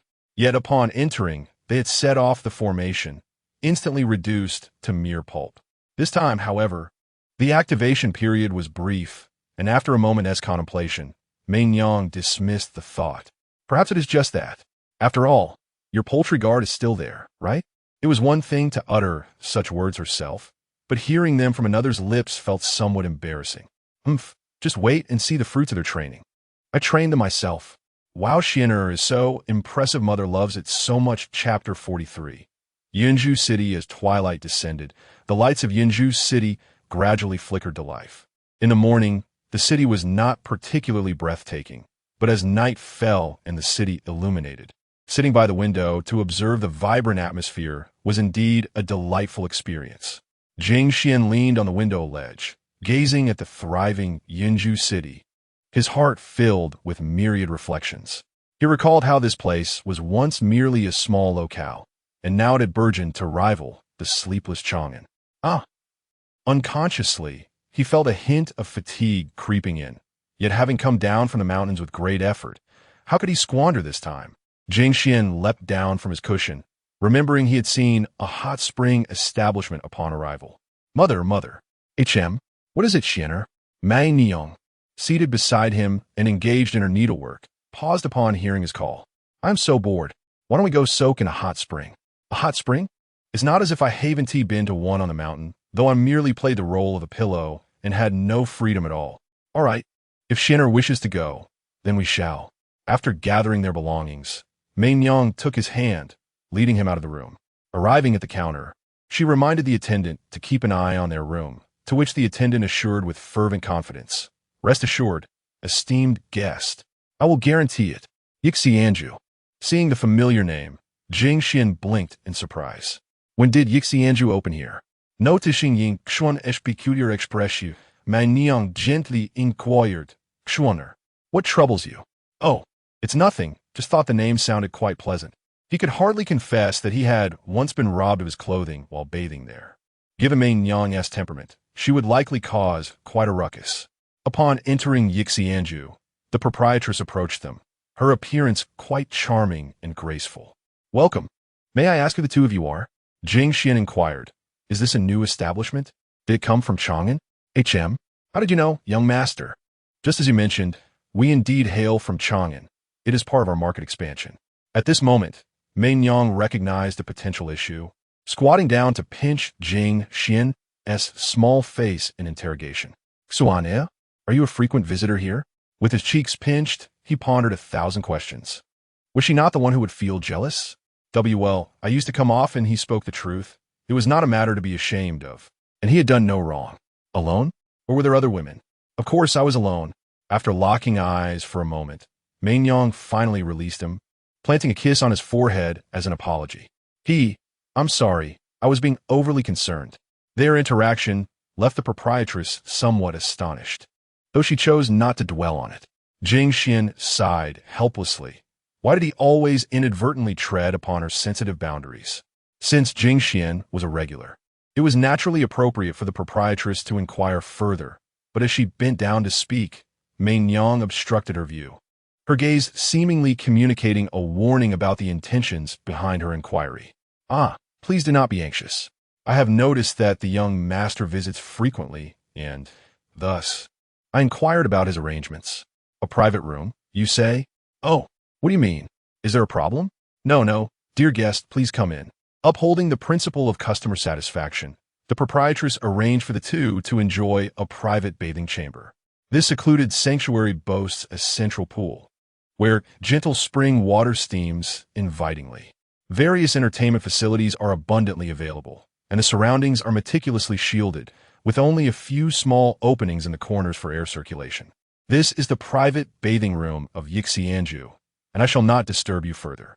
After the proprietress departed, Jing Xuan approached the hot spring, testing the water's temperature. It was neither too cool nor too hot, quite agreeable indeed. Hence, he plunged into the warm embrace of the spring, while Mai Niang settled at a nearby tea table. Refraining from bathing, Jing Xuan emerged with just his head above the water, relishing the long-awaited comfort, which was utterly relaxing. Mai Niang savored her tea. Her aversion to bathing stemmed solely from her desire to accompany Miss Jing Xuan. Observing his contented expression, a gentle smile graced her lips, filled with affection. If only time could be frozen at this moment, to remain forever ensconced in such bliss. How delightful! At the summit of Yufeng Mountain, Suyu sat on a tree stump, gazing at the little courtyard where Kunkin resided, while also observing the dimming sky. Woof!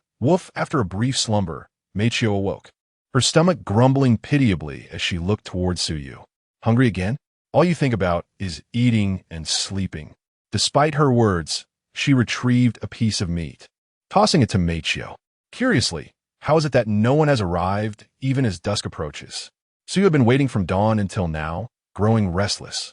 Yet, what did she do? Presently, she was at a loss, the only clue being this little courtyard, which she could not enter. Moreover, the chickens within regarded her with disdainful glances. What are you looking at? Once I get in, I shall pluck every feather from you. Kunkin shot her a sidelong glance before returning his gaze elsewhere, disdainfully scoffing, as if to say, neurotic. Such treatment would frustrate anyone, and with patience wearing thin, Suyu settled back onto the tree stump. Chapter 44. Yinzhou City 2. After finishing his bath, Jing Xuan shook his damp hair, prompting Mei Yang to set down her teacup. She gracefully approached him, guiding him to a chair, and gently began to dry his hair. Once the moisture was removed, she waved her delicate hand, and a refreshing breeze swept through his hair. What had been wet moments ago was now pristine and dry, leading Jing Xuan to marvel at the benefits of magic. How wonderful it is to possess such powers. After drying his hair, Jing Xuan picked up a glass of milk and, with hands on his hips, drank it eagerly. Sighing contentedly, he murmured to himself, "Indeed, it must be paired with milk." Setting the glass down, he turned around to find Mei Yang smiling at him, her gaze sparkling with amusement. What is it?" he stammered. "Oh, nothing. I just feel that Xian air seems quite spirited," she replied. "Of course, it's such a rare opportunity to be out. Why would I wear a long face?" As he spoke, he was about to stride away when Mei Yang unexpectedly seized his hand, pulling him toward the table by the window. "Xian air, am I your first sword?" Jing Xuan paused, taken aback by her question. His first sword was a rather ordinary Xian iron sword. Before meeting Mei Yang, he had always wielded that sword until it eventually cracked and, with the arrival of Feng Xian, he carelessly discarded it. "My first was indeed a humble Xian iron sword, but it broke and was thrown away," he recalled. Did that mean she considered herself his second sword? A hint of jealousy flickered in Mei Yang's heart. Sensing her unusual demeanor, Jing Xuan quickly reassured her, "But I haven't had any other swords since then. The only other one I used was your Ju Xian." Hearing this, Mei Yang felt a sense of balance restored within her. She retrieved the Ju Xian sword from the spirit realm.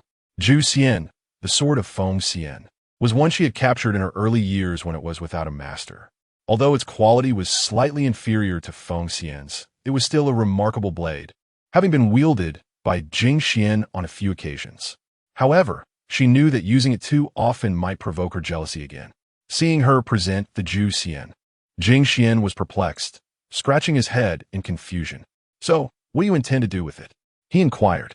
"I was contemplating whether, with the addition of Ju Xian, we could secure a victory against an emperor realm." "Here we go again," Jing Xuan thought, shaking his head in resignation at her persistent nature. "Haven't I said? I am quite content with our current life. But don't you wish for revenge?" Her words struck Jing Xuan, leaving him momentarily frozen. Revenge? It was not a thought he had dismissed entirely, yet he pondered, what could he possibly use to seek vengeance? With Feng Xian? He fell into deep contemplation. After a long silence, Jing Xuan finally spoke. "Those matters are no longer significant." Mei Yang's eyes softened with concern as she lifted the spell that bound him. In the blink of an eye, he reverted to his original form. Why have I returned to this state?" She gazed at Jing Xuan, transfixed, for it was this very visage that had first captivated her heart, leaving an indelible mark within. "It is still this familiar countenance that enchants me most." Observing Mei Yang, who stood at a height akin to hers, with a slight smile gracing her lips, she wondered what had prompted such a reaction. Nevertheless, he resolved to envelop Mei Yang in a warm embrace, presenting her with solace in this form. Gently wrapping his arms around her, Jing Xuan softly murmured, "If you cherish it, then do not revert." After a prolonged moment, Mei Yang leaned into his embrace, resting her head on his shoulder, and slowly closed her eyes. "Yet, I adore every aspect of you," she thought. "For just this day, allow me to accompany you as you wish to be." In Yinzhou City, Jing Xuan took Mei Yang's hand, and they strolled through the brilliantly illuminated streets, akin to childhood sweethearts in love, their lips curving into gentle smiles. Jing Xuan, curious and entranced by the world around him, surveyed the surroundings with wide-eyed wonder, while Mei Yang's gaze remained fixed on him, unable to tear her eyes away from his silhouette. The nearby vendors, noticing their intimate demeanor, waved enthusiastically, capturing their attention. "Young sir, seeing how well-matched you two are, aren't you inclined to present a gift to your beloved?" At this, Mei Yang's cheeks flushed, and Jing Xuan stifled a laugh, surprised to witness her bashfulness. "Why are you laughing?" she inquired, a hint of confusion in her voice. "Oh, it is nothing. I simply find you exceedingly charming." "But what is charming about me?" If they had been alone, Mei Yang might have lost her composure at his words. Jing Xuan held her hand as they approached a vendor selling trinkets, sachets, and various jade ornaments. "Esteemed guest, do take a look. These are all exquisite items," the vendor boasted, showcasing a variety of vividly carved jade pieces. Jing Xuan, meticulously selecting among the wares, finally picked up a bracelet of exceptional quality, gently fastening it onto Mei Yang's wrist. "Do you like it?" Mei Yang gazed at the jade bracelet adorning her wrist, her face lighting up with joy. Anything gifted by Jing Xuan, regardless of its worth, was a treasure to her. "You truly have an eye for beauty." After the transaction, Jing Xuan led Mei Yang away from the stall, and throughout their journey, she admired the jade ornament, a smile gracing her lips. The night market in Yunzhou City buzzed with life, the warmth of humanity soothing to the soul. This evening promised to be unforgettable. Jing Xuan's face radiated genuine smiles, as if such joy were the antidote to past sorrows. By the riverside, Jing Xuan purchased a few lantern flowers, and together with Mei Yang, they squatted by the water's edge, igniting the lanterns and setting them afloat. "Mei Yang, make a wish," he urged. Mei Yang clasped her hands together, closed her eyes, and declared, "May Mei Yang and Jing Xuan enjoy a lifetime of happiness." "Yet, if you speak it aloud, it may not come true," he cautioned. "Regardless, the outcome is not dictated by mere words. Destiny lies in our own hands." "Do you not agree, Xianer?" Mei Yang fixed her gaze upon him, eagerly awaiting his response. Jing Xuan raised his voice toward the riverbank, proclaiming, "May Jing Xuan and Mei Yang enjoy a lifetime of happiness." As the conversation concluded, Jing Xuan turned with a smile, while Mei Yang's eyes glistened with tears. In the next moment, without any warning, she leaned in and kissed him. Jing Xuan did not resist, and after a long while, their lips parted. "You little deceiver." "All right." The night sky gradually succumbed to darkness, and the bustling street vendors, after a long day, tidied their stalls, closed their shops, and returned home. As the night settled into tranquility, all fell silent. At the inn, Jing Xuan sat gracefully before the guzheng. With a gentle sweep of his sleeve, his fingers danced upon the strings, producing a hauntingly beautiful melody that gradually pierced the stillness of the night. With closed eyes, he immersed himself in the music, while Mei Yang sat across from him, gazing at him with an enamored expression. Clad in white, with ink-black hair and striking features, he exuded an air of elegance that seemed destined to be etched in her memory, rendering her unable to look away. As the melody came to an end, Jing Xuan gently laid his fingers upon the guzheng, and Mei Yang clapped enthusiastically, exclaiming, "Xianer is truly remarkable. Ha ha ha, just average." It was delightful, far beyond the ordinary. Regardless of his endeavors, Mei Yang always offered her unwavering support and generous praise. She was truly wonderful. However, this was only before her affliction. After it manifested, her demeanor would change drastically. After finishing his performance, Jing Xuan sat by the window, while Mei Yang nestled close to him. "Don't you feel cramped?" she asked, tightly clasping his arm as if fearing he might vanish. "Not at all. I find it quite reassuring." As she spoke, she nuzzled against his arm, resembling a clingy little kitten, reluctant to pull away. Oh no, it was Jing Xuan who lacked the strength to disengage. With a resigned sigh, he extended his hand and tenderly caressed her flowing locks, eliciting a pleased response from her as she leaned into his touch. At this moment, atop the peak of Yufeng Mountain, the audacious rooster that had mocked her had long since retired for the night, yet the owner of the small courtyard remained elusive. The nocturnal insects buzzed in abundance, and Mei Yang, curled up with her head concealed, sought refuge. Su Yu, however, remained unperturbed, as the insects dared not approach her. Growing annoyed, she unsheathed her sword and struck out, silencing the commotion.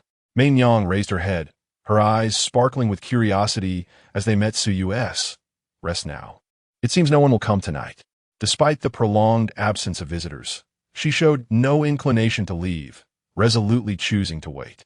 After receiving permission from Su Yu, she closed her eyes and turned over, sprawling out in a humorous sleeping position that elicited a chuckle from Su Yu, alleviating her earlier worries. With no one arriving today, she resolved to wait until tomorrow. If no one came then, she would continue to wait, for surely someone would eventually arrive. Chapter 45. Lady Lu's unrequited love in the city of Yinzhou. Under the cloak of night, Jing Xuan tossed and turned in restless slumber, unable to find repose. His eyes wide open, oblivious to the reason behind his insomnia. In stark contrast, Mei Yang slept soundly, perhaps lulled into tranquility by lowered defenses. Instead of employing her usual minor enchantments to bind his limbs, she merely clung to him gently. What a curious predicament. Why could he not sleep? Jing Xuan slowly propped himself up, inadvertently rousing Mei Yang, whose delicate brows knitted together. After tenderly caressing her, her frown eased, though she still held onto his arm. He cautiously withdrew his arm, hesitating, yet upon seeing no sign of her awakening, a thrill of delight surged within him. He swiftly extracted his arm and shook it to alleviate the stiffness, then, with utmost stealth, descended from the bed, glancing back at Mei Yang multiple times. Seeing her still in peaceful slumber brought him a sense of relief as he approached the door. One last glance assured him of her undisturbed rest. A smile of triumph graced his features as he gently pushed the door open and slipped into the night. At last I am free. Jing Xuan's heart sang as he tiptoed down the lengthy corridor, illuminated by soft lamplight, making his passage safe, though a chill crept over him. Was it merely an illusion? He rubbed his hands together, quickening his pace. Meanwhile, back in the room, Mei Yang slowly opened her eyes, her crimson gaze exuding an air of intensity in the darkness. Xuan, you truly never learn.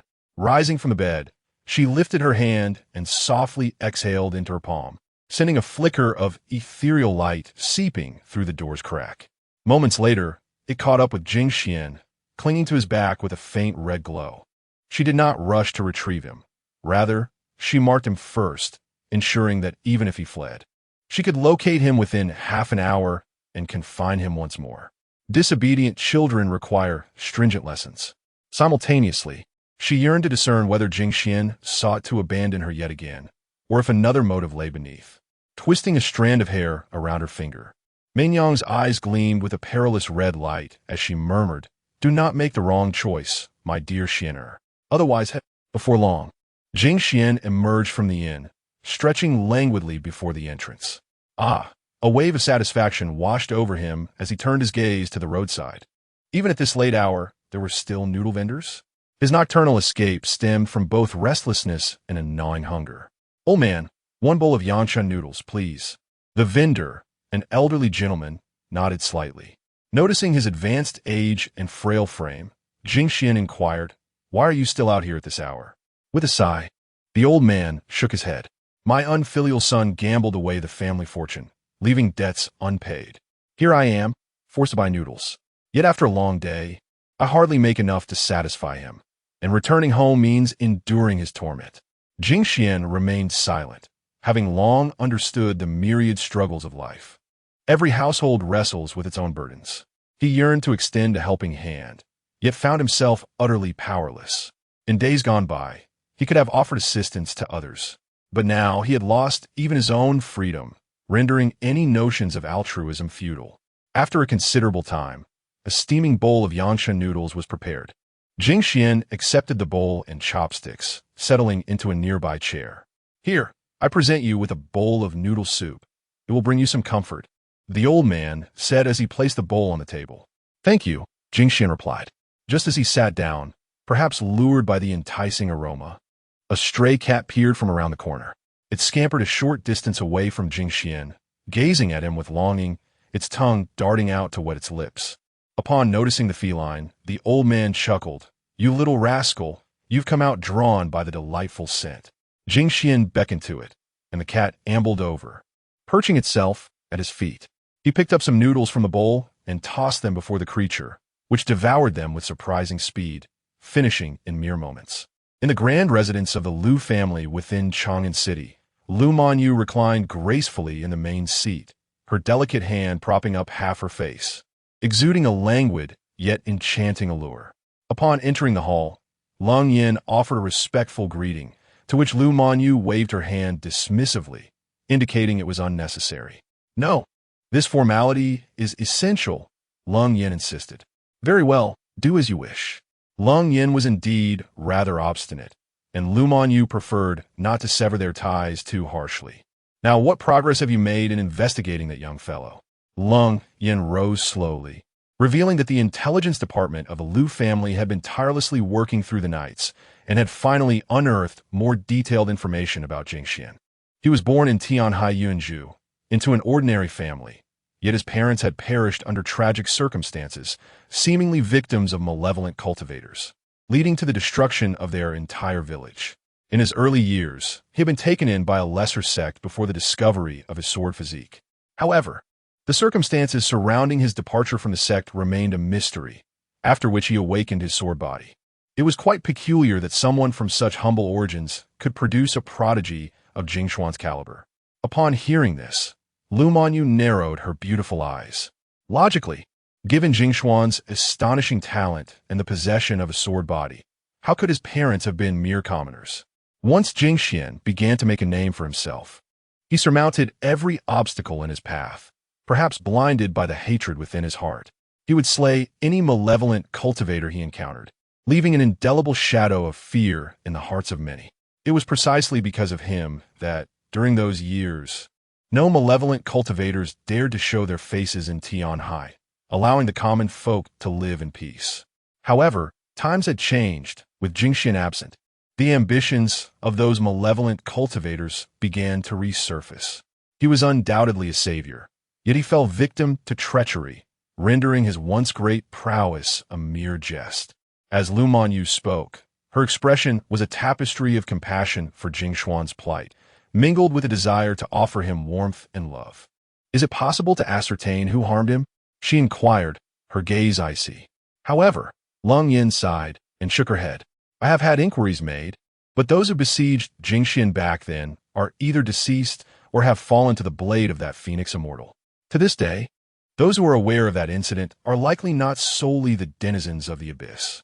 After listening to Lung Yan's report, Lu Manyu clenched her delicate fists, filled with a desire to personally eliminate the vile scoundrels who conspired against Jing Xuan. "What news from Tianhai? Our people have already commenced their development. I have stationed individuals near Jing Xuan's hometown, ensuring that any discoveries will be reported to you without delay."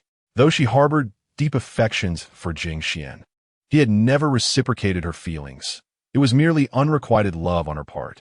Yet, she was not one to pursue someone insistently. She needed to devise a way to win his heart. But how could she do so when she did not even know his whereabouts? Observing the expression of her mistress, Lung Yin understood that it was likely the entanglements of love that were causing such turmoil. "Sigh, why must love complicate matters so?" Lu Manyu turned to Lung Yin and inquired, "What do you think I should do for Jing Xuan to develop feelings for me?" There was a sense of helplessness, a profound helplessness. With just a beckon, countless admirers would gather around her, yet it bore no effect on Jing Xuan, who seemed detached from worldly concerns.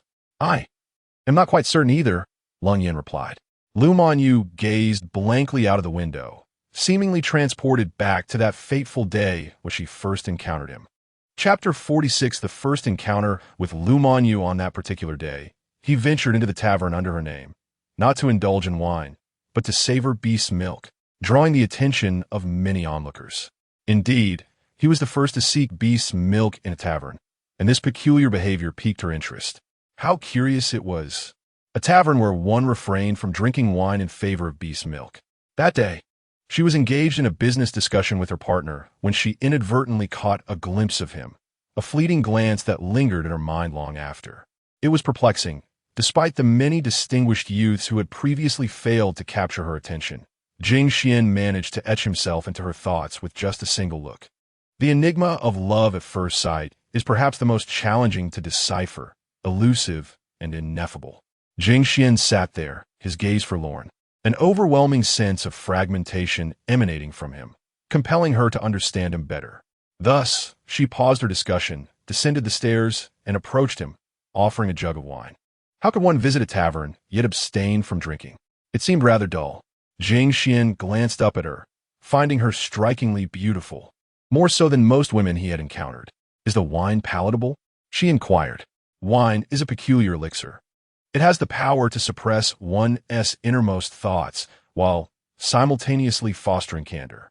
From his expression, Lu Monyu discerned not the desire that others often displayed, but rather a profound sense of loneliness and despair. After she finished speaking, Jing Xuan seized the jug, filled his glass to the brim, and raised it, downing it in one swift motion.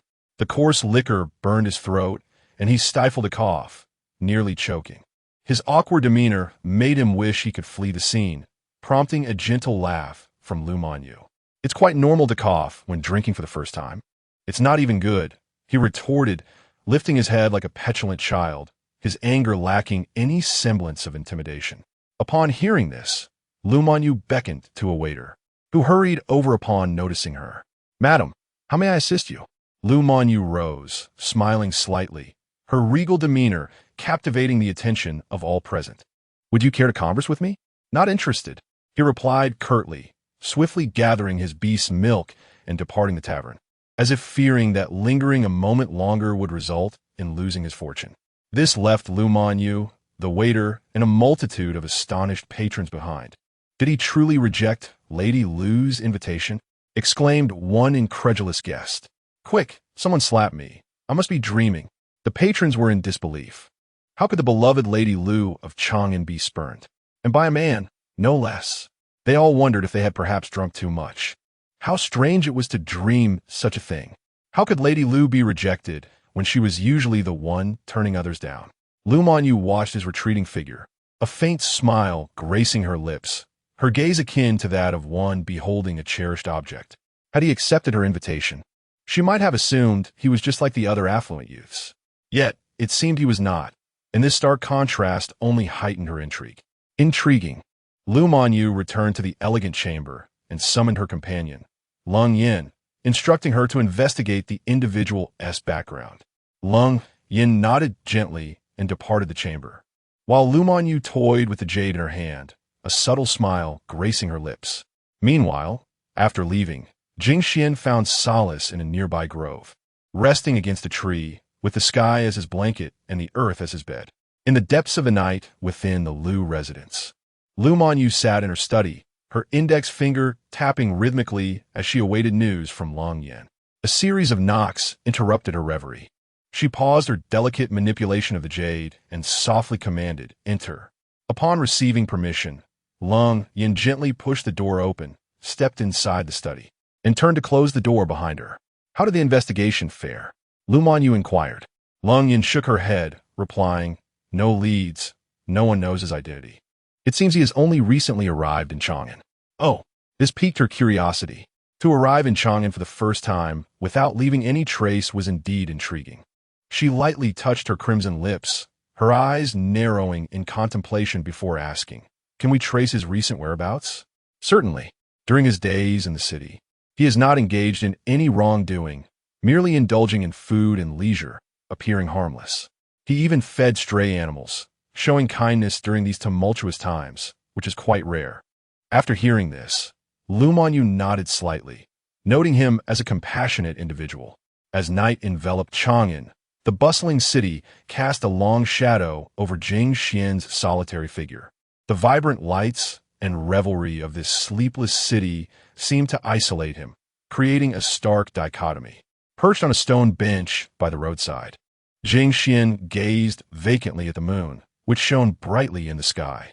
To buy osmanthus flowers and share wine is not as fulfilling as the carefree youth. Reflecting on the past, he had only a sword for companionship, yet he had cruelly cast it aside. Would it not blame him? Contemplating his life of wandering, perceived as a prodigy in the eyes of the world, he realized he had never encountered a mentor to guide him forward. Throughout his life, he had committed no wrongs. With a heart dedicated to the people, aspiring to cultivate an inner peace amidst chaos, he once believed that with enough strength and perseverance, he could restore tranquility to this restless world. Yet now, the notion of a prodigy, the foremost in swordsmanship, felt like a fleeting dream. He had considered the possibility of dying at the hands of demonic cultivators or perishing at the jaws of ferocious beasts. However, he had never anticipated being betrayed by his kin or by fellow cultivators of the sword. Seeing the malice and envy in the eyes of others, he realized that the human heart could be more terrifying than any beast or demonic practitioner. He could not fathom why they would strike against him, even aligning themselves with demons and their lairs. Should not fellow cultivators strive to protect the lives of others and shield the weak? What had he done wrong? Was the world truly ill, or had it always been thus? This was merely his first encounter with the treachery of human nature. If blame were to be assigned, it would be for obstructing my path. As the chilling strike fell, the once exalted prodigy, gazing down upon the realms, was reduced to a mere shadow, enduring humiliation. Rise then, are you not so formidable, the so-called prodigy? Who would cherish your insincere affections? Such a self-absorbed fool. They all laughed, unabashedly mocking him. That day, he could scarcely recall how many cruel words he had endured. If Meinyang were present, witnessing his disgrace, she would undoubtedly shed tears. Yet at that moment, a chasm had formed between them, regardless of how fervently he called for her in his heart. She feigned ignorance of his pleas, and he bore her silence without resentment, for she was unaware of the tribulations he faced. He had thought he was on the brink of death, ready to reunite with the parents whose faces had long since blurred in his memory. However, he was spared. After enduring such humiliation, his life was not taken. With great effort, he rose, supporting himself against his crimson chest. What turmoil must reside in his heart at this moment? The very individuals he had once aided, the ones he had guided, had conspired to bring about his demise. After undergoing such a betrayal, he felt lost in how to confront the reality. It has been said that adversity is an indispensable part of the path to enlightenment. Yet such a wretched fate weighed heavily upon him. As these thoughts consumed him, Jing Xuan clenched his fists, a shadow slowly creeping across his face. He struggled to restrain his emotions, determined not to allow hatred to cloud his vision. Even in such dire straits, little one, sleeping on the ground is quite unwise, you know? A gentle voice interrupted his reverie, and the gloom on Jing Xuan's face began to dissipate. Looking up, he found it was the woman from the tavern at noon, extending a hand as pure as jade. I am Lu Man Yu, a native of Chang'an. What shall I call you, little one? The moonlight intertwined with her silhouette, radiating an aura of maternal warmth that momentarily rendered him speechless. Little one, am I pleasing to the eye? Noticing his captivated gaze, Lu Man Yu stifled a laugh, her expressions enchanting. Jing Xuan quickly sat up, clearing his throat and offering an explanation. I apologize, I was lost in thought. Lu Man Yu chuckled softly, choosing not to expose his distraction. Jing Xuan brushed off the dust from his clothes and introduced himself. I am Jing Xuan. What a lovely name, she replied. Even if you flatter me, I have nothing to offer in return, Jing Xuan remarked, his words dampening the mood. Yet, instead of inciting her disdain, it only elicited another giggle from her, causing her ample figure to sway slightly. Jing Xuan awkwardly scratched his head, unsure of how to respond. After parting from the tavern, why had he become even more despondent? The recollection of unpleasant memories plagued him. He resumed his seat, offering half-hearted responses to Lu Man Yu's inquiries. Sensing his reluctance to engage, she wiped the chair with her handkerchief and settled beside him. Shall we converse? Perhaps I can assist you in your troubles. Jing Xuan sat with his legs drawn up, resting his head on his hands. Assist me? You are merely a stranger, yet willing to help? What a rare occurrence. The ones I once aided sought my life. No need, he replied, sensing her cautious approach. Lu Man Yu was unhurried, akin to a compassionate older sister, gradually seeking to understand him. May I call you Xiao Xian? Suit yourself, he conceded. So, Xiao, I gather this is your first visit? Why are you not in at such a late hour? Is it due to a lack of funds? The words struck him like a sharp sword, piercing directly at his vulnerabilities. Indeed, he was devoid of wealth. To describe his situation as destitute would not be an exaggeration. Yet, as a man, how could he admit financial shortcomings in the presence of a woman? I merely ventured out for a stroll out of boredom, he stammered. Though he uttered those words, the air of insecurity surrounding him did not escape her notice. The little one was surprisingly tenacious. However, scarcely had the words left his lips when a rumbling sound broke the stillness of the night. In an instant, his face flushed like a cherry bomb. Lu Manyu gently inquired, "Are you hungry? How about I treat you to a meal? Don't feel pressured. Consider it compensation for the mishap at the restaurant." While providing a way out, she also extended a hand of comfort. Upon hearing her words, he deemed it unnecessary to dwell on his earlier embarrassment. The priority was to eat. "Thank you," he replied. "It is I who should apologize to you, little Xian. If you linger outside too long in the cold wind, you might catch a cold." The night breeze played mischief, tousling her hair and obscuring her vision. Yet in his eyes, she radiated a maternal warmth that illuminated his tumultuous heart, igniting a flicker of hope. Lu Manyu rolled up her sleeves and extended her fragrant hand, her gentle smile reminiscent of a star-studded night sky, instilling a sense of tranquility and warmth. "Shall we go?" she proposed. Instead of taking her hand, he stood up and remarked, "Please don't treat me like a child. But little Xian, you must be cautious on your way home. Don't fall." Chapter 47. The bewildered Jing Xuan in the sleepless city of Chang'an. Even as darkness enveloped the sky, the air was filled with jubilant sounds, a symphony of laughter and merriment resonating all around. Jing Xuan observed his surroundings, where every face radiated joy, carefree and untroubled by the threats of monstrous beasts or the burdens of daily survival. It dawned upon him that this world was not solely defined by conflict and strife. It also harbored realms of prosperity and delight. While others grappled with the worries of mere sustenance, here, revelry reigned supreme, a vibrant tapestry of song and dance. A feast for the senses. Accompanied by Lu Manyu, he traversed through a series of grand edifices, eventually arriving at the Yixiang Pavilion, a sight to behold. The entrance was flanked by 2 rows of elegantly attired maidens, who bowed in unison upon recognizing Lu Manyu, greeting her with a harmonious welcome, madam. Jing Xian's eyes widened in surprise at the mention of Madam Head of the Family, for Lu Manyu's noble bearing was unmistakable, setting her apart from the ordinary. Upon hearing her title, the steward of the Yixiang Pavilion, who had been welcoming guests, hastily made his way towards them. With the arrival of their esteemed owner, the well-being of the guests paled in significance. The priority lay in catering to the needs of the proprietor. Approaching with an air of servility, the steward greeted her with a smile that rivaled the brilliance of blossoms. "Your esteemed presence is an honor. I apologize for not welcoming you sooner." However, Lu Manyu, uninterested in flattery, raised her hand to silence him, her tone devoid of warmth. In the private room, "Speak little." The steward promptly led the way, while Lu Manyu turned back, her voice softening as she inquired, "What troubles you, Xiao?" Following closely behind, Jing Xuan was taken aback to discover that the Grand Yixiang Pavilion was indeed associated with Lu Manyu.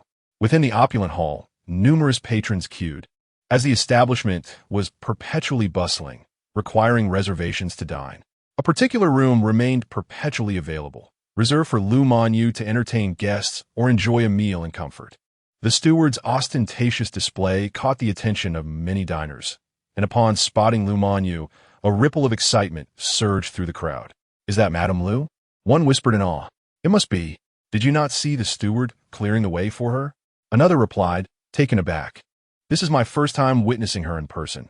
She is stunning and so graceful." The 2 patrons, captivated by her presence, exchanged glances, their expressions shifting as they noticed Jing Xuan beside her. Blinking in disbelief, they turned to each other, confirming their observations before exclaiming in unison, "Madame Lu is accompanied by a man? Is it not said that she shuns male company? What did this mean? Where is the gentle and elegant Lu Madame we know, who maintains her distance from men?"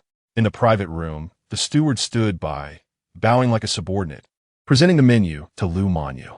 Sitting closely beside Jing Xuan, the fragrant allure of her presence enveloped him, lingering in the air. "What does Xiao Xian wish to eat?" she inquired, turning the pages of the menu while drawing nearer to him, their proximity almost intimate. This scene left the steward in a state of astonishment. Had he not awakened properly today? Why was the madam so close to that young man? Moreover, it appears that the lady harbors a fondness for him. Confusion swirled within. Yet she could only suppress her thoughts. No one dared to speak of her affairs. Jing Xuan was momentarily taken aback by her advances, his youthful countenance flushing crimson, innocence radiating from him, coupled with Lu Manyu's piercing gaze, which was undeniably overwhelming. Jing Xuan felt as though he were perched upon a bed of needles. Why had he never encountered such a situation while with Suyu? Lu Manyu evidently possessed a far greater knack for manipulating emotions. With merely a few subtle gestures, she had turned Jing Xuan into a novice, his lips fumbling as he muttered, "I am not picky about food." Lu Manyu, noticing his blushing face, found it amusing, likening him to a ripe apple. "Very well, allow me to take charge." After teasing Jing Xuan, Lu Manyu beckoned to the waiting steward, who promptly approached with a courteous bow. Lu Manyu scanned the menu, proclaiming, "Braised sea cucumber, dong and chicken, Buddha jumps over the wall, osmanthus fish fins." As she seemed poised to continue, Jing Xuan interjected, "That's enough. It's too much. We cannot waste such a feast. Then, let's have a pot of milk wine." Just as Jing Xuan was about to speak, Lu Manyu, as if anticipating him, chimed in, "The milk wine is not pungent. It carries a hint of creaminess, does it not? In the tavern, I observe that little Xian seems to have a fondness for beast milk. Would you not like to try it?" Upon hearing this, Jing Xuan withheld his words. After all, she was the host, and it would be impolite to refuse, though he could always refrain if it did not suit his taste. The steward, having received the order, bowed respectfully and said, "Then, madam, I shall take my leave." "Go ahead," Lu Manyu nodded, as the steward retreated, menu in hand, bowing as he exited the private room. Jing Xuan then remarked, "He calls you madam? Surely, you must have a husband?" "Little Xian, how humorous you are." "I have no husband," Lu Manyu replied playfully, casting a knowing glance at him. Jing Xuan, feeling slightly embarrassed, turned his head and said, "I am merely curious." After a brief pause, Lu Manyu lifted her teacup, downing its contents in a single gulp, and declared, "However, my father has indeed considered finding me a husband. I wonder, little Xian, what are your thoughts on arranged marriages?" Upon hearing this, Jing Xuan felt a wave of discomfort. Was this not akin to a forced union? He found it quite distasteful, his expression darkening. In his previous village, he had witnessed countless arranged marriages, most resulting in unhappiness, devoid of joy upon their faces. Some had even gone so far as to marry their beloved daughters to gamblers for the sake of a cow, leading them to despair. Such occurrences were all too common in this feudal age, and Jing Xian's mindset was remarkably progressive. Strengthening commercial ties, a marriage alliance was not the sole option. Moreover, one is not a commodity, but a human being. Every individual should be free, unbound by any constraints. Upon hearing this, waves of emotion surged within Lu Manyu. She too harbored disdain for her family's arranged marriages. To be tethered for life to a stranger would indeed be a tragic fate. Her father, through both word and deed, had instilled in her reluctance to engage with men, viewing her as merely a tool for matrimonial alliances from an early age. Fortunately, she now holds a high position, and the shackles of her past have gradually been shattered. Xiao Xian is truly remarkable, capable of articulating such sentiments. If it were possible, why not marry my sister? With Xiao Xian's gentle nature and kind heart, it would be far better for her to wed someone familiar rather than an utter stranger. This half-serious jest startled Jing Xuan, causing him to spit out his tea in surprise at her astonishing declaration. "No, no, no. If word of this were to spread, it could tarnish your reputation, which would be unfortunate." Lu Manyu remained silent, merely producing a handkerchief, her actions tender as she delicately wiped the tea from the corner of his mouth. "Oh, you silly boy, I was merely jesting." To speak candidly, Lu Manyu is quite suited to be a wife. Her temperament is gentle. She does not create unnecessary troubles. and her humor is well measured. Her physique and beauty are truly enchanting, embodying the essence of maternal affection. A wife like her would make it difficult not to find happiness. After wiping away the tea, Lu Manyu withdrew her handkerchief, increasingly captivated by Jing Xuan. Meanwhile, Jing Xuan felt an unsettling sensation, as if he were at risk of being devoured whole. Moreover, from the glimmer in her eyes, it seemed her words bore a hint of truth. "Little one, may I inquire about your affairs now? You seemed somewhat discontented earlier. Has something occurred that has caused you pain?" At her words, Jing Xuan chuckled softly. "In my matters? Merely a few trials and tribulations." Though he chose not to elaborate, Lu Manyu, with her keen perception honed from countless encounters, discerned something deeper in his gaze. Betrayal, perhaps? Or had someone wounded his heart? Lu Manyu contemplated inwardly. If Xiao Xian is unwilling to speak, I shall not press further. What are your plans moving forward? His plans? He was uncertain where to go next. Returning to Yufeng Mountain? But who would be there? Just an empty house, devoid of anything. He now found himself utterly alone and lost, unsure of what direction to take next. Sensing his disquiet, Lu Manyu spoke. "If you lack a destination, why not remain in Chang'an for the time being? It is said to be a paradise where one can forget all sorrows. Perhaps it could aid you in letting go of your painful past." Jing Xuan entertained this notion, yet he was financially constrained, fearing he might need to toil for a living. Furthermore, the expenses in Chang'an were exorbitant, and he could easily find himself burdened with debt. "Do not worry about finances. Consider me your first friend in Chang'an. As a friend, it is only right that I host you, is it not?" Persuaded by Lu Manyu's words, Jing Xuan resolved to settle in Chang'an, hoping to forget his suffering. "Then I shall be in your debt. I will repay you." "Silly boy, what debt? We are friends, are we not?" Indeed. Chapter 48. The prodigal son. After a while, the dishes were successively served at the table. Jing Xuan was already so hungry that he felt his stomach pressing against his back. Upon seeing the delectable spread, he eagerly picked up his chopsticks and, with a flourish, took a generous bite, the flavor lingering in his memory long after. Indeed, the price of luxury often reflects its exquisite quality. As he relished the food, he couldn't help but express his delight, his relaxed demeanor piquing Lu Manyu's curiosity. Previously, everyone had been overly formal with her, yet this young lad was refreshingly different. "Ah, it seems you're quite famished. Go ahead, eat your fill," Lu Manyu observed with amusement as he devoured the food voraciously, and instead of feeling disgusted, she took on the role of a server. "Here, try this. I highly recommend it. This shark fin is exceptionally delightful. You must have more." One dish after another found its way into Jing Xuan's bowl, which was already half empty, clearly indicating his hunger. The earlier guests, who claimed to be dining, had hidden agendas that she was all too aware of.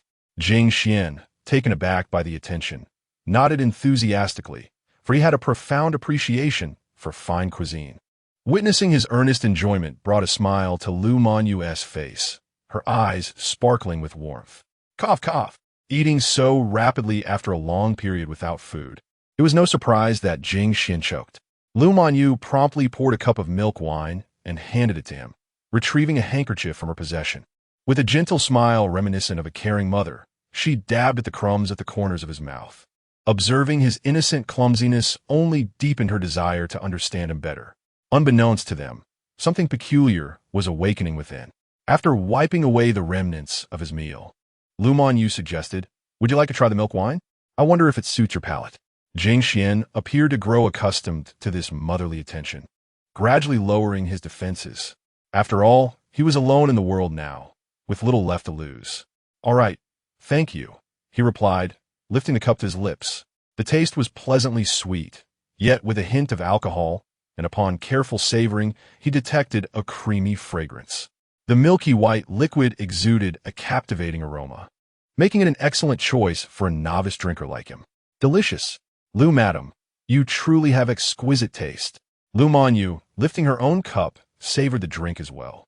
Though its potency was milder than others, the creamy flavor combined with a slight alcoholic kick made it deceptively easy for a newcomer to indulge and become intoxicated. As long as you enjoy it, that's what matters. And please, there is no need for formality. Call me Manyu or Sister Lu if you prefer. "Then I shall call you Sister Lu," since you are older than I. Ha ha ha. As long as it pleases you, little Xian.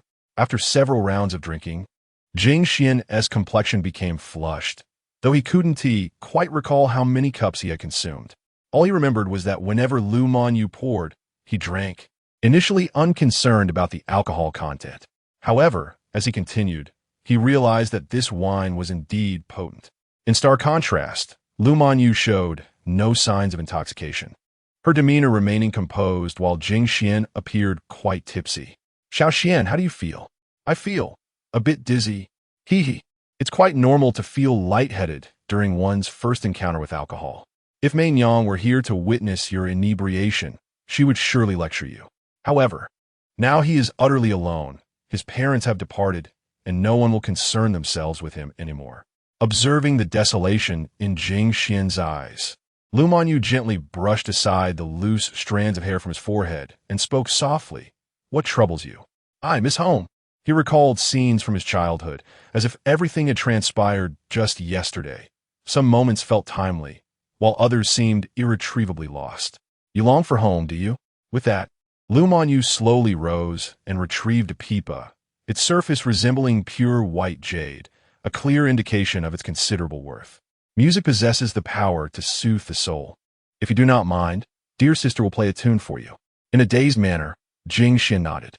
Lu Monyu positioned the pipa delicately and began to caress the strings with her slender, fragrant fingers.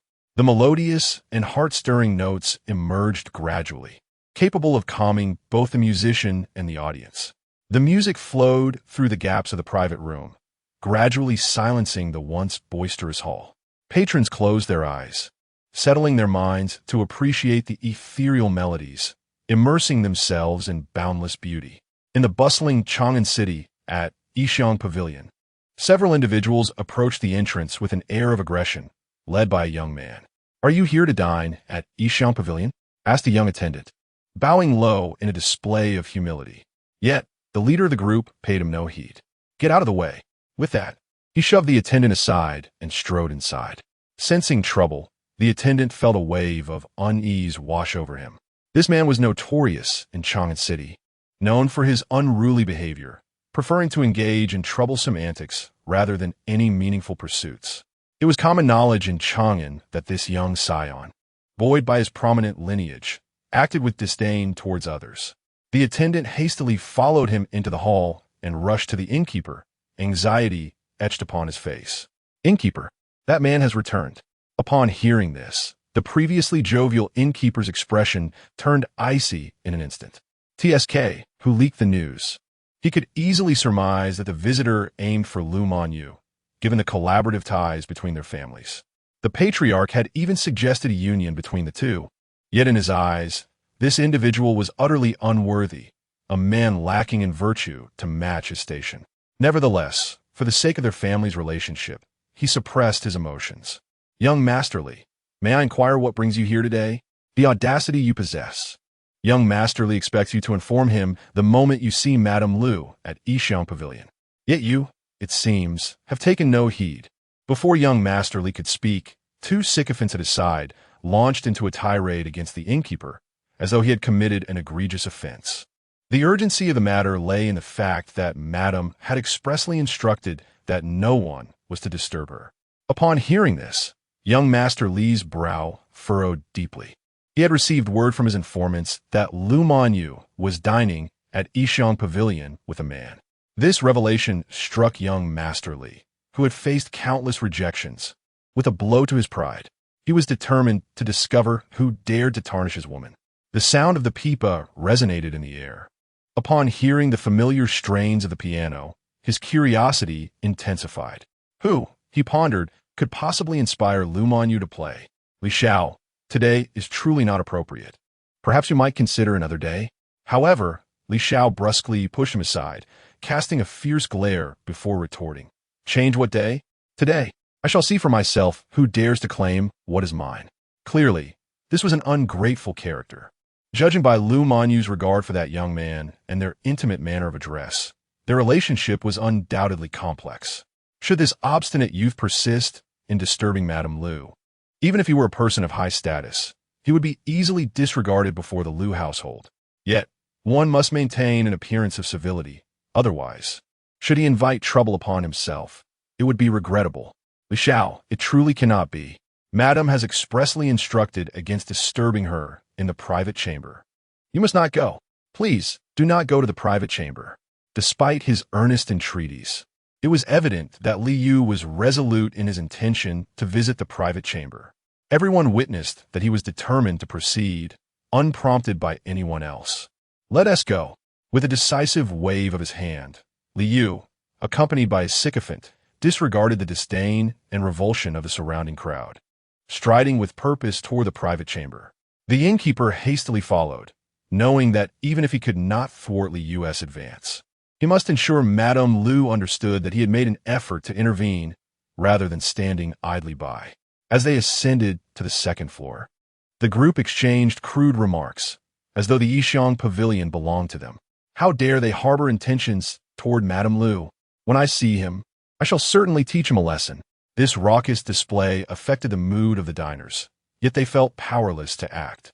As they drew nearer, the melody became increasingly distinct, further inflaming Li Yu's dissatisfaction.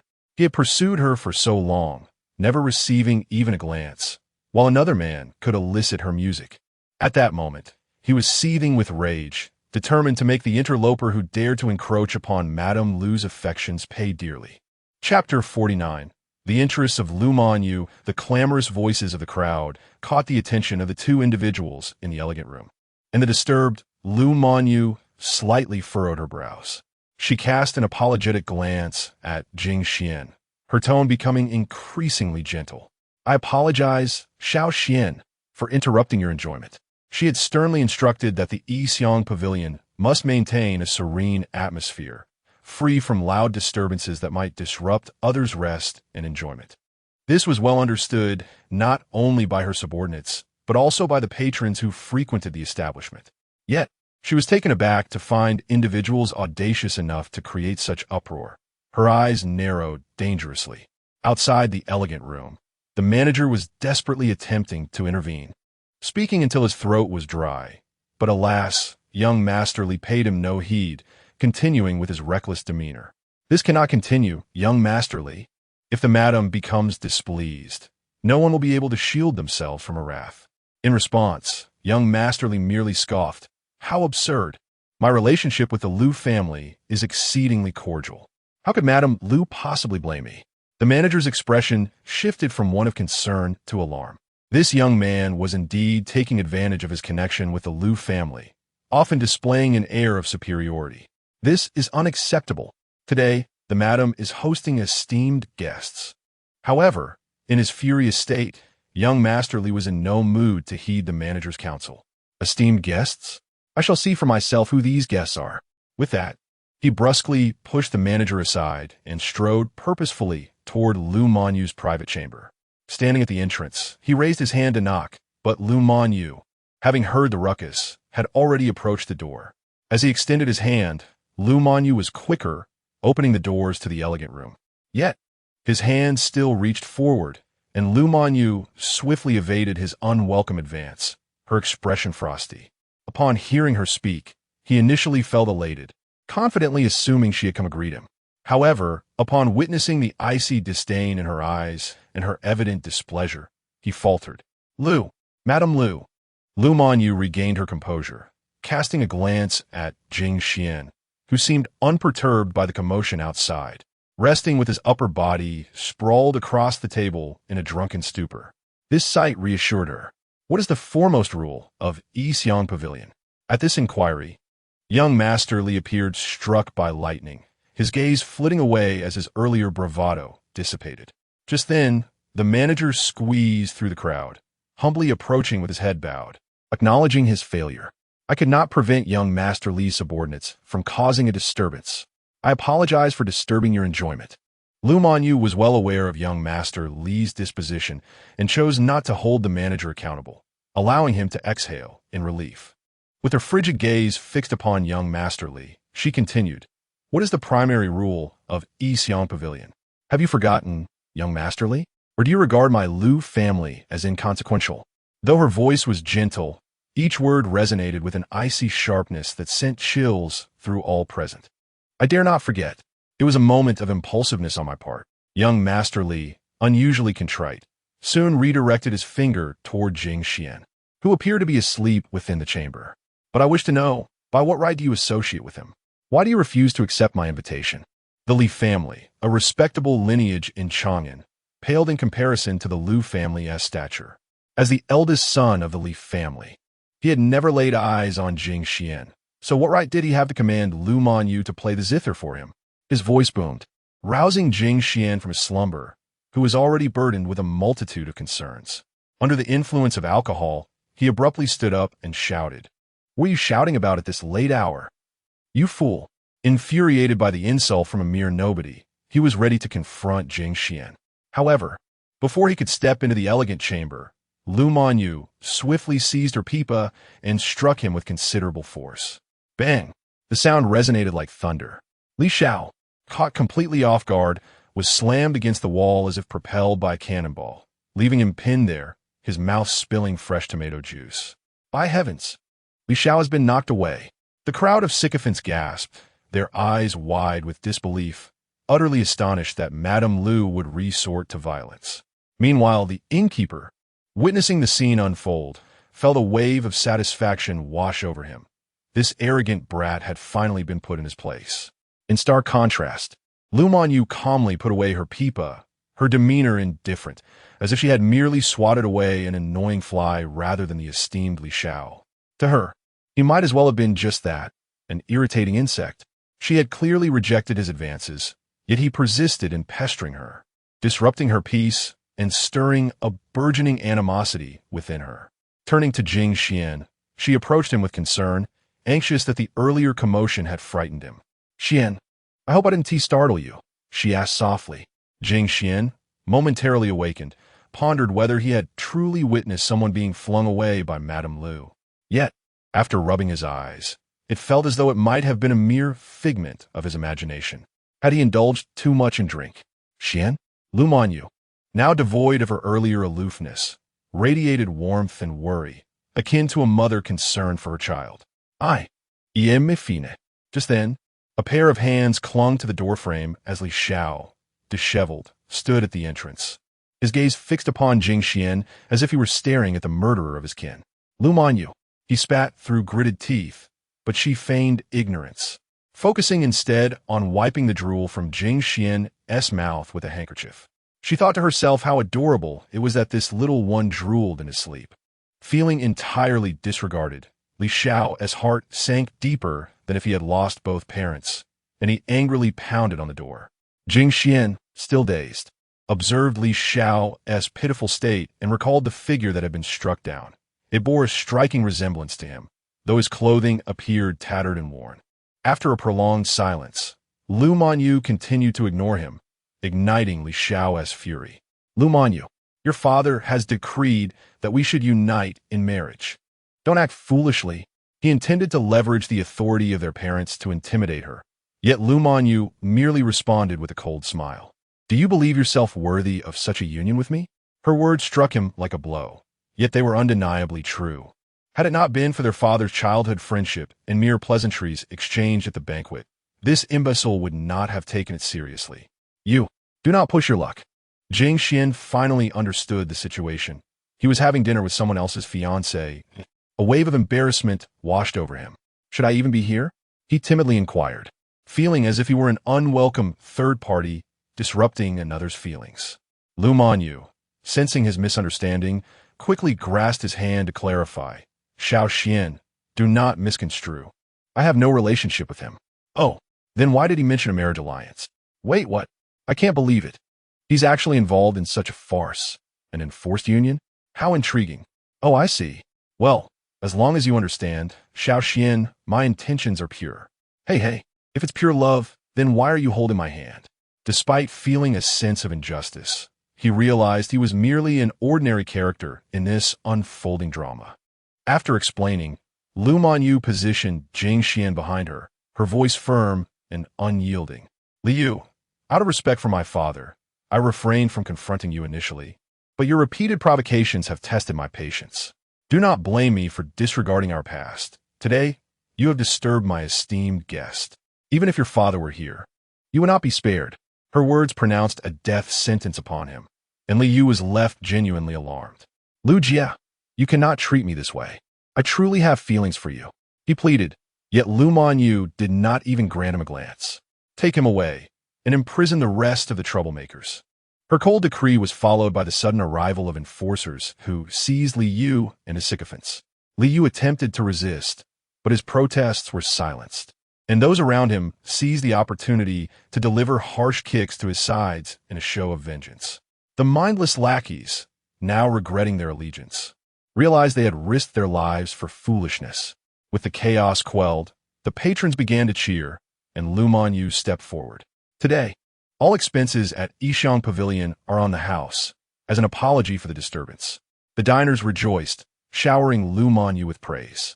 Once the uproar subsided, Lu Manyu returned to the private room and cast an apologetic glance at Jing Xuan, having intended to host him graciously but not anticipating such turmoil. "I apologize for disturbing your peace, Xiao Xian." Hastily, Jing Xuan shook his head. No, it's my fault for bringing you trouble. Perhaps I am a harbinger of calamity, haha." He chuckled at his own misfortune, yet Lu Manyu's heart ached at his self-deprecation. "Why do you call me sister? My father and yours were childhood friends, but I assure you, nothing has transpired between us." "Oh, I see. But won't your parents scold you? After all, you claimed it was your father who suggested the marriage. Did you not say that people are not commodities, nor should they be bartered as gifts for gain?" Her words resonated deeply within her. Moreover, she was the one now in charge at home. If her parents dared to speak against her, well, why did the atmosphere suddenly feel so cold? Perhaps it was the onset of night. In the depths of night, the city of Chang'an was rife with undercurrents. Within the Li household, Li Yu knelt in the courtyard, flanked by the cold and resolute Lung Yin, who, sword in hand, gazed steadfastly ahead. Behind them stood a throng of elite warriors from the Lu estate, all of whom possessed at least the strength of the transformation realm. The imposing sight instilled fear in the hearts of the two elders of the Li family. Upon witnessing Li Yu in such a position, they hurriedly approached the pair. "Lord Lung, what transgression has my son committed to warrant your personal intervention?" The urgency in Li's mother's voice was palpable. She had always been the most indulgent of Li Yu, and it was precisely this affection that had led him astray. Lung Yin, with a frosty tone, declared, "Today, your son Li Yu has offended my lady at Yixiang Pavilion, speaking disrespectfully. My lady, possessing a kind heart, has afforded him multiple chances. Regrettably, he failed to seize them, and to offend my lady is a capital offense.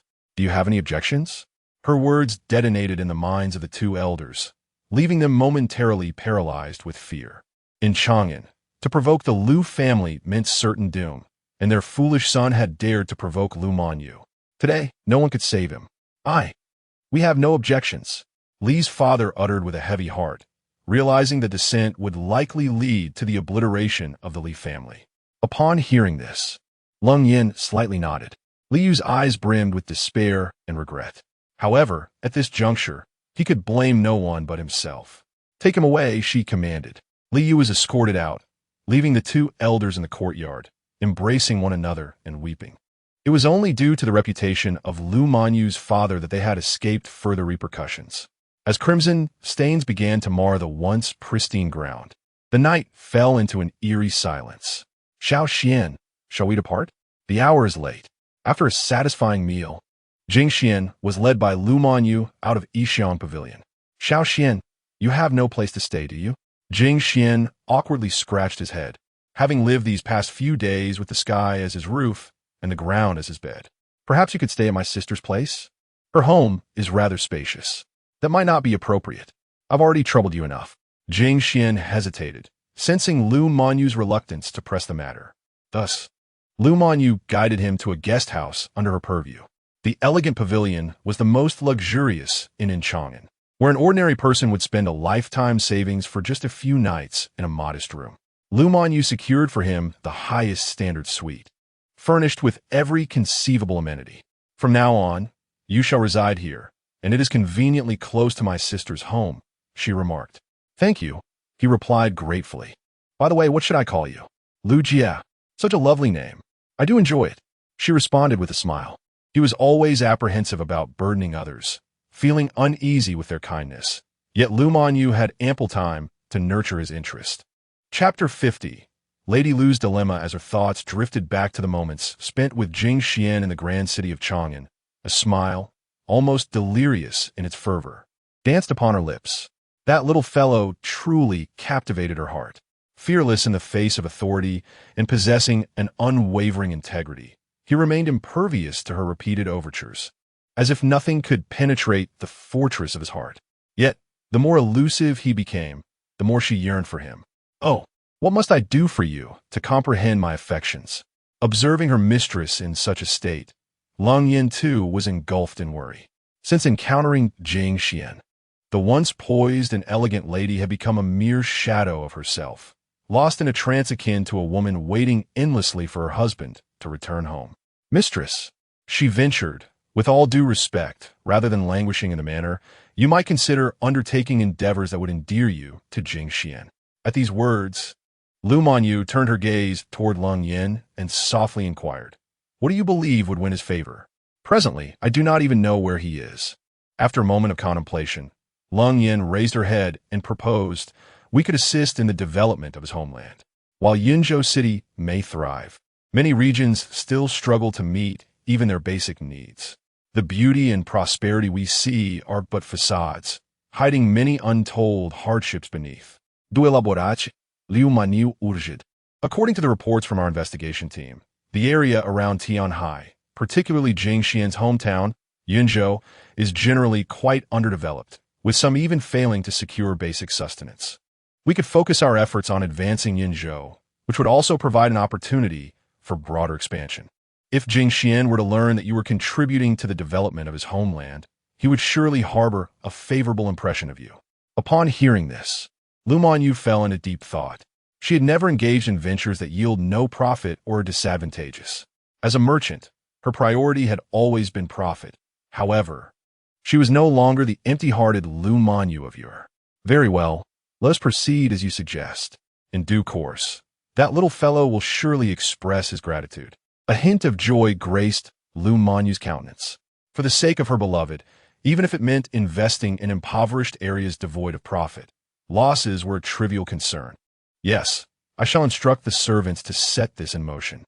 Yinzhou City, at a roadside stall after finishing his Yangshan noodles, Jing Xuan placed his bowl and chopsticks aside, leaving behind a piece of spirit stone at the bottom of the bowl. Rising, he called out to the old man, "I've left your payment in the bowl. I must take my leave now." The old man nodded slightly, and, once Jing Xuan had departed, hurried to the stall to collect the utensils. "Oh, this is a spirit stone, and of remarkable quality, likely a superior grade." When the old man looked up to catch a glimpse of Jing Xuan, he found the street deserted, devoid of any trace of him. A wave of gratitude washed over him. There are still many good people in this world, having completed a good deed. Jing Xuan felt elated. That spirit stone had been conveniently acquired from Mei Yang. Surely, she wouldn't be upset if she found out, would she? However, unbeknownst to Jing Xuan, Mei Yang was fully aware of the situation. Sitting at her tea table, she delicately lifted her teacup, savoring a gentle sip. "If you do not return, do not blame me for being ruthless." After satisfying his hunger and thirst, Jing Xuan wandered the streets like a carefree spirit, teasing cats and startling dogs. Woof! The large yellow dog, disturbed from its beautiful dreams, opened its mouth to bark, but being chained, it could only resort to futile threats. After meandering through the city for a while, Jing Xuan returned to the inn, pausing to observe. After a moment of contemplation, he finally stepped inside. "Sir, why are you out so late?" the young attendant inquired of the counter. Jing Xuan nodded, replying, "I couldn't sleep, so I took a stroll." "Ah, understood." He walked slowly toward his room, deliberately choosing not to sneak away while Mei Yang was off her guard. Upon reaching the door, he gently pushed it open with a soft motion. As he turned around, he discovered Mei Yang was watching him. "Xianer, where did you sneak off to while I was asleep? And Mei Yang, how did you wake up?" "That's unimportant. What matters is, where did Xianer go behind your mother's back?" Her words were laced with an assertive tone as she rose from her chair and approached him with an imposing presence. Jing Xuan swallowed hard, standing frozen in place. and in the blink of an eye, Mei Yang was before him. Her beautiful eyes held a hint of anger and reproach, prompting Jing Xuan to step forward and embrace her. I couldn't sleep, so I went for a walk. See, I've returned safely, haven't I? At his words, the flicker of anger in Mei Yang's eyes had not yet dissipated, and her hands gradually climbed to his waist. That's enough. Jing Xuan hurriedly pushed her away, and Mei Yang appeared puzzled, her eyes reflecting her confusion. Gazing at her tenderly, he softly murmured, "Didn't we promise to never be apart?" He then wrapped her in his arms once more, his touch gentle as he patted her back, which somewhat eased her mood. "Next time, you mustn't suddenly disappear from my side. If Xian were to vanish, I would lose control and might do something to harm others." The threat was blatant, yet what could one do? After soothing Mei Yang, Jing Xuan breathed a sigh of relief. She was like a ticking bomb, and crossing her boundaries could lead to an explosion at any moment. How infuriating! How could I be so easily manipulated by a mere sword spirit? Jing Xuan secretly lamented, vowing that if given another chance, he would never provoke her again. "Xian, you mustn't leave me, okay?" In the night, Mei Yang turned his face toward hers, her expression warm, yet the fluttering hearts in her eyes spoke volumes. "Why, yes." With that, Mei Yang leaned forward, her lips as delicate as a cicada's wings, brushing against his softly. "I still prefer my big Xian," as she kissed him, whispering affectionate words. Jing Xuan broke out in a cold sweat, feeling a phantom pain in his waist. After a long while, their lips parted. "However, if Xian misbehaves, I may just have to turn you back into little Xian." Mei Yang's eyes were now tinged with desire, gazing at Jing Xuan with sultry glances, her delicate hands caressing his cheek, hinting at an unending stream of sweet nothings. Upon hearing these words, Jing Xuan could only feel helpless, blaming himself for his erroneous choices. However, the truth remains that, before he could finish his sentence, Xiang Ji pressed her finger against his lips, forcefully stifling the words that lingered on the tip of his tongue. "I have reiterated countless times that I desire only you, only you. Must you always be so oblivious to the subtleties of affection?" Having said this, Mei Yang exhaled a fragrant breath and, with a gentle smile, embraced him warmly. In the quiet of the night atop Yufeng Mountain, the warm sun crested the peak, illuminating the surroundings. Su Yu had waited the entire night at the summit, yet no one appeared. Not even the faintest sound stirred the silence. After Cold Ball awoke from its slumber and stretched lazily, it shook its little head, its dark eyes scanning the courtyard. "What on earth? Why hasn't that woman left yet?" Having slept in the courtyard, Kuan emerged from its nest and, upon seeing Su Yu outside, widened its eyes in surprise. They had waited the entire night. Surely, she wasn't seeking that little demon, was she? It was indeed a possibility. Who else would linger in such a perilous place for an entire night? A group of Kuan gathered to discuss this, while the pigs, cattle, and sheep within the enclosure remained sound asleep, as if dead to the world. "What should we do? She seems quite formidable. Should we drive her away?" Upon hearing this, the leading Kuan exclaimed, "Are you losing your mind? She could easily strip us of our fur with a single hand. It's sufficient to frolic with that little demon occasionally. We're merely trying to survive, not gamble with our lives." "You're absolutely right. This motley crew of three-legged birds was merely a rare breed of spirit beasts, relying on Jing Xuan for spiritual energy to awaken their intelligence. Even the pig in the pen could speak, a true testament to the eccentric generosity of that madwoman. Countless precious herbs and elixirs, lavished upon Jing Xuan without hesitation, were left uneaten, thus becoming their feast. Moreover, with the fragrant incense Mei Yang typically used, along with the spiritual fruits that Jing Xuan discarded, it underscored the significance of companionship. Merely dabbling in the daily routine could yield such extraordinary fortunes, truly magnificent. Shall we not take any action? What does it matter to us? We are but ordinary poultry. Indeed. By the way, when will our master return? If that demon returns early, we shall find no peace." Kuan Ji's words hold wisdom. Cold Ball stretched again, perplexed as to why they were to guard the place all night. Gazing up at Su Yu with a bewildered expression, "It appears that no one is coming after all." Enraged, Suyu struck the tree, causing the sturdy trunk to sway and green leaves to flutter down, an action that startled Coldball considerably. Realizing her own loss of composure, Suyu pat her chest, striving to suppress her inner agitation. In Yunzhou City, after Jing Xuan arose and donned his attire, he approached the table to sip some water, murmuring, "This cannot continue. I must persuade Mainyang, or the consequences will be dire." Casting a glance at Mainyang behind him, her skin was smooth and glistening, akin to a ripe peach, both refreshing and satisfying. "Wudui, what is that look in her eyes?" Jing Xuan swallowed hard, his tone neither too soft nor too harsh, saying, "Do not stare. Umph. You belong entirely to me. How could you possibly look away?" Mainyang rose gracefully from the bed, her delicate hand clasping his waist, merely squeezing gently. This elicited a shiver from Jing Xuan, who hastily pleaded for mercy. "Say no, no, no. I was wrong."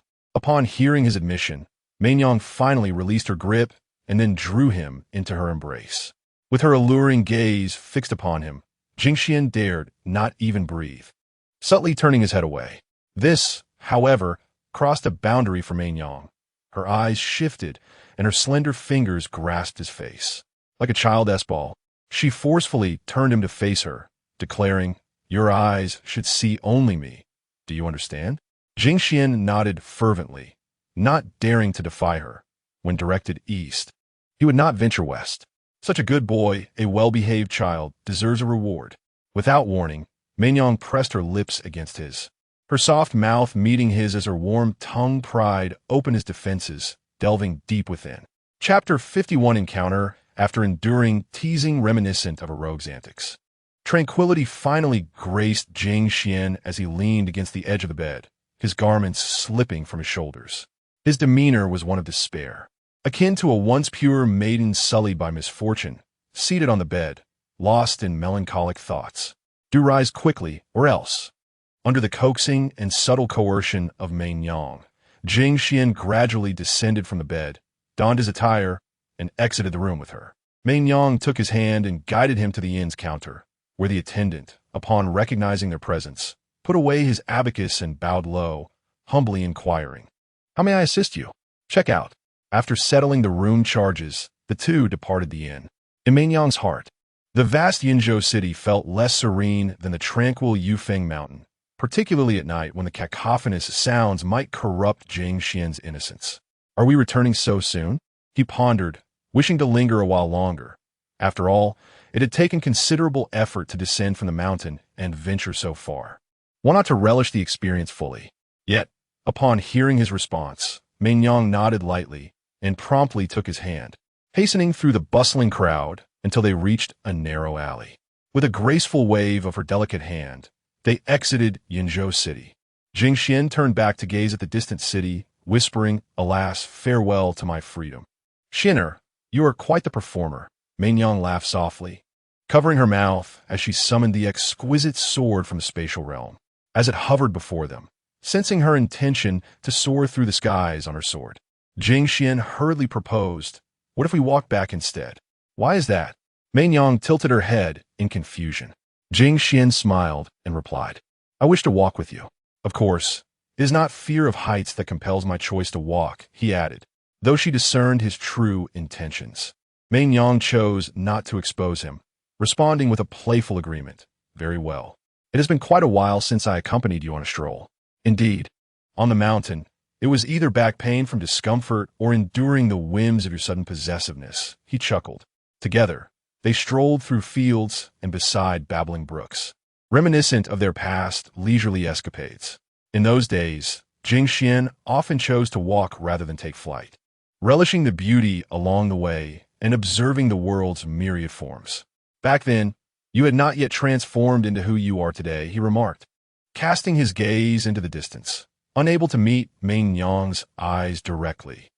During those times, I naively believed I could always be by your side." Upon uttering those words, Mainyang turned her gaze toward Jing Xuan, who, feeling a pang of guilt, averted his face. Who could have anticipated that old wretch to be so treacherous? Under duress, he had divulged everything about his whereabouts. The more Jing Xuan contemplated, the the more frustration consumed him. Yet ultimately, he felt deflated, burdened by guilt towards Mei Yang. When severing their bond, he had failed to consider her feelings, abandoning her at Yufeng Mountain without a second thought. I apologize for my thoughtlessness. Mei Yang chuckled lightly. It matters not. At least Jing Xuan is by my side now. The dark days of your are but a trifling matter. Is that so? In the days of confinement, my thoughts were consumed by you, envisioning your arrival to rescue me. Each word pierced his heart, and Jing Xuan lowered his head, his eyes betraying a sense of guilt. Mei Yang gently embraced him, her voice soft and soothing. It's all right. I understand that Shina means well. Thank you. Jing Xuan's heart was engulfed in profound remorse, while in the unseen corners of his mind, a subtle smile graced Mei Yang's lips. As they strolled, taking pauses along the way, they beheld the beauty of their surroundings: industrious villagers, playful children, and leisurely grazing cattle on the verdant grass. Everything appeared so idyllic. Jing Xuan observed this scene with a light-hearted smile. If only I could lead an ordinary life. That would be a fulfillment in itself. The intrigues of cultivators and the ever-present specter of death made the prospect of a simple life seem appealing. Not just in this life. You and I shall remain inseparable for eternity. Even the ancient trees will eventually succumb, and when that day arrives, the shaded retreat will cease to exist. Should a tree fall, let it be transformed into a wooden courtyard, enduring through the ages. Before long, the couple reached the foot of the mountain, where curious children, having never seen them before, gathered around. "Brother and sister, you look so lovely," exclaimed a little girl, her eyes sparkling with admiration. Mei Yang and Jing Xuan held hands tightly, casting a somewhat protective glare at the girl. "Sister, she seems frightening." The little girl appeared genuinely intimidated, retreating a step. Jing Xuan extended his other hand to gently pat Mei Yang's. "Don't frighten the child." He then comforted the startled girl. "Fear not, she is very gentle." "Really?" The little girl's eyes shimmered with unshed tears, her belief wavering.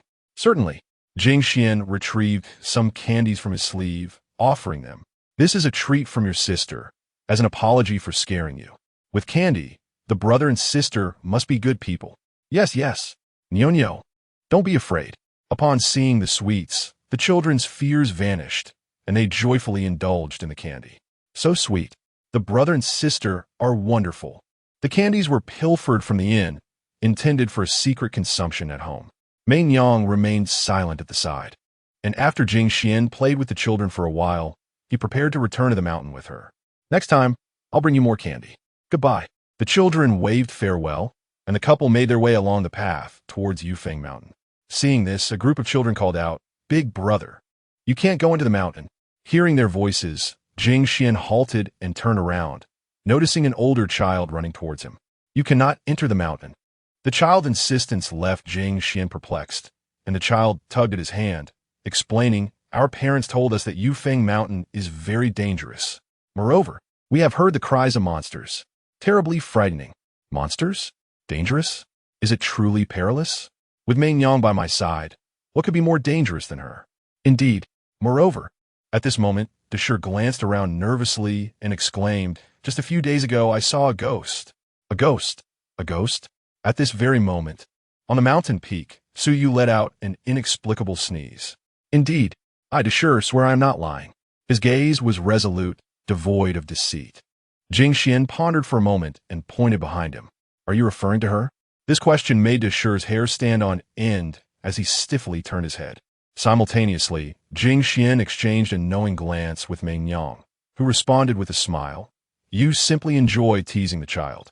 With a graceful wave of her hand, they vanished without a trace, and upon turning back, Deshir found nothing amiss. "Oh dear, there are no ghosts." "Brother, you are truly mischievous, speaking such nonsense." However, when he turned around again, the two had completely vanished, leaving Deshir utterly frightened. "Mother!" He fell to the ground in shock, and fueled by the ghost stories his parents had shared, he scrambled to his feet and sprinted home, wailing. Hearing his cries, Jing Xuan erupted into laughter, finding amusement in the innocence of the young child. Unaware of the cultivator's sudden disappearances, he could only assume they were unclean entities. You are truly wicked. This might serve them well, instilling a sense of caution in their childhood, only for them to understand when they grow older. Watching the Ishur return home, where his mother noticed the dirt on his clothes and showered him with affection, a glimmer of envy flickered in Jing Xuan's eyes. How wonderful it is to call for a mother and receive a response. Xian Er can call me mother too. I would gladly listen and respond, she said. At this, Jing Xuan shook his head vigorously, realizing that such an outcome would certainly not be favorable. Noting the unease in her eyes, he resolved never to place himself in such a perilous situation again. No. How aloof. Yet, he found himself quite fond of the frosty Jing Xuan. Subsequently, she placed a delicate kiss upon his cheek, and he had grown accustomed to her sudden advances. On Yufeng Mountain, Suyu had sat for a considerable time, feeling bored and teasing her dog. As the wind blew, she suddenly heard a male voice, causing her to stand in surprise. A flowing red garment danced in the breeze, and Jing Xuan noticed her, finding the attire somewhat familiar. Miss, who are you? The red dress? Could it possibly belong to the woman the Shur spoke of? What brings her to this mountaintop? Her eyes are still red. Why is she silent? Could she be mute? She believed she could manage her emotions. Yet upon seeing that familiar face, tears streamed down her cheeks uncontrollably. A torrent of thoughts surged within her, and her heart began to race again. He had looked like this once, clad in white, with ink-black hair and eyes that sparkled with vitality. But now, those eyes held no trace of the previous brilliance. Instead, they reflected confusion. What was once filled with affection now felt foreign and indifferent. Taking a step forward, her crimson lips parted slightly. Do you not recognize me? As soon as these words escaped her lips, Jing Xuan grew alert, cautioning her, Dear lady, do not speak recklessly. I have no recollection of you. Moreover, her appearance is rather ordinary. Aside from her remarkable demeanor, she is truly unremarkable. At this moment, Meng Yang stepped forward, shielding Jing Xuan behind her, as she could clearly discern the intention in the other's gaze, which undoubtedly harbored thoughts about her dear Jing. I shall not allow you to succeed. Meng Yang, please allow me to explain. I truly do not know her. Yes, I believe you. She was confident that Jing Xuan would never be attracted to such an unexceptional woman and naturally did not dwell on it. Yet the look directed towards her remained unfriendly. I remarked, staring at my husband like that is rather inappropriate, don't you think? The atmosphere crackled with tension, as if it might explode at any moment.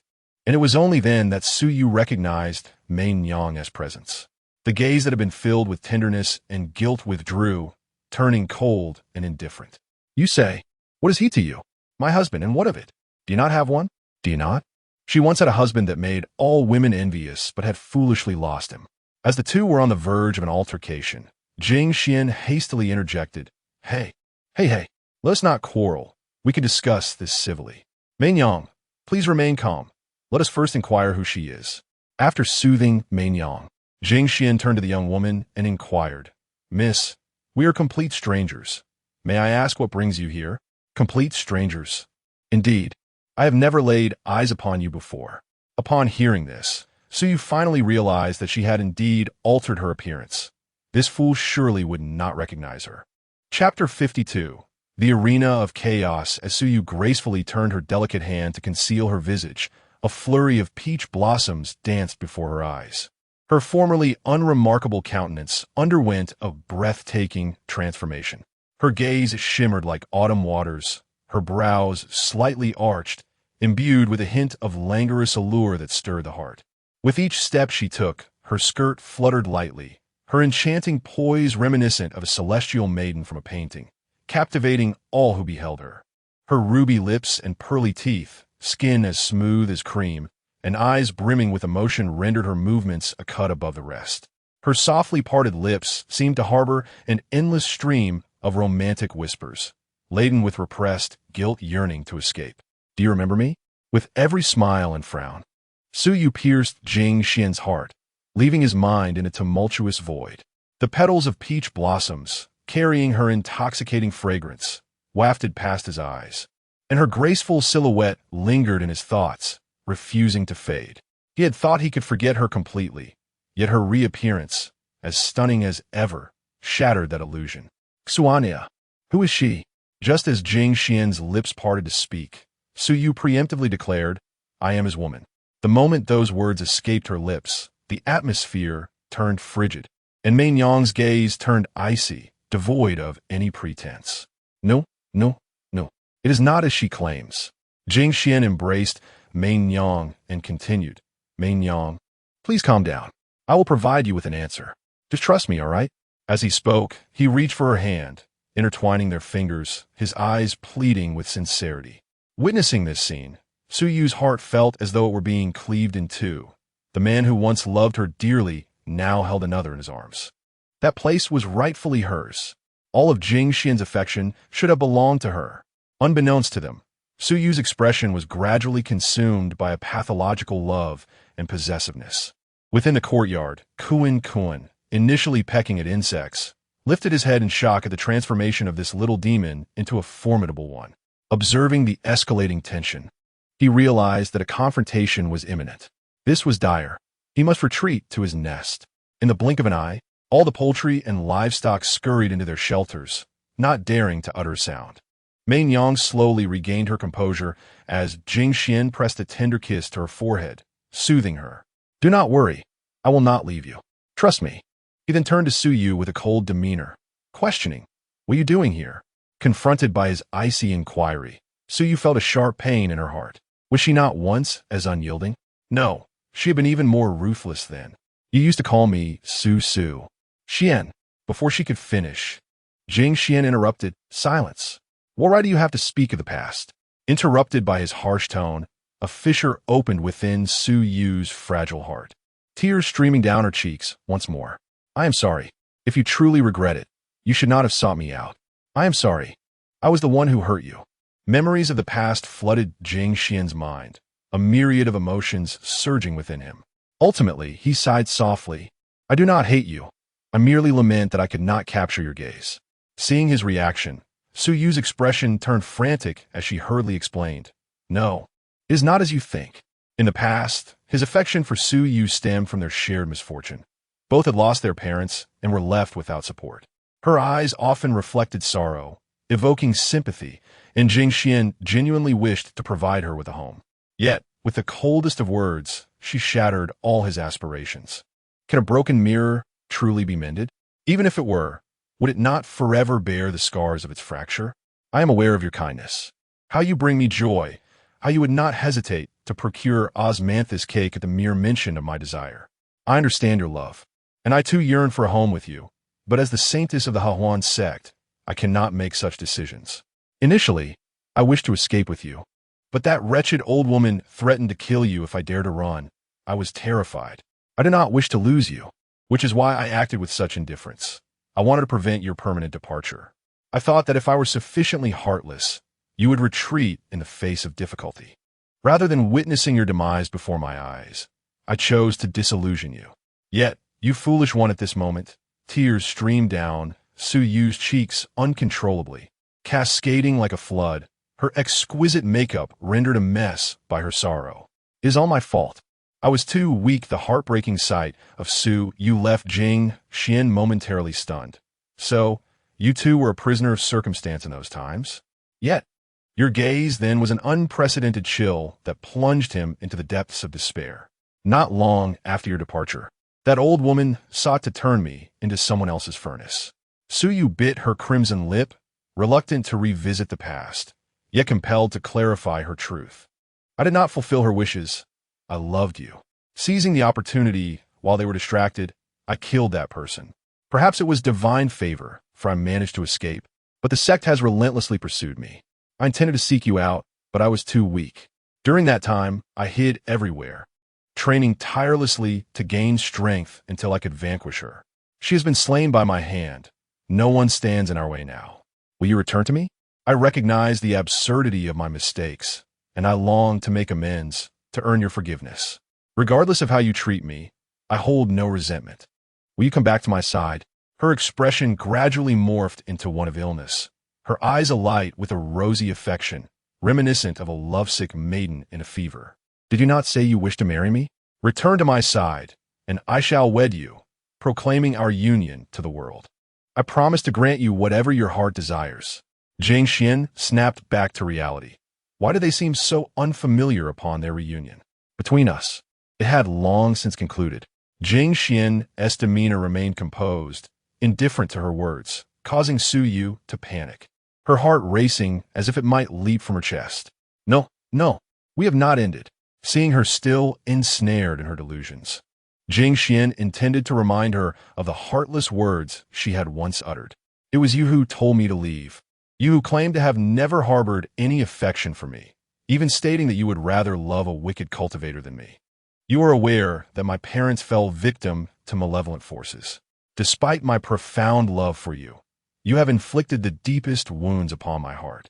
So you, in a state of panic, retrieved the jade bracelet from her bosom, cradling it delicately in her hands.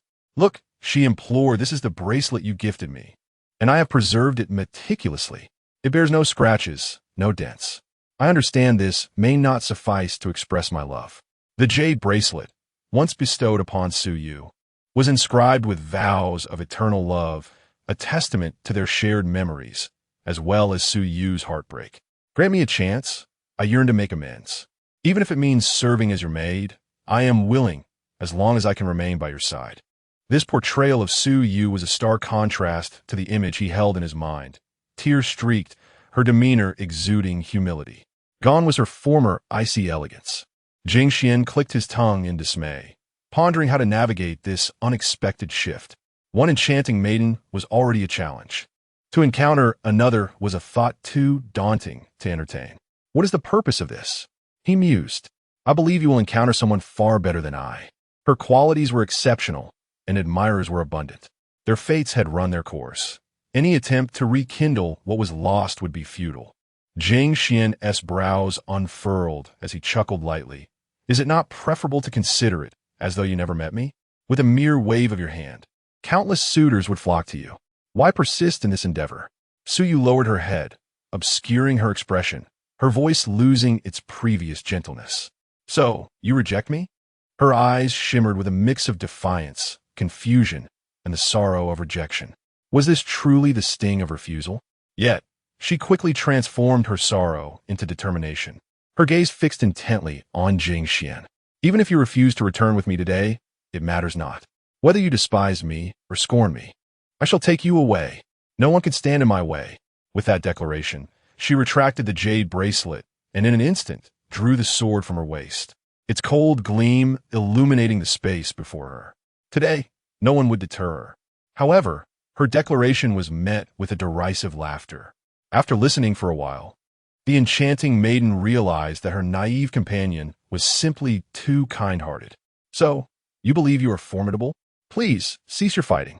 The temperature around them shifted dramatically as the enchanting maiden, smiling, summoned the exquisite sword from her spiritual space, her aura radiating power.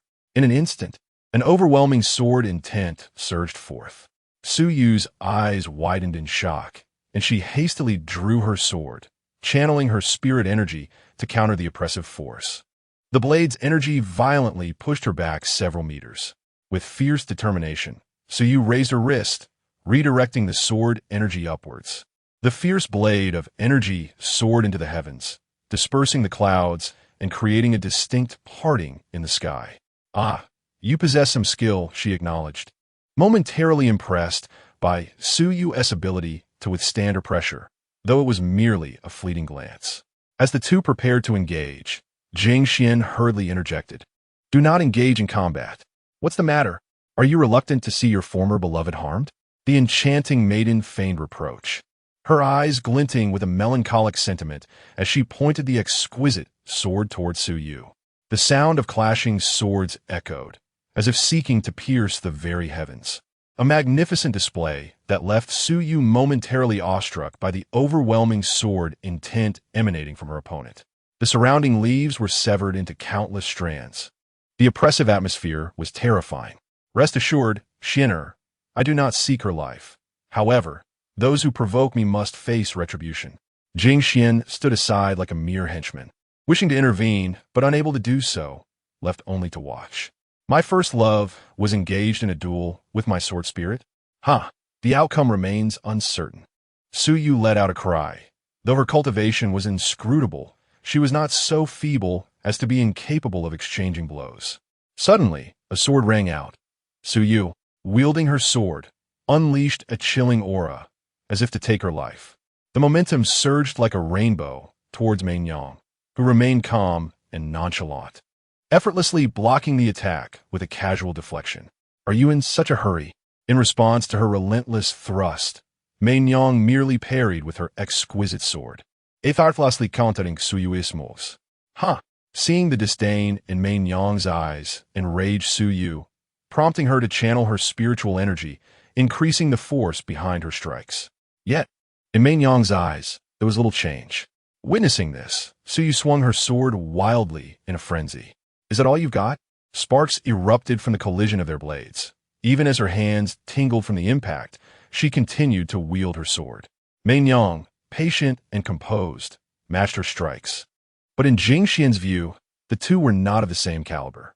If Mei Yang so desired, it would take merely a few moves before Su Yu would be unable to withstand her prowess. This confrontation was devoid of suspense. Once Mei Yang discerned Su Yu's techniques, her gaze shifted.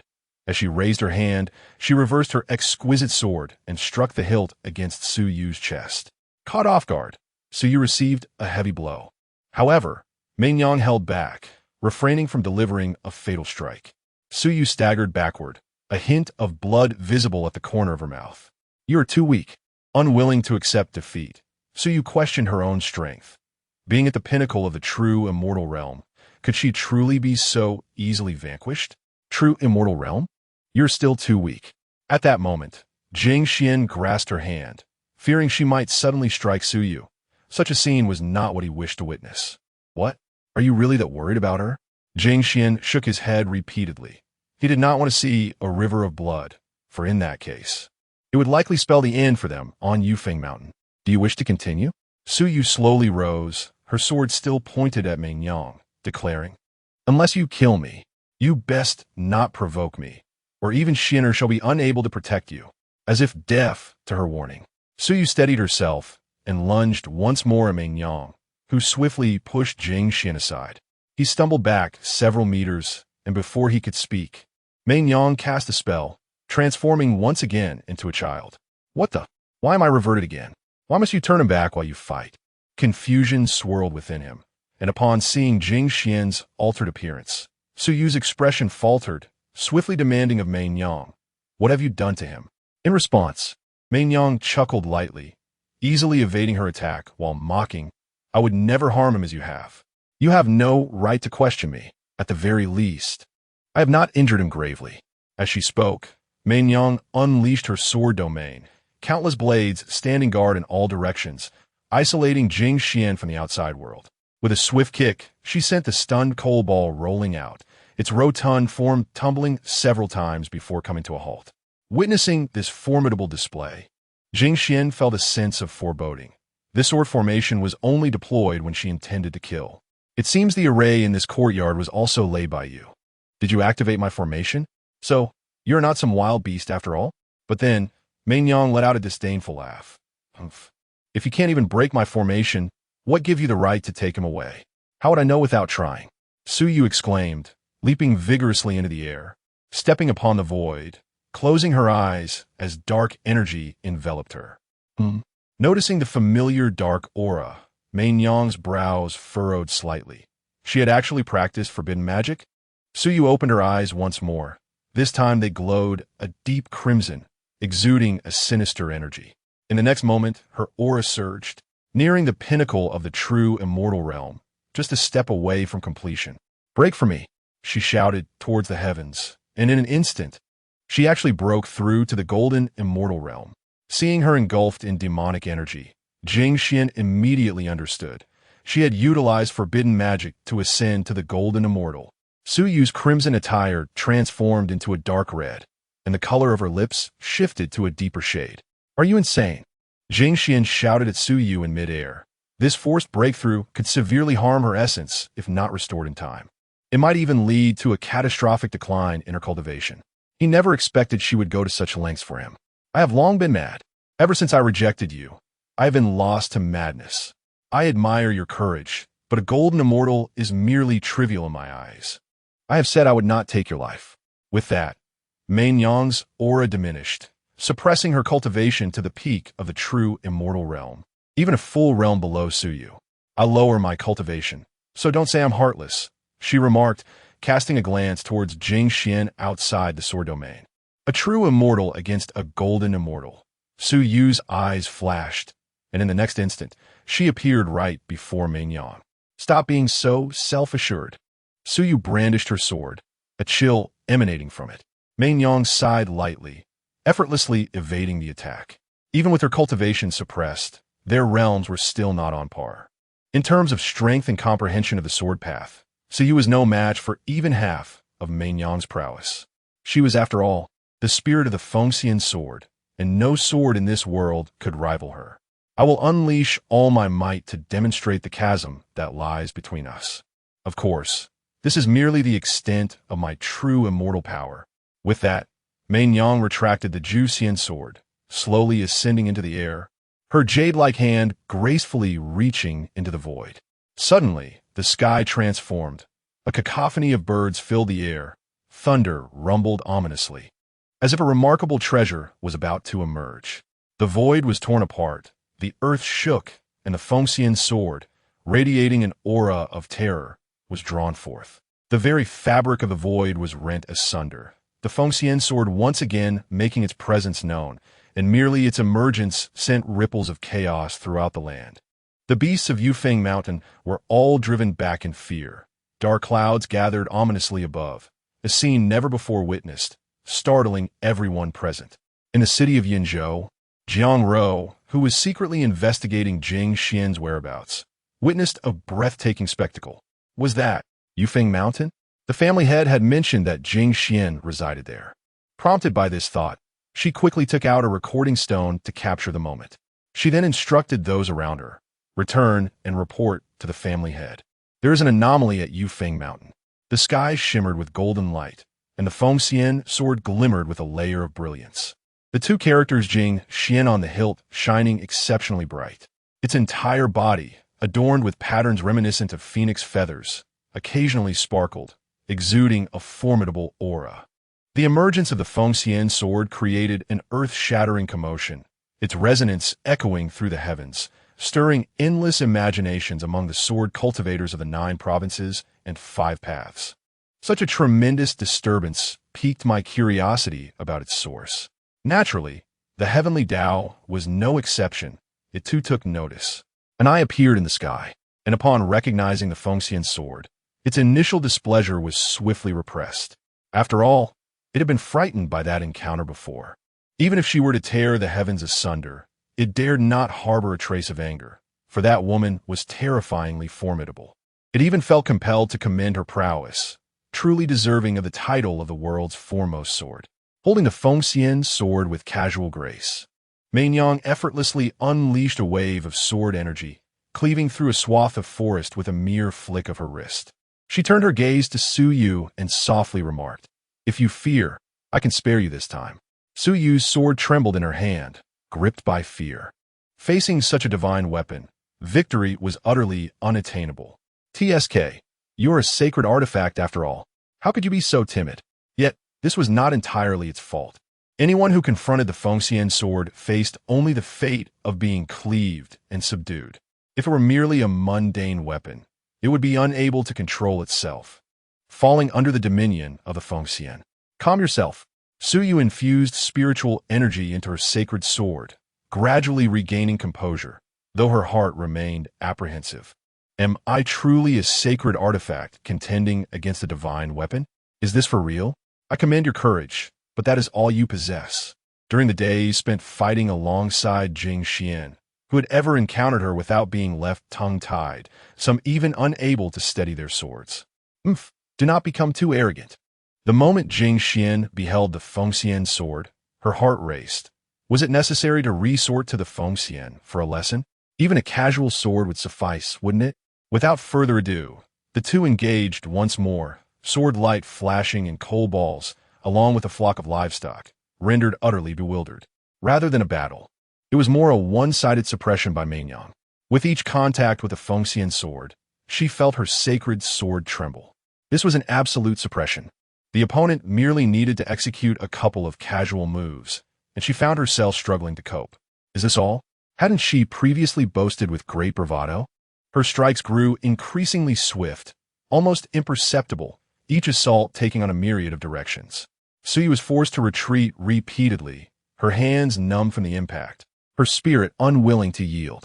She maintained a cold demeanor, wielding her sword as if she were merely a pawn, her eyes reflecting disdain.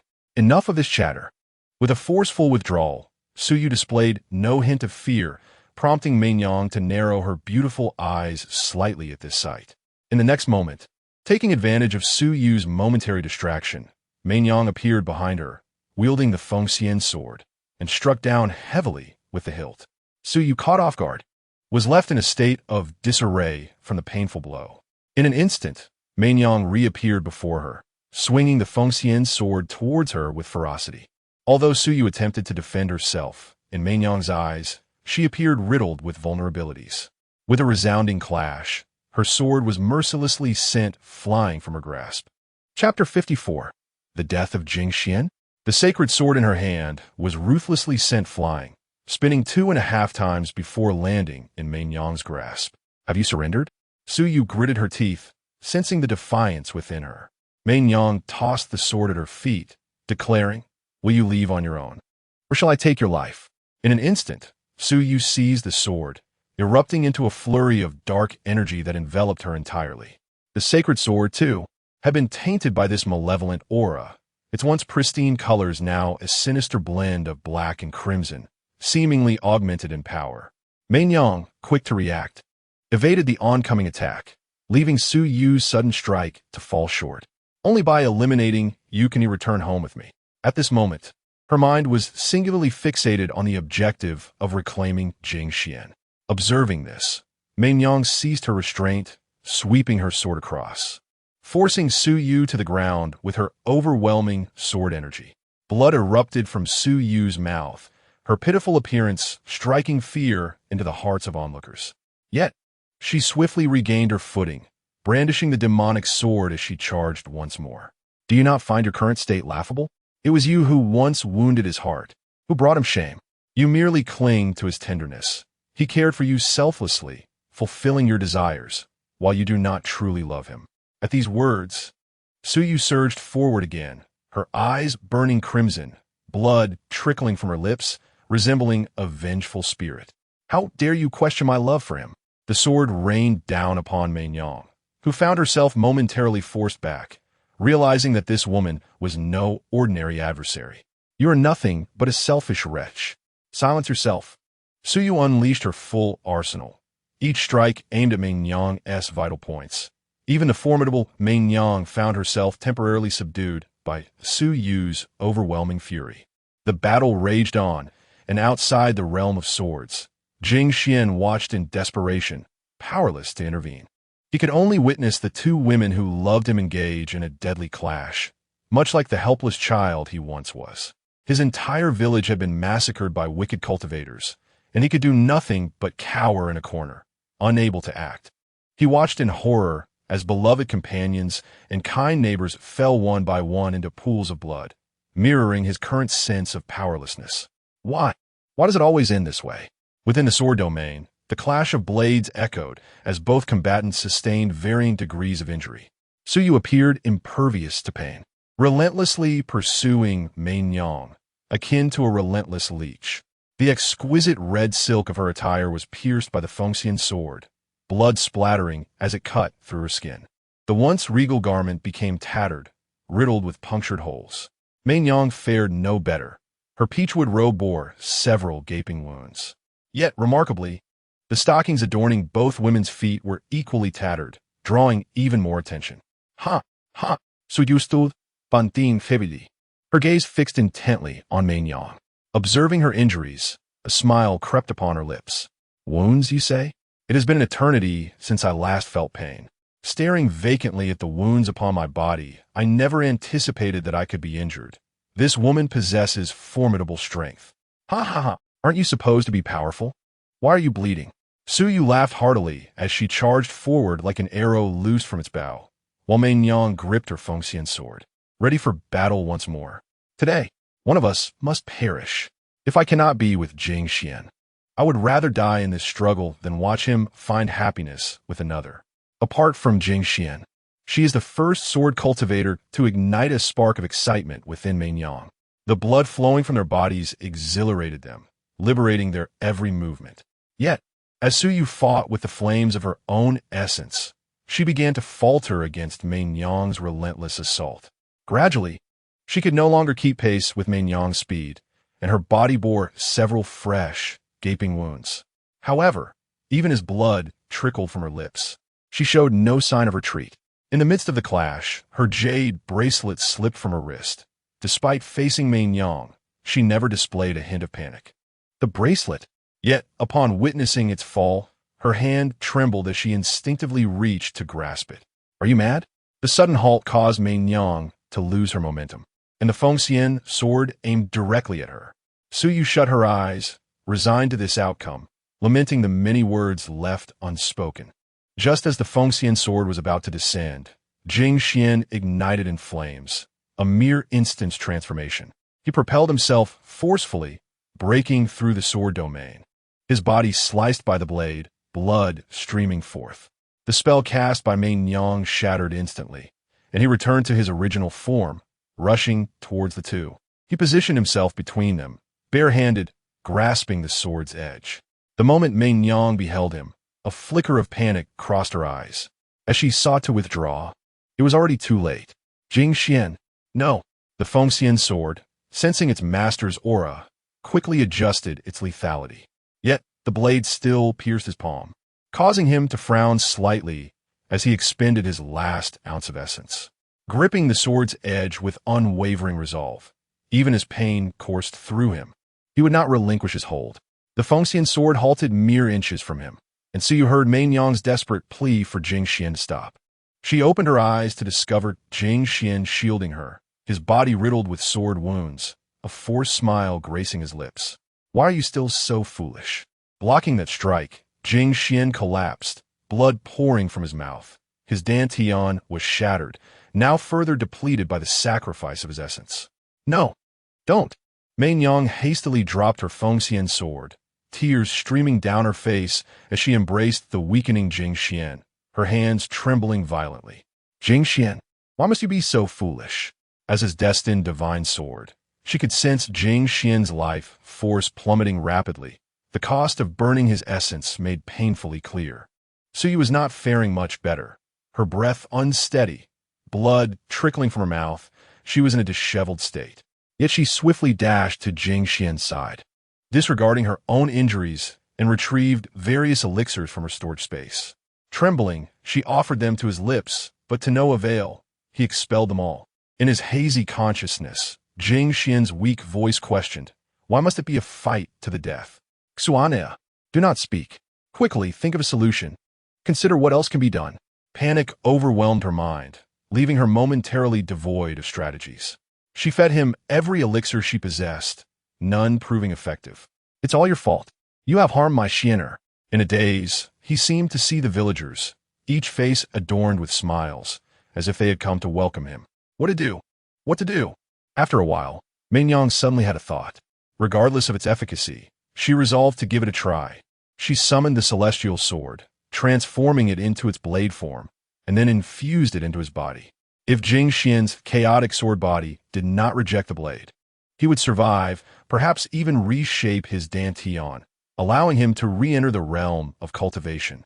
However, if the sword body did reject the blade, Jing Xuan's injuries would only worsen, potentially leading to his demise in her arms. It must succeed. Xianer, you promised to stay with me forever. If Jing Xuan were not burning his life essence, she could have saved him regardless of his injuries. In the past, she had healed him, but this time was different. Those wounds were external, whereas this was a wound to his essence, rendering her spells nearly ineffective. After a long while, Jing Xuan's vitality waned, and he surrendered to the consciousness of death. Sensing this, Mei Nyang hurriedly cradled his face. Xianer, Xuanea, you cannot leave me. You have abandoned me once. Must you do so again? Please do not forsake me. Without you, I have no hope of survival. Did you not always wish to travel? When you awaken, I shall take you anywhere you desire. I only ask that you do not leave me. As time ticked away, Su Yu's heart grew numb. Why? After just finding him, must it come to this? Can those in love never attain happiness together? Each passing moment felt like an eternity to both, and gradually, Jing Xuan's faint life force ebbed away. Jing Xuan, the book concludes here. Of course, I was merely jesting. As his final vitality dissipated, Mei Nyang's gaze dimmed, and she embraced Jing Xuan, tears streaming uncontrollably. Xuan, how cruel you are. Clinging to his last warmth, she pretended he was still by her side. Yet he had heartlessly left her, just as before, abandoning her on the windward mountain. Witnessing Mei Nyang in such despair, Su Yu felt as if the entire world had plunged into darkness. He was gone. What meaning did her existence hold? How could it be? Jing Xuan is dead? Before her, the beautiful memories flashed through her mind like a fleeting dream. She had not yet found the opportunity to make amends when the fool who often berated her as a simpleton succumbed right before her eyes. Chapter 55. Lost and found, is death truly the end? Or is it forgetfulness that signifies genuine demise? No one remembers all that you have done. Ultimately, we may be submerged in the mundanity of life, perhaps to be recounted by an elder to his descendants over tea. Or perhaps you have long been forgotten. Jing Xuan found himself in a pitch-black void, an expanse of darkness stretching infinitely before him, devoid of any sound. Has it come to an end? In this hollow space, the only response was the echo of his thoughts, accompanied by a deathly silence. Mei Nyang would surely weep. He chuckled bitterly. I am such a scoundrel. I have caused her much suffering and abandoned her. I hope she does not harbor hatred toward me. After a while, a figure emerged before him, the young Jing Xuan, who scrutinized him from head to toe. Big brother, are you a cultivator? I used to be. Wow, that means you must be quite formidable, right? Can you fly with a sword? No. With the same vivacity and curiosity he once possessed, the young Jing Xuan continued to observe him, finally proclaiming, when I grow up, I want to be a great hero, slaying demons and punishing evil, upholding justice. He was indeed himself, a reflection of his childhood aspirations and dreams for the future. Why? Because I want to create a world of peace, a world without harm, where no one goes hungry. The young Jing Xuan's eyes sparkled with determination, his innocent voice echoing in Jing Xuan's mind. For the sake of peace? But what if you are merely ordinary, lacking any talent for cultivation? The young Jing Xuan pondered, stroking his chin, and declared, no matter if one is mediocre or not, as long as one perseveres, it can surely be achieved. A few setbacks are of no consequence. Mother always said that. With that, the young Jing Xuan vanished, only for Mei Nyang to reappear before him, as stunning as when they first met.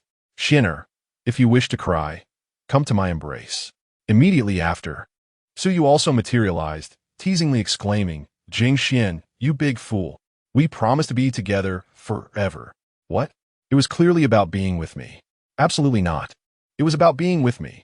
Jing Xuan stood in stunned silence, while the two reached out to him with laughter, saying, regardless of who it is, we both love you dearly.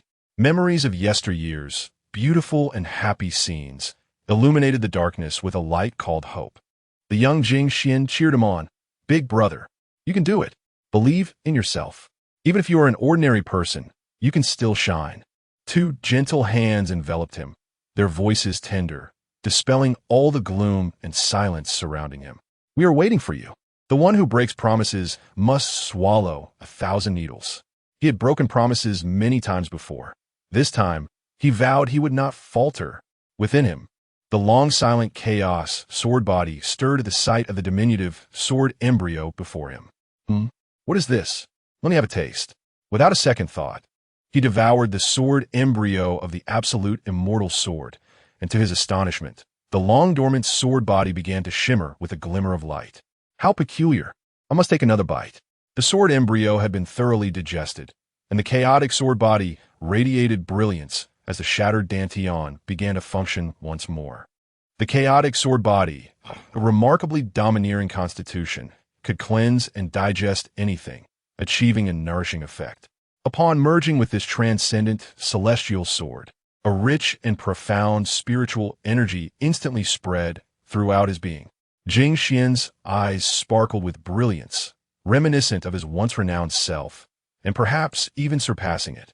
At Yufeng Mountain, Mei Yang cradled Jing Xuan's lifeless form, gently placing him aside as she drew forth the Fengxian sword, her gaze filled with resentment directed at Su Yu. "It's all your fault." The latter remained unfazed, her eyes devoid of light as she slowly raised the sword, infused with a chilling intent. "You shall perish." But suddenly, she halted, astonished as she turned her head. Jing Xian's life force was rejuvenating at an astonishing pace. It worked. It truly worked. Discarding the Fengxian sword, she hurriedly embraced Jing Xuan, intertwining their fingers, and probed his body with her divine sense. "Fengxian sword, what do you mean? You've transformed, yet abandoned your original form?" As the divine being explored his body, she discovered an abundance of spiritual energy within Jing Xuan. Even the shattered dantian had been reshaped. Could it be? Had the sword embryo successfully merged? Could he cultivate once more? After a while, Jing Xuan slowly opened his eyes, and the first sight that greeted him was Mei Yang's tear-streaked face. Plop! Her tears fell onto his cheeks. Xianer, how wonderful! Had he truly died? She would have been at a loss for what to do, but fortunately, tragedy had been averted. Overcome with joy, Mei Yang embraced Jing Xuan tightly, her grip so strong that he began to cough. Though uncomfortable, he could feel the warmth of life coursing through him. "Cough, cough, you're holding too tightly."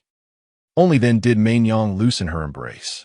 Upon hearing his voice, Su Yu's eyes brightened once more, and she slowly turned to him. "He is still alive?" Stumbling to his feet, she took a few steps, then rushed towards Jing Xuan, throwing herself in his arms, weeping like a child, her cries echoing with deep sorrow. "How dare you still cry?" Mei Yang had just intended to pull her away when Jing Xuan pressed her hand down, understanding that she did not wish him harm. Gently, Jing Xuan stroked her flowing hair, offering comfort. "I was rejected so harshly by you, yet I did not weep." At his words, Su Yu's sobs grew louder, her tears soaking his inner garments, and the fragrance of his body brought her immense solace. Soda. I'm so sorry." Wah! Like a child, she clung to him, her tears dampening his clothing, her hands gripping him tightly, fearing he might vanish at any moment. "It's all over now." Mei Yang pouted in discontent. She had never intended to harm her. Who could have anticipated that Su Yu would abruptly reach for that jade bracelet, inadvertently causing harm to her Jing Xuan? Had Jing Xuan truly perished, she would have spared no one who had harmed him. They would all pay the price. "How much longer will you cling?" Mei Yang's gaze was sharp as she spoke in a detached tone. Reluctantly, Su Yu released her hold. The moment she did, Mei Yang enveloped Jing Xuan once more, her soft form pressing against his arm. Like a sorrowful little wife, Jing Xuan awkwardly scratched the back of his head, acknowledging the absurdity of the situation with two women embroiled in a dramatic performance. After the commotion, he harnessed his spiritual energy, and the ethereal form of the phoenix sword materialized in his hand. A glimmer of golden light sparkled in his eyes, and joy danced upon his brow. He could truly cultivate once more. Upon witnessing the apparition of the phoenix sword, Su Yu was momentarily taken aback. Could it be that this woman before her was the sword spirit conjured by her husband, Blade? Had she never even encountered a sword spirit before? For a fleeting moment, Su Yu found it difficult to accept. However, contemplating the might of the phoenix sword, she soon found solace. "Thus, she is your sword spirit, is she not?" Jing Xuan nodded gently. Su Yu's hope reignited, yet Mei Yang doused it with cold water. "What? You nearly caused my Xianer's demise.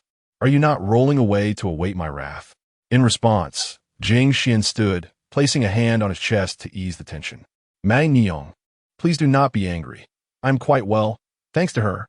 Moreover, I have been fortunate enough to embark on the path of cultivation once again." He understood that Mei Yang's temperament would not easily accept Su Yu, yet exceptions could be made in all matters. Su Yu's tenacity indicated she would not be easily dismissed. Forcefully expelling her would only lead to dire consequences. Noticing that Mei Yang appeared unwilling to leave, Su Yu knelt, bowing her head in humble supplication. "I beg you, whether as a servant or a slave, I wish to remain by Jing Xuan's side. I yearned to make amends for him. Her wounds remained unhealed, and her pitiful appearance evoked sympathy. She sought no more than a chance to atone. It was worth noting that she had never humbled herself in such a way. As the leader of the Huan sect, her sincerity was palpable. Mei Niang. Although he had returned to the path of immortality, his current strength was insufficient to thwart Mei Niang. Should she desire it, none could stand in her way. Having harmed my Xiener, you shall henceforth bear the burden of servitude to atone. She recognized that Jing Xuan wished for this, having spent ample time in his company. To win a person's heart, one must first enter their soul and consider their feelings in every matter.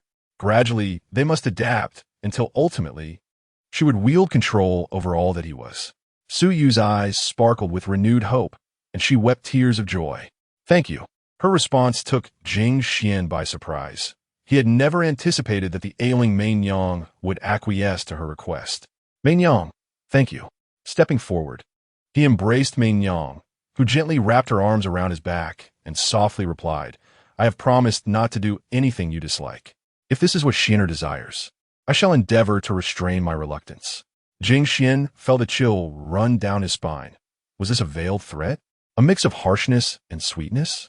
Yet he thought to himself, Xiener, do not become overly complacent. He nodded vigorously, fully aware that with Mei Niang's consent, the matter seemed less daunting. You are all my wings. Chapter 56. Stepping back onto the path of immortality at this moment, Su Yu shyly remarked, Then, I shall be your servant from now on. Have you assumed your role so swiftly? Jing Xuan gently shook his head. You need not be so humble. Every individual is equal. Having said that, Jing Xuan moved aside, closed his eyes, and began to circulate his spiritual energy. Gradually, the phoenix immortal sword materialized between his clasped hands. He never anticipated that he would have the opportunity to once again tread the path of cultivation. Since you are now Xian's servant, the tasks of laundry and cooking will fall to you. Upon hearing this, Su Yu nodded in agreement, for she was not one to shy away from labor. Contemplating Jing Xuan's return to the path of cultivation, Su Yu produced a large assortment of elixirs and presented them to him. Husband, these are for you. Jing Xuan glanced at the treasures, spiritual enhancement pills, vitality pills, and other precious concoctions, seemingly without cost.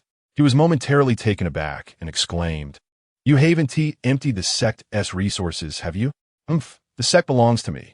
What's wrong with taking a few resources? Do the disciples not require them? Su Yu shook her head and replied, The sect pales in comparison to you, my husband. If you require it, I could deplete the entire sect. At that moment, Mei Niang suddenly leaned closer, pinching Su Yu's cheek with a serious expression. You must not call him husband. Refer to him as master. Ooh, it is master witnessing this comical scene. Jing Xuan laughed heartily. Ha ha, do not be so serious. That will not do. It is against the rules. Su Yu muttered softly, It's merely a minor sword spirit. Once I have captured my husband, Mei Niang tightened her grip on Su Yu's ear, as if scolding a child. What did you just say? And nothing. Conceal your little thoughts. At Su Yu's insistence, Jing Xuan reluctantly accepted the spiritual elixirs, opening his storage space. The familiar yet foreign sensation rendered him momentarily dazed.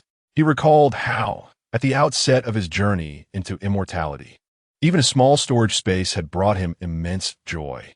Yufeng Mountain Jing Xuan entered the small courtyard, and, as he stepped inside, all the livestock rushed out, with the foremost Kuan standing upright. Seeing this, Jing Xuan nodded with satisfaction. Well done, good vigilance. Mei Niang stood behind Jing Xuan, her gaze directed at Su Yu. Come with me. I wish to assess your injuries.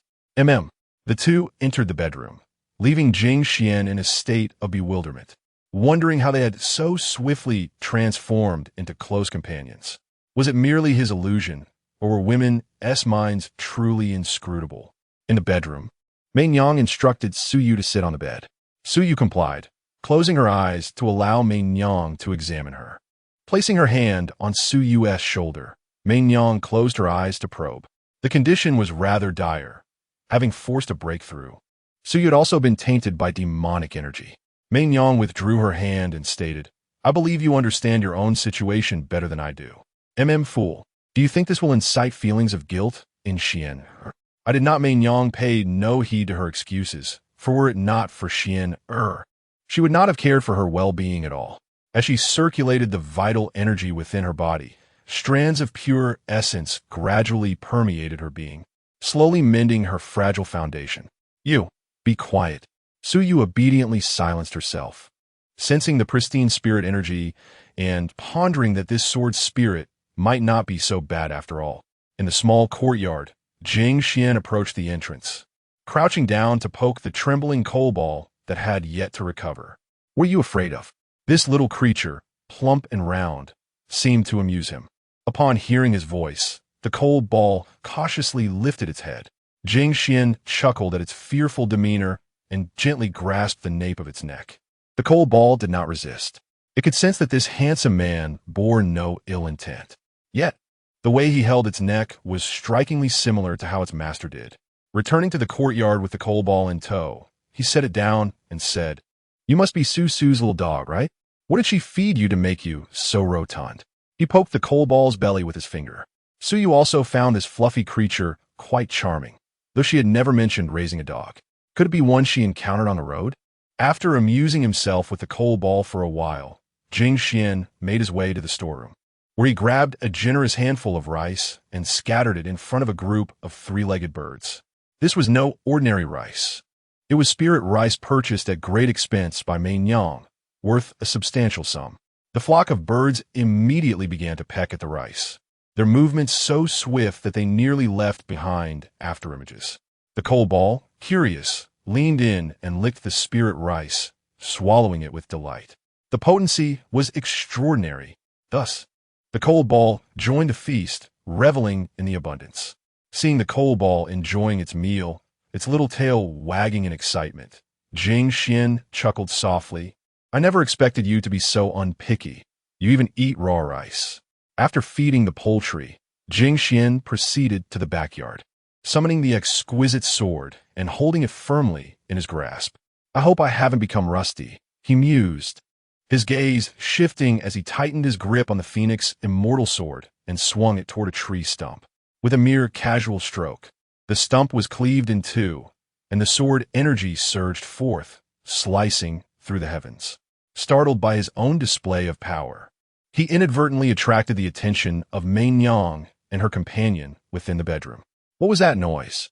Mei Yang was about to rise when she felt the vibrations of her sword body and settled back down, a fond smile gracing her lips. That little rascal, Xianer, truly cannot contain his impatience. After approximately an incense stick's worth of time, Su Yu's injuries began to ease, and Mei Yang spoke softly. "Had I not restrained my strength, you would have perished long ago." Thank you," Su Yu acknowledged, fully aware of the truth in her words.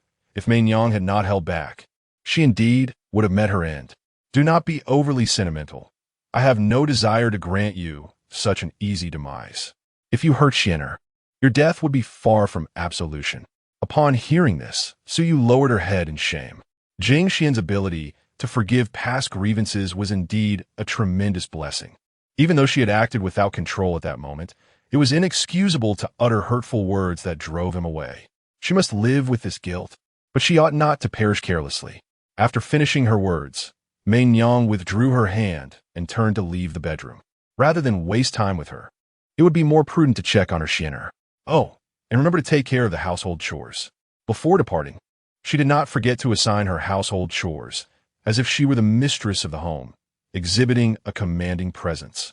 Outside the bedroom, unexpectedly, after years of neglect, the vigor still remained. Gripping the Fengxian sword in his hand, a surge of fervor welled up within him, reminiscent of the noble spirit he once possessed. His palm trembled with excitement. The joy of reclaiming what was lost was beyond words. Xianer, a gentle voice, pulled him back to reality. Turning around, he saw Mei Yang with her hands clasped behind her back, a faint smile gracing her lips. Leaning forward, her delicate hand cupped her mouth as she called out, "Jing Xuan." Unparalleled under heaven, the warm sun shone abundantly upon him, bathing him in a radiant glow akin to the dawn, filling his heart with a sense of righteousness, as if the winds of the world were at his command. He stood there, vibrant and spirited, astonishing the onlookers, clad in white robes, wielding a long sword, resembling a celestial being. His upright figure exuding an air of defiance against the forces of darkness, poised before the common folk to vanquish evil. Suyu slowly emerged from the bedroom. Just a single glance left her captivated, unable to tear her gaze away. His astonishing presence rendered him the white moonlight in the hearts of countless women. He left a striking silhouette in the minds of young maidens, some even vowing to remain unmarried for life.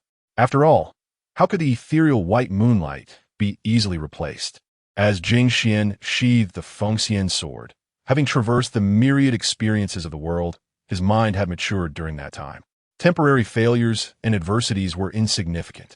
As long as he remained true to himself, that was enough.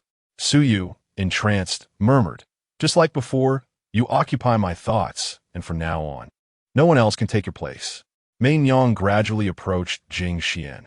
The sensation of him once again holding her hand brought her comfort and solace. "You are just the same as you were back," then she remarked, though now his eyes reflected a maturity born from life's tribulations, evoking a deeper affection within her. "Regardless of what kind of Xianer you are, you will always be my favorite." With that, Mei Nyang leaned in for a kiss, casting a provocative glance at Suyu, even deliberately making a bit of noise to ensure she noticed. As a maid, Suyu stamped her foot in frustration. Anyone could bully her. As the head of the sect, she bore grievances while still performing maidservant duties. Jing Xuan was taken aback by her sudden advance. What had just happened? Upon hearing Suyu's delicate huff, clarity dawned on him. Indeed, the competitive nature of women was formidable. The saying about the human heart was not unfounded. After a long while, their lips parted, leaving a delicate silver thread between them. Mei Nyang gazed at him with sultry eyes, a sight that unsettled Suyu deeply.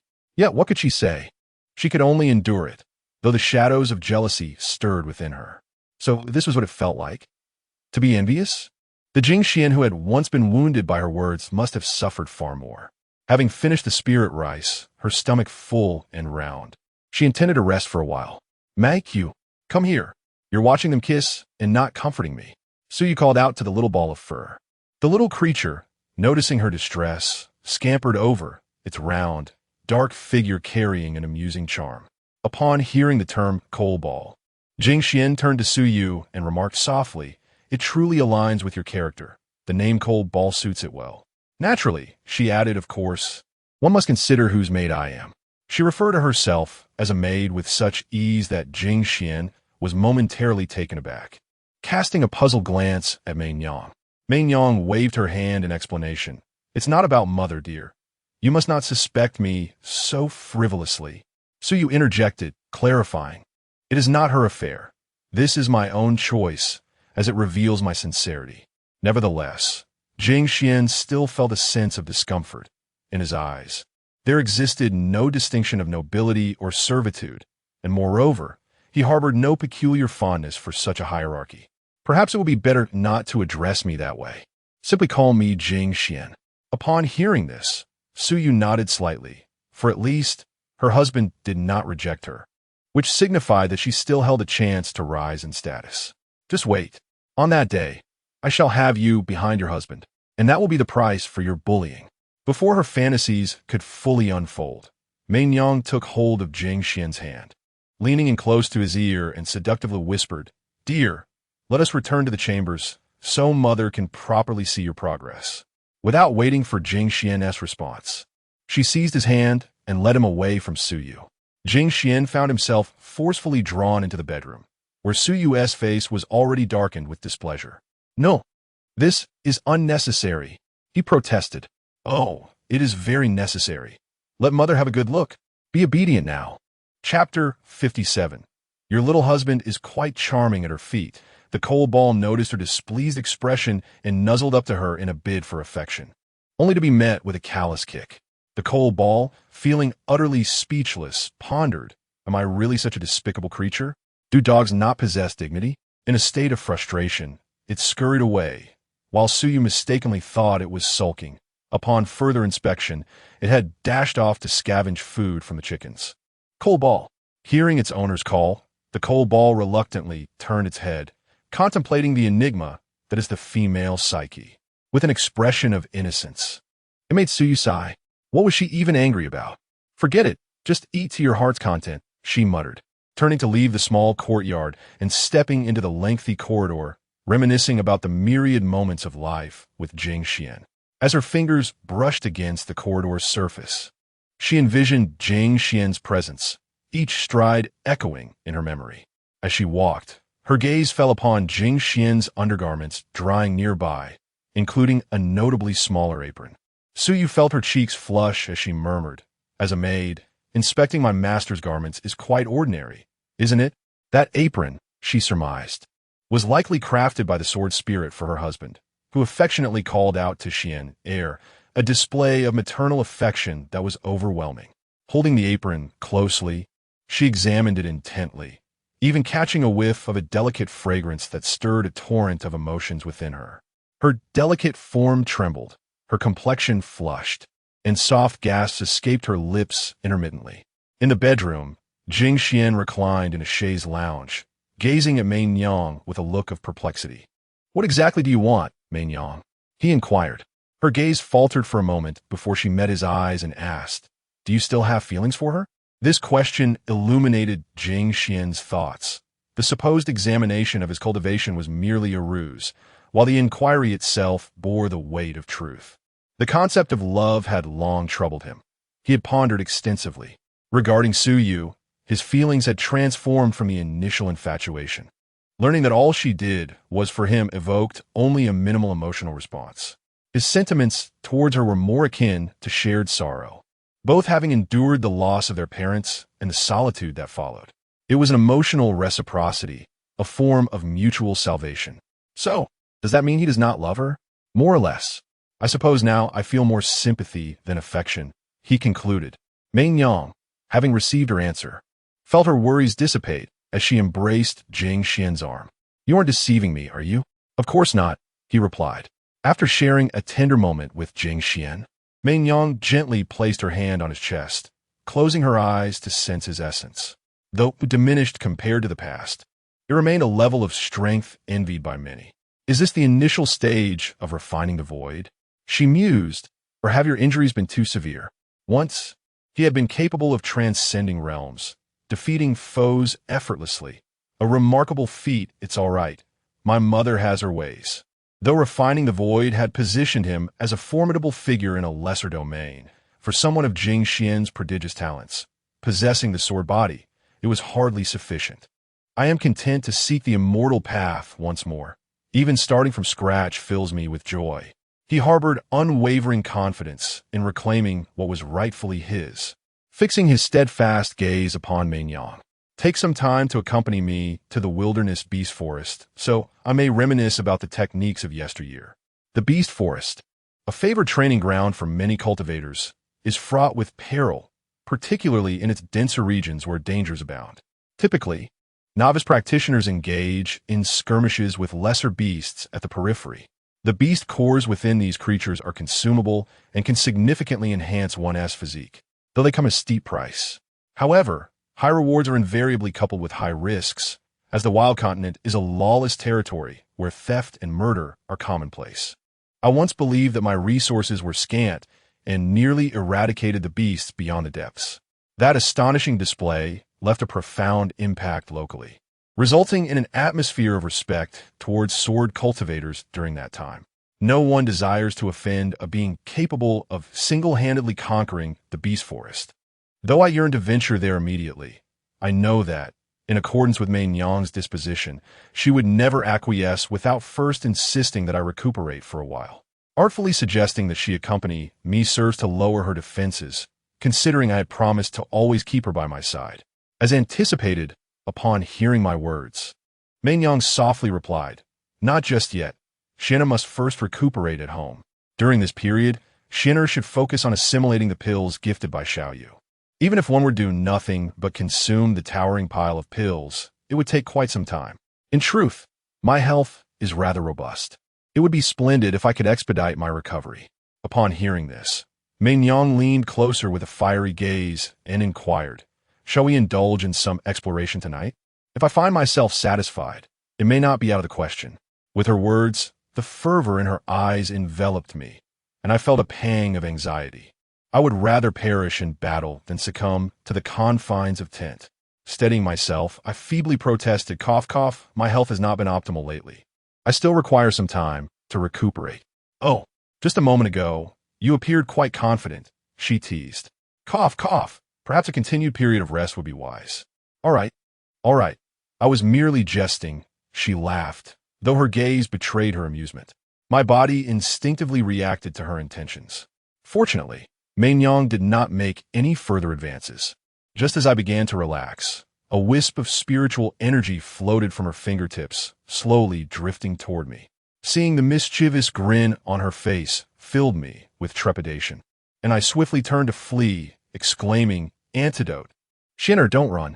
Am I truly that frightful?" She reached out, and before I could cover much distance, I felt the ground slip away beneath my feet, leaving me suspended in midair. Soon after, I sensed a transformation within my body and realized what Meinyang had done. My voice now sounding juvenile. "Oh no, Meinyang, what have you done?" Before I could finish, she expertly embraced me, playfully rubbing my chubby cheeks. Little Xian is so fragrant and soft. Our lively banter drew the attention of Su Yu outside. Holding her apron, let out a frustrated huff. "Oomph, merely a spirit sword." After a considerable time, Su Yu glanced around to ensure no one was watching, then stealthily stowed the belly wrap into her spirit storage space before nonchalantly walking away. When asked later, she would simply claim it had been blown away by the wind. Haha, yet another piece of her husband's intimate apparel acquired. After concluding her little endeavor, Su Yu returned to the small courtyard and observed the coal ball, which was puffing up with a rotund belly, saying, "Have I not fed you? You look as if you've never had a meal." The coal ball, however, paid her no heed, having eaten its fill and now resting. Lying in the chicken coop, eyes closed, limbs sprawled, fast asleep. She would never truly be angry with the coal ball. Turning her gaze towards the bedroom, she noticed her husband had yet to emerge. Could he be secretly engaging in some nefarious activity? With such thoughts, Su Yu quietly approached the door, pressing her ear against it, eavesdropping like a thief. Inside the bedroom, Jing Xuan was strenuously pushing away Meinyang. With his newfound cultivation, he had caught her off guard, allowing him to escape. Meinyang, having been pushed aside, teased in a flirtatious tone, "Oh dear, Xianer, how rude." She fell back onto the bed, her garments slightly askew, revealing her fair skin, lightly biting her hair. Jing Xuan mused, "How is it that you are more enchanting than the He Huan sect itself? Just moments ago, you were exuding maternal tenderness." With a graceful movement of her long, black silk leg, she playfully lifted her clothing, stirring the heartstrings while exuding a captivating allure that was hard to resist. "Shinner mother has no strength left. Come help me, dear."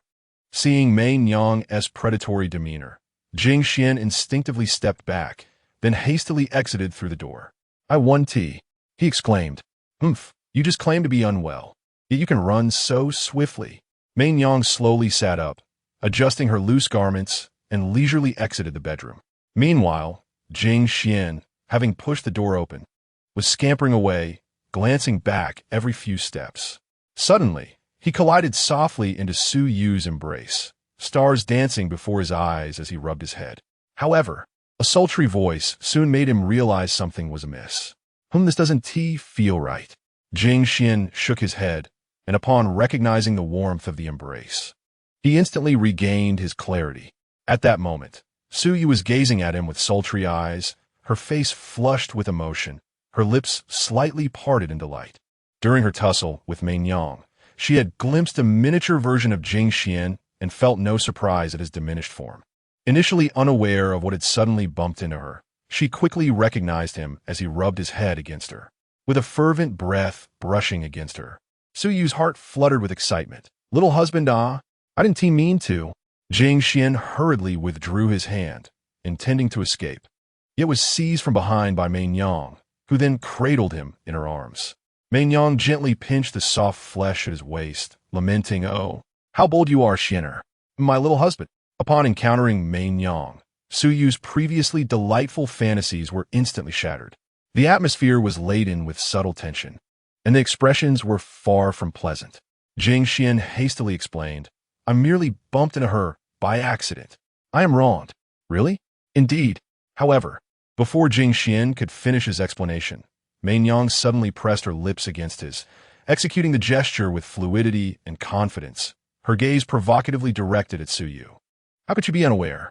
Yet, deep down, she wished to tease Jing Xuan and make Su Yu acutely aware of her standing in his heart. Su Yu, with a reluctant pursing of her lips, felt a sense of discontent. If she had not appeared, it would have been a different story. Yet, under the eaves of another's home, one must bow their head, swallowing down any bitterness or sorrow. Observing Mei Nyang's passionate demeanor, the playful expression seemed to convey that her little husband was quite tender and soft of lips. Occasionally, he would emit soft sounds that reached her ears. And as she witnessed her beloved being claimed before her eyes, a mix of humiliation and an unexpected thrill coursed through her. Chapter 58. A choice for a considerable duration. A silken thread stretched between them. Mei Nyang, with her soft tongue, coiled the silver thread into her mouth, her expression one of indulgent ecstasy as she devoured it. Meanwhile, Jing Xuan appeared utterly drained, unable to stand without Mei Nyang's support, suffocating as if ensnared by a constrictor. Must you always be so abrupt? It is rather alarming. In a fleeting moment, he even pondered the indignity of perishing from asphyxiation as a cultivator. After all, who could resist the temptations presented by Xian'er? At this thought, Jing Xuan's lips twitched, reflecting on how she had suddenly reverted him to his childhood. He felt helpless against Mei Nyang's antics and turned to Su Yu, saying, I apologize for not noticing you. Su Yu, coming back to her senses, stood and shook her head, noticing the look in Mei Nyang's eyes, and slowly lowered her gaze. The tension in the air prompted Jing Xuan to inquire, Can't you two coexist harmoniously? Mei Nyang crossed her arms defiantly. I'm not targeting her. It's quite all right. I am merely the master's maid, Su Yu reassured. Since that's the case, it's getting late. Shall I prepare lunch? Without hesitation, Su Yu entered the kitchen. Although Jing Xuan questioned, Can you really cook? In his memories, she was notorious for burning even a simple fish. Upon hearing this, Su Yu poked her head out from the kitchen, saying, People can change. I would learn anything for you. Besides, I've already mastered household chores like washing and cooking. Really? You want tea, burn the food, will you? Su Yu blushed at his comment, recalling how long ago that had been. I won't truly. With determination, she rolled up her sleeves, ready to showcase her skills and impress Jing Xuan. Within the sect, she had become self-sufficient, and even the discerning Qing Yi praised her culinary creations. As she stepped into the kitchen, Jing Xuan's imagination conjured images of her accidentally setting the kitchen ablaze. Was this truly a wise decision? At that moment, Mei Nyang leaned down, poking his cheek with her finger. Why do I not see you so invested when your mother cooks? Indeed, a woman's jealousy can be quite formidable. Jing Xuan hurriedly explained, Of course, it's because mother excels in both the parlor and the kitchen. Her culinary skills are exceptional. I might just become plump from her delectable dishes. Her craftsmanship is impeccable too. That apron fits her perfectly. After such praise, Mei Nyang finally smiled. Pinching his chubby cheek, Xian'er knows how to make his mother happy. In the kitchen, hearing Jing Xuan's words of admiration, Su Yu exited through another door, swiftly retrieving a fish from the water basin. The thought of receiving Jing Xuan's compliments after preparing the meal quickened her pace. Grabbing a mallet, she struck down, leaving the once lively fish dizzy and disoriented. With a knife in hand, she twirled it for 2.5 revolutions before placing it firmly on the wooden block. With a swift motion, she slit the fish open, extracting its innards and cleaning them thoroughly. This scene made Jing Xuan's eyes light up. Previously, when she had taken her out to catch a wild chicken, she had been terrified. Yet now, she showed no hesitation in dispatching the fish.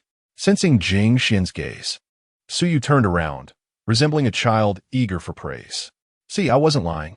Flattering was Jing Xuan's forte, and she immediately gave a thumbs up, exclaiming, That's quite impressive. I'm not someone who is delicate and untouched by the mundane. Su Yu replied with a hint of pride. Before long, the dishes were prepared. At that moment, Mei Nyang stood beside Su Yu, observing her every move. Under Mei Nyang's watchful gaze, Su Yu felt uncomfortable and asked, Why are you staring at me? Mei Nyang, with an indifferent expression, replied, I'm just worried you might add something peculiar to the food. I wouldn't. Sujuri tortid bluffily. Oh, perhaps you might? Not wanting to engage in a verbal sparring match, Suyu turned away, pouring oil into the pan, coating the fish in flour, and then gently frying it. Her movements were as skilled as she had claimed. She was not the delicate flower untouched by the world. Confident in her culinary abilities, she puffed out her chest and declared, "Well, what do you think?" "Not much," Main Yang replied. "You needn't belittle me. I'm merely stating the truth. Xian Air loves my cooking. You." The two exchanged playful banter endlessly, leaving Jing Xuan feeling overwhelmed. Indeed, two women were quite the spectacle. After a moment, with no sign of Main Yang leaving, Suyu inquired, "How long are you planning to watch?" Hearing this, Main Yang glanced at the fish in the pan and chuckled. "I'm curious to see how long it takes for you to ruin this fish." This comment jolted Suyu into action as she quickly retrieved the fish from the pan. Although it was slightly burnt, it was not irreparable. "Is this charred fish your masterpiece?" Suyu thought ruefully, feeling helpless. Had it not been for the distraction, it would not have burned. "Oh, by the way, Xianair doesn't like fish anymore," Main Yang added, her gaze playful. Upon hearing this, a hint of panic crossed Suyu's face. Did this not imply that she was unfamiliar with Jing Xuan's preferences? "Could you tell me what he enjoys eating now?" Suyu lowered her stance, hoping to glean from Main Yang what Jing Xuan currently favored. "After spending so much time with him, you still don't know what he likes?" Main Yang's words struck a nerve, her cold tone delivering a heavy blow to Suyu's heart. In silence, Suyu reflected. Jing Xuan had never shared his culinary preferences with her, consistently asserting he would eat according to her tastes. "Tell me, what has Jing Xuan consumed the most in this lifetime?" "Bitter." "Then you should understand that sweets can alleviate bitterness, bringing a sense of happiness to a harsh life." Consequently, the dining table was adorned with an array of desserts, leaving Jing Xuan blinking in disbelief. The usual opposition from Main Yang regarding his consumption of sweets had transformed. Under her supervision, she had allowed Suyu to prepare nearly half the dishes as desserts. On the table, Suyu presented the final dish, sweet and sour fish, and gently wiped her hands, asking, "Does it suit your taste?" Jing Xuan picked up a piece of fish and savored it, while Suyu watched him with a hint of nervousness. The fish melted in his mouth, a delightful balance of sweet and sour, with a crispy exterior and tender interior. Suyu had meticulously removed all the bones. "Delicious. Your culinary skills are remarkable." Jing Xuan's praise brought a radiant smile to Suyu's face.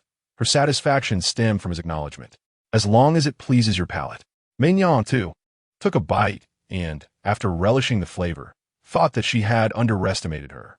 Observing Jing Xuan enjoy the food, she playfully scooped him up and placed him on her lap. Which was tastier, the dishes prepared by his mother or by her? Jing Xuan's hand froze midair, caught in the most challenging dilemma. Likewise, Suyu awaited his answer with anticipation, their eyes fixed on him in silent competition.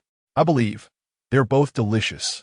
Main Yang, sensing his attempt to evade the question, pinched his cheek and insisted, "You cannot say both. You must choose one." The truth was, it was impossible to compare, for all the dishes were prepared by Suyu. "How about next time, both of you cook a dish, and I'll judge then?" They both shook their heads, indicating that he would not escape without providing an answer today. Choosing either seemed equally daunting. Each possessed unique culinary strengths, leaving him unable to decide on a favorite. "Then I shall not choose, and I shall not eat," he declared, attempting to extricate himself from Main Yang's embrace, but found it utterly futile. Realizing he could not escape this predicament, Main Yang's heart softened towards him, leading her to relent and coax him gently. All right, no need to choose. Let us eat." Although Suyu was eager to learn whom he would favor, both women understood that Jing Xuan's feelings were paramount. No choosing. Let us eat, lest you go hungry." Jing Xuan, feeling defiant, decided he would not allow them to pressure him today. He intended to assert himself. He shut his mouth tightly, ignoring the food Main Yang brought to him. Ist Xuan schulking." Jing Xuan remained silent, resolutely keeping his lips sealed. Main Yang, amused, placed her utensils down, realizing it was quite simple to manage him. She glanced at Suyu, who envied the opportunity to hold little Jing Xuan, and waved her hand. "Would you like to feed Xiano?" Upon hearing this, Su Yu's eyes sparkled with excitement as she eagerly nodded. She had longed to do so since seeing Jing Xuan in his youthful form. I'll hold Xian'er's mouth open, and you can take the chance to feed him. All right. With that, she pinched Jing Xuan's cheeks with her left hand, pried his mouth open with the other, gently pressed his little tongue, and then withdrew her hand. In the brief moment when his mouth was agape, Su Yu deftly lifted a piece of fish and delivered it to his lips. Mei Yang closed his mouth. Before she could assist further, Jing Xuan had already swallowed it. Is it not acceptable for me to eat? Please, cease your teasing. He truly felt defeated, yet Mei Yang appeared unwilling to conclude the matter. Instead, she pried open his jaws once more, her finger drawing forth his little tongue, providing Su Yu the opportunity to feed him again. Jing Xuan felt numb, particularly upon witnessing the excitement in Su Yu's eyes. He found himself devoid of the will to resist, yielding to the situation. As the meal concluded, Mei Yang's fingers glistened with moisture. Withdrawing her finger under Su Yu's watchful gaze, she brought it to her own lips, indulging in the experience as if savoring a divine delicacy of the mortal realm. Jing Xuan stood astonished, pondering, is this a scene of indulging in candy? Content after the feeding, Su Yu gazed enviously at Mei Yang, whose face was awash with delight, his eyes seemingly misted with emotion.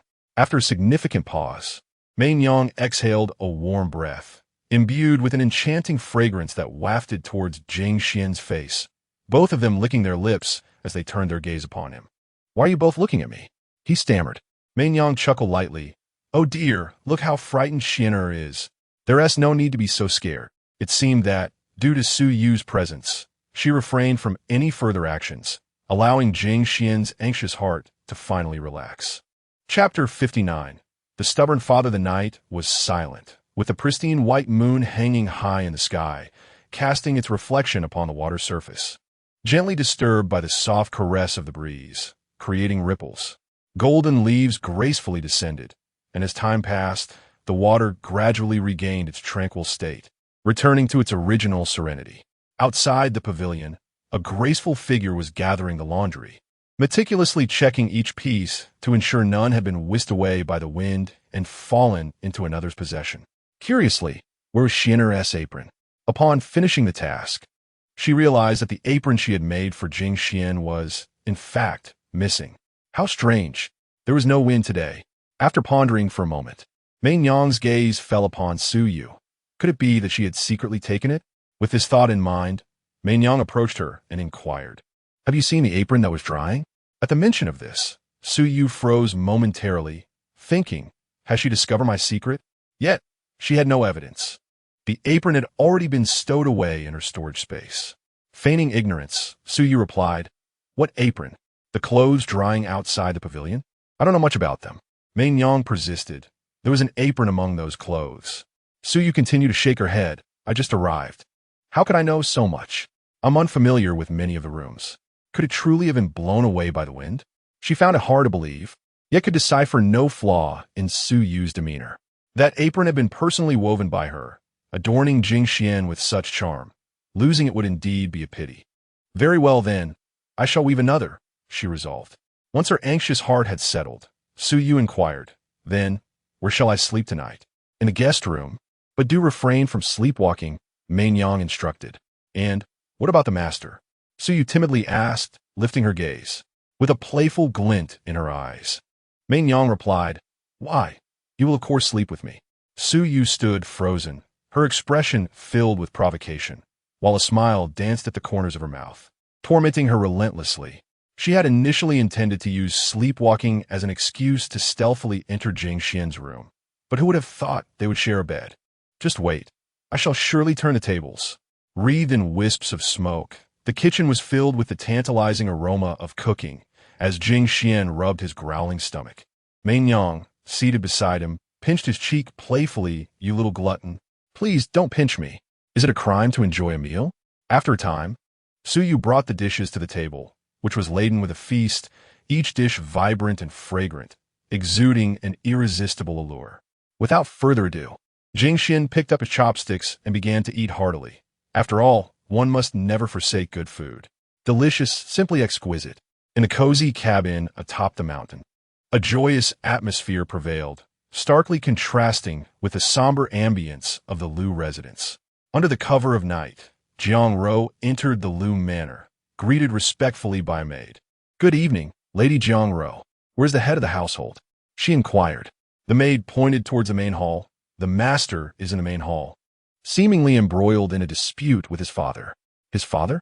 she pondered, recalling that stubborn man who had long wished for the master to enter into an arranged marriage. It appeared that, in his eyes, profit reigned supreme. Jiang Ro nodded and then walked towards the hall. Outside, she could hear the voice of a middle-aged man. Pausing at the door, she leaned against the wall and listened quietly. "For all these years, I promised not to force you into a marriage. But have you fulfilled your end of the bargain? Do you intend for the Liu family to face extinction?" As he spoke, the man's chest heaved violently, clearly agitated by Liu Manyu, while she maintained an expression of indifference throughout. "Have you finished?" The middle-aged man was momentarily taken aback, and before he could retaliate, Liu Manyu fixed her gaze upon him, her eyes devoid of any familial affection. "Am I mistaken?" Liu Manyu scoffed disdainfully. Were it not for him, she would have easily captured Jing Xuan's heart. Each time she attempted to approach him, he would intervene and disrupt her plans. He claimed that Jing Xuan had no family background, not even parents, urging her to seek a suitor of nobler lineage. Initially, she believed she could persuade him, but after so much time, he remained obstinately attached to his ludicrous views. "Father, I have listened to your words since childhood. For you, profit reigns supreme. But I do not share that sentiment. Profit is something one earns through their own efforts, not through the exchange of children." Having said that, Liu Manyu averted her gaze, lifted her teacup, and took a slow sip, displaying an air of calmness in the face of her father's reproach. "What did you say? One must not defy their parents' orders. Do you not understand?" He resembled an enraged, aging lion, attempting to intimidate her with his dwindling authority, but all he garnered in return was a fit of cold laughter. "Huh, just look around. Who dares to stand by your side now? The Merchants Association is my creation. I currently wield control over the economic lifeblood of Tianyuan. Whoever I wish to perish shall meet their end. Now, everyone seeks to curry favor with me, but what about before? Under your stewardship, the Liu family was merely a formidable presence in Chang'an. And now, who in Tianhai does not recognize the Liu family? Who would dare to speak ill of me?" His words left him speechless, his fists clenched tightly, rendered utterly defenseless by Liu Manyu's assertions. "The Liu family bears the surname Liu, not Li. Do you understand?" After a moment, Li Jin gazed at Liu Manyu, reminiscing about his own past when he was coerced by his mother to become a son-in-law, obedient to his parents without a hint of rebellion. His daughter was infinitely braver and far more intelligent than he, a comparison that rendered him insignificant. "If you do not intend to relent, then let those two old fools come and speak with me directly." Liu Manyu referred to Li Jin's parents, and he surmised that her confrontation was likely instigated by them. She had long since grown weary of their interference, having faced their suppression and pressure since childhood. A family that prioritized profit was one she could do without. Li Jin sighed and looked at Liu Manyu, saying, "Ah, you are far braver than I am. Had you not met Jing Xuan, you might have blindly complied with your family's arrangements, pairing with a stranger, and you would not have become the renowned Madame Liu of Tianhai. No one should be shackled by anything. Every individual possesses the right to choose and should not submit in numb obedience." Liu Manyu set down her teacup and softly stated, "Taking that first step is more important than anything else.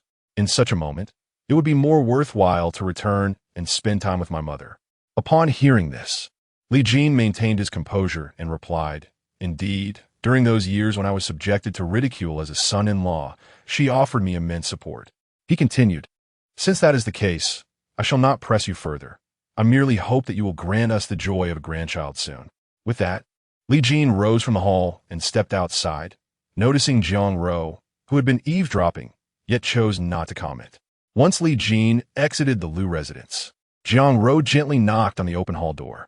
Liu Manyu turned her gaze toward the entrance and softly said, "Come in." Upon entering the hall and seeing her, Liu Manyu withdrew her gaze and inquired, "Shouldn't you be in Tianhai? I have something of great importance to share with you." which is why I returned to the Lu residence, Jiang Ro replied. Lu Manyu, upon hearing this, looked at her with urgency and asked, "Is it news regarding Jing Xuan?" Jiang Ro produced a recording stone and infused it with spiritual energy, revealing the scenes she had witnessed in Tianhai before both of them.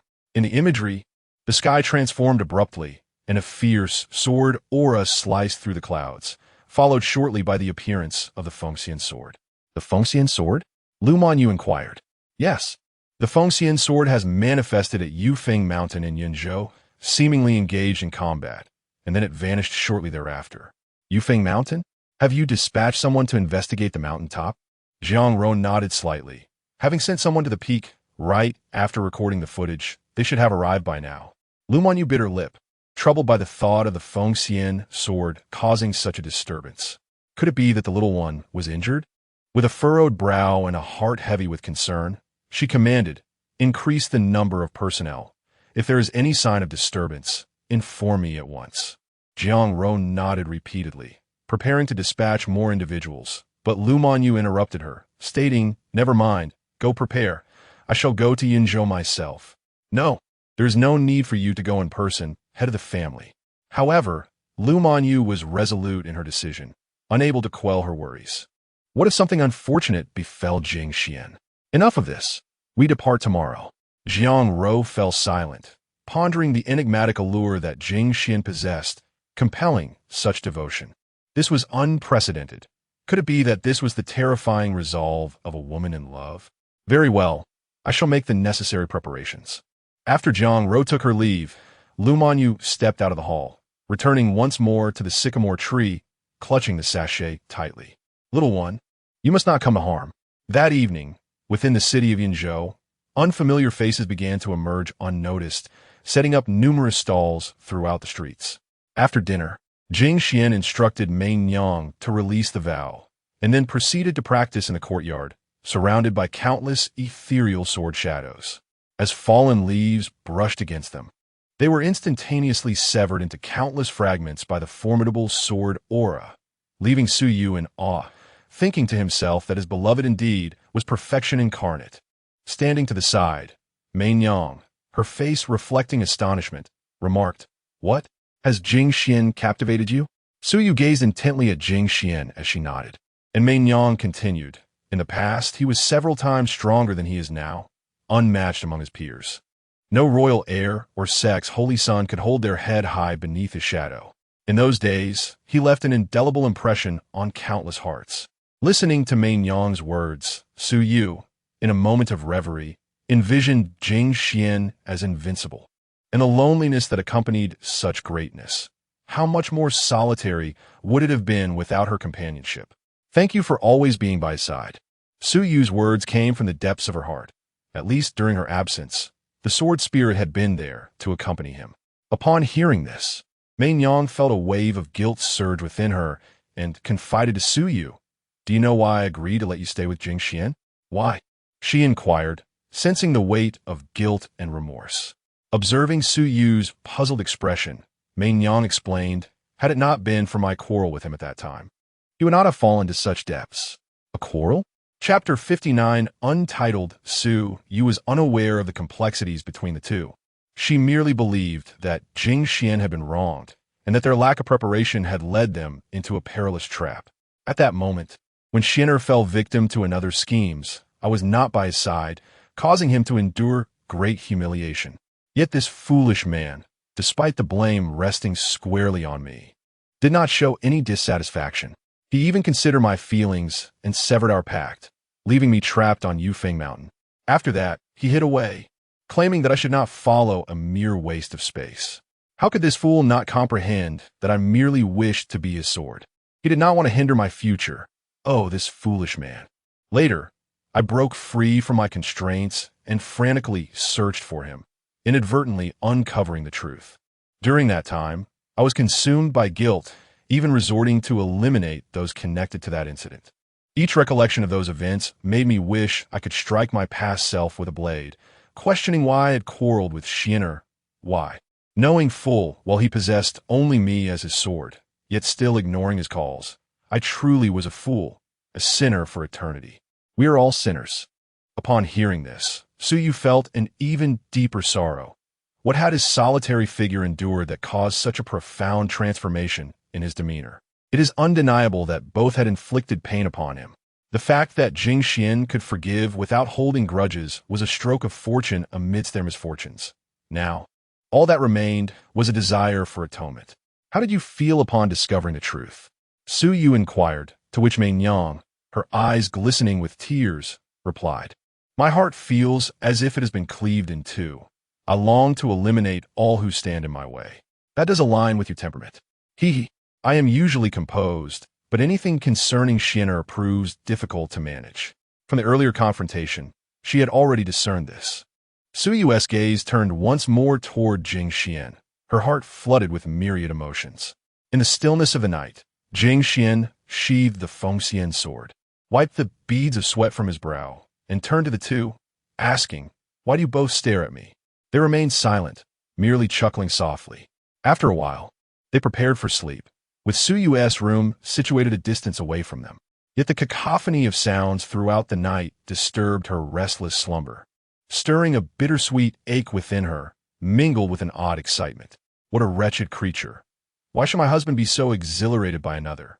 Su Yu gently patted her chest. This peculiar emotion coursing through her heart kept her unnaturally alert as she listened to the noises, unable to find rest. At dawn, Jing Xuan stood in the courtyard, stretching lazily, suddenly recalling, Where has Cobalt gone? That little fellow truly took a liking to me. With that thought, Jing Xuan softly called out into the small courtyard, Cobalt, come out, it's time to eat. In the pigsty, upon hearing the mention of food, Cobalt, who had been drowsily waking, immediately sprang to life, rising from beside the sow and leaping out of the sty. Woof, woof, woof. It barked as it appeared before Jing Xuan. Seeing it emerge from the pig pen, Jing Xuan chuckled, You little rascal, you should sleep in the woodshed. It's much warmer there. Woof, woof. After calling out a few times in a soft, tender voice, the coal-black eyes of the creature sparkled with anticipation as it gazed at the food in his hands, nearly drooling. Look at you like this, here you go. After tossing a piece of meat, Jing Xuan turned and entered the kitchen. Mei Nyang seemed yet to awaken, and Su Yu appeared to be even less aware. What shall I prepare for breakfast? Jing Xuan pondered for a moment, but his mind felt vacant. Although he adored gourmet food, he suffered from a dilemma when it came to cooking. Just as he was troubled, Su Yu entered the room, her appearance suggesting she had not rested well. Yet she greeted Jing Xuan with a sweet smile. Good morning, master. Upon hearing this, Jing Xuan felt a bit uncomfortable and replied, Just call me Jing Xuan. Master sounds rather odd, but I must call you master. I am your maid after all. After saying this, Su Yu inquired, What is the master doing? Are you making breakfast for us? Jing Xuan nodded slightly. Since he could not change her mind, he decided to go along with her wishes. What does the master need? I shall fetch it for you. She was delighted to taste Jing Xuan's culinary skills. The last time was a long time ago when the two of them were inseparable outside the sect. What would you like to eat? Given his indecision, Jing Xuan tossed the question to Su Yu. Upon hearing this, Su Yu lightly touched her crimson lips with her fingertip, her eyes sparkling with thought. Oh, right. Suddenly, she recalled something, her face lighting up as she retrieved a pile of tiger meat and a small collection of milk beverages from her storage space. Did you really clear out the sect? Jing Xuan's expression turned serious. If that were the case, he could not accept it. Noticing his misunderstanding, Su Yu hurriedly shook her hands in explanation. No. This meat is from a tiger I encountered on my way up the mountain. I thought it would help nourish you, so I brought some back. As for these drinks, I know you enjoy milk, so I bought some fine quality ones along the way. With her words, Jing Xuan's mind brightened, since it wasn't at the expense of the sect's disciples. He could enjoy it without concern. Tiger meat, you say? Yes. Master discovered it. Absolutely clean. That's not what I was worried about. In that case, let's fry some meat patties and drink some milk for breakfast. Selecting a prime piece of meat, he placed it on the cutting board, minced it, then flattened it, adding flour and kneading into balls, followed by seasoning. He then poured oil into the pan, and once heated, added the meatballs, pressing them into patties and frying until golden on both sides before removing them. Su Yu quietly observed from the side, thinking to herself that he remained as captivating as ever, every movement stirring her heart. Almost done. Please wake Mei Nyang up. All right. In the bedroom, Mei-Nyang, still groggy and disheveled, placed her hand on the side and in a soft, sultry voice murmured, Xin'er, however, the familiar soft touch was absent. Confused, she opened her eyes to find no trace of Jing Xuan. She had slept too soundly the previous night, and only now realized she forgot to keep Jing Xuan by her side. Just as she was feeling vexed, a series of knocks interrupted her thoughts. The one knocking could only be Su Yu, certainly not Jing Xuan. Come in, Mei-Nyang's voice gently inquired, as she languidly reclined. Su Yu pushed the door open and was immediately captivated by the splendid scene before her. Her garments were slightly ajar, revealing her skin, smooth as white jade, just enough to stir one's heart. Upon witnessing this tableau, Su Yu instinctively grasped the events of the previous night without needing to ponder. She reluctantly voiced, It's time to rise. Ah, fine. Last night Xin'er was too mischievous, and I ended up oversleeping. Her words were laden with provocation, prompting Su Yu to turn and leave, refusing to tolerate such insolence. Although last night had seemed rather harmonious, it did not imply her acceptance of Mei-Nyang's ostentation and taunts. After Su Yu departed, Mei-Nyang adjusted her clothing and remarked nonchalantly, Is this how easily you yield? How dull. Jing Xuan set the food on the dining table and inquired upon seeing Su Yu return alone, Is she not awake yet? She is awake and will be here shortly. Oh, then let us eat. As they exchanged bowls, Mei-Nyang stealthily appeared behind Jing Xuan, wrapping her arms around his chest, her crimson lips whispering near his ear, Xin'er, you naughty boy, how could you not wake your mother? Feeling the warmth of her breath, Jing Xuan thought to himself, It's not that I didn't want to call her. It was simply too risky. What if she woke and dragged me into mischief again? I cannot afford to be idle any longer. He resolved that since he could not venture into the beast forest at the moment, he would find someone nearby to hone his skills. No. I simply saw you sleeping so peacefully that I couldn't bear to disturb you. Really? Of course. It's true. Little rascal. You mustn't do that again. If you're not by your mother's side, she feels insecure. Saying this, she nuzzled against Jing Xuan, resembling a playful little wife. Su Yu remained silent as she enjoyed her breakfast, biding her time. That day would come soon enough. After a moment of tenderness, Mei-Nyang released Jing Xuan, took his hand, and sat at the dining table. Upon seeing the meat and milk, she asked, Has Xin'er's cooking deteriorated? How did you know it was me who made it? Mei-Nyang playfully tapped his nose with her finger. How can I not recognize Xin'er's culinary creations? At that moment, the round little coal ball, drawn by the aroma of the meat, approached. Its eager eyes fixated on the dish. So you picked up a piece and tossed it in front of the dog, saying Coal Ball's nose is truly sharp. As soon as the words left her lips, the air grew still. Mei-Nyang's beautiful eyes turned towards Su Yu with a teasing glint. Are you speaking in riddles? No, I wouldn't dare.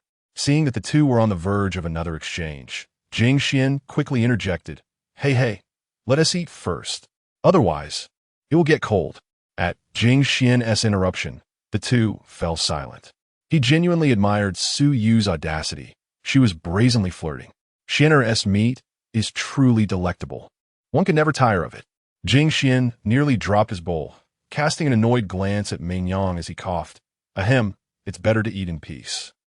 It's nothing. I know everything. What do you know? What are you two even talking about? Is being a riddle master that enjoyable? Jing Xuan remained silent.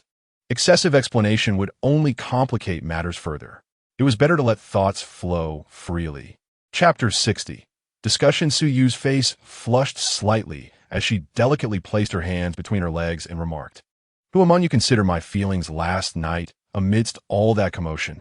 It was so loud that anyone with hearing could not possibly miss it, especially with Mei-Nyang occasionally making peculiar sounds. Upon hearing her words, Jing Xuan abruptly spat out a mouthful of meat, casting a reproachful glance at Mei-Nyang. Now it was clear as day. Coughing, he hastily suggested, Let's not dwell on it. If the master preferred to avoid the topic, then Su would comply. Mei-Nyang's luscious crimson lips curled into a mischievous smile. She relished Jing Xuan's little expressions of shyness and helplessness when his private matters were discovered. Such expressions captivated her.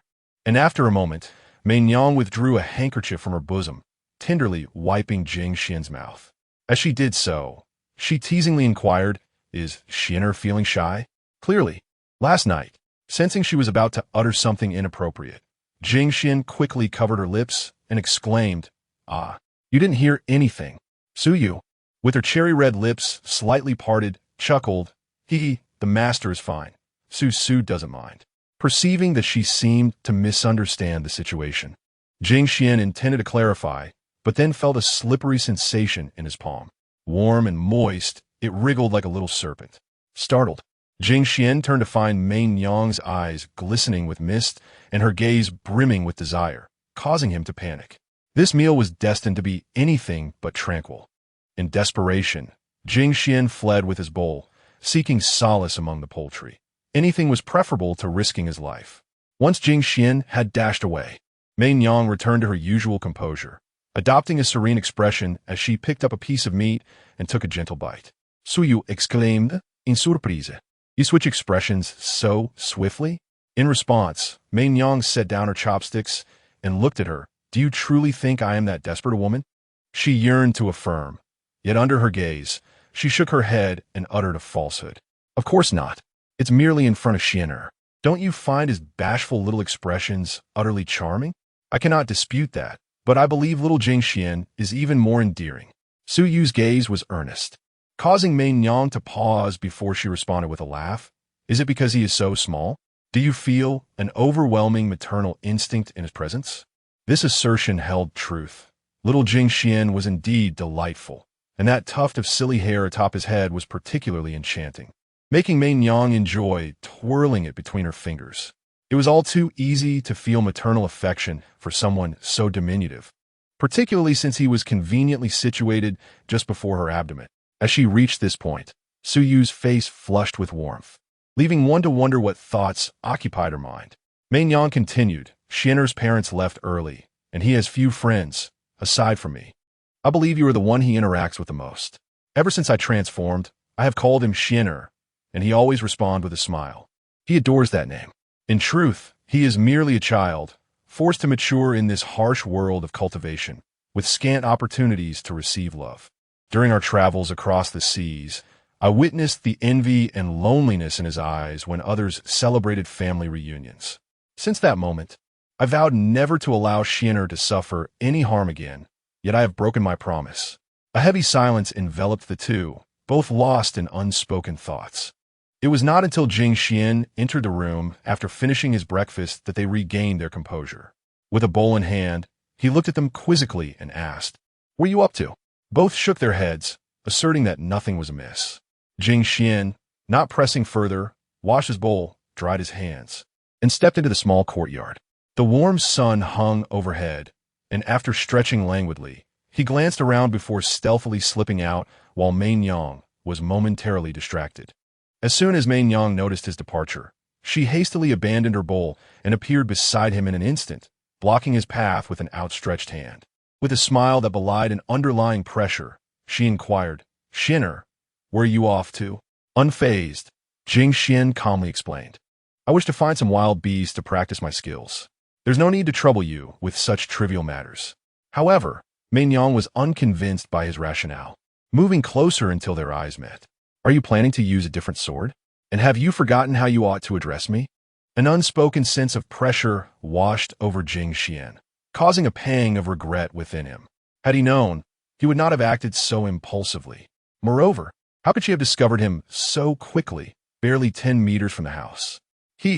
"Mother, I'm sorry," he pleaded. If you continue like this, Mother may truly become angry." "All right, I swear, I shall not err again." Meanwhile, in the kitchen, after finishing the dishes, Suyu emerged to find the house eerily vacant, confusion washing over her. Swiftly, she extended her consciousness, instantly locating the two. In a heartbeat, she appeared beside them, her expression forlorn and her tone filled with grievance. "Master, why did you leave without telling me? Is it because I am too foolish?" No, I simply wish to seek out some wild bees for practice." Upon hearing this, Suyu eagerly responded, "Then I can spar with you. It will be the perfect opportunity for you to witness my skills." That might not be out of the question thus. On the slopes of Yufeng Mountain, Jing Xuan and Suyu stood on opposite sides, both wielding their swords. exuding an intimidating aura, with Jing Xuan surrounded by ethereal sword energy. The Fengxian sword in his hand radiated a chilling aura. Sensing this, Jing Xuan hastily cautioned Meinyang. "This is merely a spar. Do not take it too seriously." Meinyang scoffed. "Humph, I am not so foolish as to engage in earnest combat. I am no bloodthirsty demon sword." Across from them, Suyu drew her divine sword, noticing once again the Fengxian sword. The cold light emanating from her divine sword diminished as she thought, "You dare challenge me again? If you persist, I shall cast you aside." After threatening to discard her, her divine sword managed to suppress its fear and face the Fengxian sword once more, prepared for battle. Upon closer inspection, it seemed that the Fengxian sword's aura had considerably weakened. Could it be that it stood a chance against the legendary Fengxian sword? With this thought igniting a spark of determination within her, the sword energy entwined around her blade, its presence surging like a rainbow. Suyu suppressed her cultivation level to the refining void realm, even taking care to restrict her strength to the minor achievement stage, concerned she might injure Jing Xuan. After consuming a plethora of elixirs, Jing Xuan attained the pinnacle of the void refinement realm, his chaotic sword body assimilating energy at an astonishing pace, enabling him to cultivate at a speed several times that of others. "Hold nothing back, will you?" Suyu nodded, pondering how she could possibly restrain herself. She genuinely feared inflicting even the slightest harm upon Jing Xuan. "Well then, here I come." With a swift shift of his gaze, Jing Xuan tightened his grip on the Phoenix Fairy sword and, in an instant, appeared behind Suyu, his blade striking with the force of a landslide. Suyu hastily evaded, wielding her sacred sword defensively as she retreated, astonished by Jing Xuan's speed. To think that someone at the void refinement stage could move with such swiftness. Her husband's talent truly eclipsed that of contemporary prodigies, and despite being forced into retreat, she still praised his prowess in her heart. Once engaged in battle, Jing Xuan seemed transformed, wielding the Phoenix Fairy with such rapidity that only afterimages remained. His eyes sparkled with excitement for combat, and the speed of his blade only intensified. With a powerful build-up, he momentarily retreated, thrusting the Phoenix Fairy skyward, and a vast sword aura surged into its blade. In the next heartbeat, he blinked forward, unleashing a resounding sonic boom as he struck down upon her with overwhelming might. Suyu quickly summoned her inner spiritual energy, striving to withstand the onslaught, but with a piercing clang, her sacred sword was knocked from her grasp. She barely registered the blow, unable to retaliate, and fell defeated. Seated upon the ground, she gazed vacantly at Jing Xuan, a celestial beauty who could not endure even a few exchanges before him. Jing Xuan retrieved the Phoenix Fairy and extended his hand, inquiring, "Are you all right?" She shook her head, grasped his hand, and rose, the events having transpired in the blink of an eye, leaving her momentarily dazed. At that moment, Meinyang materialized beside her, offering words of comfort. "It is entirely normal to be bested by Xian'er. He is unrivaled among his contemporaries. And that is no mere boast." Flushed with praise, Jing Xuan scratched the back of his head and chuckled. It was merely good fortune, nothing more. Suyu brushed off the dust from her attire, her gaze fixed upon Jing Xuan. How could she not be enamored by a man so powerful yet humble? My master is too modest. I too rank among the top 10 of the contemporary prodigy list. Despite my efforts, I could not withstand even 5 exchanges against him. He is truly remarkable. The prodigy list records the rising stars from various realms, with those of higher talent ranked among the thousands, while those of lesser ability extend indefinitely. To break into the top 100 signifies exceptional prowess, often comprising the heirs of reclusive families or royal dynasties, alongside numerous gifted individuals. Suyu, positioned within the top 10, found herself unable to last even 5 rounds against Jing Xuan, illustrating the extraordinary nature of his talent. Top 10 among prodigies? It seems today as champions are not so impressive after all Meinyang derisively remarked. When Jing Xuan's name resounded throughout the realm, the prodigy list held some merit. Now, in her eyes, it was merely a collection of the mediocre. Indeed, for my master is a swordsmanship genius unparalleled for centuries. Compared to him, they are but a disarrayed multitude. Chapter 61. The deadlock is set. The praise from the two caused Jing Xuan to blush slightly.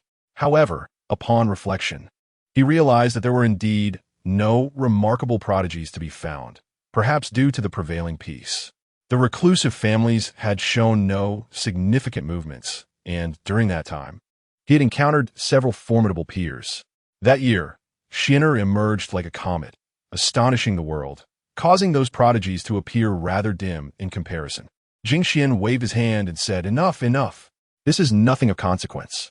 He recalled how many impetuous youths sought to seize his Fengxian, only to meet with failure at his hands time and again. Yet, there was one instance when he faced several sword cultivators of the same realm. Even he, formidable as he was, found himself cornered, just when he thought his tragic life was about to end. In a haze of consciousness, he saw a radiant figure gazing at him with deep concern. Before his vision faded to black, he noticed the enchanting silhouette grasping the Fengxian, her murderous intent directed at the sword cultivators. Later, he learned that this figure was indeed the transformed Fengxian, known as Meinyang. As she took form, the sword cultivators were filled with awe, which only solidified their murderous intent to seize her sword. "Ha! She has taken form? And so what? Rather than guarding that lifeless waste, it is better to..." Before the words could be fully spoken, a flash of cold light erupted, and the speaker's head was mercilessly severed, rolling to the feet of another. The remaining few widened their eyes in shock, hastily scattering, with one shouting, "This sword spirit is not to be trifled with. Unleash your most formidable skills." Upon hearing this, none dared to conceal their abilities, summoning all they could muster in an attempt to subdue her overwhelming murderous aura. Yet, every strike and maneuver appeared to her as mere final struggles of ants, easily dismissed. From that moment forth, sword cultivators across the 9 provinces and 5 continents understood that when one beheld the transformation of Fengxian, it signified the imminent arrival of death. Returning to the present, Jing Xuan exhaled deeply and murmured, "How about we take a stroll? I wish to see this vast world." The two were momentarily taken aback. But Meinyang was the first to respond. Xian'er, having once again embarked on the path of immortality, should indeed leave a mark in this grand world. Although she harbored reluctance to depart from Yufeng Mountain, filled with cherished memories, she hesitated to leave. So you also chimed in, "Yes, yes." The master reappearing before the world will undoubtedly stir up tremendous waves. At that time, we shall seek vengeance on those who conspired against you, those who plotted against him. A figure and his mocking expression surfaced in Jing Xuan's mind. He truly was a vile sword cultivator. Upon hearing her mention of vengeance, Meinyang inquired, "Do you wish to avenge yourself, Xian'er?" She understood Jing Xuan's nature. It was quite possible he would refrain from seeking retribution, as he had always disliked killing, even when deeply wronged. In response, Jing Xuan stroked his chin and chuckled softly. "Would slaying him bring me some solace?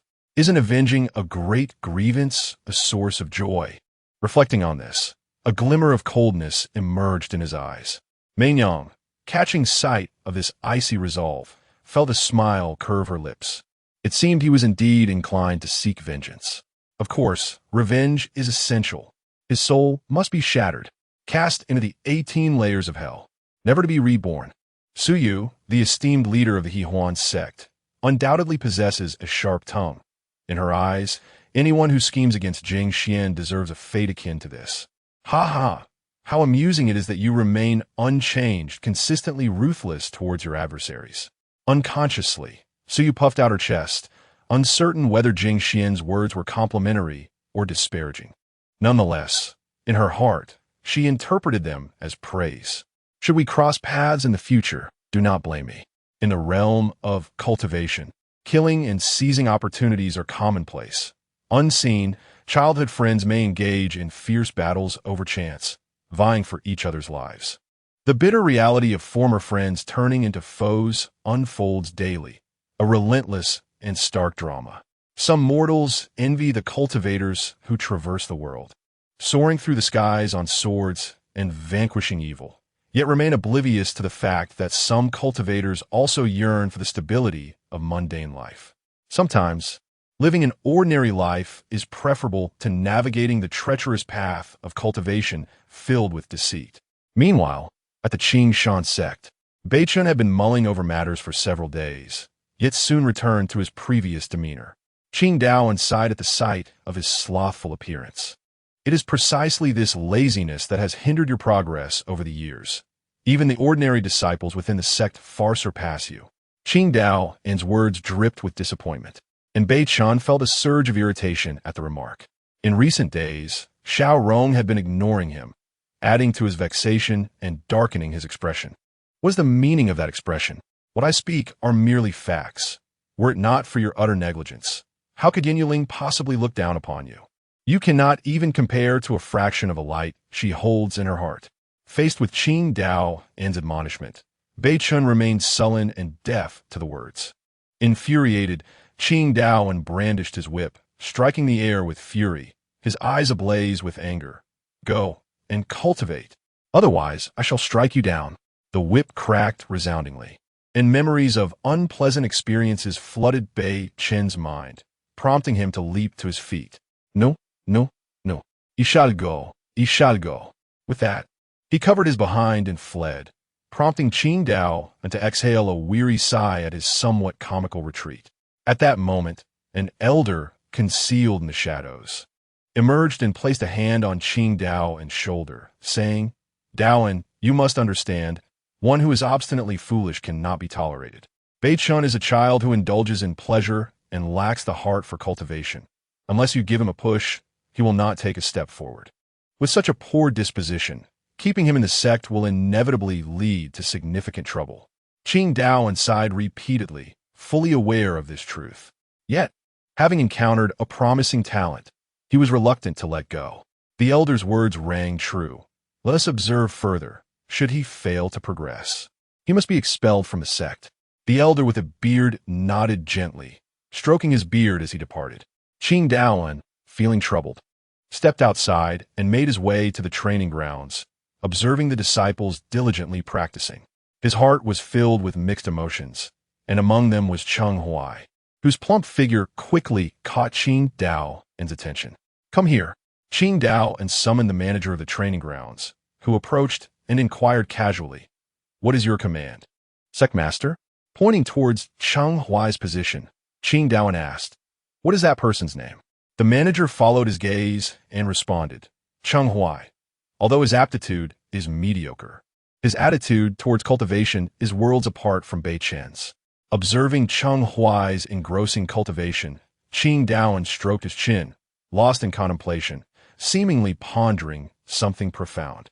Meanwhile, after Beichun's departure, he hastily made his way to the Yixing residence, where the female disciples of the sect resided.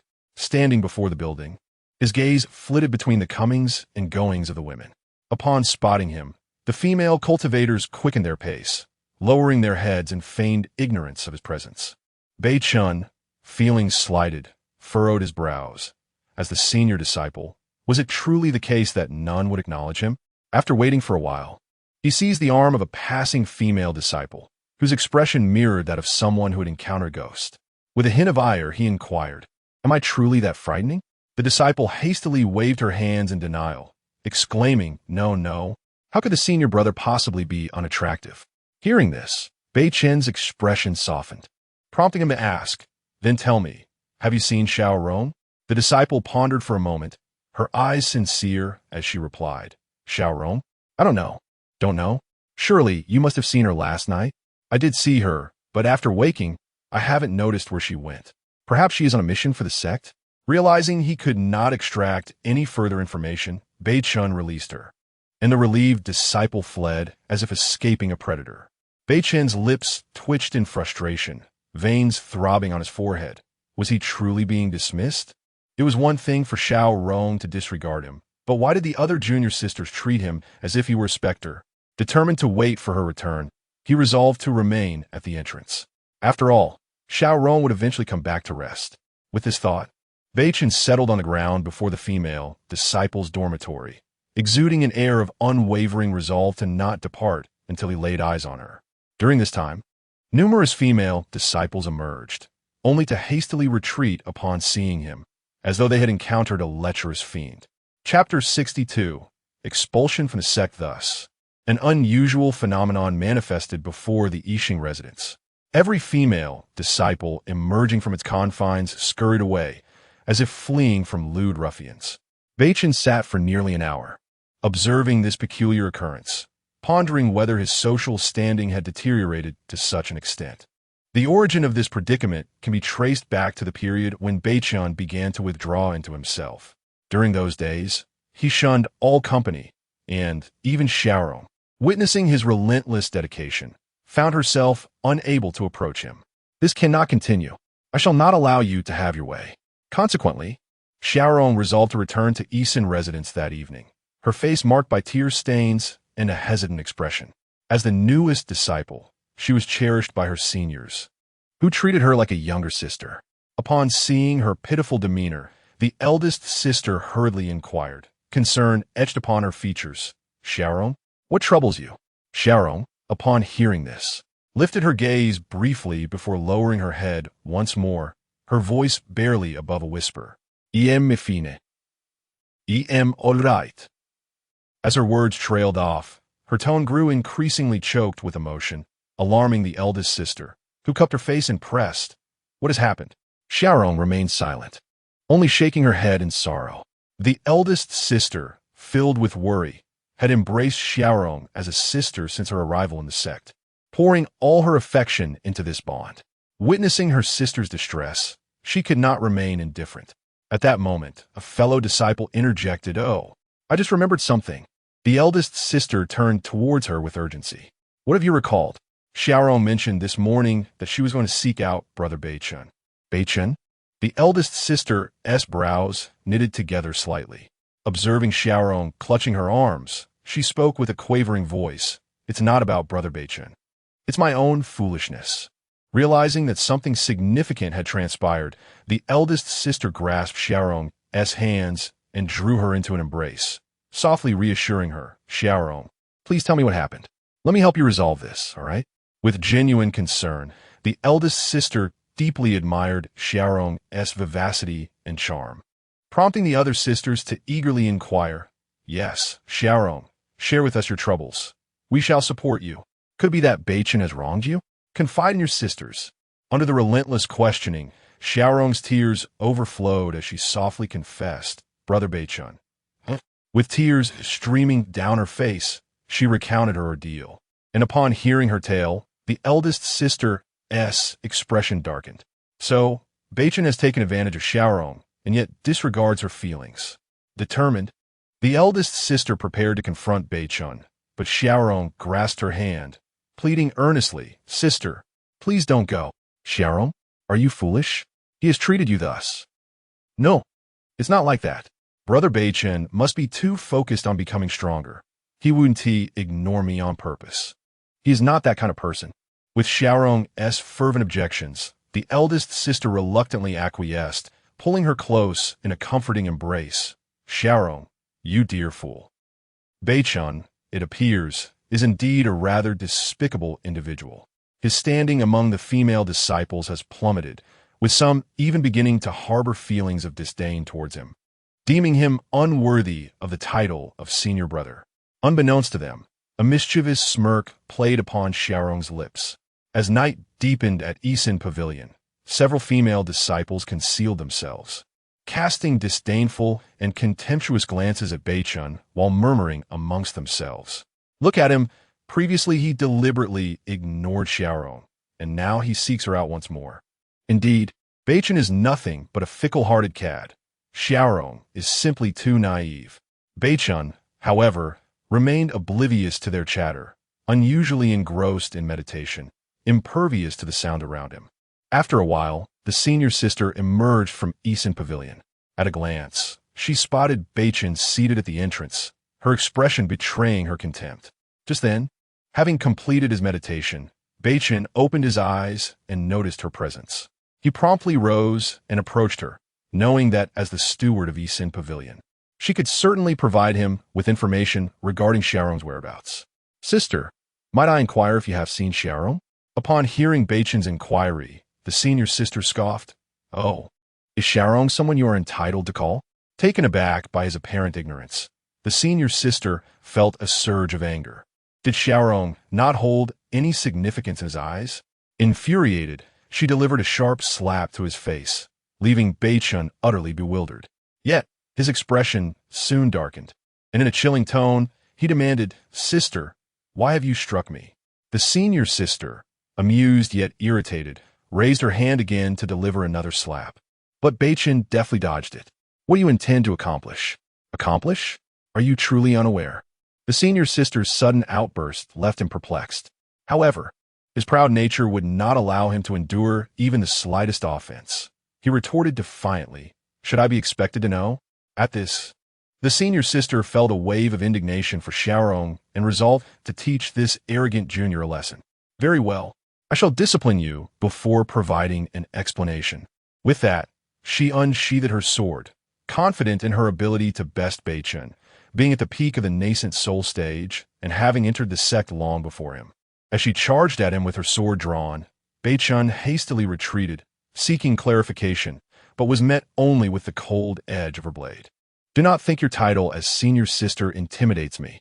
Come on, just ensure your defeat isn't too humiliating." Recognizing the futility of evasion, Beichun also drew his sword, engaging in combat with the senior sister. Yet, lacking experience, he was no match for her prowess. How could I be so outmatched? Within mere exchanges, he found himself retreating repeatedly, the blade drawing ever closer. In a moment of desperation, he retreated several steps. "I see where you intend to run." The senior sister relentlessly pursued him. With no recourse left, Beichun had no choice but to continue the duel, their clash drawing the attention of the sect. Onlookers rushed to inform Jing Xuan, who happened to be nearby, and he too heard the sounds of battle. How could there be a fight occurring at Yisan Pavilion? As Jing Xuan arrived at the entrance of Yisan residence, he beheld Beichun struggling under the relentless assault of a senior sister, on the verge of being harmed. Without hesitation, Jing Xuan intervened. "Stop!" A shadow of a sword interrupted the senior sister's attack, and Jing Xuan positioned himself between the two, creating a barrier. "Zhongzhu, sure father." Upon recognizing Jing Xuan, Beichun felt a surge of joy. After ceasing their conflict, Jing Xuan sternly inquired, "What is the meaning of this?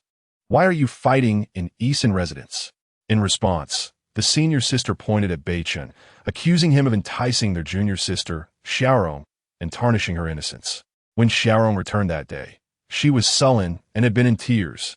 Now, she is nowhere to be found. Jing Xuan fixed his gaze on Beichun, his voice cold. "Is what your senior sister claims true?"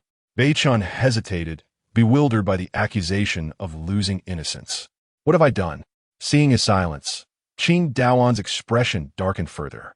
He drew his whip and wielded it fiercely, reiterating, "I ask you again, is what your senior sister claims true?" Unjustly attacked, and now faced with his master's interrogation, Beichun was seething with anger, feeling a profound sense of betrayal from Jing Xuan.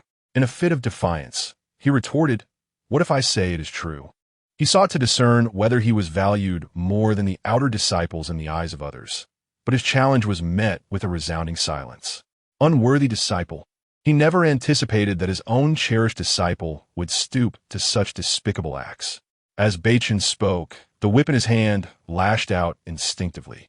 The fierce strike startled Beichun, prompting the ancient spirit within the soul, nourishing jade, to swiftly channel its power. "Fool!" A plume of azure smoke arose, and Beichun vanished, rendering the whip's strike futile, echoing ominously in the air. His escape only solidified Jing Xuan's belief that Beichun had indeed committed such heinous acts, already harboring dissatisfaction towards him. Jing Xuan's fury surged, veins bulging with indignation. How could Jing Xuan's sect have accepted him? In a fit of rage, Jing Xuan declared, "I hereby announce, Beichun is expelled from the Jing Xuan sect." Upon hearing this, the female disciples rejoiced, their faces lighting up with smiles. After hearing Xiaorong's plight, they had been filled with dread. But now, with Beichun's expulsion, relief washed over them. Chapter 63. The hidden family in a certain location. The gentle flow of water meandered nearby, accompanied by the incessant chirping of cicadas. North Star leaned against a tree, panting heavily, gradually recovering from the terrifying lash that had struck him. To think they would dare to strike against me for the sake of the outer sect. That old fool! I shall surely avenge this grievance. In a fit of rage, he felled the surrounding trees, and after venting his emotions, he picked up the soul-nurturing jade and said, "Thank you, Elder. If it weren't for you, I would have been in grave peril." The presence within the soul-nurturing jade was faint. The Elder had exhausted much of his magical power to save him. However, had he not intervened, Northstar would undoubtedly have been exposed during the interrogation. Unbeknownst to him, what he believed to be a lifeline had repeatedly led him into danger. The only way to recover now was for Northstar to infuse him with spiritual energy. Then the Elder spoke. "I have expended a considerable amount of my magic to save you. Quickly, channel your true energy into the soul-nurturing jade to aid my recovery." Upon hearing this, Northstar hesitated, but considering his escape, he knew that Qing Daoan would surely believe he had committed the act. After some contemplation, he infused half of his true energy into the jade, and the Elder gradually regained some strength. After a while, Northstar withdrew his energy, appearing quite drained, even his speech wavering. "Elder, where are we now?" he inquired. Surrounded by overgrown weeds and the sound of cicadas, the Elder replied, "I am not entirely certain. My spell teleports randomly. We shall have to ask someone when the time comes. I will have to suffice. Let's rest outside tonight." Once the Elder fully recovered, he would need to seek clarification from Xiaorong. Meanwhile, on the other side, Xiaorong, who had been observing everything from the crowd, quietly slipped away. Upon reaching the periphery of the Jing Xuan sect's entrance, she confirmed there was no one around before connecting to Meng Yang's consciousness.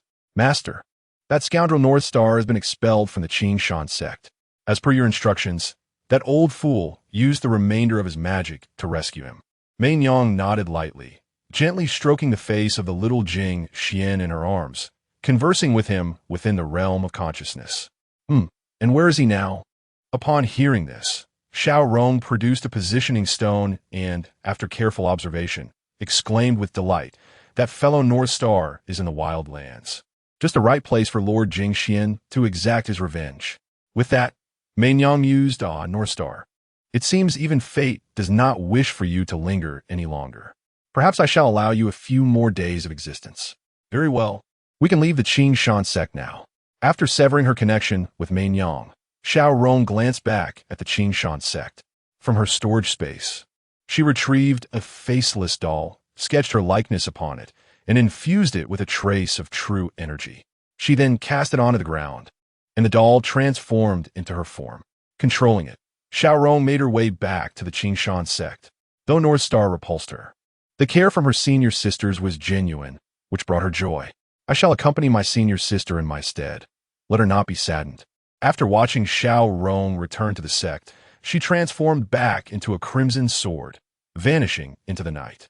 In a secluded hall of a hidden family, a beautiful woman slowly opened her eyes, her blood-red irises gazing upon the azure sky outside. She spoke softly. "After such a long period of recuperation, I have finally recovered." Beside her stood an elderly man, hunched and humble, who replied in a feeble voice, "My lord, during your seclusion, I have waited devotedly for your return." In response, the woman, with her luscious lips slightly moving, reassured, "You need not worry, Yulao. I am aware of your unwavering loyalty and shall not act against you." "Thank you, my lord." Yulao stepped back a few paces, and, as the woman stretched her slender waist, she inquired, "Where is that young lad, Jing Xuan, now?" Having been in seclusion for a century, she was oblivious to the happenings in the outside world and could only ask Yulao. Bowing slightly, Yulao replied, "I am unsure, my lord. After he was harmed by his fellow cultivators and lost his powers, he vanished without a trace." Harmed by his fellow cultivators? The identity of the perpetrator was unknown to them, as all involved in that incident had been slain by the madwoman.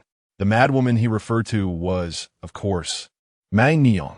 The woman bit her crimson lip and murmured, "Poor child, your fate is indeed harsh." Kuei Xiao, the leader of the hidden Kuei family, was also the foremost figure in the Jing realm. Undoubtedly, she was significantly older than Jing Xuan and harbored deep affections for him. Long ago, in her secluded existence, she had unintentionally learned of Jing Xuan's deeds and gradually developed a profound interest in him. having spent time in his company. Despite being beset by misfortune at such a tender age, he bore no resentment from his adversities and, upon gaining strength, sought peace for the world. She had witnessed too many blinded by hatred, meeting grim fates as they fell into madness, subdued by righteous sections. Yet Jing Xuan possessed a heart capable of embracing all, radiating absolute righteousness. As someone who had long been devoid of love, she found her vacant heart gradually filled by him through her deepening understanding. Were it not for that madwoman, she would have long since whisked Jing Xuan away to her home. All was to blame on that wretched sword. It seemed that during her seclusion, the outside world had not been tranquil. The woman murmured to herself, "Had I not been ensnared and grievously injured, I would never have allowed anyone to conspire against Jing Xuan. Even a nameless stray dog on the roadside dares to act against my little one." Perhaps it was the presence of Jing Xuan in her heart that rendered all other men insignificant, merely akin to passers-by. His position within her heart was evidently of paramount importance. Her audacity stemmed from her formidable strength as a golden immortal. As long as saints did not intervene, she could tread confidently. Observing the chill emanating from her, Yu Lao hastily bowed and presented her a fiery red fan, her innate weapon. The Qi Yuan fan, though not comparable to the Feng Xian sword, was nonetheless one of the most formidable artifacts, having claimed countless lives, its true extent known even to Kuei Xiao. By the way, during your seclusion, the actions of your subordinates were not entirely favorable to you. Upon hearing this, Kuei Xiao displayed a disdainful expression. "Humph. I shall see what kind of storm they can stir. Rest assured, my lord, I have not disclosed your emergence to anyone. They remain oblivious to your return." Kuei Xiao nodded slightly, eager to discern who possessed the audacity. "Dispatch some individuals to seek out the whereabouts of that young lad, Jing Xuan, should any discoveries arise. Inform me at once." Old Yu nodded repeatedly, pondering how attentive this was towards Jing Xuan, wanting to ascertain his location immediately upon emerging from seclusion. "I shall attend to this right away." The reclusive Song family, invisible to the public eye, nevertheless has numerous enterprises intertwined with her. However, as the scope of these enterprises expanded, managing the subordinates became increasingly challenging. There were no noticeable changes prior to her retreat, but after her seclusion, these avaricious individuals began to reveal their true nature, prompting her to consider the necessity of extracting their fangs. Stepping outside, the warm sun enveloped her. After such an extended period of isolation, she relished the fresh air and the gentle caress of sunlight as the beautiful woman emerged from the spiritually rich abode of fortune and prosperity. Chapter 64. Decisive Strike. The Fulu, sacred abode, was a creation of her own design. Any individual training or meditating within its confines would experience a remarkable enhancement in efficiency. A place so extraordinary that only with her permission could one gain entry.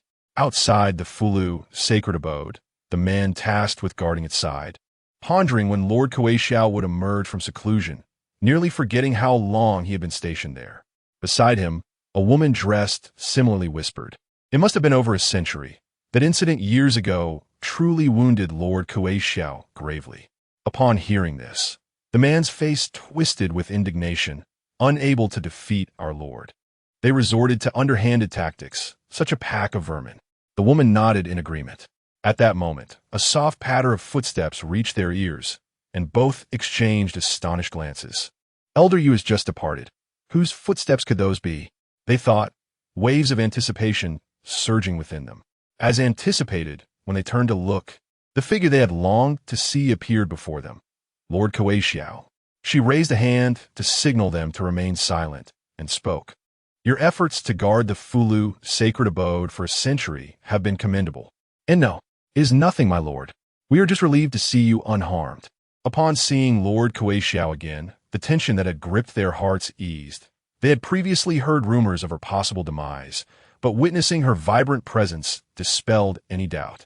She appeared entirely healed, nothing like the frail figure depicted by outsiders. "This matter of my emergence from seclusion must remain confidential," she instructed. They nodded vigorously in agreement. After she departed, no one knew her destination, leaving the two watching her retreating figure with tears brimming in their eyes. In a certain part of the Kuei Xiao family, a young man clad in black urgently inquired of the man beside him, "Father, it has been a century. Could that woman truly be dead?" The man stroked his beard thoughtfully and murmured, "It is possible she has indeed perished. Yet I believe caution is paramount." The middle-aged man adjusted his beard, having observed the Kuei Xiao family for centuries. During Lord Kuei Xiao's seclusion, he had colluded with several family members, ever poised to usurp her authority. What were we waiting for? The plan was to emerge after 60 years, and now it has stretched to a century. "I believe she has long since fallen," the youth exclaimed impatiently. He had waited so long. How much longer until he could claim the title of heir to the Kuei Xiao family? Kuei Xiao Long took a deep breath and patted his shoulder. "Xiang'er, do not blame your father for his caution. If she has not perished, we will be facing certain doom." However, Kuei Xiao Shangyun viewed his father's hesitance as cowardice. Forcefully pushing his hand away in frustration, "What is there to fear? The backbone of the Kuei Xiao family has been swayed to our side. Have we waited all this time merely to topple her? Moreover, even if she has not fallen, the prolonged seclusion may be due to injuries that cannot heal." Kuei Xiao Lao stroked his white beard, contemplating, perhaps what Xiang'er suggests holds some truth. Yet the stakes are perilously high. Failure would spell our demise. Observing his father's continued indecision, Kuei Xiao Shangyun pressed, "Father, what more do you hesitate for? That woman has suppressed you for so long. Must you continue to cower?" In the ordinary course of life within the clan, she treated him like a servant, compelling him to perform tasks even a mere servant could accomplish. What gave her the right to behave in such a manner towards him? After all, he was her brother. Memories surged forth, and Kuei Long recalled the moments of humiliation and suppression inflicted upon him by Kuei Xiao. After a prolonged contemplation, he declared, "Very well, I shall act recklessly just this once." Yet, he remained oblivious to the fact that this singular act of recklessness, occurring once in hundreds of years, would ultimately cost him his life.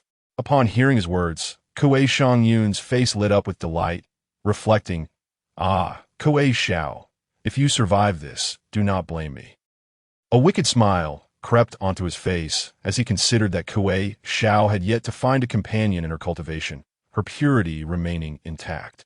Kuei Long, witnessing his son's foolish grin, felt a mixture of exasperation and concern. His son possessed remarkable talent, yet he was excessively enamored with women, even harboring possessive thoughts towards Kuei Xiao. This insatiable desire hindered his progress in cultivation, leaving him utterly outclassed by his peers. Their conversation was overheard clearly by Kuei Xiao, who curled her lips into a cold smirk, murmuring, "Indeed, he is my own brother. For the sake of a mere position of clan leader, he would even betray his own sister?" With a face marred by sorrowful laughter, she realized that her dedication to the family had been met with betrayal from a close kin, and that the very scheme she had been embroiled in might have been orchestrated by her brother. Her voice turned frigid. "You had better not be involved in that matter." That evening, Kuei Long summoned all the discontented members of the family and, with unwavering determination, marched to the Fulu sacred estate. The group, brimming with ferocity, gathered around Kuei Long, who felt invigorated by the moment. The derision and mockery reflected in their eyes, remnants of the humiliation he had suffered at Kuei Xiao's hands, were palpable.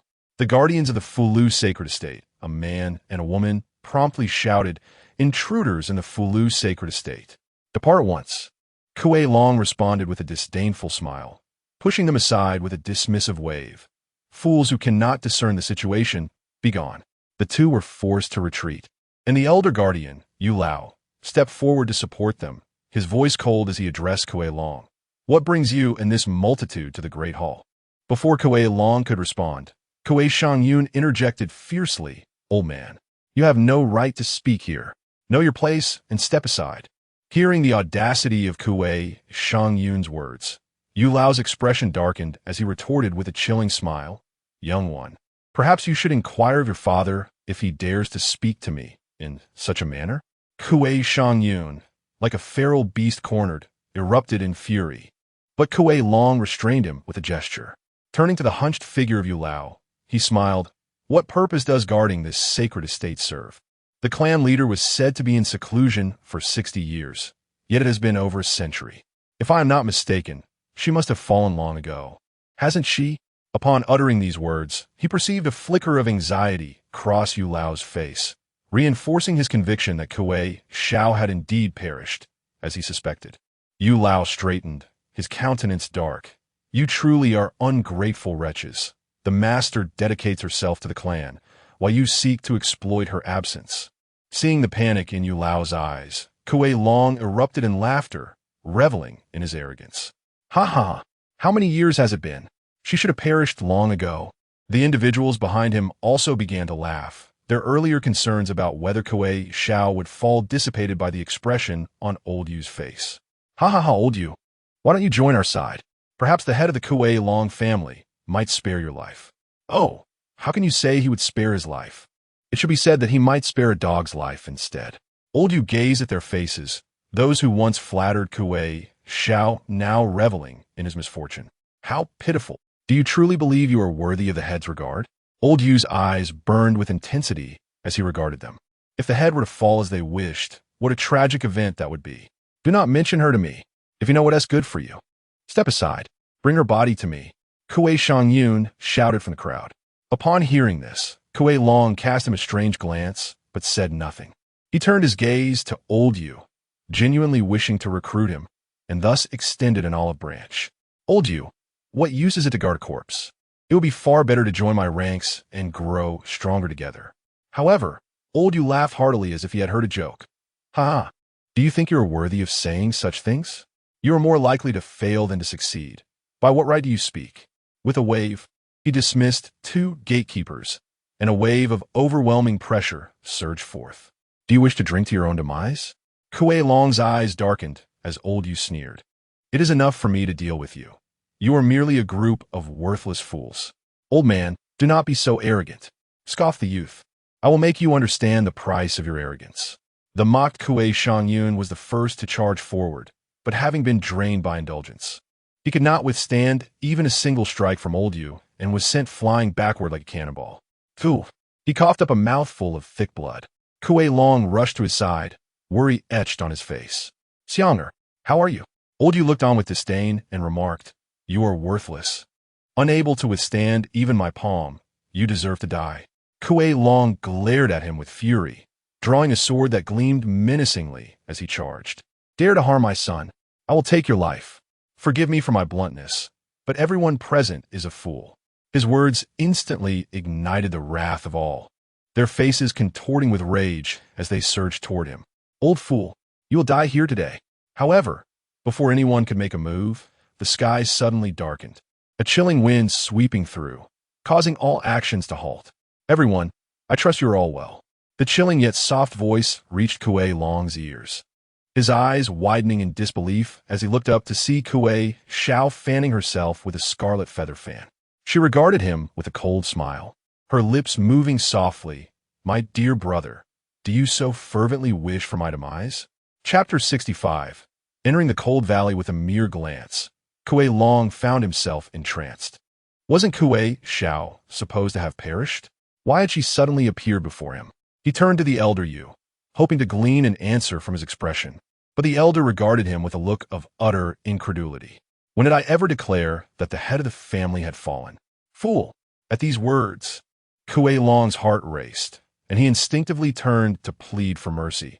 Yet at this juncture, what mercy could be sought? What? My dear brother, seeing your sister restored to health should bring you joy, should it not? Observing his incredulity, Kuei Xiao chuckled softly as she descended from the air, leaving her opponents momentarily stunned. One timid soul attempted to escape, but was met with a flash of cold steel, and in an instant, his head was severed from his body. With a decisive air, Kuei Xiao coldly surveyed the scene, her mere presence exuding an oppressive aura that rendered others trembling in fear. Kuei Long swallowed hard and inquired why.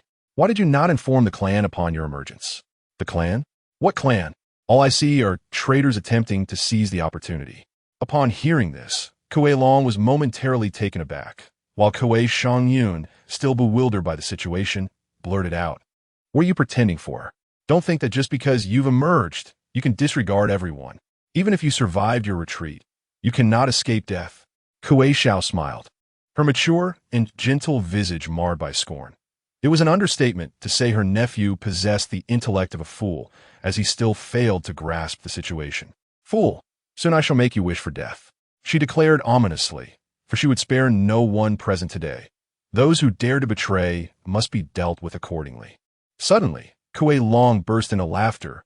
In that case, I shall cease my pretense. Regardless, you must abdicate. If it were not for your tyranny, we would not find ourselves in this predicament. Tyranny? Kuei Xiao laughed lightly. What tyranny? Merely an excuse for your incompetence. She had extended numerous opportunities, yet each time had resulted in disappointment. They could not even manage trivial matters. Why did they have to usurp her power? My dear brother, your words are truly laughable. I have offered you chances repeatedly. Yet, when faced with even minor tasks, you have either delayed or failed entirely. Ask yourself, what gives you the right to hold power? This statement left Kuei Long unable to lift his head. Observing his discomposure, Kuei Xiao waved her Qi Yuan fan and coldly proclaimed, how about this? If you wish to live, it would be best for you to turn on each other. The last 10 standing shall be spared. What do you say? Upon her suggestion, several individuals stirred with anticipation, and sensing the situation turning against him, Kuei Long hastily replied, with your temperament, would you truly be so benevolent? Ha, of course not. I merely wish to witness your grotesque visages. Taking a deep breath, Kuei Long turned to those behind him and declared, at this point, if you wish to survive, exert yourselves fully. Then, narrowing his eyes at Kuei Xiao, he asserted, I refuse to believe that we cannot overpower you with so many of us. After being suppressed and humiliated for so long, it is high time I hold my head high. In the absence of a surrendering Colomb, Quizio cast a fleeting glance in his direction. It was merely a cursory look. With the crimson kite fan gracefully swaying in her hand, she proclaimed with a demeanor that radiated imperial grace, then by all means, do try and see who meets their demise first. This posed a poignant question, plunging all into a profound silence. None dared to make the first move. Kuei Long, with a self-deprecating smile, pondered how he could place his hopes upon this motley crew. Very well. Allow me to witness the source of your composure. With that, he surged forward towards Quizio, prompting the others to follow suit. Retreat offered only the path to death, yet a united front might yield victory. Perish! Kuei Long lunged with his sword aimed at her, but with a swift and deft motion, the elder Yu intercepted the strike, repelling him forcefully. Kuei Long, gripping the hilt of his sword, retreated. If you wish to harm my lady, you must first contend with me. Elder Yu, invoking his arcane gestures, stood resolutely before Quizio, repelling each assailant who dared approach, plunging them back into silence once more. Ah, let's expedite this, Quizio yawned, perceiving these individuals as mere squabbling ants, easily crushed underfoot. As her words settled, the crimson kite fan glimmered ominously, and in the blink of an eye, she materialized behind Quizio. I promise to make your existence a living hell. Her dulcet voice echoed in his ear, and the next instant, Quizio's legs were ruthlessly severed by the cutting wind of her fan, a harrowing scream reverberating through the air. Ah, my legs! Quizio collapsed, clutching his stumps, panic enveloping his heart. Quizio gestured for silence. Hush now, my dear, aunt despises noise. Once more a flash of cold light surged, the keen edge of her fan slicing through his throat. In an instant of contact, flesh was mercilessly torn, blood gushing forth. This time, he could not even muster a sound. Witnessing this gruesome scene, Kuei Long rushed forward, only to be repelled by Quizio's strike. Xianger, ugh! Quizio paid him no heed, continuing with, I heard every word you spoke earlier. This declaration struck him like thunder, and she continued, moreover, I'm aware of each and every thought that crosses your mind. As she uttered these words, he was rendered speechless. For Quizio loathed the invasion of her corporeal sanctity, especially from one harboring such vile thoughts. Quizio shook his head frantically, seeking forgiveness. But Quizio's countenance bore no trace of mercy, only a chilling intent to kill. Fear not, I shall not end your life. Upon hearing this, Quizio froze momentarily. Yet the recollection of her earlier threat loomed. In an instant, he comprehended her intentions. She meant to torment him to the brink of death. At that moment, Kuelong charged forward once more. "Release my son." His voice parched. Quizio leapt into the air, his attack missing its mark. Gazing upward, she unleashed the crimson kite fan, its segments revealing an aura of menace. With a mere gesture, the fan swiftly decimated all but Quiziang and Kuelong. The scene resembled a slaughterhouse, leaving Kuelong to collapse in despair, questioning, why? Is this truly the chasm that separates the gifted from the ordinary? From a young age, he found himself overshadowed by Kuei Xiao, leading his parents to lose hope in him. As he fell from grace, the position of family head was passed to Kuei Xiao. No matter how hard he tried, he could never surpass him. It was all but a fleeting dream. Noticing his resignation, Kuei Xiao retracted the Qi Yuan fan and spoke to Yu Lao, render him powerless, and subsequently cast him into the Cold Valley. The Cold Valley, the most terrifying place of the reclusive Kuei clan, is a realm of extreme cold where each second spent there is an agonizing torment. Upon hearing this, Yu Lao nodded repeatedly, approached Kuei Long, and ruthlessly stripped him of all his cultivation. He then dispatched someone to take him away and cast him into the Cold Valley. Kuei Shangyun was so frightened that he lost control of himself. Kuei Xiao cast a disdainful glance at him, saying, after crippling his limbs, "Find a few individuals with an affinity for Longyang to take good care of him." Desperate and unwilling, Kuei Shangyun struggled violently, refusing to accept his fate. Yet, it was beyond his control. After Yu Lao rendered him limbless, he personally escorted him away. Once all was resolved, Kuei Xiao took a deep breath and murmured, recalling Jing Xuan, "In this world, only you, little one, can bring me solace." Tired of the insincerity surrounding her, especially from those who sought to betray her, it was the stranger Jing Xuan who offered her a sense of genuine peace. In her hand lay a delicate wooden sword, a gift from Jing Xuan. Gazing at the sword, she whispered, "Little one, you are all I have now." Only through the profound pain of betrayal could one truly cherish sincerity. For a century, having loved in vain, she seemed to have developed an obsessive attachment to Jing Xuan. "Only I can love you, for I am the one who truly loves you." Chapter 66. The wilderness. In the desolate expanse of the wilderness, Beichun wandered aimlessly for an indeterminate duration. Utterly exhausted and resembling a stray dog, his hunched form gasping for breath. Earlier, in his efforts to heal the elder, he had expended a significant portion of his true essence, leaving him vulnerable enough to be easily overwhelmed by any cultivator at the Golden Core stage. After a prolonged trek, Beichun leaned against a tree and inquired of the elder within the soul-nourishing jade, "I have been walking for quite some time. Why have I yet to encounter another soul? Were it not for the sword fleeing without him, he would not be in such a pitiful state." The elder within the jade clicked his tongue in disdain. Having traversed barely a few dozen miles, this fellow had already become exhausted. It was evident to him that Beichun, accustomed to a life of ease, had squandered his revitalized physique. "I fear we have arrived in the wilderness," he remarked. The wilderness, an unregulated realm rife with human trafficking and various nefarious enterprises. It is a place marked by danger and a sense of point of no return. In response, Beichun lightly scoffed, "This wilderness is but a jest in my presence. I have walked so far and have yet to see another person." At the Crimson Flame sect, Yin Yang gently tapped on the door of Yin Yuling's quarters. Hearing the sound, Yin Yuling softly called, "Come in." Upon receiving permission, Yin Yang entered. Having just learned that Beichun had been expelled from the sect for tarnishing another's reputation, he felt it necessary to inform Yin Yuling. "What brings you here?" she inquired. After a moment of contemplation, Yin Yang replied, "I wonder if you are aware that Beichun has been expelled from the Qingshan sect." This revelation had come from a junior within the sect. Hearing this, Yin Yuling's brow furrowed slightly. He was expelled from Qingshan sect? Yin Yang nodded vigorously. Indeed, just yesterday, he ruined a woman's reputation, yet refused to acknowledge their relationship, leading her to take her own life. Upon hearing this, a hint of coldness flickered in Yin Yuling's eyes. As she had suspected, Beichun was indeed a scoundrel. Arrogance begets expulsion," she remarked. Observing the disdain on his lady's face, Yin Yang felt a sense of relief, having worried that Bei Chun might have deceived her with his empty words.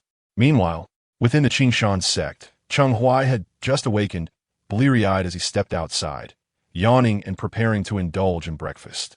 In the kitchen, he ordered 5 meat buns along with a large bowl of porridge, savoring the warmth of the meal before him. Each bite of the meat bun brought him joy, free from the pressures of competition. As he relished his meal, Masterly emerged from the kitchen with a bowl of meat, placing it before him before taking a seat. "Huaizi, why are you up so late today?" he inquired. Cheng Huai could hardly admit that he was unable to sleep due to the satisfaction he felt at seeing Bei Chun beaten. Instead, he chuckled. I thought of something delightful, which caused me to rise later than usual." Masterly raised an eyebrow, intrigued. "Something delightful? Huaizi, have you found a partner?"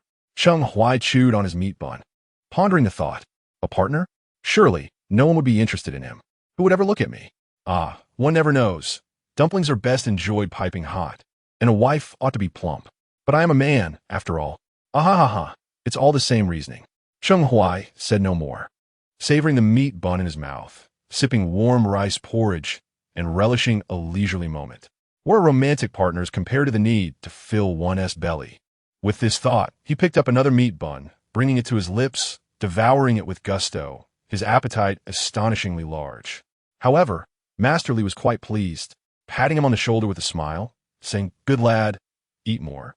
Cough, cough, cough. This pat nearly choked him, and Masterly hurriedly poured him a glass of water, exclaiming, my apologies. It's nothing, really." After breakfast, Cheng Huai straightened his ample belly and departed the kitchen, satisfied and ready to practice. On his way to the training grounds, he encountered his senior brother, who clasped Cheng Huai's shoulder and said, "Huaizi, I have some explosive news to share." "Good news? What kind of good news?" Cheng Huai scratched his not-so-quick mind. His senior first glanced around, then pulled him aside, speaking in hushed tones. "Bei Chun has been expelled from the sect." For a moment, Cheng Huai thought he had misheard, blinking in disbelief and stammering. Who was expelled? Seeing the bewildered look on his face, his senior decided to elaborate on the gossip. "You're missing out on a lot of juicy tidbits. Just last night, Bei Chun was expelled from the sect. Apparently, he sullied a junior sister's purity and then, after the fact, refused to take responsibility. The junior sister sought him out at his mountain peak, but he callously ignored her. Upon hearing this, Cheng Huai indignantly exclaimed, "That is too cruel. How can one be so shameless?" Noticing his righteous anger, his senior thought he had chosen the right person to confide in and continued. Later, that junior sister left the sect and hasn't returned since. I suspect perhaps Bei Chun was afraid of the truth coming out, so he lingered at Eason Courtyard until nightfall. He didn't wait for her, but instead encountered the senior sister, who wasted no time and gave him a sound thrashing. Then the sect leader arrived, and upon learning the full story, he was furious and expelled Bei Chun from the sect. Satisfied with the revelation, Cheng Huai clenched his fists and declared, "To tarnish another's honor, it is too lenient to merely expel him. Isn't that so? Knowing a person's face, but not their heart, so Huaizi. Let your brother feel those pectorals of yours." After sharing the gossip, his senior revealed his true nature, prompting Cheng Huai to quickly push him away and distance himself, saying, "Do you really have no shame?" His senior twitched his mouth, coughed a couple of times, and replied with a serious tone, "I was just teasing you. Let us go." In the tranquil Heart Hall, Qing Daoan convened several elders to discuss the matter regarding Bei Chun. The fourth elder spoke first. "This boy has an atrocious character, in my opinion. It would be better to, after listening for a while," the third elder concurred, "it is worth considering. If left unchecked, he may become a future scourge." At this moment, the ever-silent elder spoke with grave seriousness. "We must keep this matter under wraps. If it were to leak, it would greatly impact our sect." He then inquired, "Additionally, has that female disciple returned?" Qing Dao nodded and replied, "I have inquired. The victim, named Xiao Rong, has indeed returned to the sect."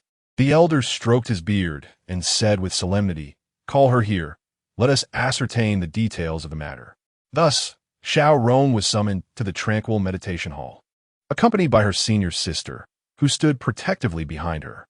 "What brings the sect leader and the elders to summon us?" The senior sister spoke first.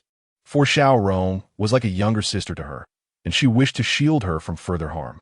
Qing Daoan rose and approached Xiao Rong softly. Do not be afraid, Xiao Rong. Please recount the events clearly. The elders will ensure justice for you. Upon hearing this, tears welled up in Xiao Rong's eyes, and her pitiable demeanor stirred discomfort among all present. After returning from the secret realm, I noticed his despondency and sought to encourage him. He spoke of heartache, and I kept him company for quite some time. One day, he expressed a desire to descend the mountain for a walk. I accompanied him, and after we reached the foot of the mountain, he complained of a stomachache and sought refuge in a tavern. I did not partake in alcohol, but he urged me to try, so I sampled a little.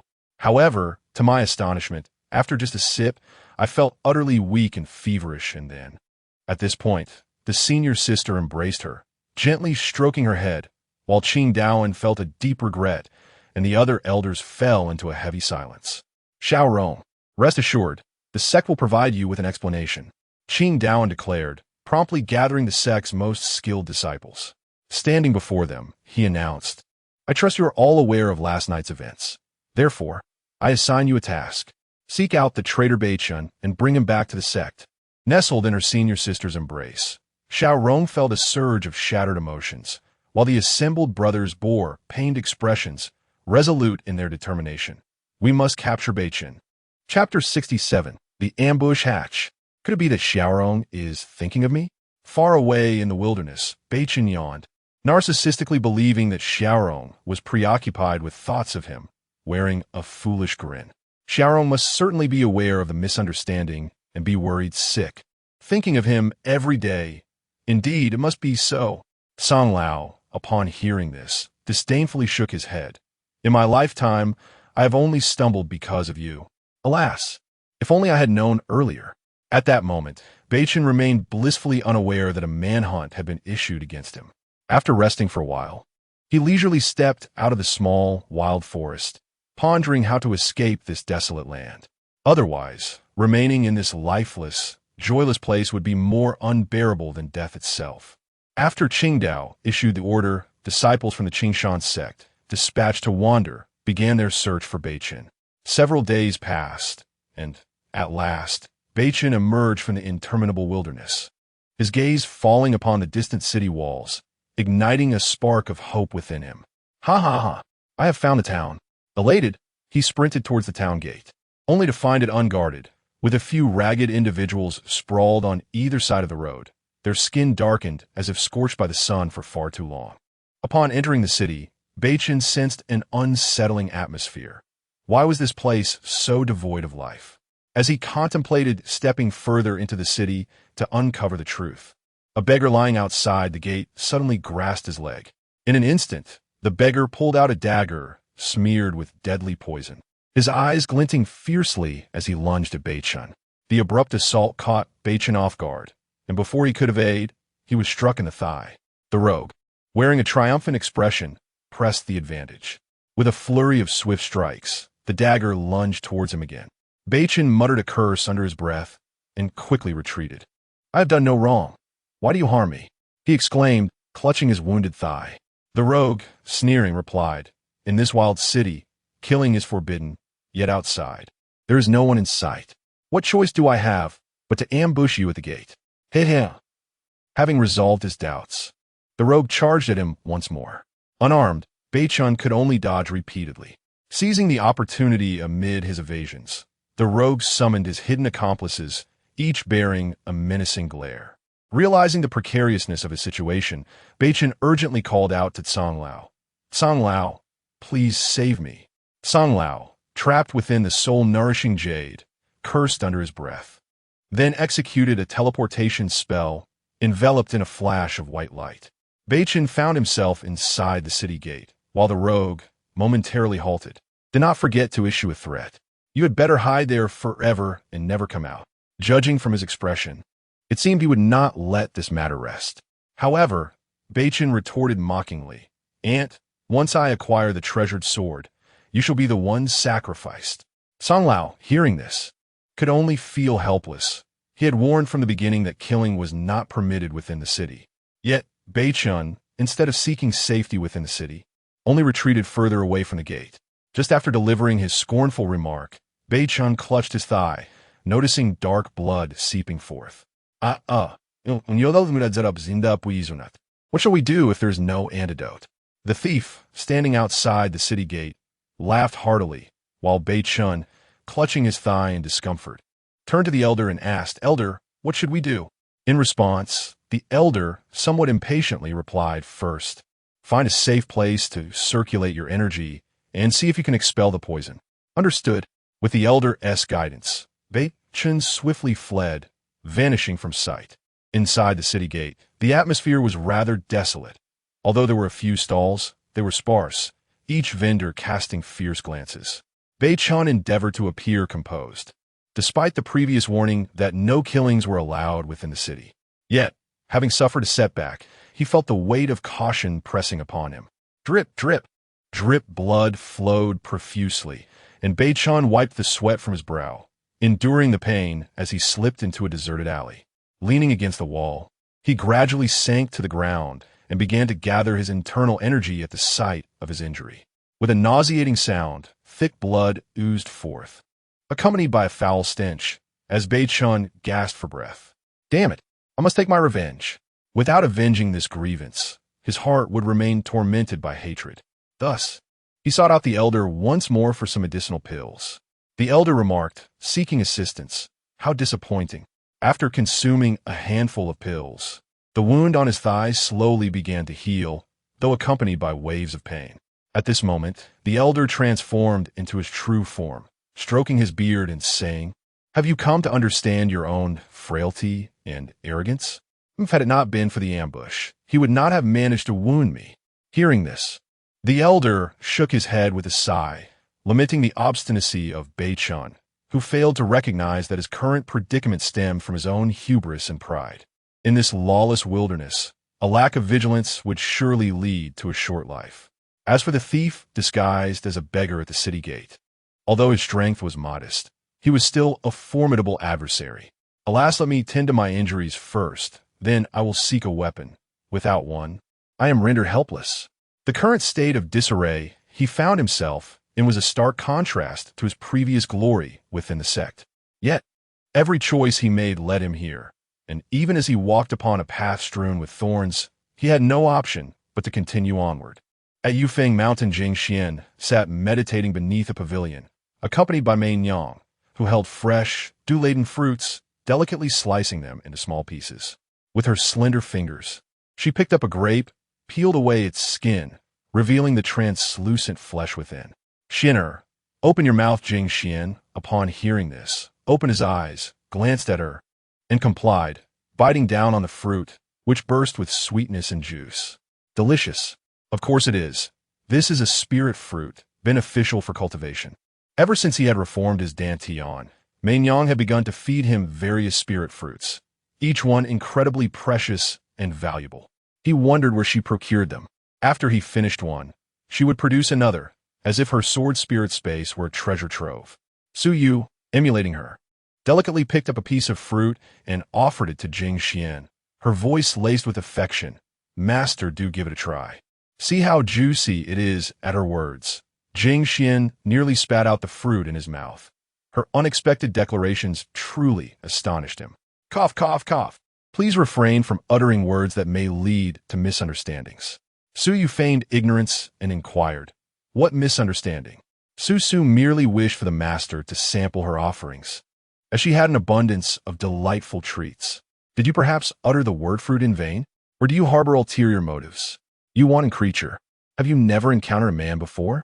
Mei Nyang scolded with fervor, yet Su Yu felt an unexpected thrill, her delicate form quivering slightly. This peculiar response caught Jing Xuan's attention.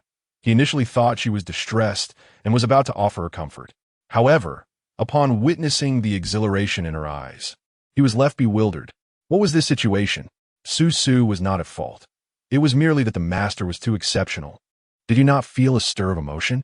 How could you accuse me?" Upon hearing this, Mei Nyang leaned closer to Jing Xuan's ear, teasingly licking his earlobe to assert her dominance. "And what of it? You are but a maid now, do you understand? You can only watch as I toy with Xin'er with that." She lifted his chin with her finger, moistened her luscious lips with a tantalizing lick, and then captured his lips in a passionate kiss. In the presence of Su Yu, she reveled in claiming Jing Xuan, marking him as hers. Jing Xuan wished to escape, yet she pursued him relentlessly. He feared he could not evade her grasp.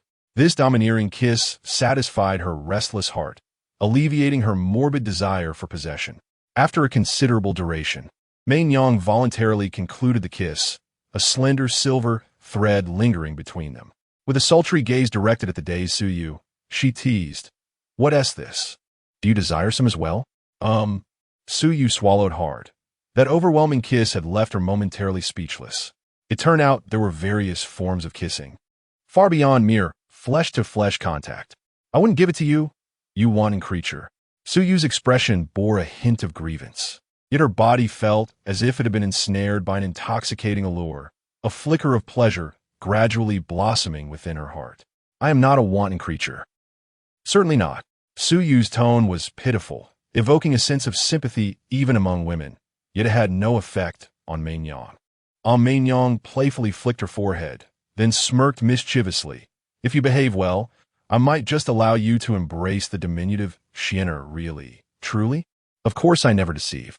Little Jing Xuan, he. It was unclear what thoughts crossed her mind, but she erupted into a fit of unrestrained laughter. Chapter 68. The master Jing Xuan let out a sigh. Even after reforming his dantian, he still found himself unable to escape the teasing of Mei Nyang. Ultimately, who was truly the master, him or her? Before Su Yu's arrival, he had acquiesced to her whims, but now, with both her and Su Yu present, he realized he must assert the authority befitting a master. "No, this will not do. I must stand tall. Where there is oppression, there must be resistance." Jing Xuan coughed twice, adopting a serious demeanor. "Mei Nyang, I am, after all, the sword master. Could you grant me a modicum of dignity?" Initially, he intended to be firmer, yet upon meeting Mei Nyang's piercing gaze, unsettling thoughts surfaced. He had previously attempted to resist, only to be effortlessly subdued by her. Gazing into those captivating eyes that radiated pressure, the words he meant to utter became feeble. As he spoke, Mei Nyang surprisingly rose, only to kneel before him, grasping his hands and cradling her face. Then, with a sultry gaze, she cooed, "Then, why not punish your disobedient servant? Pretty please?" Deep within her heart, she resolved to comply with any desire of her beloved Xian, as long as it was within her power. My little master, at the utterance of this title, Jing Xuan felt a wave of tingling sensations coursing through him. The impact was overwhelming, rendering him nearly defenseless against her charm. Su Yu, too, was momentarily stunned, realizing that there indeed existed someone who could be both alluring and gentle, embodying a softness that was irresistibly captivating. Even the most enlightened monk might yearn to return to a mundane existence upon witnessing such beauty. Coughing to mask his embarrassment, Jing Xuan turned his head away, struggling against the overwhelming allure of her presence. However, Mei Nyang extended her delicate hand, gently turning his face back towards her, holding his palm and urging him to gaze into her eyes. She then traced a heart in his palm with her soft tongue, sending shivers throughout his body. Feeling flustered, Jing Xuan instinctively took a step back, but Mei Nyang pursued him, her exquisite face intimately close, her soft curves firmly pressing against his thigh, rendering him immobile. Master, as the atmosphere thickened with anticipation, Jing Xuan hastily interjected, Hey, enough. We agreed to descend the mountain today, didn't we? If I don't firmly interrupt this, you might cling to me like a leech, and that would be disastrous. Moreover, after days of witnessing their playful skirmishes, he was utterly exhausted from managing everyone's emotions. Now, having finally reached the day to leave the mountain, it seemed Mei Nyang was once again resorting to her playful antics. Upon hearing his words, Mei Nyang reluctantly rose, stretching languidly and letting out a sultry sigh. Oh dear, what an impatient little thing you are. She had intended to tease him a while longer, but with Su Yu still in the vicinity, she felt it inappropriate to be more overt. Hence, addressing Su Yu with a hint of reproach, she said, Next time you encounter such a situation, you ought to be wise enough to withdraw, understand? It is the duty of a maid to refrain from interrupting the master's serious affairs. Su chuckled softly, pondering whether Mei truly considered her teasing to be a serious matter. In her view, Mei was undoubtedly the most gluttonous of them all. Yet, I sensed that my master was quite troubled. As a maid, it was my duty to alleviate her worries, was it not? Upon hearing this, Mei let out a dismissive click of her tongue, standing before her with an imposing demeanor, while Su Yu defiantly mirrored her stance.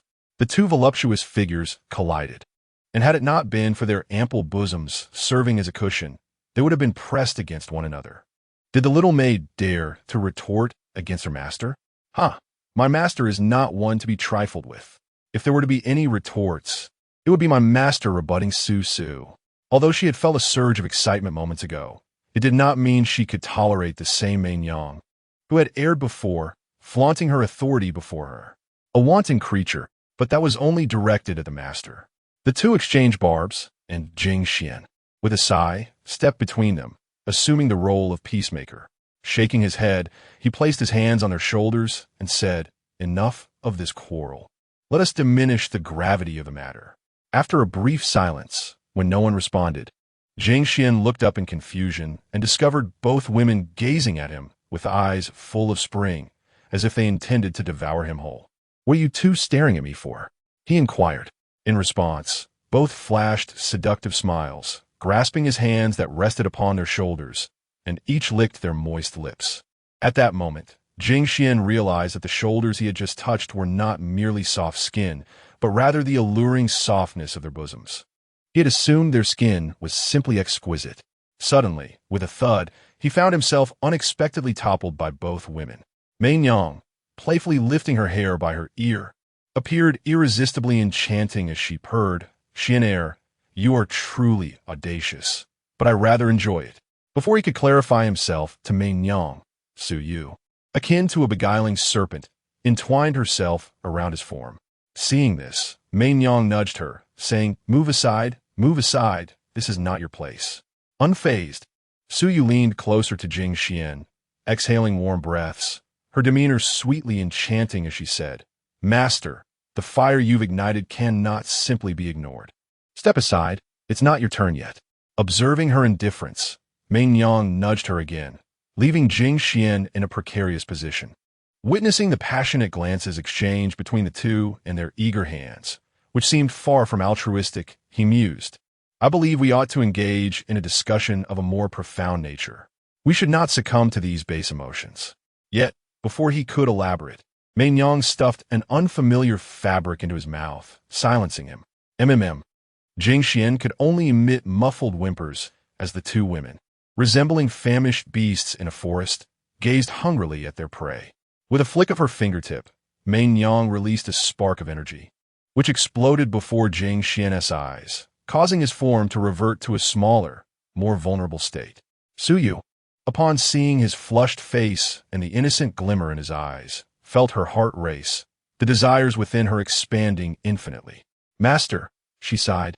In the next moment, Su Yu lunged forward, but just as she was about to make contact, Mei seized her, casting her aside and admonishing, "Do you not understand the order of things?" After Su Yu was pulled away, she quickly approached again. Witnessing this scene, Jing Xuan's lips curled into a bitter smile. With both of them by his side, not only was cultivation a distant dream, even stepping out of the house and leaving the Yufeng mountain felt like a luxury. The bright, warm sun gradually descended into the abyss with the passage of time, leaving only a faint glow. As night deepened, Su Yu pushed open the door and stepped out of the bedroom. A day had passed, and her skin seemed even more tender, smooth, and radiant. The originally enchanting aura now carried a sense of maturity, with a hint of a smile on her cheeks after tasting forbidden fruit. Recalling the scene of her first taste of the forbidden fruit, Su Yu exhaled, hardly daring to imagine that the sword's spirit could be so. Next to emerge was Mei, who had changed into a new outfit, dressed in a half-concealing red garment and crimson silk stockings. Her somewhat tousled and damp hair framed her face, which bore the lingering satisfaction of beauty. "Well, have I treated you well?" Su Yu was pulled back from a reverie, gently nodding, feeling like a novice in front of Mei. Inside the bedroom, with his collar open and hair disheveled, Jing Xian's gaze radiated a faint sorrow as he turned to look out the window. It was still dark outside. Taking a deep breath, he sat up, immediately feeling a twinge of soreness in his waist. This sensation was akin to the exhaustion of being drained by a succubus for 3 days and nights. After getting out of bed, Jing Xian walked to the window, where the scenery below unfolded, a bright village and a gentle breeze. It felt as though he was transported back to his carefree youth. After a long while, as the wind ceased, Jing Xian also exited the bedroom. Not seeing anyone in the courtyard, he looked up to see smoke rising from the kitchen. Approaching the kitchen door, he found 2 people preparing dinner, with a coal ball having rolled to his feet unbeknownst to him. After nudging him, it scurried into the kitchen and squatted in front of the fire-stoking Su Yu, its dark little tail wagging back and forth. "Master, you're awake?" Seeing this warm scene, Jing Xian was momentarily lost in thought, reminiscent of his childhood memories, where his parents were similarly engaged. His mother gathered firewood while his father cooked at the stove, and despite their poverty, he felt an overwhelming sense of happiness from the rich aroma of the food. "Master, what's wrong?" Noticing his silence, Su Yu approached with concern. Jing Xian remained unresponsive, prompting Mei Nyang to come over, sensing something was amiss. She gently embraced him, tenderly caressing him. "Are you thinking of something?" Regaining his composure, Jing Xian feigned nonchalance, saying, "Ha ha, I was just daydreaming." Though he acted as if nothing was wrong, how could Mei Nyang not perceive his hidden emotions? She had shared countless days and nights with him. Gently patting his back, she spoke softly. "Are you missing home again?" Jing Xian said nothing. "We're missing home." That home no longer existed. After a pause, Jing Xian steeled himself, managing his emotions, and smiled. "It's nothing, I'm fine. If I stay in your embrace any longer, the food will surely burn." Hearing this, Mei Nyang confirmed he was truly all right before returning to the stove, preparing dinner with a sense of relief. Jing Xian leaned against the doorframe, observing the diligent figures of the 2 individuals. Chapter 69 Departure. Delicate wisps of smoke drifted from the chimney, carried by the gentle breeze towards the horizon, while the enticing aroma of food wafted from the kitchen. Mei Nyang and Su Yu each placed an array